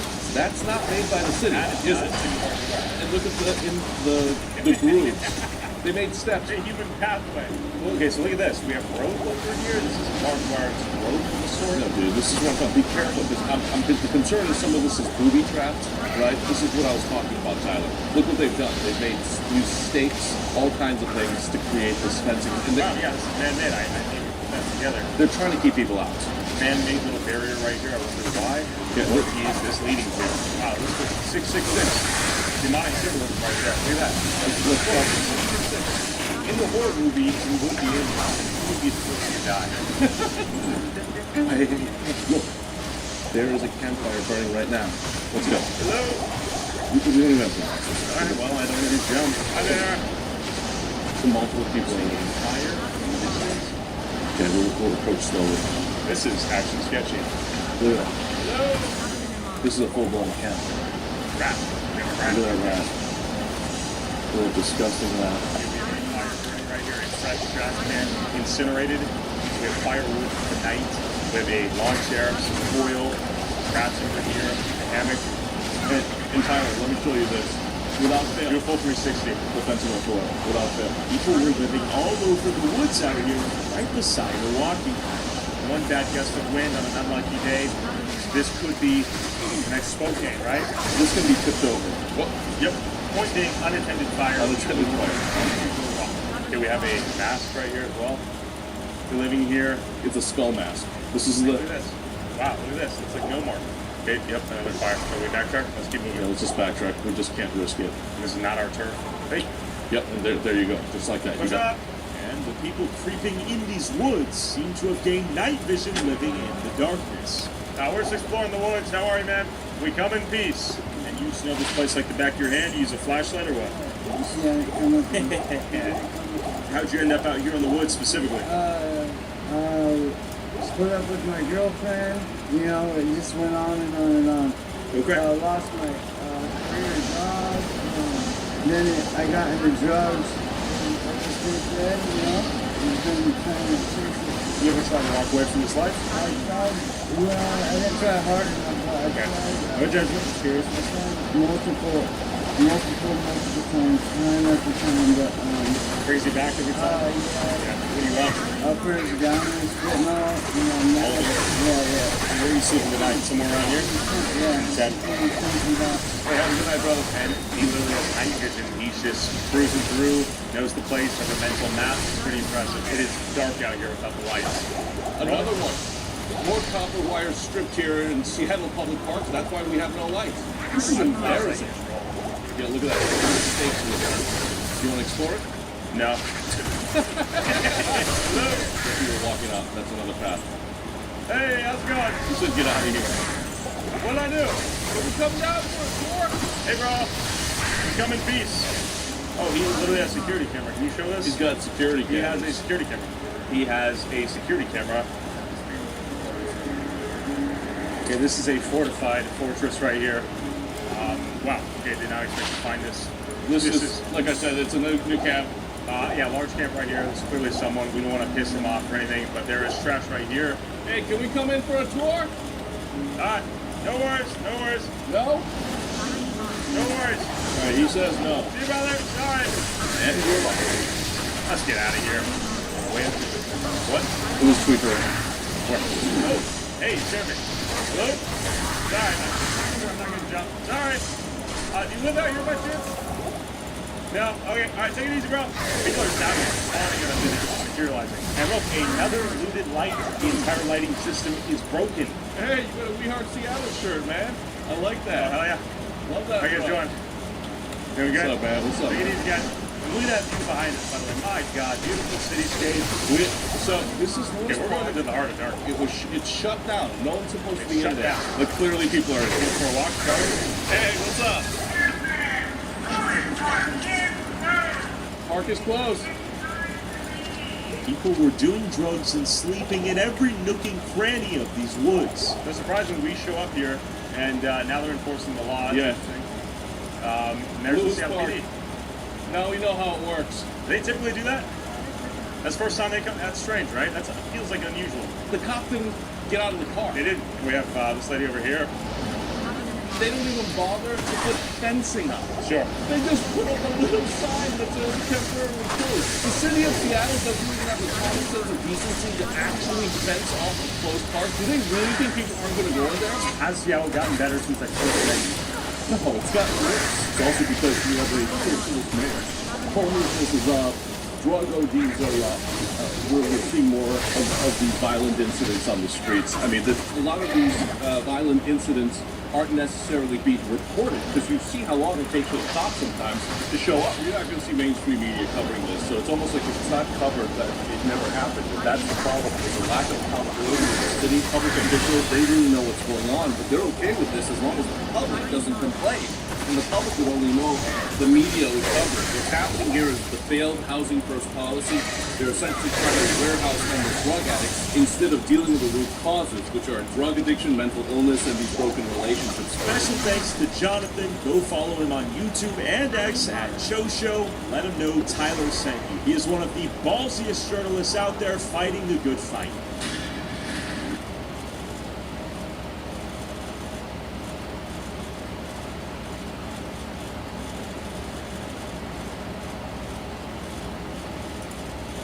No, that's okay. Let's yep. Yep. Oh, that's fucking wonderful. When officers with the Palm Bay Police Department are called to a maze of deserted roads and overgrown land in southwest Palm Bay, Florida, known locally as the Compound, what's initially suspected to be an animal carcass takes a disturbing turn when officers discover a human head. Oh, you got my card? Okay, yeah, well, the card is non-emergency number. Okay. Yeah. Good, how you doing? I got back here to that burger. Uh-huh. I can go back and show you. There was a small suitcase off to the left, and it's got some different names in it. You opened it up? Okay.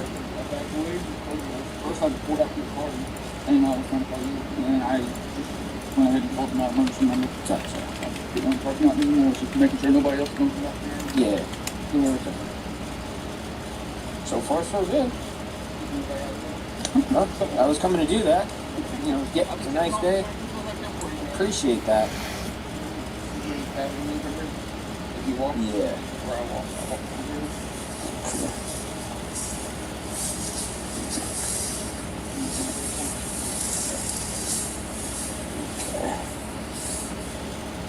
Yeah, looks like there's something in there. Alright, I'm gonna give my sergeant a call. Because it smells a little decompy.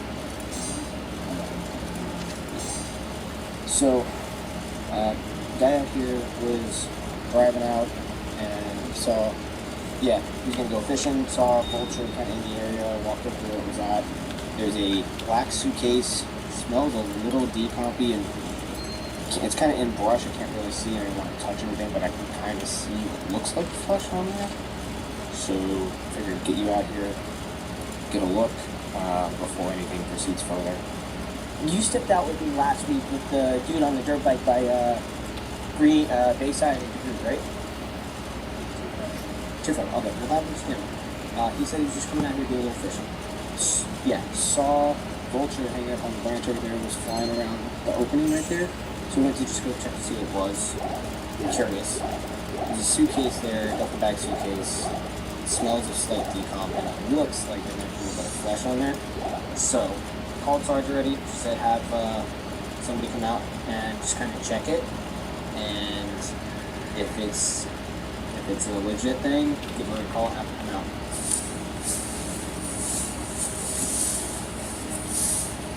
Feathered? Ooh. Yeah, that's some kind of bird. A bird? Where do you see feathers at? Feathers right there. Those are part of this tree. No, the feather right there. There. Mm. But I don't know if that's a vulture or...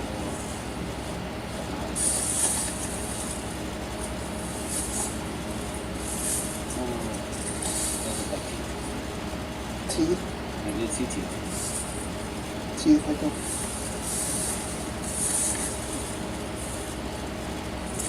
Probably fish.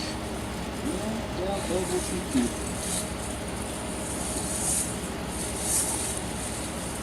Some kind of animal. Okay.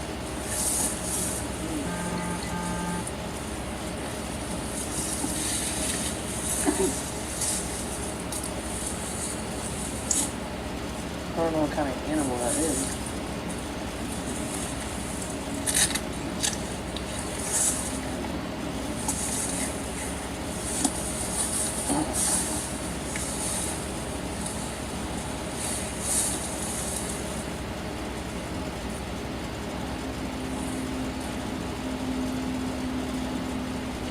No, that's fucking head. Looks like it.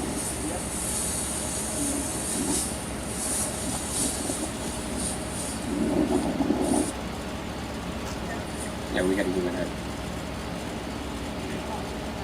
Yeah. No joke. Teeth, hair, ears, looks like skulls crushed in the face. Yeah. Gotcha. It wasn't just one suitcase with a head though, ladies and gentlemen. Just a stone's throw away was a second suitcase containing additional human remains, later determined to belong to the same individual. Upon closer examination of the suitcases, investigators uncovered something that immediately gave them a lead: an Amazon package addressed to 19-year-old Lucas Sam Jones. On its own, the package may have not meant much. The compound was notorious for illegal dumping. However, this wasn't the only item investigators found. Amongst the remains was a necklace belonging to 28-year-old Coley Lee Daniel, a man who had been reported missing just days earlier. What was even more significant was that Lucas and Coley were no strangers. In fact, officers from the Indialantic Police Department had been called to Lucas's home as part of that missing person investigation. On the evening in question, Coley left the home he shared with his parents and told them he was heading to a nearby house. But when he failed to return and repeated attempts to contact him went unanswered, his parents turned to the Find My iPhone feature as Coley had his iPad on him. The location was live, and where was that? Well, none other than Lucas Jones's home. Once the location was discovered, Coley's parents drove straight to the home, where they were met by Lucas. He told them Coley was inside, but didn't want to come out. Unsatisfied with the answer, tensions quickly rose, and a small argument ensued, resulting in Lucas slamming the door shut and calling the police. You familiar with this house? Yeah. Hey, what's going on? They have been bothering me. They won't leave when I ask them to leave. I'm 19 years old. Okay. It's getting fucking annoying, okay? Why do they want their son to leave? Okay, apparently he's a registered sex offender and they're overbearing and stuff. Okay. He's 28 though. He can do whatever he wants. And they shouldn't be threatening to call the police on me in my own home. I'm fucking... Well, that's being explained to them right now, so... Is he trying to do to help? What's going on? Yeah, we'll get it figured out on their end. And they My just... parents are pissed. They can see all this on the ring. They think they're really pissed. So can we... So the other kid, he's a registered sex offender? Apparently. Oh, okay. Alright. But he's just hanging out here? He drove here himself and everything? He smoked weed and he's sleeping. Okay. I want to go back to sleep. I'm nervous now. Okay. We didn't talk to him. No, he's in there sleeping. So. Sleeping? Yeah, sleeping. Yeah. Is there anything we need to know about him? Because he was saying he's like a registered sex offender or anything. Oh. Yes. Yeah. You guys do that. Served probation. He's been on probation. He was not a reoffender. And Lucas made it clear that the gentleman was 19 years old. So, let's home. Yeah, I mean... Who's Lucas? Lucas lives here. You know who Lucas is. Yeah. Yeah. Why do you know who Lucas is? Because we know a lot of our residents. I've lived here for 5 years. Okay. Does he normally, you're saying normally come over here? Your son normally come over here? He has never come over here, as far Okay. as I can tell. He told us he was going somewhere else. He's Lucas' sponsor. No, right. And Lucas made it very clear that he didn't want the cameras to record anyone being there, so... Thanks, gentlemen.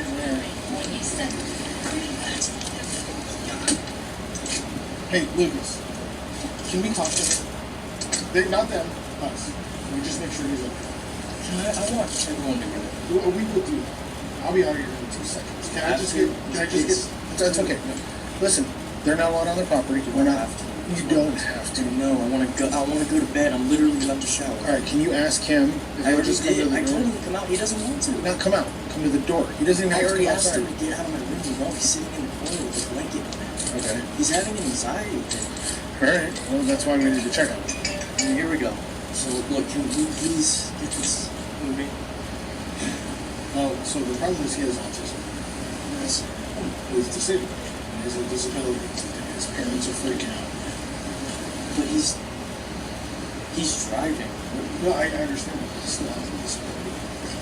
I don't have to do anything. I just want to be inside. I know I'm making it. So basically, the parents are worried about him because he's not answering his phone or anything. So we need to do.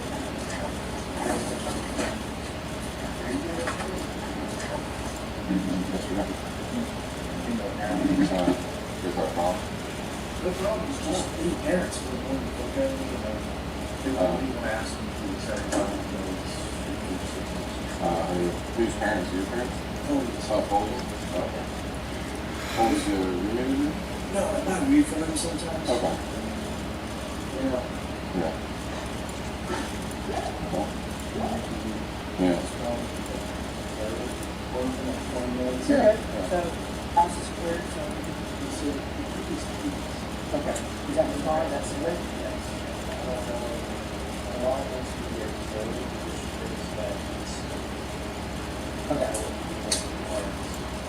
The human remains were discovered on March 28, 2026. Evidence linking Lucas to the scene was uncovered. An investigator was home looking for answers and to make an arrest, not unresponsive, and left the data. So, based on March 30th, Lucas's girlfriend returned to investigators and told them that her initial statement hadn't been the full truth. This time, she said she wanted to correct the record and explain what allegedly had happened.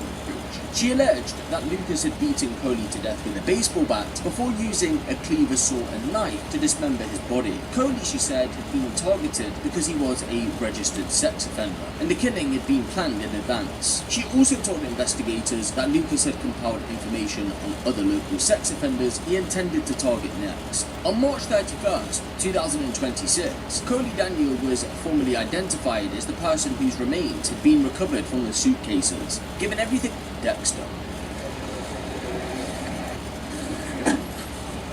So I wanted to be the first to tell you the identity did come back, and it is your son. Okay, so he's no longer missing. He is deceased. Okay. I'm so sorry. Yeah, it's horrible, horrible. It is. It's beyond. What I can tell you is we are currently executing a second search warrant at the residence of Lucas.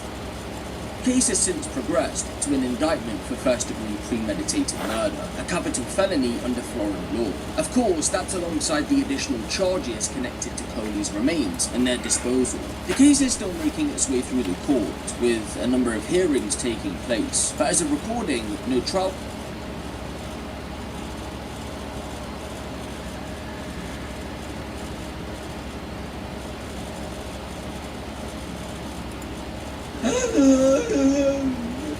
Have I been For a while, Doc. A little while.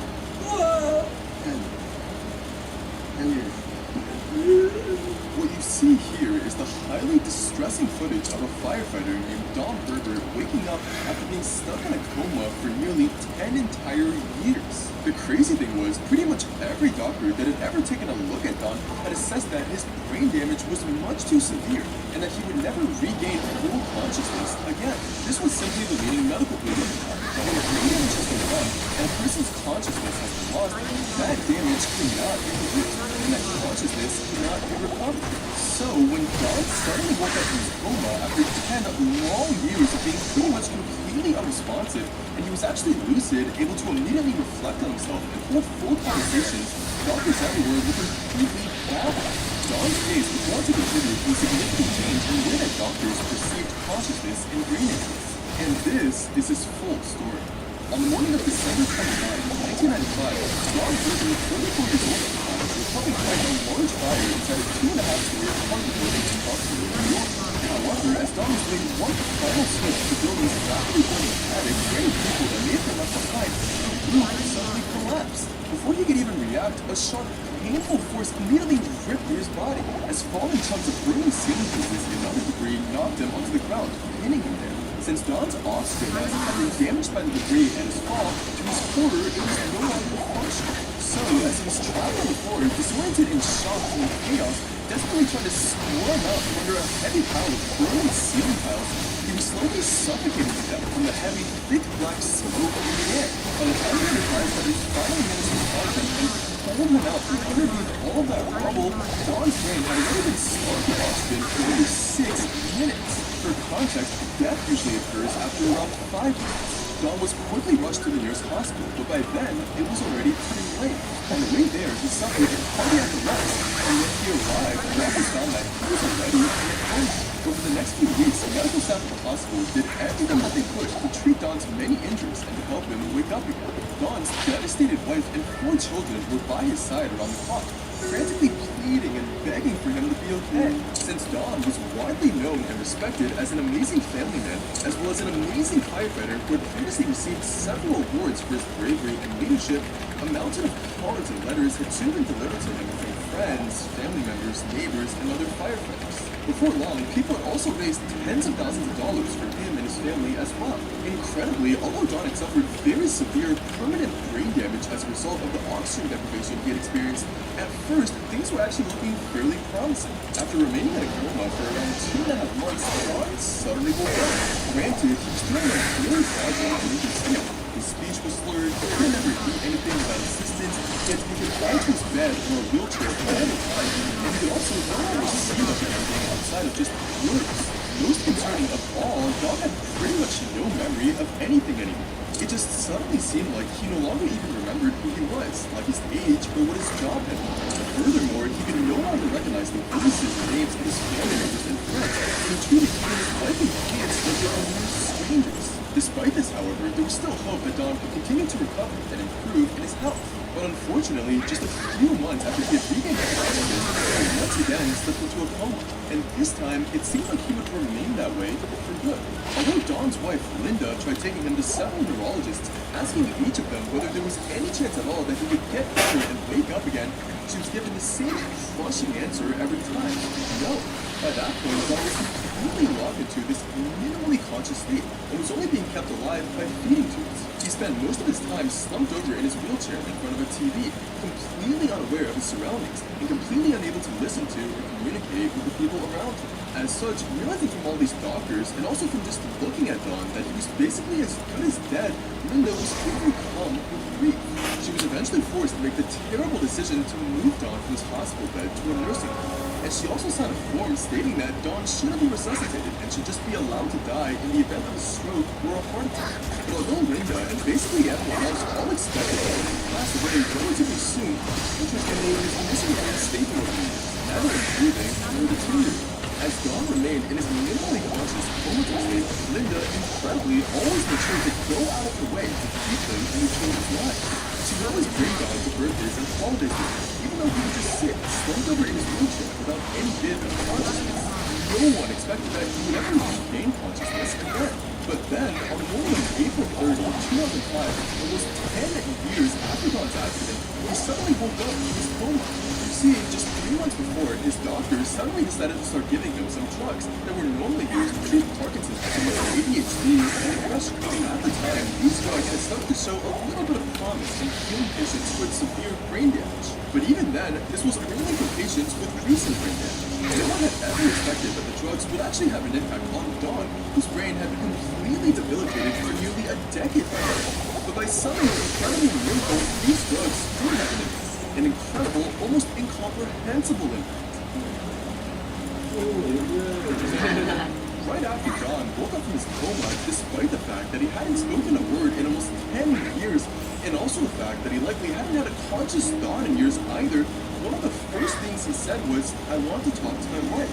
His speech was heavily slurred, but the fact that he was even speaking and thinking clearly at all was just completely remarkable.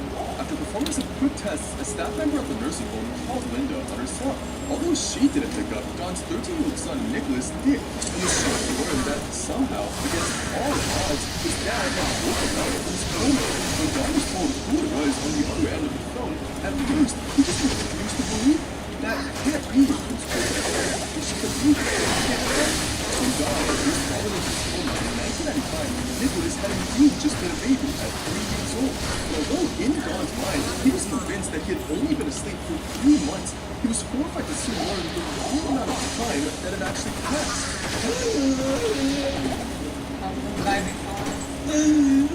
Wait, what?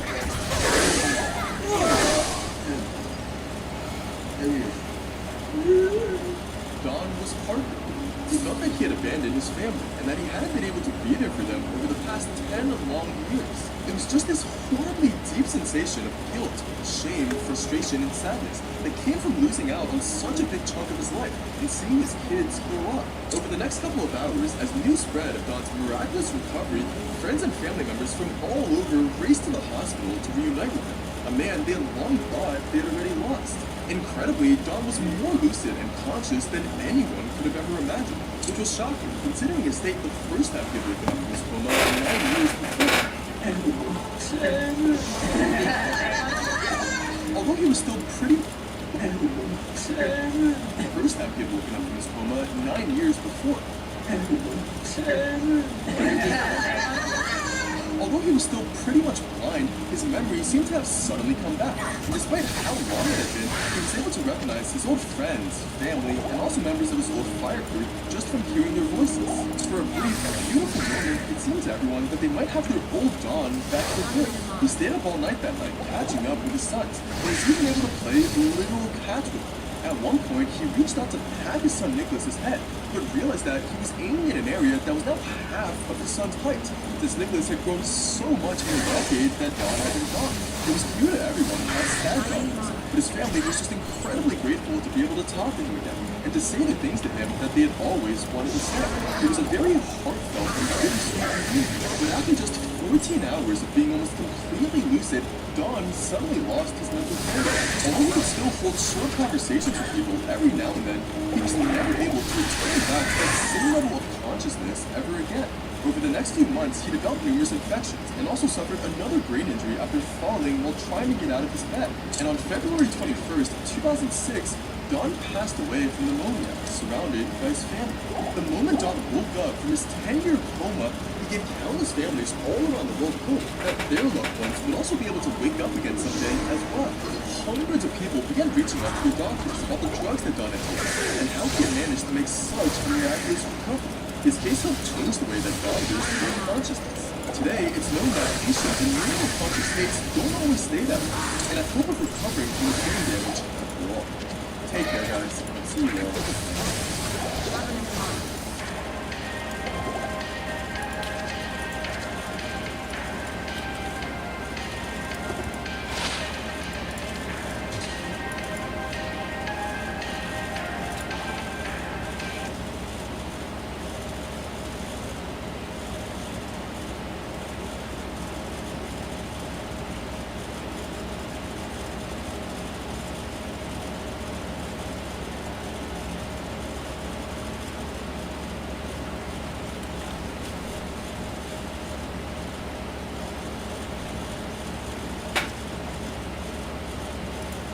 Bruh said, what color is that lip gloss you got on? Lil' bruh, trust me when I say, real steppers don't wear lipstick. I was born this way, I look like this cause I'm blessed, you heard? Your parents must be proud of the little princess they have. Lil' bruh, this ain't no fairy tale. This ain't no little story. Twin, I ain't no princess. Don't ever disrespect me like that. I was tight. He's pretty tall for a 6-year-old. Lil' bruh, first off, I'm really not 6. I'm actually a grown-ass man, lil' bruh. So bad. Bruh said, what color is that lip gloss you got on? Lil' bruh, trust me when I say, real steppers don't wear lipstick. I was born this way, I look like this cause I'm blessed, you heard? Your parents must be proud of the little princess they have. Lil' bruh, this ain't no fairy tale. This ain't no little story. Twin, I ain't no princess. Don't ever disrespect me like that. I was tight. He's pretty tall for a 6-year-old. Lil' bruh, first off, I'm Really not 6. I'm actually grown-ass man, little bro. So bet. Bro said, what color is that lip gloss you got on? Little bro, trust me when I say, real steppers don't wear lipstick. I was born this way. I look like this because I'm blessed, you heard? Sometimes it's feel tired. Feel weak. When you feel weak, feel like you want to just give up. But you gotta start trying to use that inner strength. Just pull that shit out of you. And get that motivation to not give up. And not give up. So like relax, I'm spilling these rats, roll as you feel them to the day that I drop. You'll never say that I'm not killing them. Cause when I am not, then I'ma stop killing them. And I am not hip-hop, and I'm just not Eminem. Subliminal thoughts, when I'ma stop spinning them. Women are caught in web, spinning them, hawk, them adrenaline shots. But penicillin could not get the ill in the stop. A lot to still is just not here enough. The criminal cop killing hip-hop, killing a minimal swap. The cop niggas are block listeners. Sometimes it's feel tired. Feel weak. When you feel weak, feel like you want to just give up. But you gotta start trying to use it. That inner strength. Just pull that shit out of you. And get that motivation to not give up. And not give up. So like relax, I'm spilling these rats, roll as you feel them to the day that I drop. You'll never say that I'm not killing.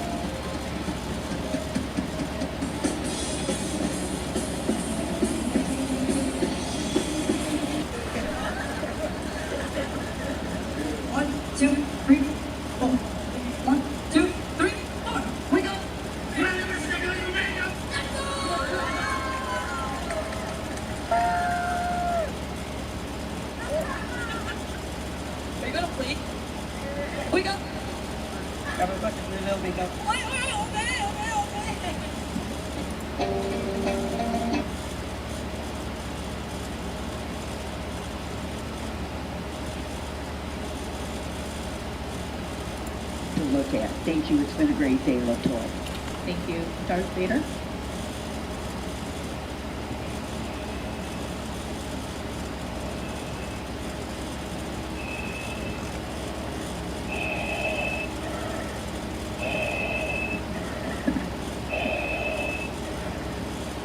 The Emperor is a fan of block, and we must continue utilizing block technologies so that we can follow and surveil the rebel guard as they move from playground to playground, from playground to pool, from pool to gymnasium, because we all know that the block cameras are not only following the license plate readers, they are following children. They are following children in parks and gymnasiums, and we need this. I need this so I can stop my ex-girlfriend. Also, it should be known that the people of this town, the pros that want their storm drains cleared, they should not have their storm drains cleared. Because in order to do that, we will have to raise taxes. And how will the people trust this city council when this city council continues to vote for surveillance technology that imprisons them? Miss Campbell, you must work on your Jedi mind tricks. Do it like this. And when you do it, Make sure that when you're double speaking them into telling them that police services have become more humanitarian, make sure that you don't emphasize the detail that you put a ban on camping, you put a ban, you made criminalizing homelessness illegal, and that is why there is no such thing as humanitarian policing for the homeless, because we have effectively criminalized homelessness, which is good. Now we can fill our jails with free prison labor, especially like that of the Otay Mesa Detention Center, where they are making $1 a day for working for 12 hours. And there have been multiple cases of tuberculosis. Yes, and this is good. This is what the Emperor needs. This technology will help us find the rebel scum and their hidden base on Earth. This technology will help us find Luke Skywalker as he traverses the universe into space. This technology is a necessary force. Thank you, Roger Ralph. Is Roger Ralph's present? Thank you. And our final speaker is Darth Vader.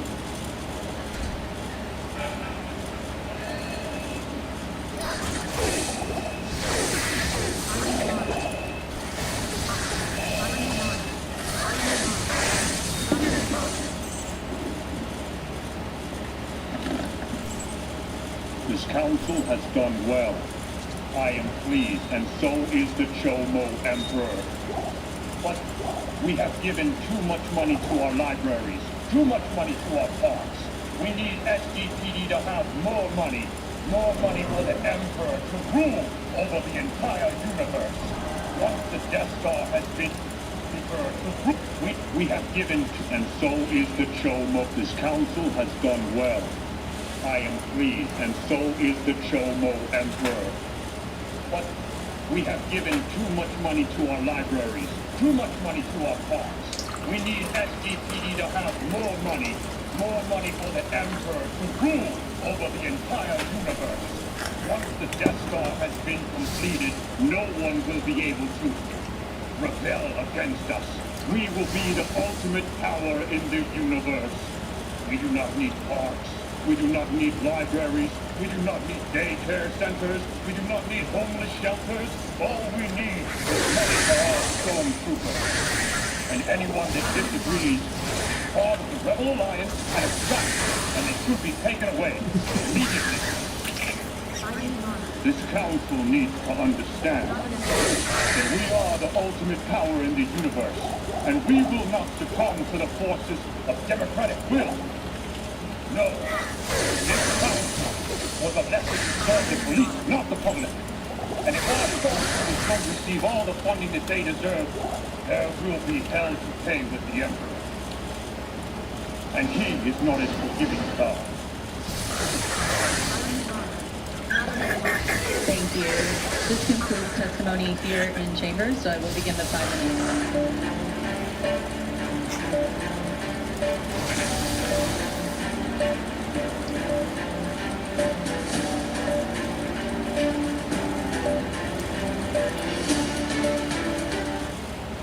Hey everybody, Dr. G here. I'm a licensed clinical psychologist and body language expert. And today, we're going to be analyzing the behavior and body language of Wade Wilson. Wade Wilson was recently found guilty with 2 women that he brutally strangled. Before we get started with this analysis, I want to remind you of a couple things. One, this is not a psychological evaluation. These are just in addition to that, we want to remind you to like and subscribe if you want to see more content just like this. Alright, let's go. We're going to be looking at today's Wade Wilson's reaction to the penalty phase of this trial. Let's just jump right in.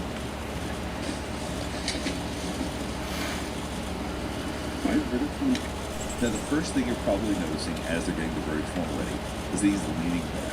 Now, this is an attempt to appear casual. It's an attempt to appear calm. As you can see, he's got his nose in the air. You're going to see a lot more of this. He's leaning back. He's trying to appear calm. But we're going to see there's probably a lot more emotion under the surface than initially meets the eye. Verdict appears to be in order. For a victim. You probably noticed a lot of emotion just then. In the circuit court, a victim. Now, you probably noticed a lot of emotion just then. First thing you see is a heavy swallow. Now, as our mouths dry out, as we're getting more and more anxious, It makes us aware of the different processes moving in our body. So it ends up oftentimes causing something. That the sensations in our throat causes us to swallow. So you see him swallowing, which means he's got a lot of anxiety right now. You're also seeing him look around everywhere. He doesn't know where to put his eyes. There's a lot of anxiety and stress under the surface that he doesn't want to show. Like I said, the leaning back is an attempt to counterbalance how he's feeling. Because right now he's probably feeling very intense. But as we're going to talk about with some of the tattoos, that's the last way that he would want you to think he feels right now. My verdict form appears to be in order to publish the book. In the circuit court of the 20th Judicial... See, there's those deep swallows again. He started to blink more. The stress is building and building. Circuit in Portland County, Florida. Criminal action. State of Florida versus Wade Wilson. Case number. You can also see his chest move now pretty rapidly, actually. He's taking heavy, deep breaths. The reason we do that is when our heart comes up, our heart beats faster. So for us, we have to breathe more. So right now we're seeing somebody who's feeling a tremendous amount of stress. As most people do in this situation, they just wouldn't show it. So some people want you to see how stressed out they are. They do not. And some people don't seem to feel much of anything. I absolutely watch where it's being read. But people seem to feel and experience very little. This does not seem to be the case with him. I think he's someone that feels very intensely. And right now, as I said before, in fact, nose in the air. We put our nose in the air to show everybody else better than them on a certain situation. So he's basically saying, this doesn't affect me. But as you can see, it seems very much to affect me. State of Florida versus Wade Wilson. Case number 19 PM 5:40. Jury verdict form. Penalty phase. We determine. Alright, you see that little twitch in the corner of his mouth. So they say penalty phase, big swallow, twitch in the corner of his mouth. But this is contempt. Now, most emotions we see on both sides of the body, except for contempt. So he smiles, both sides, both sides. You get the idea. But when you see this weird little twitch, that is a contemptuous feeling. So if he feels contempt, then they're going to read him this verdict, they're going to read him the penalty. Jury verdict form. Penalty phase. That's the look right there. A one-sided smirk, a quick twitch on his face, because the feelings of contempt are so intense. And part of the reason is that he has no control of this. You got to realize somebody like him is going to absolutely want to be complete and under control at any given time. And in this situation right here, you remember reading something to you and you have no control. That's going to stir up feelings of contempt, probably other feelings as well. It's no doubt that Wade Wilson was previously convicted of a felony and under sentence of imprisonment. Now, something that's going to be absolutely torturous to him is how long it's taken. Because there's a process the jury has to go through this. You have to read the statement, in essence, that's written down. And so he's not going to like this. He's going to want to just go ahead and get things over with. So he is sitting there. He is simmering. He's struggling to make it through this. Because he has to sit there and listen, yet he wants an answer quickly. So for somebody like him who's probably patient, probably impulsive, this is going to be torturous for him, basically.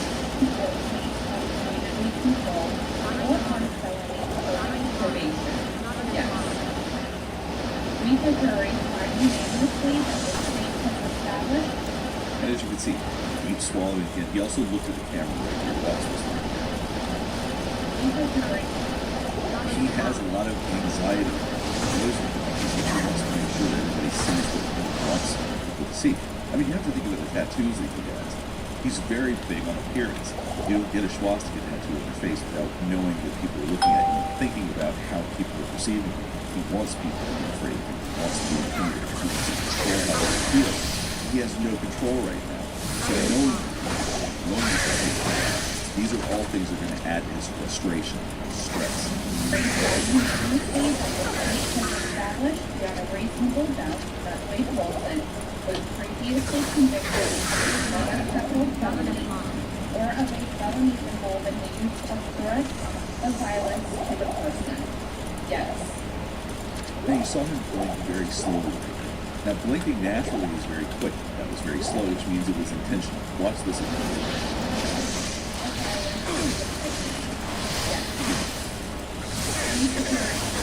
So that slow blink just means that he is getting thought to have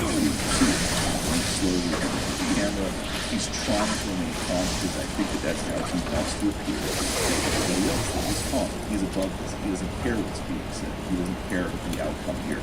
He is unaffected, which once again is not seen on face. Is that content? Watch this video.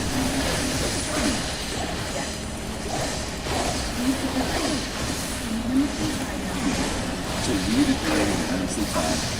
Immediately he's preparing himself once to get it. That's been great. He said he knows it's not going to go his way, but he knows how to comfortable to do it after years. Listening to this, looking at it, that's being said. And so once again, there's that content right there. Unanimously find that the state has established beyond a reasonable doubt that the first-degree murder was especially heinous, atrocious, or cruel. Yes. We, the jury, unanimously find that the state has established beyond a reasonable doubt that the first-degree murder was committed in a calculated, and premeditated manner without intention, moral, or legal justice. I do think the fact that there's a process, the fact that he has no control, is making him struggle. You see, he doesn't know what's looking around, and then he gets used to look at the camera. He seems to have his back looking around the camera. There's just so much discomfort right now. That Wade Wilson should be sentenced for that. As to count four, first-degree murder is finance food. We, the jury, unanimously find that the state has established beyond a reasonable doubt. And as you can see, he's taking his breath, staring straight ahead. After hearing that, trying to process the fact that Dave basically said that he's going to get the death penalty. So at that point, he's been waiting for it, he's been anticipating it, and then he's trying to manage the feelings that come with that. Aggravating factors. We, the jury, make. So if you look at the tattoos that he has, obviously there's a couple of swastikas there, or belongs to a certain mental dominance over people. So look at him, they know that he is hateful, they know that he is angry, a certain dominance of some kind. If you look at the mouth stitches, what looks to be some shut, it's presumably, I assume some of that's probably a throwback to the Joker from The Dark Knight, that it cuts on his face, and so there's some idea that he's unpredictable, that he's wild. But the point is that with these tattoos, he's trying to wear who he is very much on his face. He wants you to see this. This is the goal of this, is to show you who he is. The goal of this is to make a statement when people look at him. So you've got to think about the fact that somebody that has these types of tattoos really is trying to speak to people without saying anything. He heard, go to the death penalty. Your recommendation must be for a penalty of life in prison without the possibility of parole. If 8 or more jurors vote. It also looks like he's trying to keep a slight smirk on his face right now. It's a little bit hard to tell, and the fact that there's that tattoo makes it more distracting, but it looks like he's trying to keep a slight smile on his face.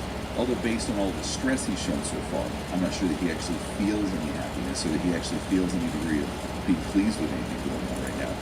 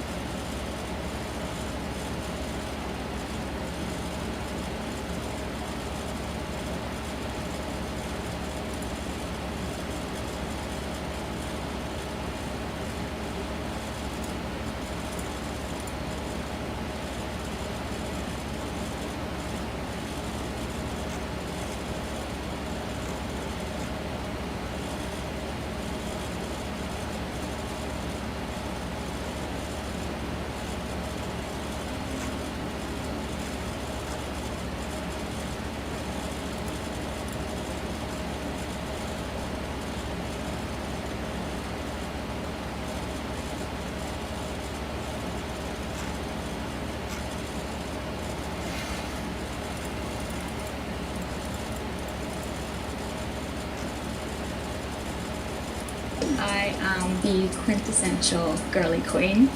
I would describe my look as a Barbie princess, super girly, super fun, super feminine, all things pink.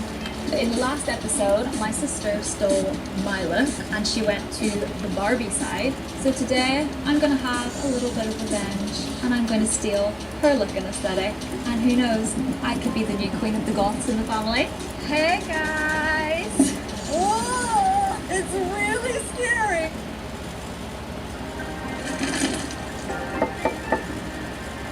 Hi, I'm Dara. Nice to meet you. I'm Emily. Come on in. Thank you.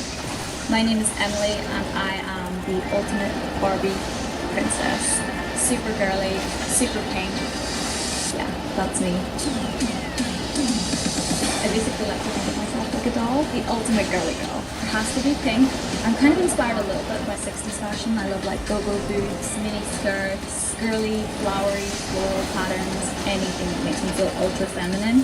I'm not at all a tomboy. I love jewelry as well. Anything sparkly, anything glitzy and glamour. I just want to feel like a princess. In the previous episode, my sister stole my look, and she actually looked kind of good. I look like I'm going to go and run to like Converse or something. So today, I'm getting my revenge, and I'm going to steal her look. I'm going Barbie to God. And yeah, she's got some competition now. Hello, sister. Hey, girl. Are you ready to join the dark side? I am, but I'm scared. Come along. So you tell me that everything transformed it? Mm-hmm. Or gothic makeup look? Yeah, I'm terrified. So we're going to start off by making you nice and pale, and then we'll go for a dramatic eyeliner look and some dark lipstick. I've never worn black lipstick before. And your outfit, everyone's going to love the outfit particularly. Oh gosh. I'm probably not going to be able to walk in whatever shoes she's in. Nice and full coverage. Nice and clean. Don't brush it with some white in with your concealer. It's actually pure white, tight foundation. What do you think your sister said? I have always looked up to her because she doesn't care about what people think of her. People yell at her on the streets and people have thrown things at her before because they don't get it. Yeah. I'm a little bit more reserved. Yeah. I get nervous about kind of what people would say. I feel like I was kind of maybe a little bit of an ugly duckling in my head growing up. I didn't feel like I was always like prettiest. So I feel like I've kind of manifested this style to make myself feel beautiful. Do you ever feel judged for the way you do that? I do think that people do judge me, and I think a lot of people when they meet me also think that I'm going to be a mean girl. That is a big problem that I've faced, is people thinking that I'm just going to be a bit nasty. They just expect that mean girl energy, which I definitely don't have at all. What colours are we going to use? Grey, black, no pink? No pink. As a kid, I used to play with dolls, like really, really girly dolls, and I always thought I'm going to grow up to look like these dolls. They're beautiful, they are so fashionable, and yeah, it's kind of just always been a part of me. I think as well, growing up with a sister that was kind of tomboy and goth, I wanted to differentiate myself from her. I feel like we were already compared to each other in so many other ways. Just for being sisters? Yeah, so I think kind of adopted very different styles because it allowed us to feel a bit more unique. I do think it's funny though that we came from the same family. It always surprises people. What do you think Beth thinks of your look? I would say she probably thinks my style is quite boring. I think that's how she would describe it. It's just so plain. I think my dad would probably struggle with the fact that he has two daughters that dress like goths. My boyfriend loves me as I look now. I think he would probably drop dead at the fact that I would start dressing goth. I think he would be terrified. Who knows, maybe be completely transformed and we'll have two goths in the family. Now the exciting part, we're going to do your eyeliner. I'm going to use an eyeliner acrylic line. I haven't gone out for dinner like this before. Yeah. I think he's going to ask me to wipe it off as soon as we're done. Things that goths would do. Wig time. Looks just like Bevan's hair, to be honest. There we go. Ta-da! You're looking amazing. Are you ready for the big reveal? Yes. 3, 2, 1. Oh my god. What do you think? That is literally seven. Oh, terrifying. Goodness. I quite like the makeup. Yeah, I told you. Yeah, I'm surprised. Black lipstick. I don't want to cramp her style, but like, I think I look kind of good. No, I love it. I think it's really cool. I'm just excited to show everyone now, I think. Daughter's look, Barbie sort of style, blondie hair, very gregarious. Obviously that way, likes the Barbie, pinky, girly stuff, nice shoes, nice dresses. A bit apprehensive to see her, to see what she looks like. Hopefully she doesn't stick with it. You know, I don't need two gods in my life. Are you open to that change, Ollie? It's going to be a real eye-opener. I think she'll look good no matter what she does. Whoever makes her happy. I am very excited to see what Emily looks like. She got to see me suffer when I had to get into her style, so maybe this is my own form of payback. I just hope she doesn't do better because it might give me a mild existential crisis. Hey guys! Oh. What do you think? We look like twins. Oh! Scary because I'm scared. It's really scary. Oh my god, they really peeled you down though. Yeah, got real makeup on. First of all, well done, you walked out here. I expected you to fall like 10 times. You must have the tiniest waist in the world. I cannot breathe. Well, years of training, years of training. No. You're so We're matching. It's not a good look. Not for me. Yeah, it's like you could be my body double in the movie, stunt double. Yeah. I feel like our faces look so much more similar. Like we never look like siblings. You like it? It's absolutely terrifying. I'm not going there. What do you think? I was surprised that I liked it. Really? I'm not gonna lie, shoes are a nightmare. I don't know why you would do that to yourself. Do you feel in mild pain? Yes. Like mild confused discomfort? All over my body. The corset, the shoes. That's gone. So what do you think, Daddy? Do you like it? I think I'd rather do it. Yeah. No. Tell me I look better though. Oh, yeah. Could you wear it again? I'm not gonna lie, I'm kind of thinking about when I'm gonna wipe it off. I think it definitely brings out like an edgier side of me. That's why I wanted to do this, because I feel like it was an opportunity to kind of push myself out of my comfort zone. You've done that, alright. Yeah, ladies. Two dots for the price of one.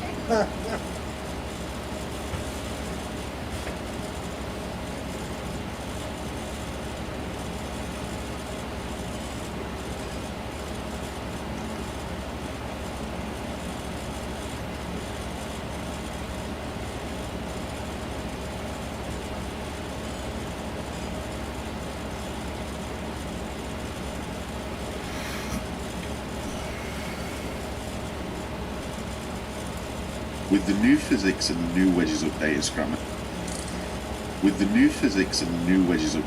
mechanic, it should let us do a few funky things. The most important thing to look at is this controller and all of these. These are all wedges.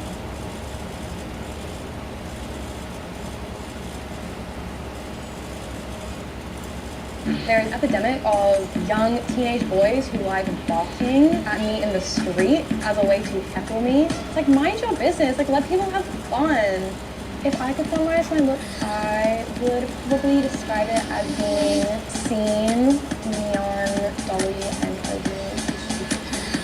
Today, I'm going to be transforming. Oh, wow. Oh, this is sick. I'm actually gobsmacked. Hi, I'm Rachel. Come on in. Thank you. Hi, my name is Rosie, and I am a little scene doll. I like it. I feel like this. Oh my god. I'm gobsmacked. I like it a lot. No, I really dig this. It looks so good. You look so cute. Oh, you shouldn't have sworn. Okay. You look so cute. Good job. I was not expecting this. I thought it would be like a normie outfit, but it's not. This is sick. Looks so cool. Good job. And I think through doing that, you can uncover parts of yourself you otherwise wouldn't have known about. Huge success.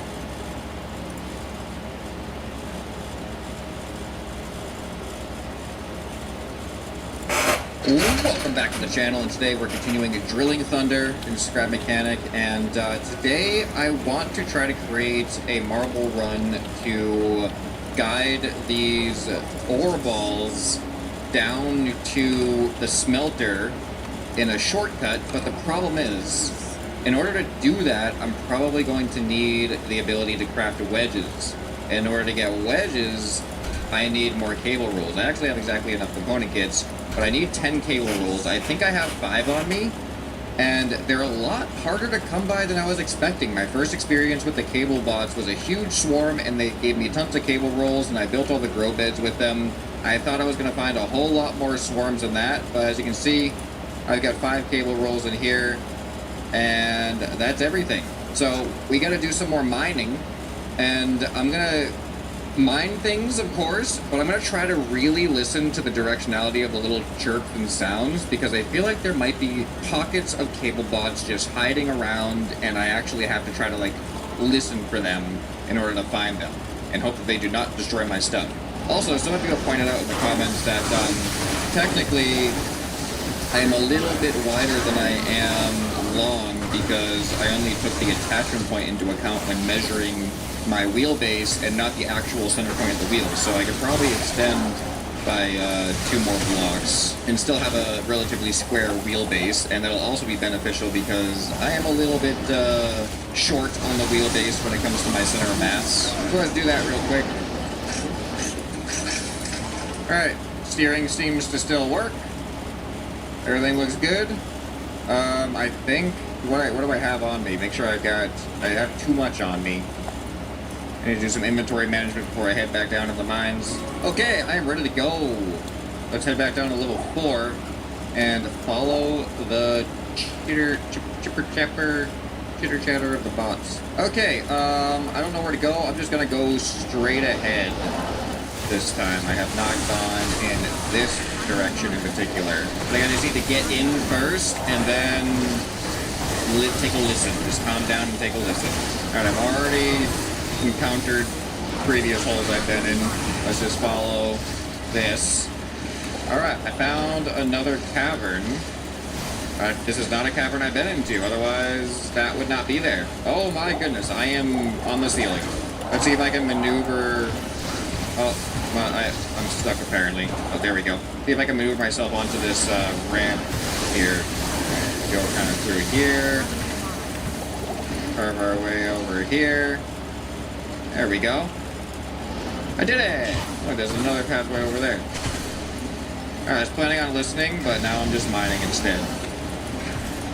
Cool, I got that thing without having to jump down from here. Oh, there's still one down there, though. Wendy, go get it!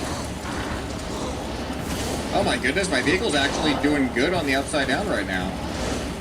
Can I... Can I reach those from here? Oh yeah, I can. I might not even have to get off of this thing. Just absorb this from the bottom up. Oh, come on, get it. A little bit more. Oh, I fell off. My acceleration was a little bit too strong there. Alright, well, I cleared out this cavern.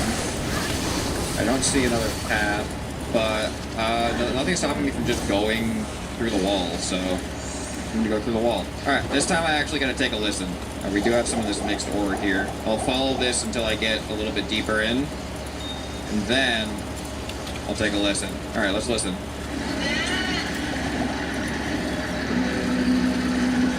I'm distinctly hearing it to my left. I'm hearing it in this direction over here. Let's carve over this direction.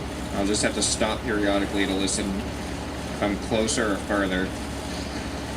I just need 5 cable rolls. Sounds like I'm closer. Definitely sounds like right over here. Oh. It's those guys. Dang. That's not what I was wanting to find. Do the cable bots make a noticeable sound? Alright, well, here goes. Ah! I'm okay. Alright, there sounds like there's more. I'm having a lot of trouble just getting up into this. Yeah, there he is. There's another one over there.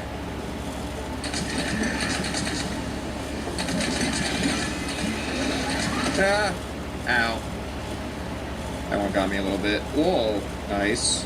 Alright, we're definitely dropping down there. I don't hear anybody else. Man, can you not hear the cable bots? Is there no way to purposely farm cable bots? It seems like you need a lot of cable rolls for a lot of recipes. Yeah, I hear nothing now. Alright, well, we're here, we might as well mine this thing. So either this is going to be a build a marble run video, or spend the whole episode mining and trying to find cable bots. Alright, I need to be able to get that thing, the crimsonite down from there. And, oh, I need to make a more gentle bulge here for me to drive over. Yeah, one thing I'm noticing, big limitation with the sticky wheels with my design right now is going over convex bulges is not ideal. Alright, can I hit that from here? Dang. Alright, well, let's do a little bit of this. Come on. Please get it. Oh, we got a little bit of it. Where are we right now? We are not looking good. Step forward a little bit. I got this, like, big gap underneath me.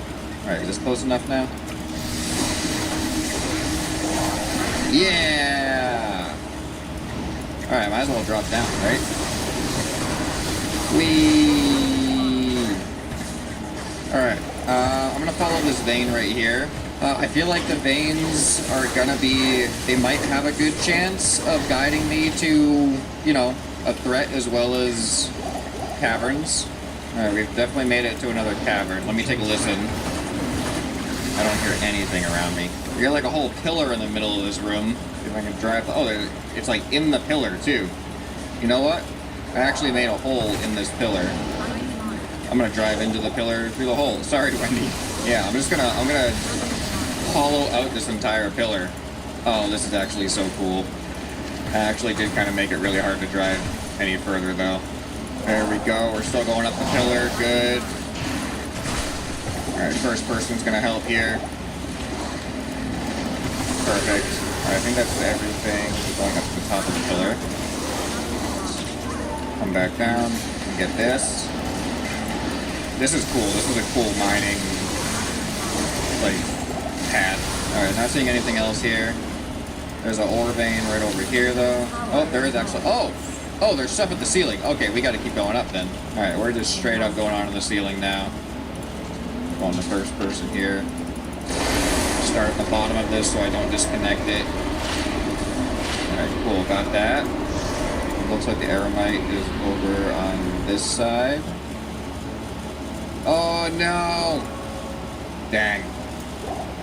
Alright, I can go back up easier. It's way easier for me to go up a wall than it is for me to lose altitude for some reason. Okay, here we go. Oh my goodness, look how much there is. That was awesome. Alright. Back to the mixed ore vein. Or the rich ore vein, I guess. Let me take a listen real quick. It is completely silent. I don't know if the cable bots make a noticeable sound or not. I guess that sound I was hearing so far has always been the miner bots, probably. Alright. Oh! Is this the same opening I was at before, or are we in a new one? Oh, this is definitely a new one. Okay. I don't know if there's any chance of cable bots being here. Let's definitely check it out. Whoa, yeah, this is definitely different. This is big. Okay, let me just take a look. Where am I right now in relation to all this? This is massive. Or do I go down? I think I have to go down. Oh, aramite. I just think down is going to be the best way to keep my mining vehicle on track. Alright, cool. Now we got a pathway back. I'll park my mining vehicle right here. Alright, let's see what we find. Maybe we'll find loot of cable rolls. There are so many bots around. Oh, hey, isn't this the thing that was like at the Grow Lab 6, the water Grow Lab? Anything with connections? No. Oh, here we go. Sneaking up on them. He tried to sneak up on me. You can't sneak up on the sneaker. Not to be confused with a pair of comfortable shoes. Oh, he got me though. Yeah, he got me too. Alright. Do you give cable rolls? I don't know. I would hope so at some point. Oh, they're all the way down there too. Any other tape bots? I feel like I just heard one shoot. There is. Oh. Oh, and right there. Anybody else? What is the purpose of this? What am I supposed to find here? There's a purple chest over here. What are we gonna get? Ooh, pineapple seeds. Oh, sunshake. One sunshake. Walk stacks. Alright, I swear I saw a spot with more chests than that. Where's my mining vehicle? Mining vehicle over there. Up there. Okay. Maybe go up a little bit more. How are we supposed to go up? We gotta get up to like that cage.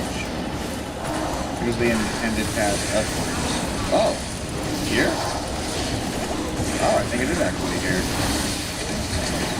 Oh, we have an actual bot, like the explodey thing. Ooh. This is a good find. I wonder what this is. It's gonna be an outfit? Tactical glove. The tactical stuff is all very just hidden one-offs. What else is up here? Anything?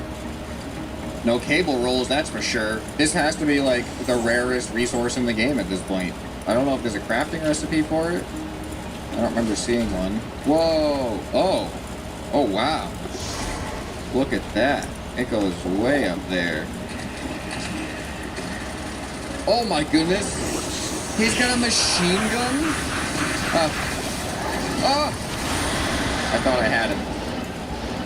I'm sorry, Wendy. Alright, well, good thing we got a whole bunch of flower tea now. I guess we go up there. I don't know. I don't know what I'm doing. I'm here for cable rolls, but I'm also I'm mining and exploring, and there's a lot of interesting stuff down here. Oh, I left my chemical wheels on. That's okay, though. I feel like the chemical wheels don't really suck up chemicals when they're not in motion. Alright, so we gotta go up this thing. I think this wall here will be a good start.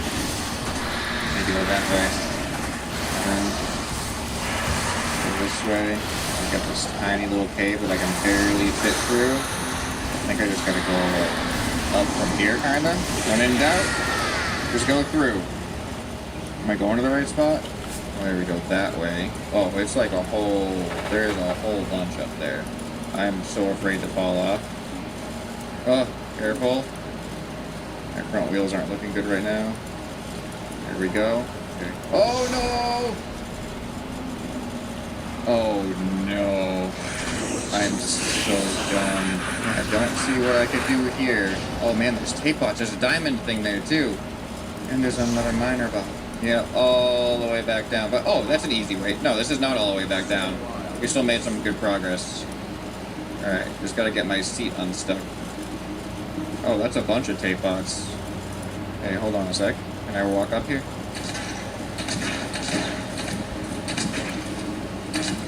Wow, there's a lot of them up here. Still no drill bots. Or cable bots. Get this real quick. Don't fall. Alright, this I just gotta stick on my vehicle though.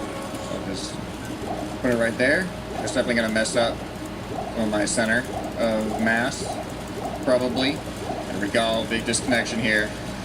Oh yeah. Whoa, look at all that up there. Gotta get up into there. There we go. Oh yeah, that's a lot. Alright, let's head over in this direction. There's like a ramp here. Yeah, look at this massive pillar. A couple of massive pillars. Oh, that one, look at that ring! This is so interesting. We'll do that one first. Oh, dang it. Uh-oh. Stick. Good. I'm gonna go with this one. There's that one. There's that one.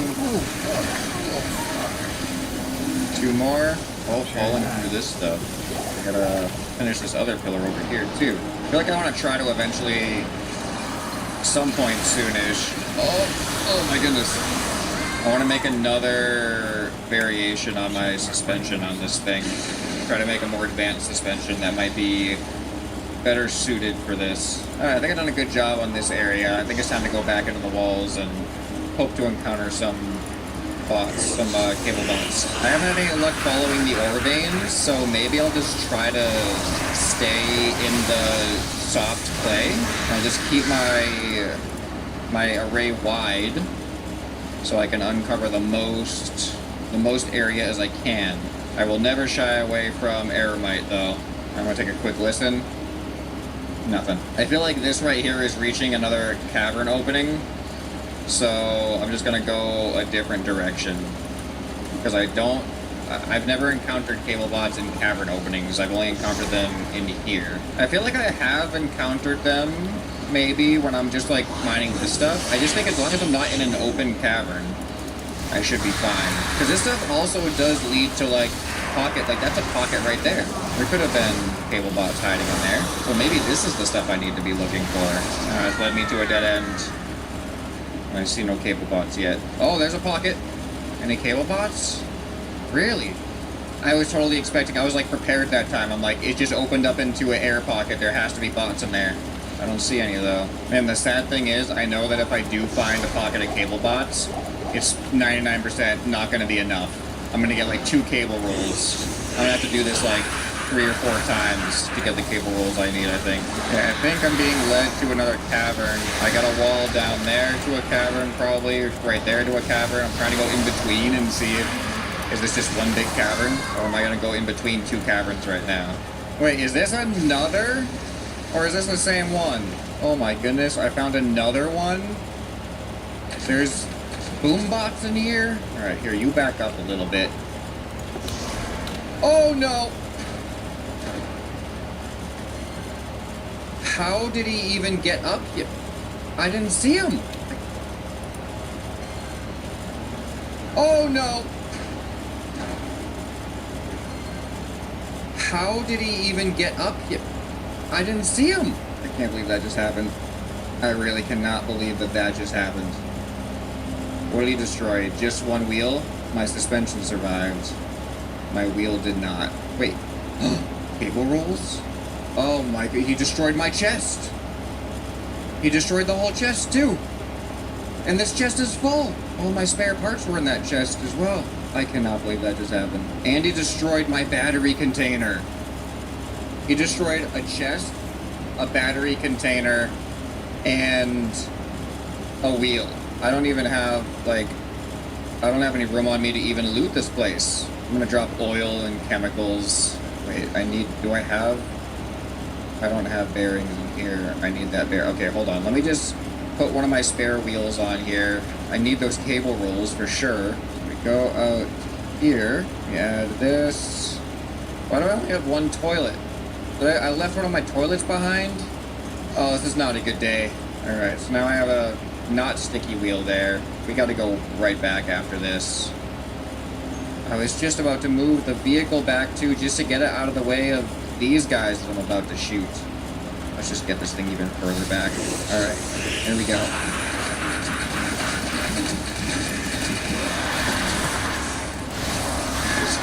Terrible. Oh, he's going after me.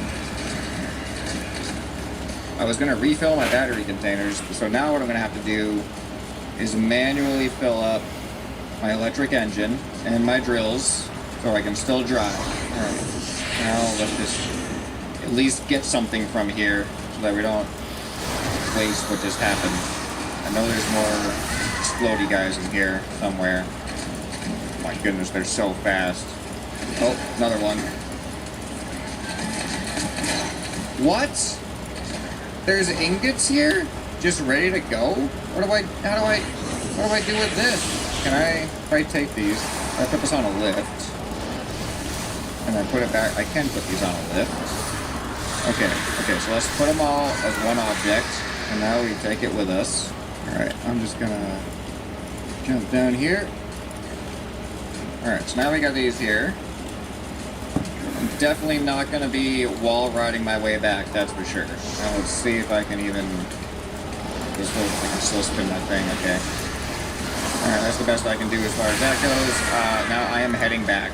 The only saving grace would be if I happen to get 5 more cable rolls on the way back.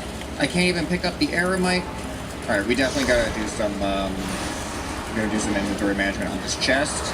Which definitely I don't want component or these things. Oh dang it. The chest is open, so it's immediately picking them up right now. Alright, so drop these, drop some mud, and let me actually add some chemicals into the chemical container. Alright, now we can pick up some more stuff. At least I'm glad we did think ahead with the spare parts. Did not realize I didn't have spare bearings in the chest though. Good thing it survived. Oh boy. Okay. We've encountered something here. Oh, cable bots! Please give me cables. I didn't even see them. I didn't see them spawn. Did I get cable rolls? Where's my chest? I got 5 cable. Oh! I have 10 cable rolls. I'm not so bummed out by what happened anymore.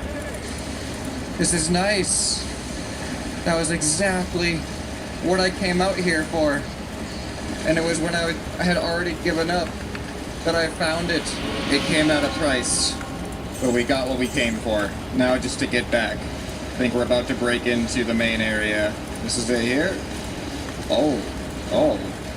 Not quite. We found something different. What is that? What is that? That's different. What's going on? I'm scared. There was a chain explosion reaction, and it cleared out this. I don't even know what that was. I don't know if that could damage my vehicle or not. That was somewhat terrifying. Alright, let's continue off in this direction. I'm just having trouble finding my way back because it's that way, but I have the indestructible bedrock here. And it's at like an angle, which is also kind of weird. I'm only 300 feet away, like I gotta be getting close. I must be at like the very, very bottom. Oh, we got a different material here? This must be the ground. Yes, here we are. Yeah, we're coming up out of the ground. This is crazy. Oh, I never actually... This explains why this was also hard. I never actually hooked up my engine to that wheel. This wheel's just been useless the whole time. Alright, well, I got what I came for, surprisingly. Got a lot more than I bargained for as well. So I've got to replace the chest, got to replace the sticky wheel, and a battery container. Okay, I am back, and actually I could just take these things straight to the vault because they're already crafted. I have a couple of things to take to the vault here. Oh, I forgot to drop... Oh, no, I don't want to do this. Well, yes. Okay, I'm getting ahead of myself. Because I want to craft the marble run, I don't want to process the ore because I need to save it for test balls. But at least we can do this. Alright, got an extra 5,000 there. Oh, and this thing. These things are turning out to be pretty rare. Alright, so what I'm going to do for now is turn this off and then offload my ore so it'll at least get crushing. And now let's repair our vehicle. Alright, sticky wheel, no problem. We should be crafting some metal too. I think I also need the metal too for the sawbot. And then there should be a battery container somewhere. I really thought I had that extra battery container. Because I made 2 for this thing and then I went back to 1. Well, I can't find one, so I guess I'll just make one. I also need another chest. Alright, so battery container, that goes there. Chest, I believe, goes there. Also need more glow to make this refined nimbolium. Alright, I think we're all repaired and back in working order. What are we doing over here? 480. I guess we can take this out. Add it over here. Refill this. Here we go. How is our cardboard doing? Perfect. How are we doing on glow? Oh my goodness. Is it time to make some more fertilizer? I guess a little bit. I'll just have that on repeat for a little while. I'll take as much as I can out of here.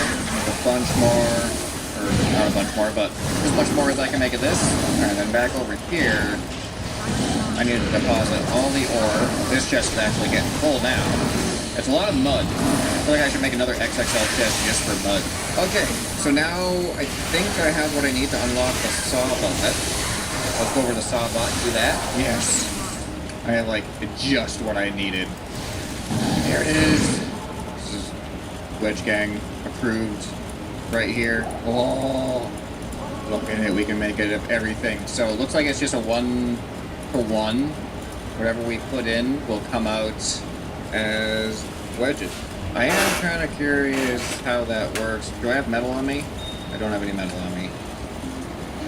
does have an input chest, which I'll have to make another chest, I guess. There's also an output, so I'll have an input and output chest. We need 2 more chests now. Alright, well, I am pretty much full on fertilizer over here, so I'm gonna go ahead and stop this now. Let's take all this fertilizer out, and we can fill these up, probably, mostly. Alright, well, that used most of my glue. Most of my glow. But I should be getting it back anyway, so at least now we have enough fertilizer to last us for a while. So what was I doing? Oh yeah, I got the 2 chests now, and then I also want my metal. There should be enough metal. I am kind of curious how it's going to work when it comes to the number of blocks. I think I would just like it to kind of be right here near all my other stuff. Our input and our output. So in the input, I'm gonna put, actually I don't know how many I want is the thing. I'm gonna make 1,000. Let's make oh, I gotta upgrade it with these? Oh my goodness, this is actually a lot more time consuming. But look at it go, way more time consuming than I was expecting. Alright, do we have output chest? Yeah, wait, what? Oh, is this the input chest? My bad. Hold on. Let's do this then. There you go. I don't know why I thought it was the other way around. I just imagined that because of the way that this is facing, it looked like it was coming in from this direction. Alright, so we got 40 of these. So how much? So that's a 1. What is this? Ah, okay. So this is 1, 2, 3, 4, 5, 6, 7, 8. Alright, so it is just the same amount of blocks. For the area that you would be dragging if you were dragging normal square blocks. Alright, so I'm going to let that crack for a little bit, because I also have this money and this Nimbolium. Alright, how many component kits am I right now? I have 17,000. I'm not really running short on circuit boards right now. I can't buy that. I might just buy some more component kits. Just to maybe upgrade it at least once. How many did it take? 2? I'll get 5 just in case. Or it costs 1. Oh, I can fully upgrade this. Yeah! Does it take half a month? It was taking 10 seconds before. Yeah, now it's taking 5 seconds. Excellent. Alright, yeah, let's just do full... Alright, this is gonna go way faster now. Wait, why is it outputting to this chest now? It is taking... I'm so confused. That's this... What is this? I don't understand. I guess this indicates it would be an input chest because there's arrows pointing in. But it's also outputting to this chest, even though we have this chest over... Oh, now it's outputting over here. I am so confused. What are you doing? Alright, cool. Alright, that gives us a start. So now, let's go up here, see what we can start doing. Alright, so it's obviously going to come right out of the center, right? I'm glad we have these other balls here for reference. So where is the center of this thing? It's like right there. Like, that's close enough, I guess. Build this for reference. Gonna have it start back here. So the ball is how many blocks wide? I feel like if we do this, it's 1, 2, 3, 4, 5, 6, 7, 8. Should we have it be 8 wide? 7 wide. Let's do 7 wide. Let's extend this back this way. So that means we go 1, 2, 3. 1, 2, 3. I'll have this attached down to the ground here. Alright, so now we should be able to detach it from there, right? Yeah. Okay, so now the idea is, here's our rail. So now I need to see, does this work? Do the balls come down right there? Then we can worry about the actual, like, slant and stuff. Alright, so now I need to do enough of this so that something goes. There we go. Alright, can we watch from here?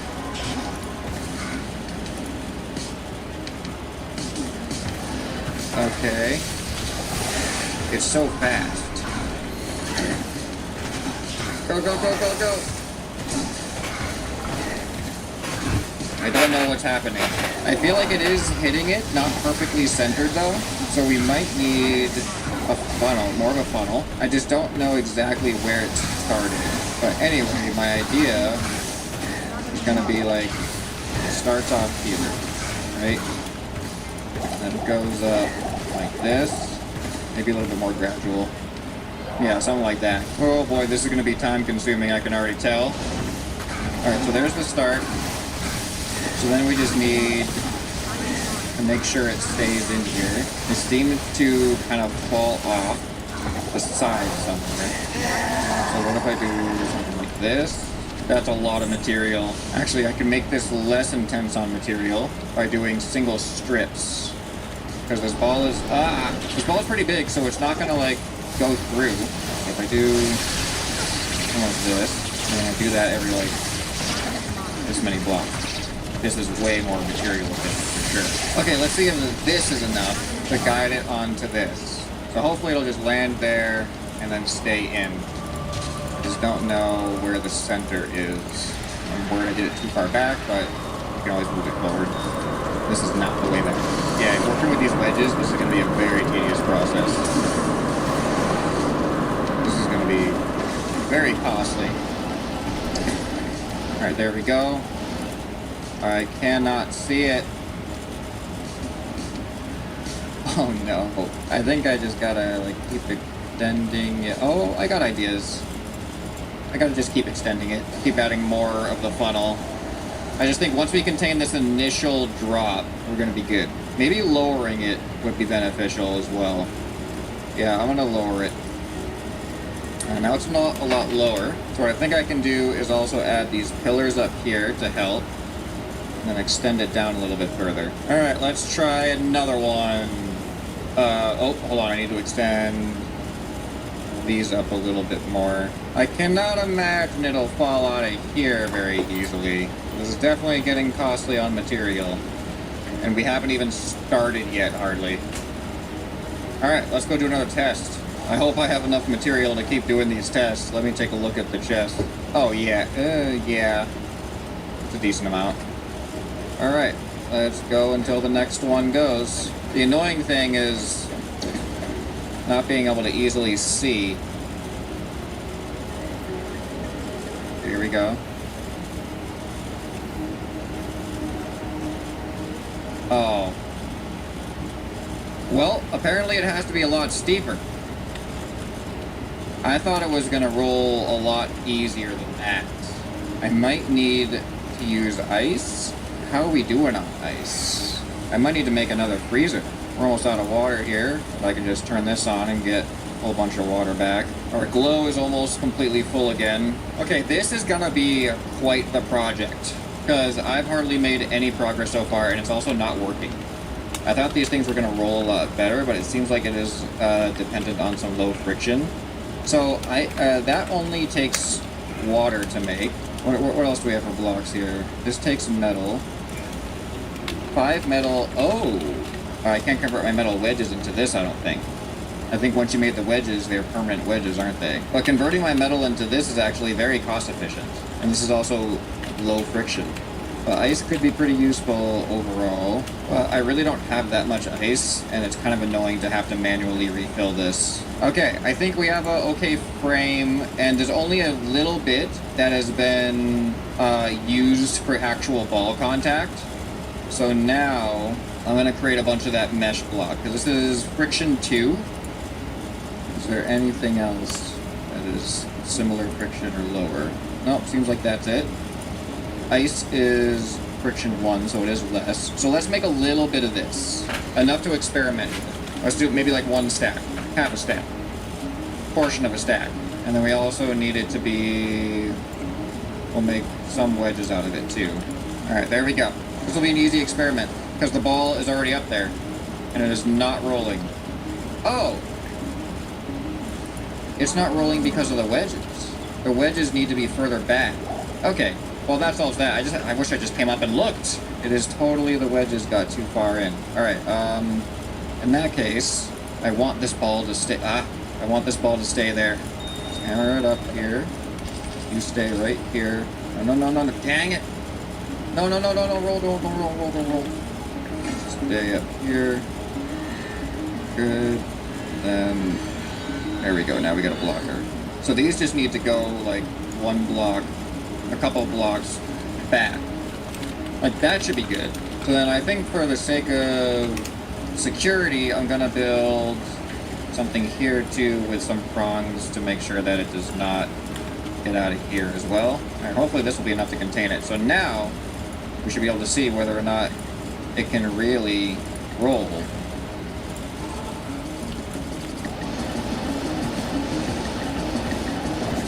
That's a good sign. It does seem to be pretty high friction, so let's... Dang it, I wish I didn't let it fall off. You know what, if we convert everything into mesh blocks, though, we'll actually get more bang for our buck. But you know what, I think this is a great start. We can at least catch it. I don't have a whole lot more tests left. It'd be hard to... I guess it wouldn't be that hard to be able to reverse this and try to hit these back up there. I could honestly just create like a ramp going this way that is just a dedicated ramp for getting the balls on to see how they drop. But I think the next episode, that's what we're going to focus on, is building this thing. A lot more time consuming than I thought it was going to be, but I just think it's going to be cool, a cool project to do, making like a marble run. My goal is to make it go under here, then curve left, and then it's just going to be a straight shot once it curves left. The curve, we're probably going to have to put like a berm to make sure. But yeah, I think using the square mesh block is probably going to be useful for some of it, unless I can keep it shallow enough to make it over here without getting too low. So let me know what you guys think. Make sure you subscribe so you don't miss the continuation of this project. If you guys enjoyed the video, you'll probably enjoy some more you can find right here on the screen. Hope this video has earned your subscription. Anyway, this has been Batman. I'll see you next time. Bye.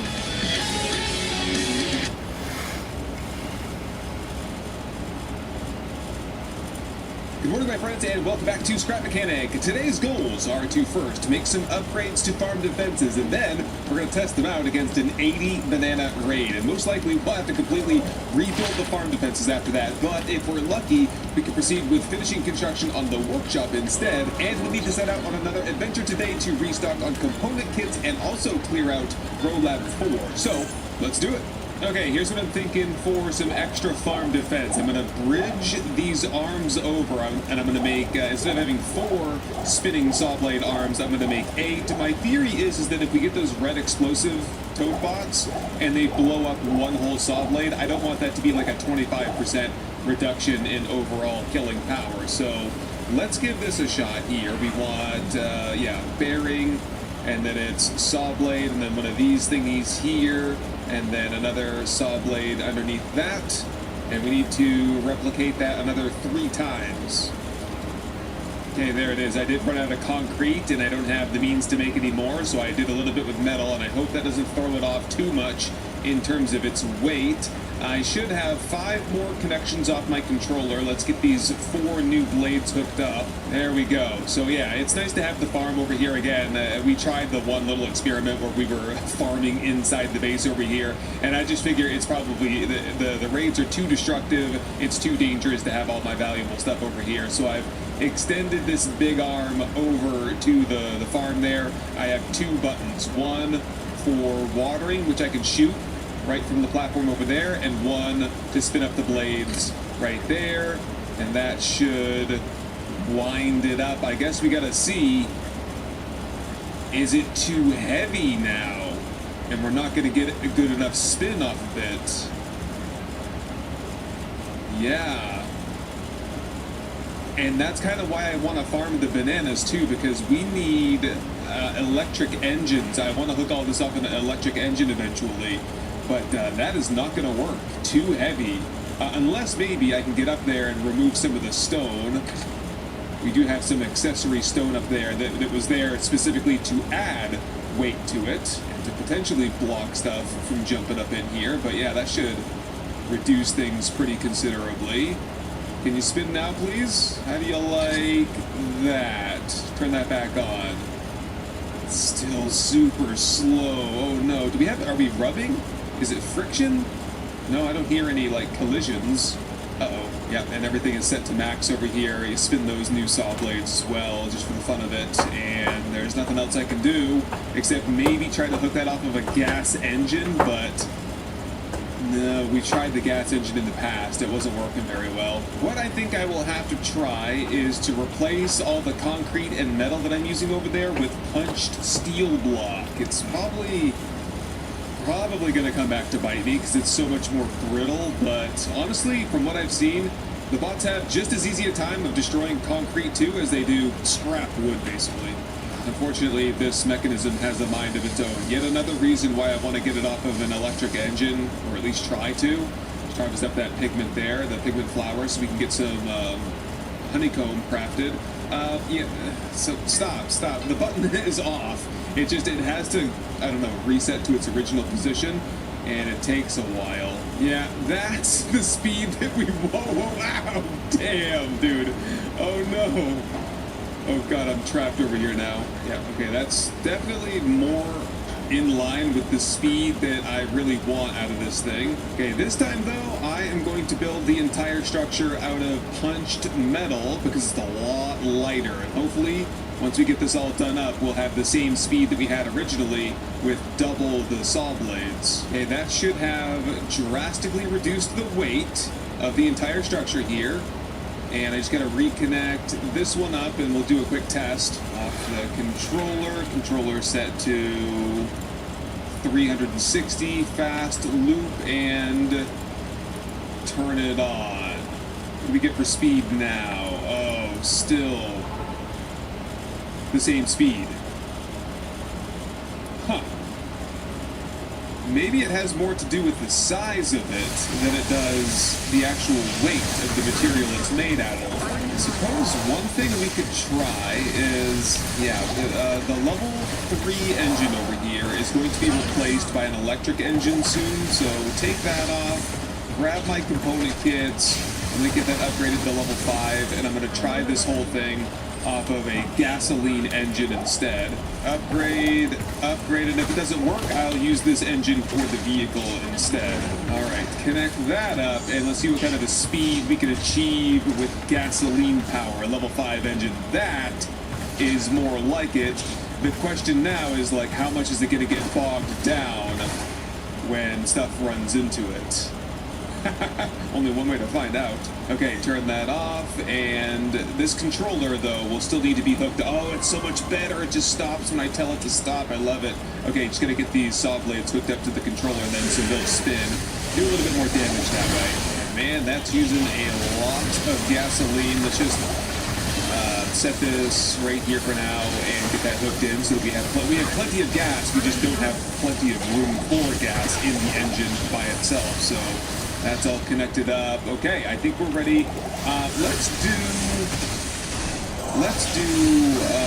40 banana run first, and then if everything goes well, we can try an 80 banana run after that. Okay, should be good to go. All we have to do is turn on the waterer, working extremely well, and I reckon that's probably enough of the water, so turn that off, turn the defenses on, let those get warmed up as I plant in 40 bananas. Here we go. Will the new defenses hold? Okay, this is going a lot faster than it even did on the controller, so I have really high hopes for this. It's very fragile. Alright, here goes nothing. I've done a couple of raids here so far, nothing serious, just like planting potatoes. They do land right immediately next to the workshop. Okay, couple shooters there, take those guys out immediately. I think we're pretty much good on this side. Shooters over here as well. I am taking some damage, and we've got more landing in. We do have the jumping ones. I don't know what kind of damage those guys would do here. Oh. More shooters over there. It looks like so far so good, though. Spinning defenses appear to be working. Shooters are all down. Drink some tea, recover some health here. A couple more lurking in. Easy peasy. I don't like how much it slows down, though, once it like contacts the bots. And no big red farm bots, no red explosive toad bots either. So I'm not quite sure what to expect if we increase the difficulty there. It might get a lot worse really quickly. Okay, spin that down, and we can clean this mess up here. Overall, pretty good success there. How'd we do on fuel? Only used a little tiny bit of fuel, so I think the engine thing is fine for now until I can get like a level 5 electric engine, which will be pretty soon because we'll be turning these crops in to unlock that stuff. I think I do have some extra spuds I can put down, and then I think what I'll do, because I want to start working on the workshop today, get this all filled in, been working on the windows here. What we'll need for the rest of this is more concrete, which means more chemical. We got plenty of water over here, so we need to do a chemical run, and I think we also need to do a stone run. It probably wouldn't hurt to get a little bit of extra metal as well. So let's hop into the scrap vehicle and see if I can back it out of here with my 6-wheel steering pretty much perfectly, not a problem. And what we'll be bringing with us is, here, take the beacon off. Don't need that, I don't think. What we do need is to bring this guy with us. Might need to adjust this so it's like in the permanent down position. Oh, this just fits in here sideways like that. That's kind of convenient, although no, now I can't put anything in the for like an output, so maybe not the best idea. Just center that up then. Throw the chest on there. Just kind of wondering where the best spot is. Let's try that for the resource collectors. And let's give this a test run. Yeah, check out the new grill I put on the front. I found a new sign, a schematic for a sign that's a skull and cross. Well, I would say crossbones, but it's like skull and wrenches, crossed wrenches. And that's what is going to be covering up our deployable mechanisms up front here. Oh, but I'm just realizing that I took the engine off that is supposed to be powering that. Oh boy. I'm gonna have to go back and forth with the engines, aren't I? Kind of ashamed to use a level 5 engine on minimum power to spin saw blades and such, but that's the world we live in right now. Okay, everything's working just fine. Let's go find some resources to harvest up. Just redeploy that, redeploy the back. Gosh, get my buttons fixed up here. There we go. Back to normal settings. And let's go back to the stone area where we were mining before and finish that one off. Yep, right over here. Okay, deploy the front grill. Number 3 deploys the drill bits. And see if we can start collecting some of this stuff up here. Oh boy. We're having some lag. But it should be better once we get everything. Oh man, even my spud gun is shooting right now for some reason. Oh no. Oh no. Here, put these on the very front for a minute so we can get some of these rods cleared out. There we go. It's performing better now. The spud gun is no longer firing for no reason. Alright, let's do it.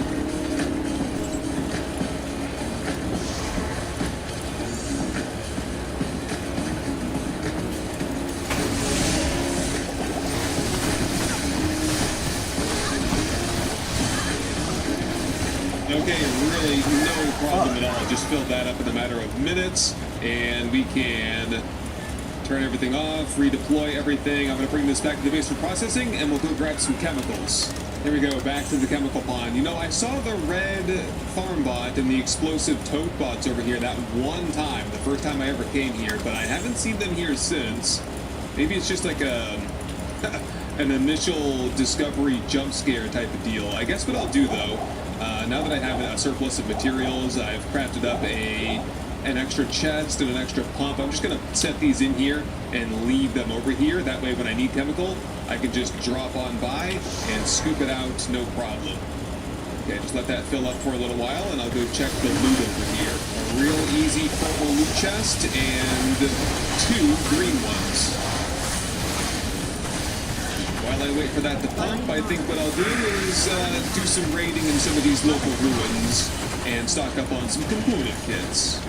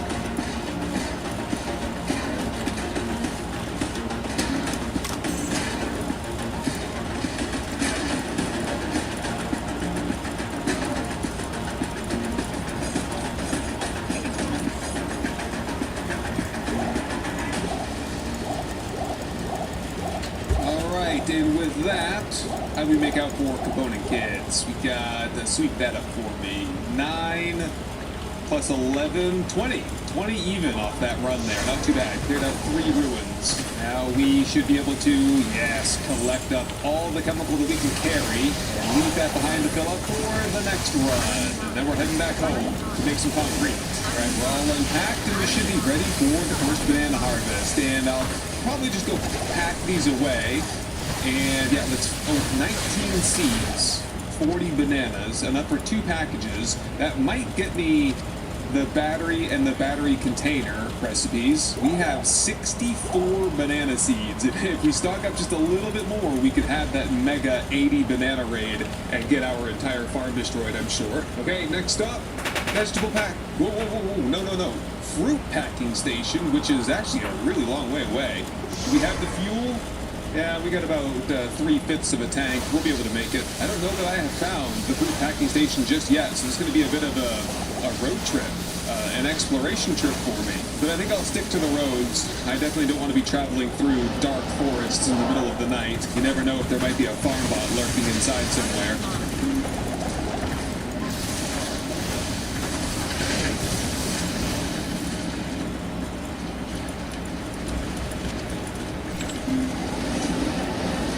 Oh no! We've caught on fire again! Oh, bad, bad, bad. Just getting a little bit of clearance here, and I need to get more clearance, don't I? No! Wow. No, no, no, no, no, no! Holy crap, dude! Are we gonna be able to get away? I doubt it. Oh, that was such a dumb move. It worked the first time I tried it. Okay. Stop, stop. Crap. I'm in the wrong spot. Fire extinguisher. Change over, and we've lost all the wheels. Man. Oh, that was brutal. And it's still coming. Okay. I gotta get this off the road. Okay, I think I'm far enough. She's shooting at, I don't know what he's shooting at right now. Not at me, I don't think, although those missiles are getting rather close. Is he just combing the area? Yes, I'm running. No! We're getting nailed, though. No, no.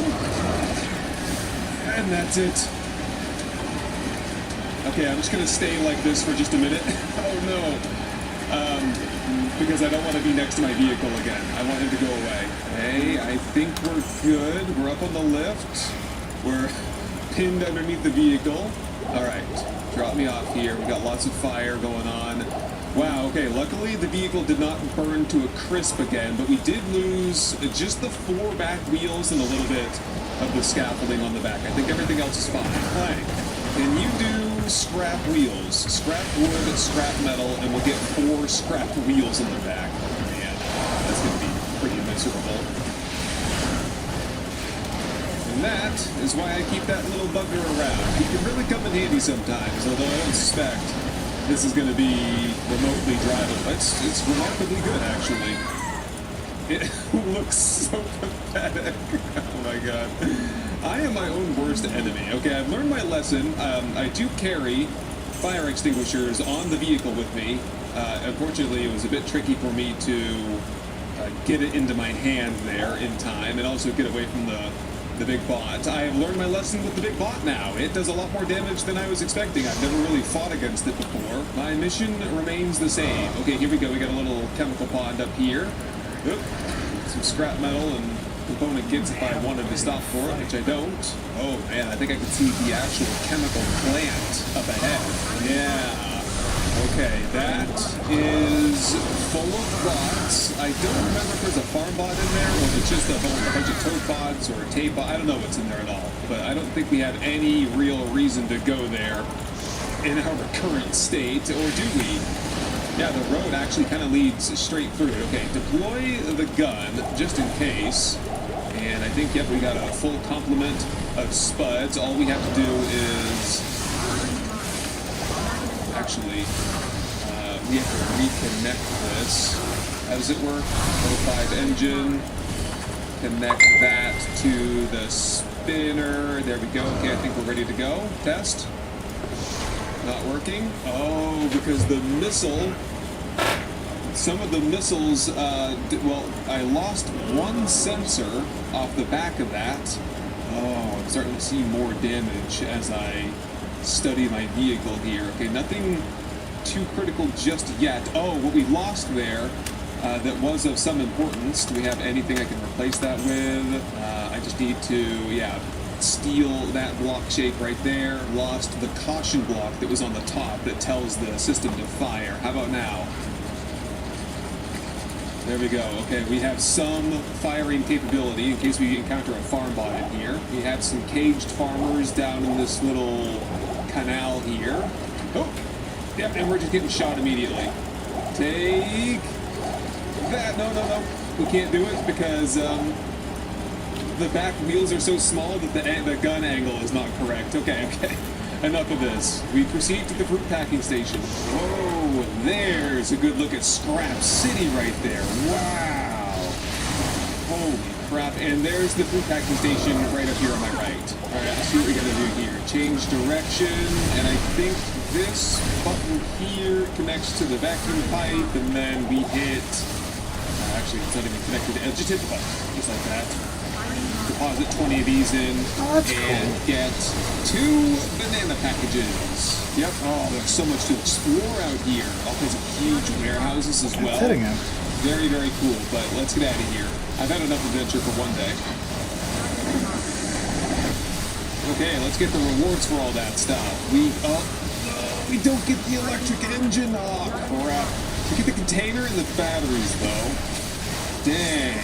Okay, 1, 2. I wanted that electric engine to upgrade the farm so that we could then do another banana run, but we'll have to make do with what we have, I suppose.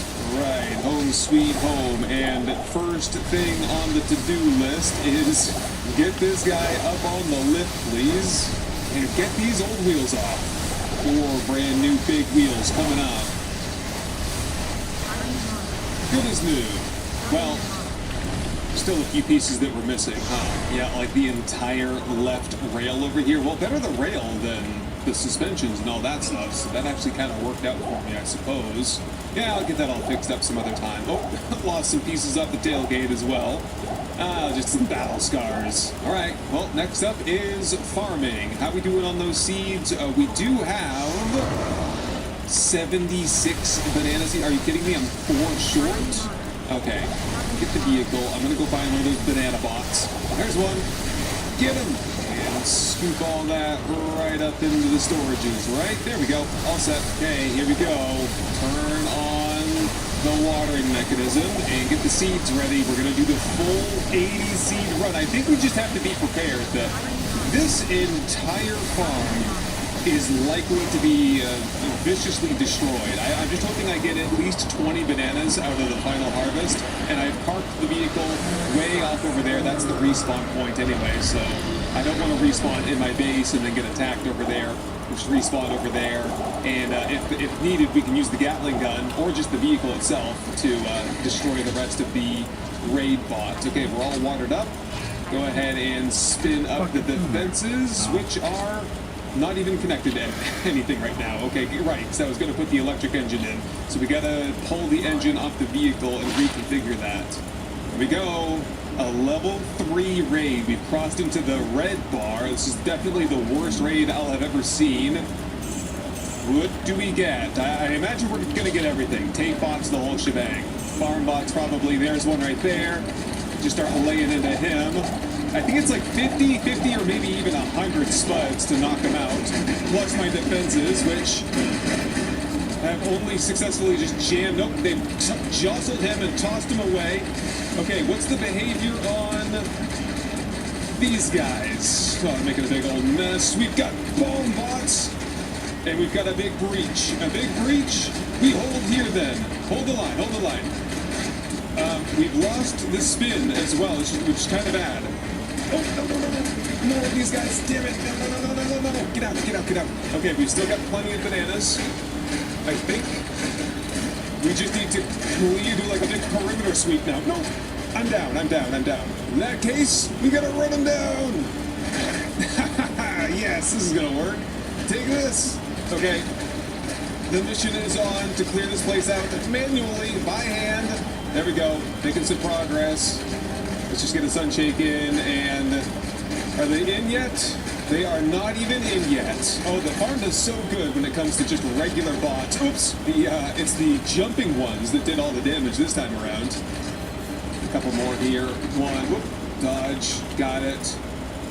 And raid is clear. No, the farm. Okay. I don't know how to defend that. Okay, so the red explosive bots, I'm surprised. I didn't think that they would just blast through this as if it was cardboard. Oh, we got disconnected over here. How did that happen? Did they shoot that or something? I couldn't even tell you what happened there. Okay, I'm gonna start cleaning this mess up and start brainstorming about like what would possibly make this farm here stronger. Certainly the electric engine I think will help. Beefing up the connector piece, instead of doing 3 wide, I do 3 by 3 wide and make it extremely thick. I don't even know how that happened though. How did that get destroyed and knocked down? Anyway, beef that up. I might need to make the entire farm thicker so that we could withstand more of the explosive toad bot explosions. Man, yeah, I finally got the spinner mechanism reconnected. Look how large of a chunk we actually lost off that. I figured that only got like snipped off by one little piece, but no. Something big blew up there to get this, to knock that whole thing down. I'm starting to think that in addition to having a spinner defense mechanism, we ought to have perimeter auto turrets as well. Yeah, I think I'm gonna have to just redo the entire saw blade system, so deconstructing all this stuff. Yeah, I'll have to brainstorm on this one for a while and see if I can come up with some ideas on how we could improve this. I mean, of course we could just farm less. Like, we did perfectly fine. We only farmed 40, 80, way too much. We'll get the rest of the bananas that we need, but the raids are only going to get worse with every crop from here on. But yeah, let me brainstorm on that one for a little while. Let me know what your thoughts and suggestions are, and from now on, I think I'm just going to be working on the workshop a little bit. I got concrete on the craft, and I want to get this place all finished off. Well, at least framed in. Before I settle in for some construction, I'm going to work just briefly on doing a little bit more mining. So get this all connected back up the way we had it, and let's go finish off that rock node that we were working on earlier.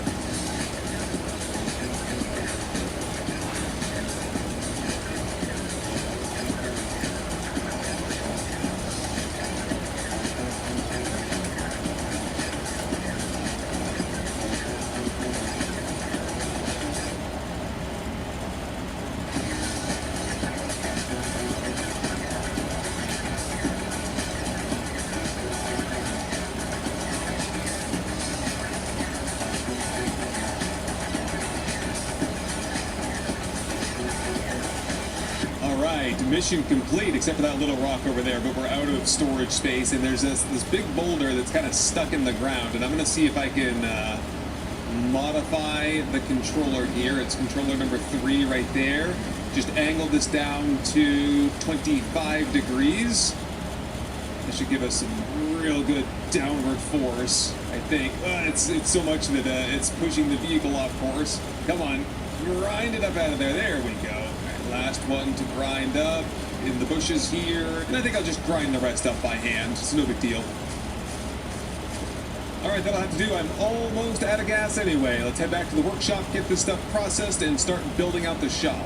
Right, to begin things, we are working with 3,550 concrete, which should be, well, I reckon enough to get this mostly done. To start off, I'm just going to continue with the process of replacing the frame with concrete first. We don't want any wood here at all, given my recent experience with fire. Now I'm just going to put a wall in up here because it's going to be a nice loft living space up here. I think this will be where I put the craft bot and all of my storage chests, and then I'll have, like, you know, all of my workshop stuff. All this stuff will just be the entire wall from end to end. And if I just seal in these big bay, I mean, they're not windows, they're just in the absence of wall currently, but is it going to look okay, or do I really need to make big giant windows all the way up to the ceiling? One thing's for sure, I'm going to need more resources very soon. I'm almost out already. Yeah, I was experimenting with some things like this bracket, or whatever it's called, large support structure. I don't think it's what I'm looking for to fill in the walls. I want this to be, you know, airtight, you could say, I guess. I'm going to end up using this net block as a railing with concrete on top, and I'll use the punched hole steel for the floor. I quite like using this ice as like a, just not a full window, but just as the border for the window. It seems to put off a nice little faint blue glow, and I don't know, looks pretty nice. I like the way it catches the light. Not to mention it's almost completely free to make, only requiring the freezer and a little bit of water, which, you know, there's plenty of that around here. So that means we're ready to move the entire crafting and storage chain upstairs. Oh, this is going to be glorious. Yeah, get rid of all these pipes, we'll reconnect everything upstairs, give me the big old craft bot, and we'll get some more chests crafted as well, so we can have, like, dedicated boxes, one for ember, one for wood, one for metal, and so on. Actually thinking now, because it's actually a little bit tight up here, what we could do is have the output go through the floor, correct? We could just put a curved pipe piece going down and then wrap it up.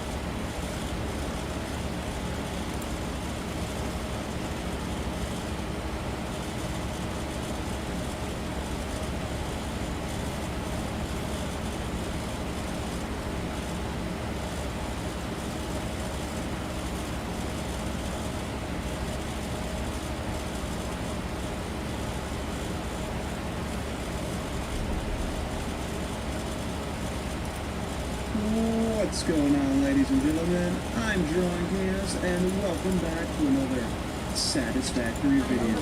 And today, I will be working on all this good stuff back here, because we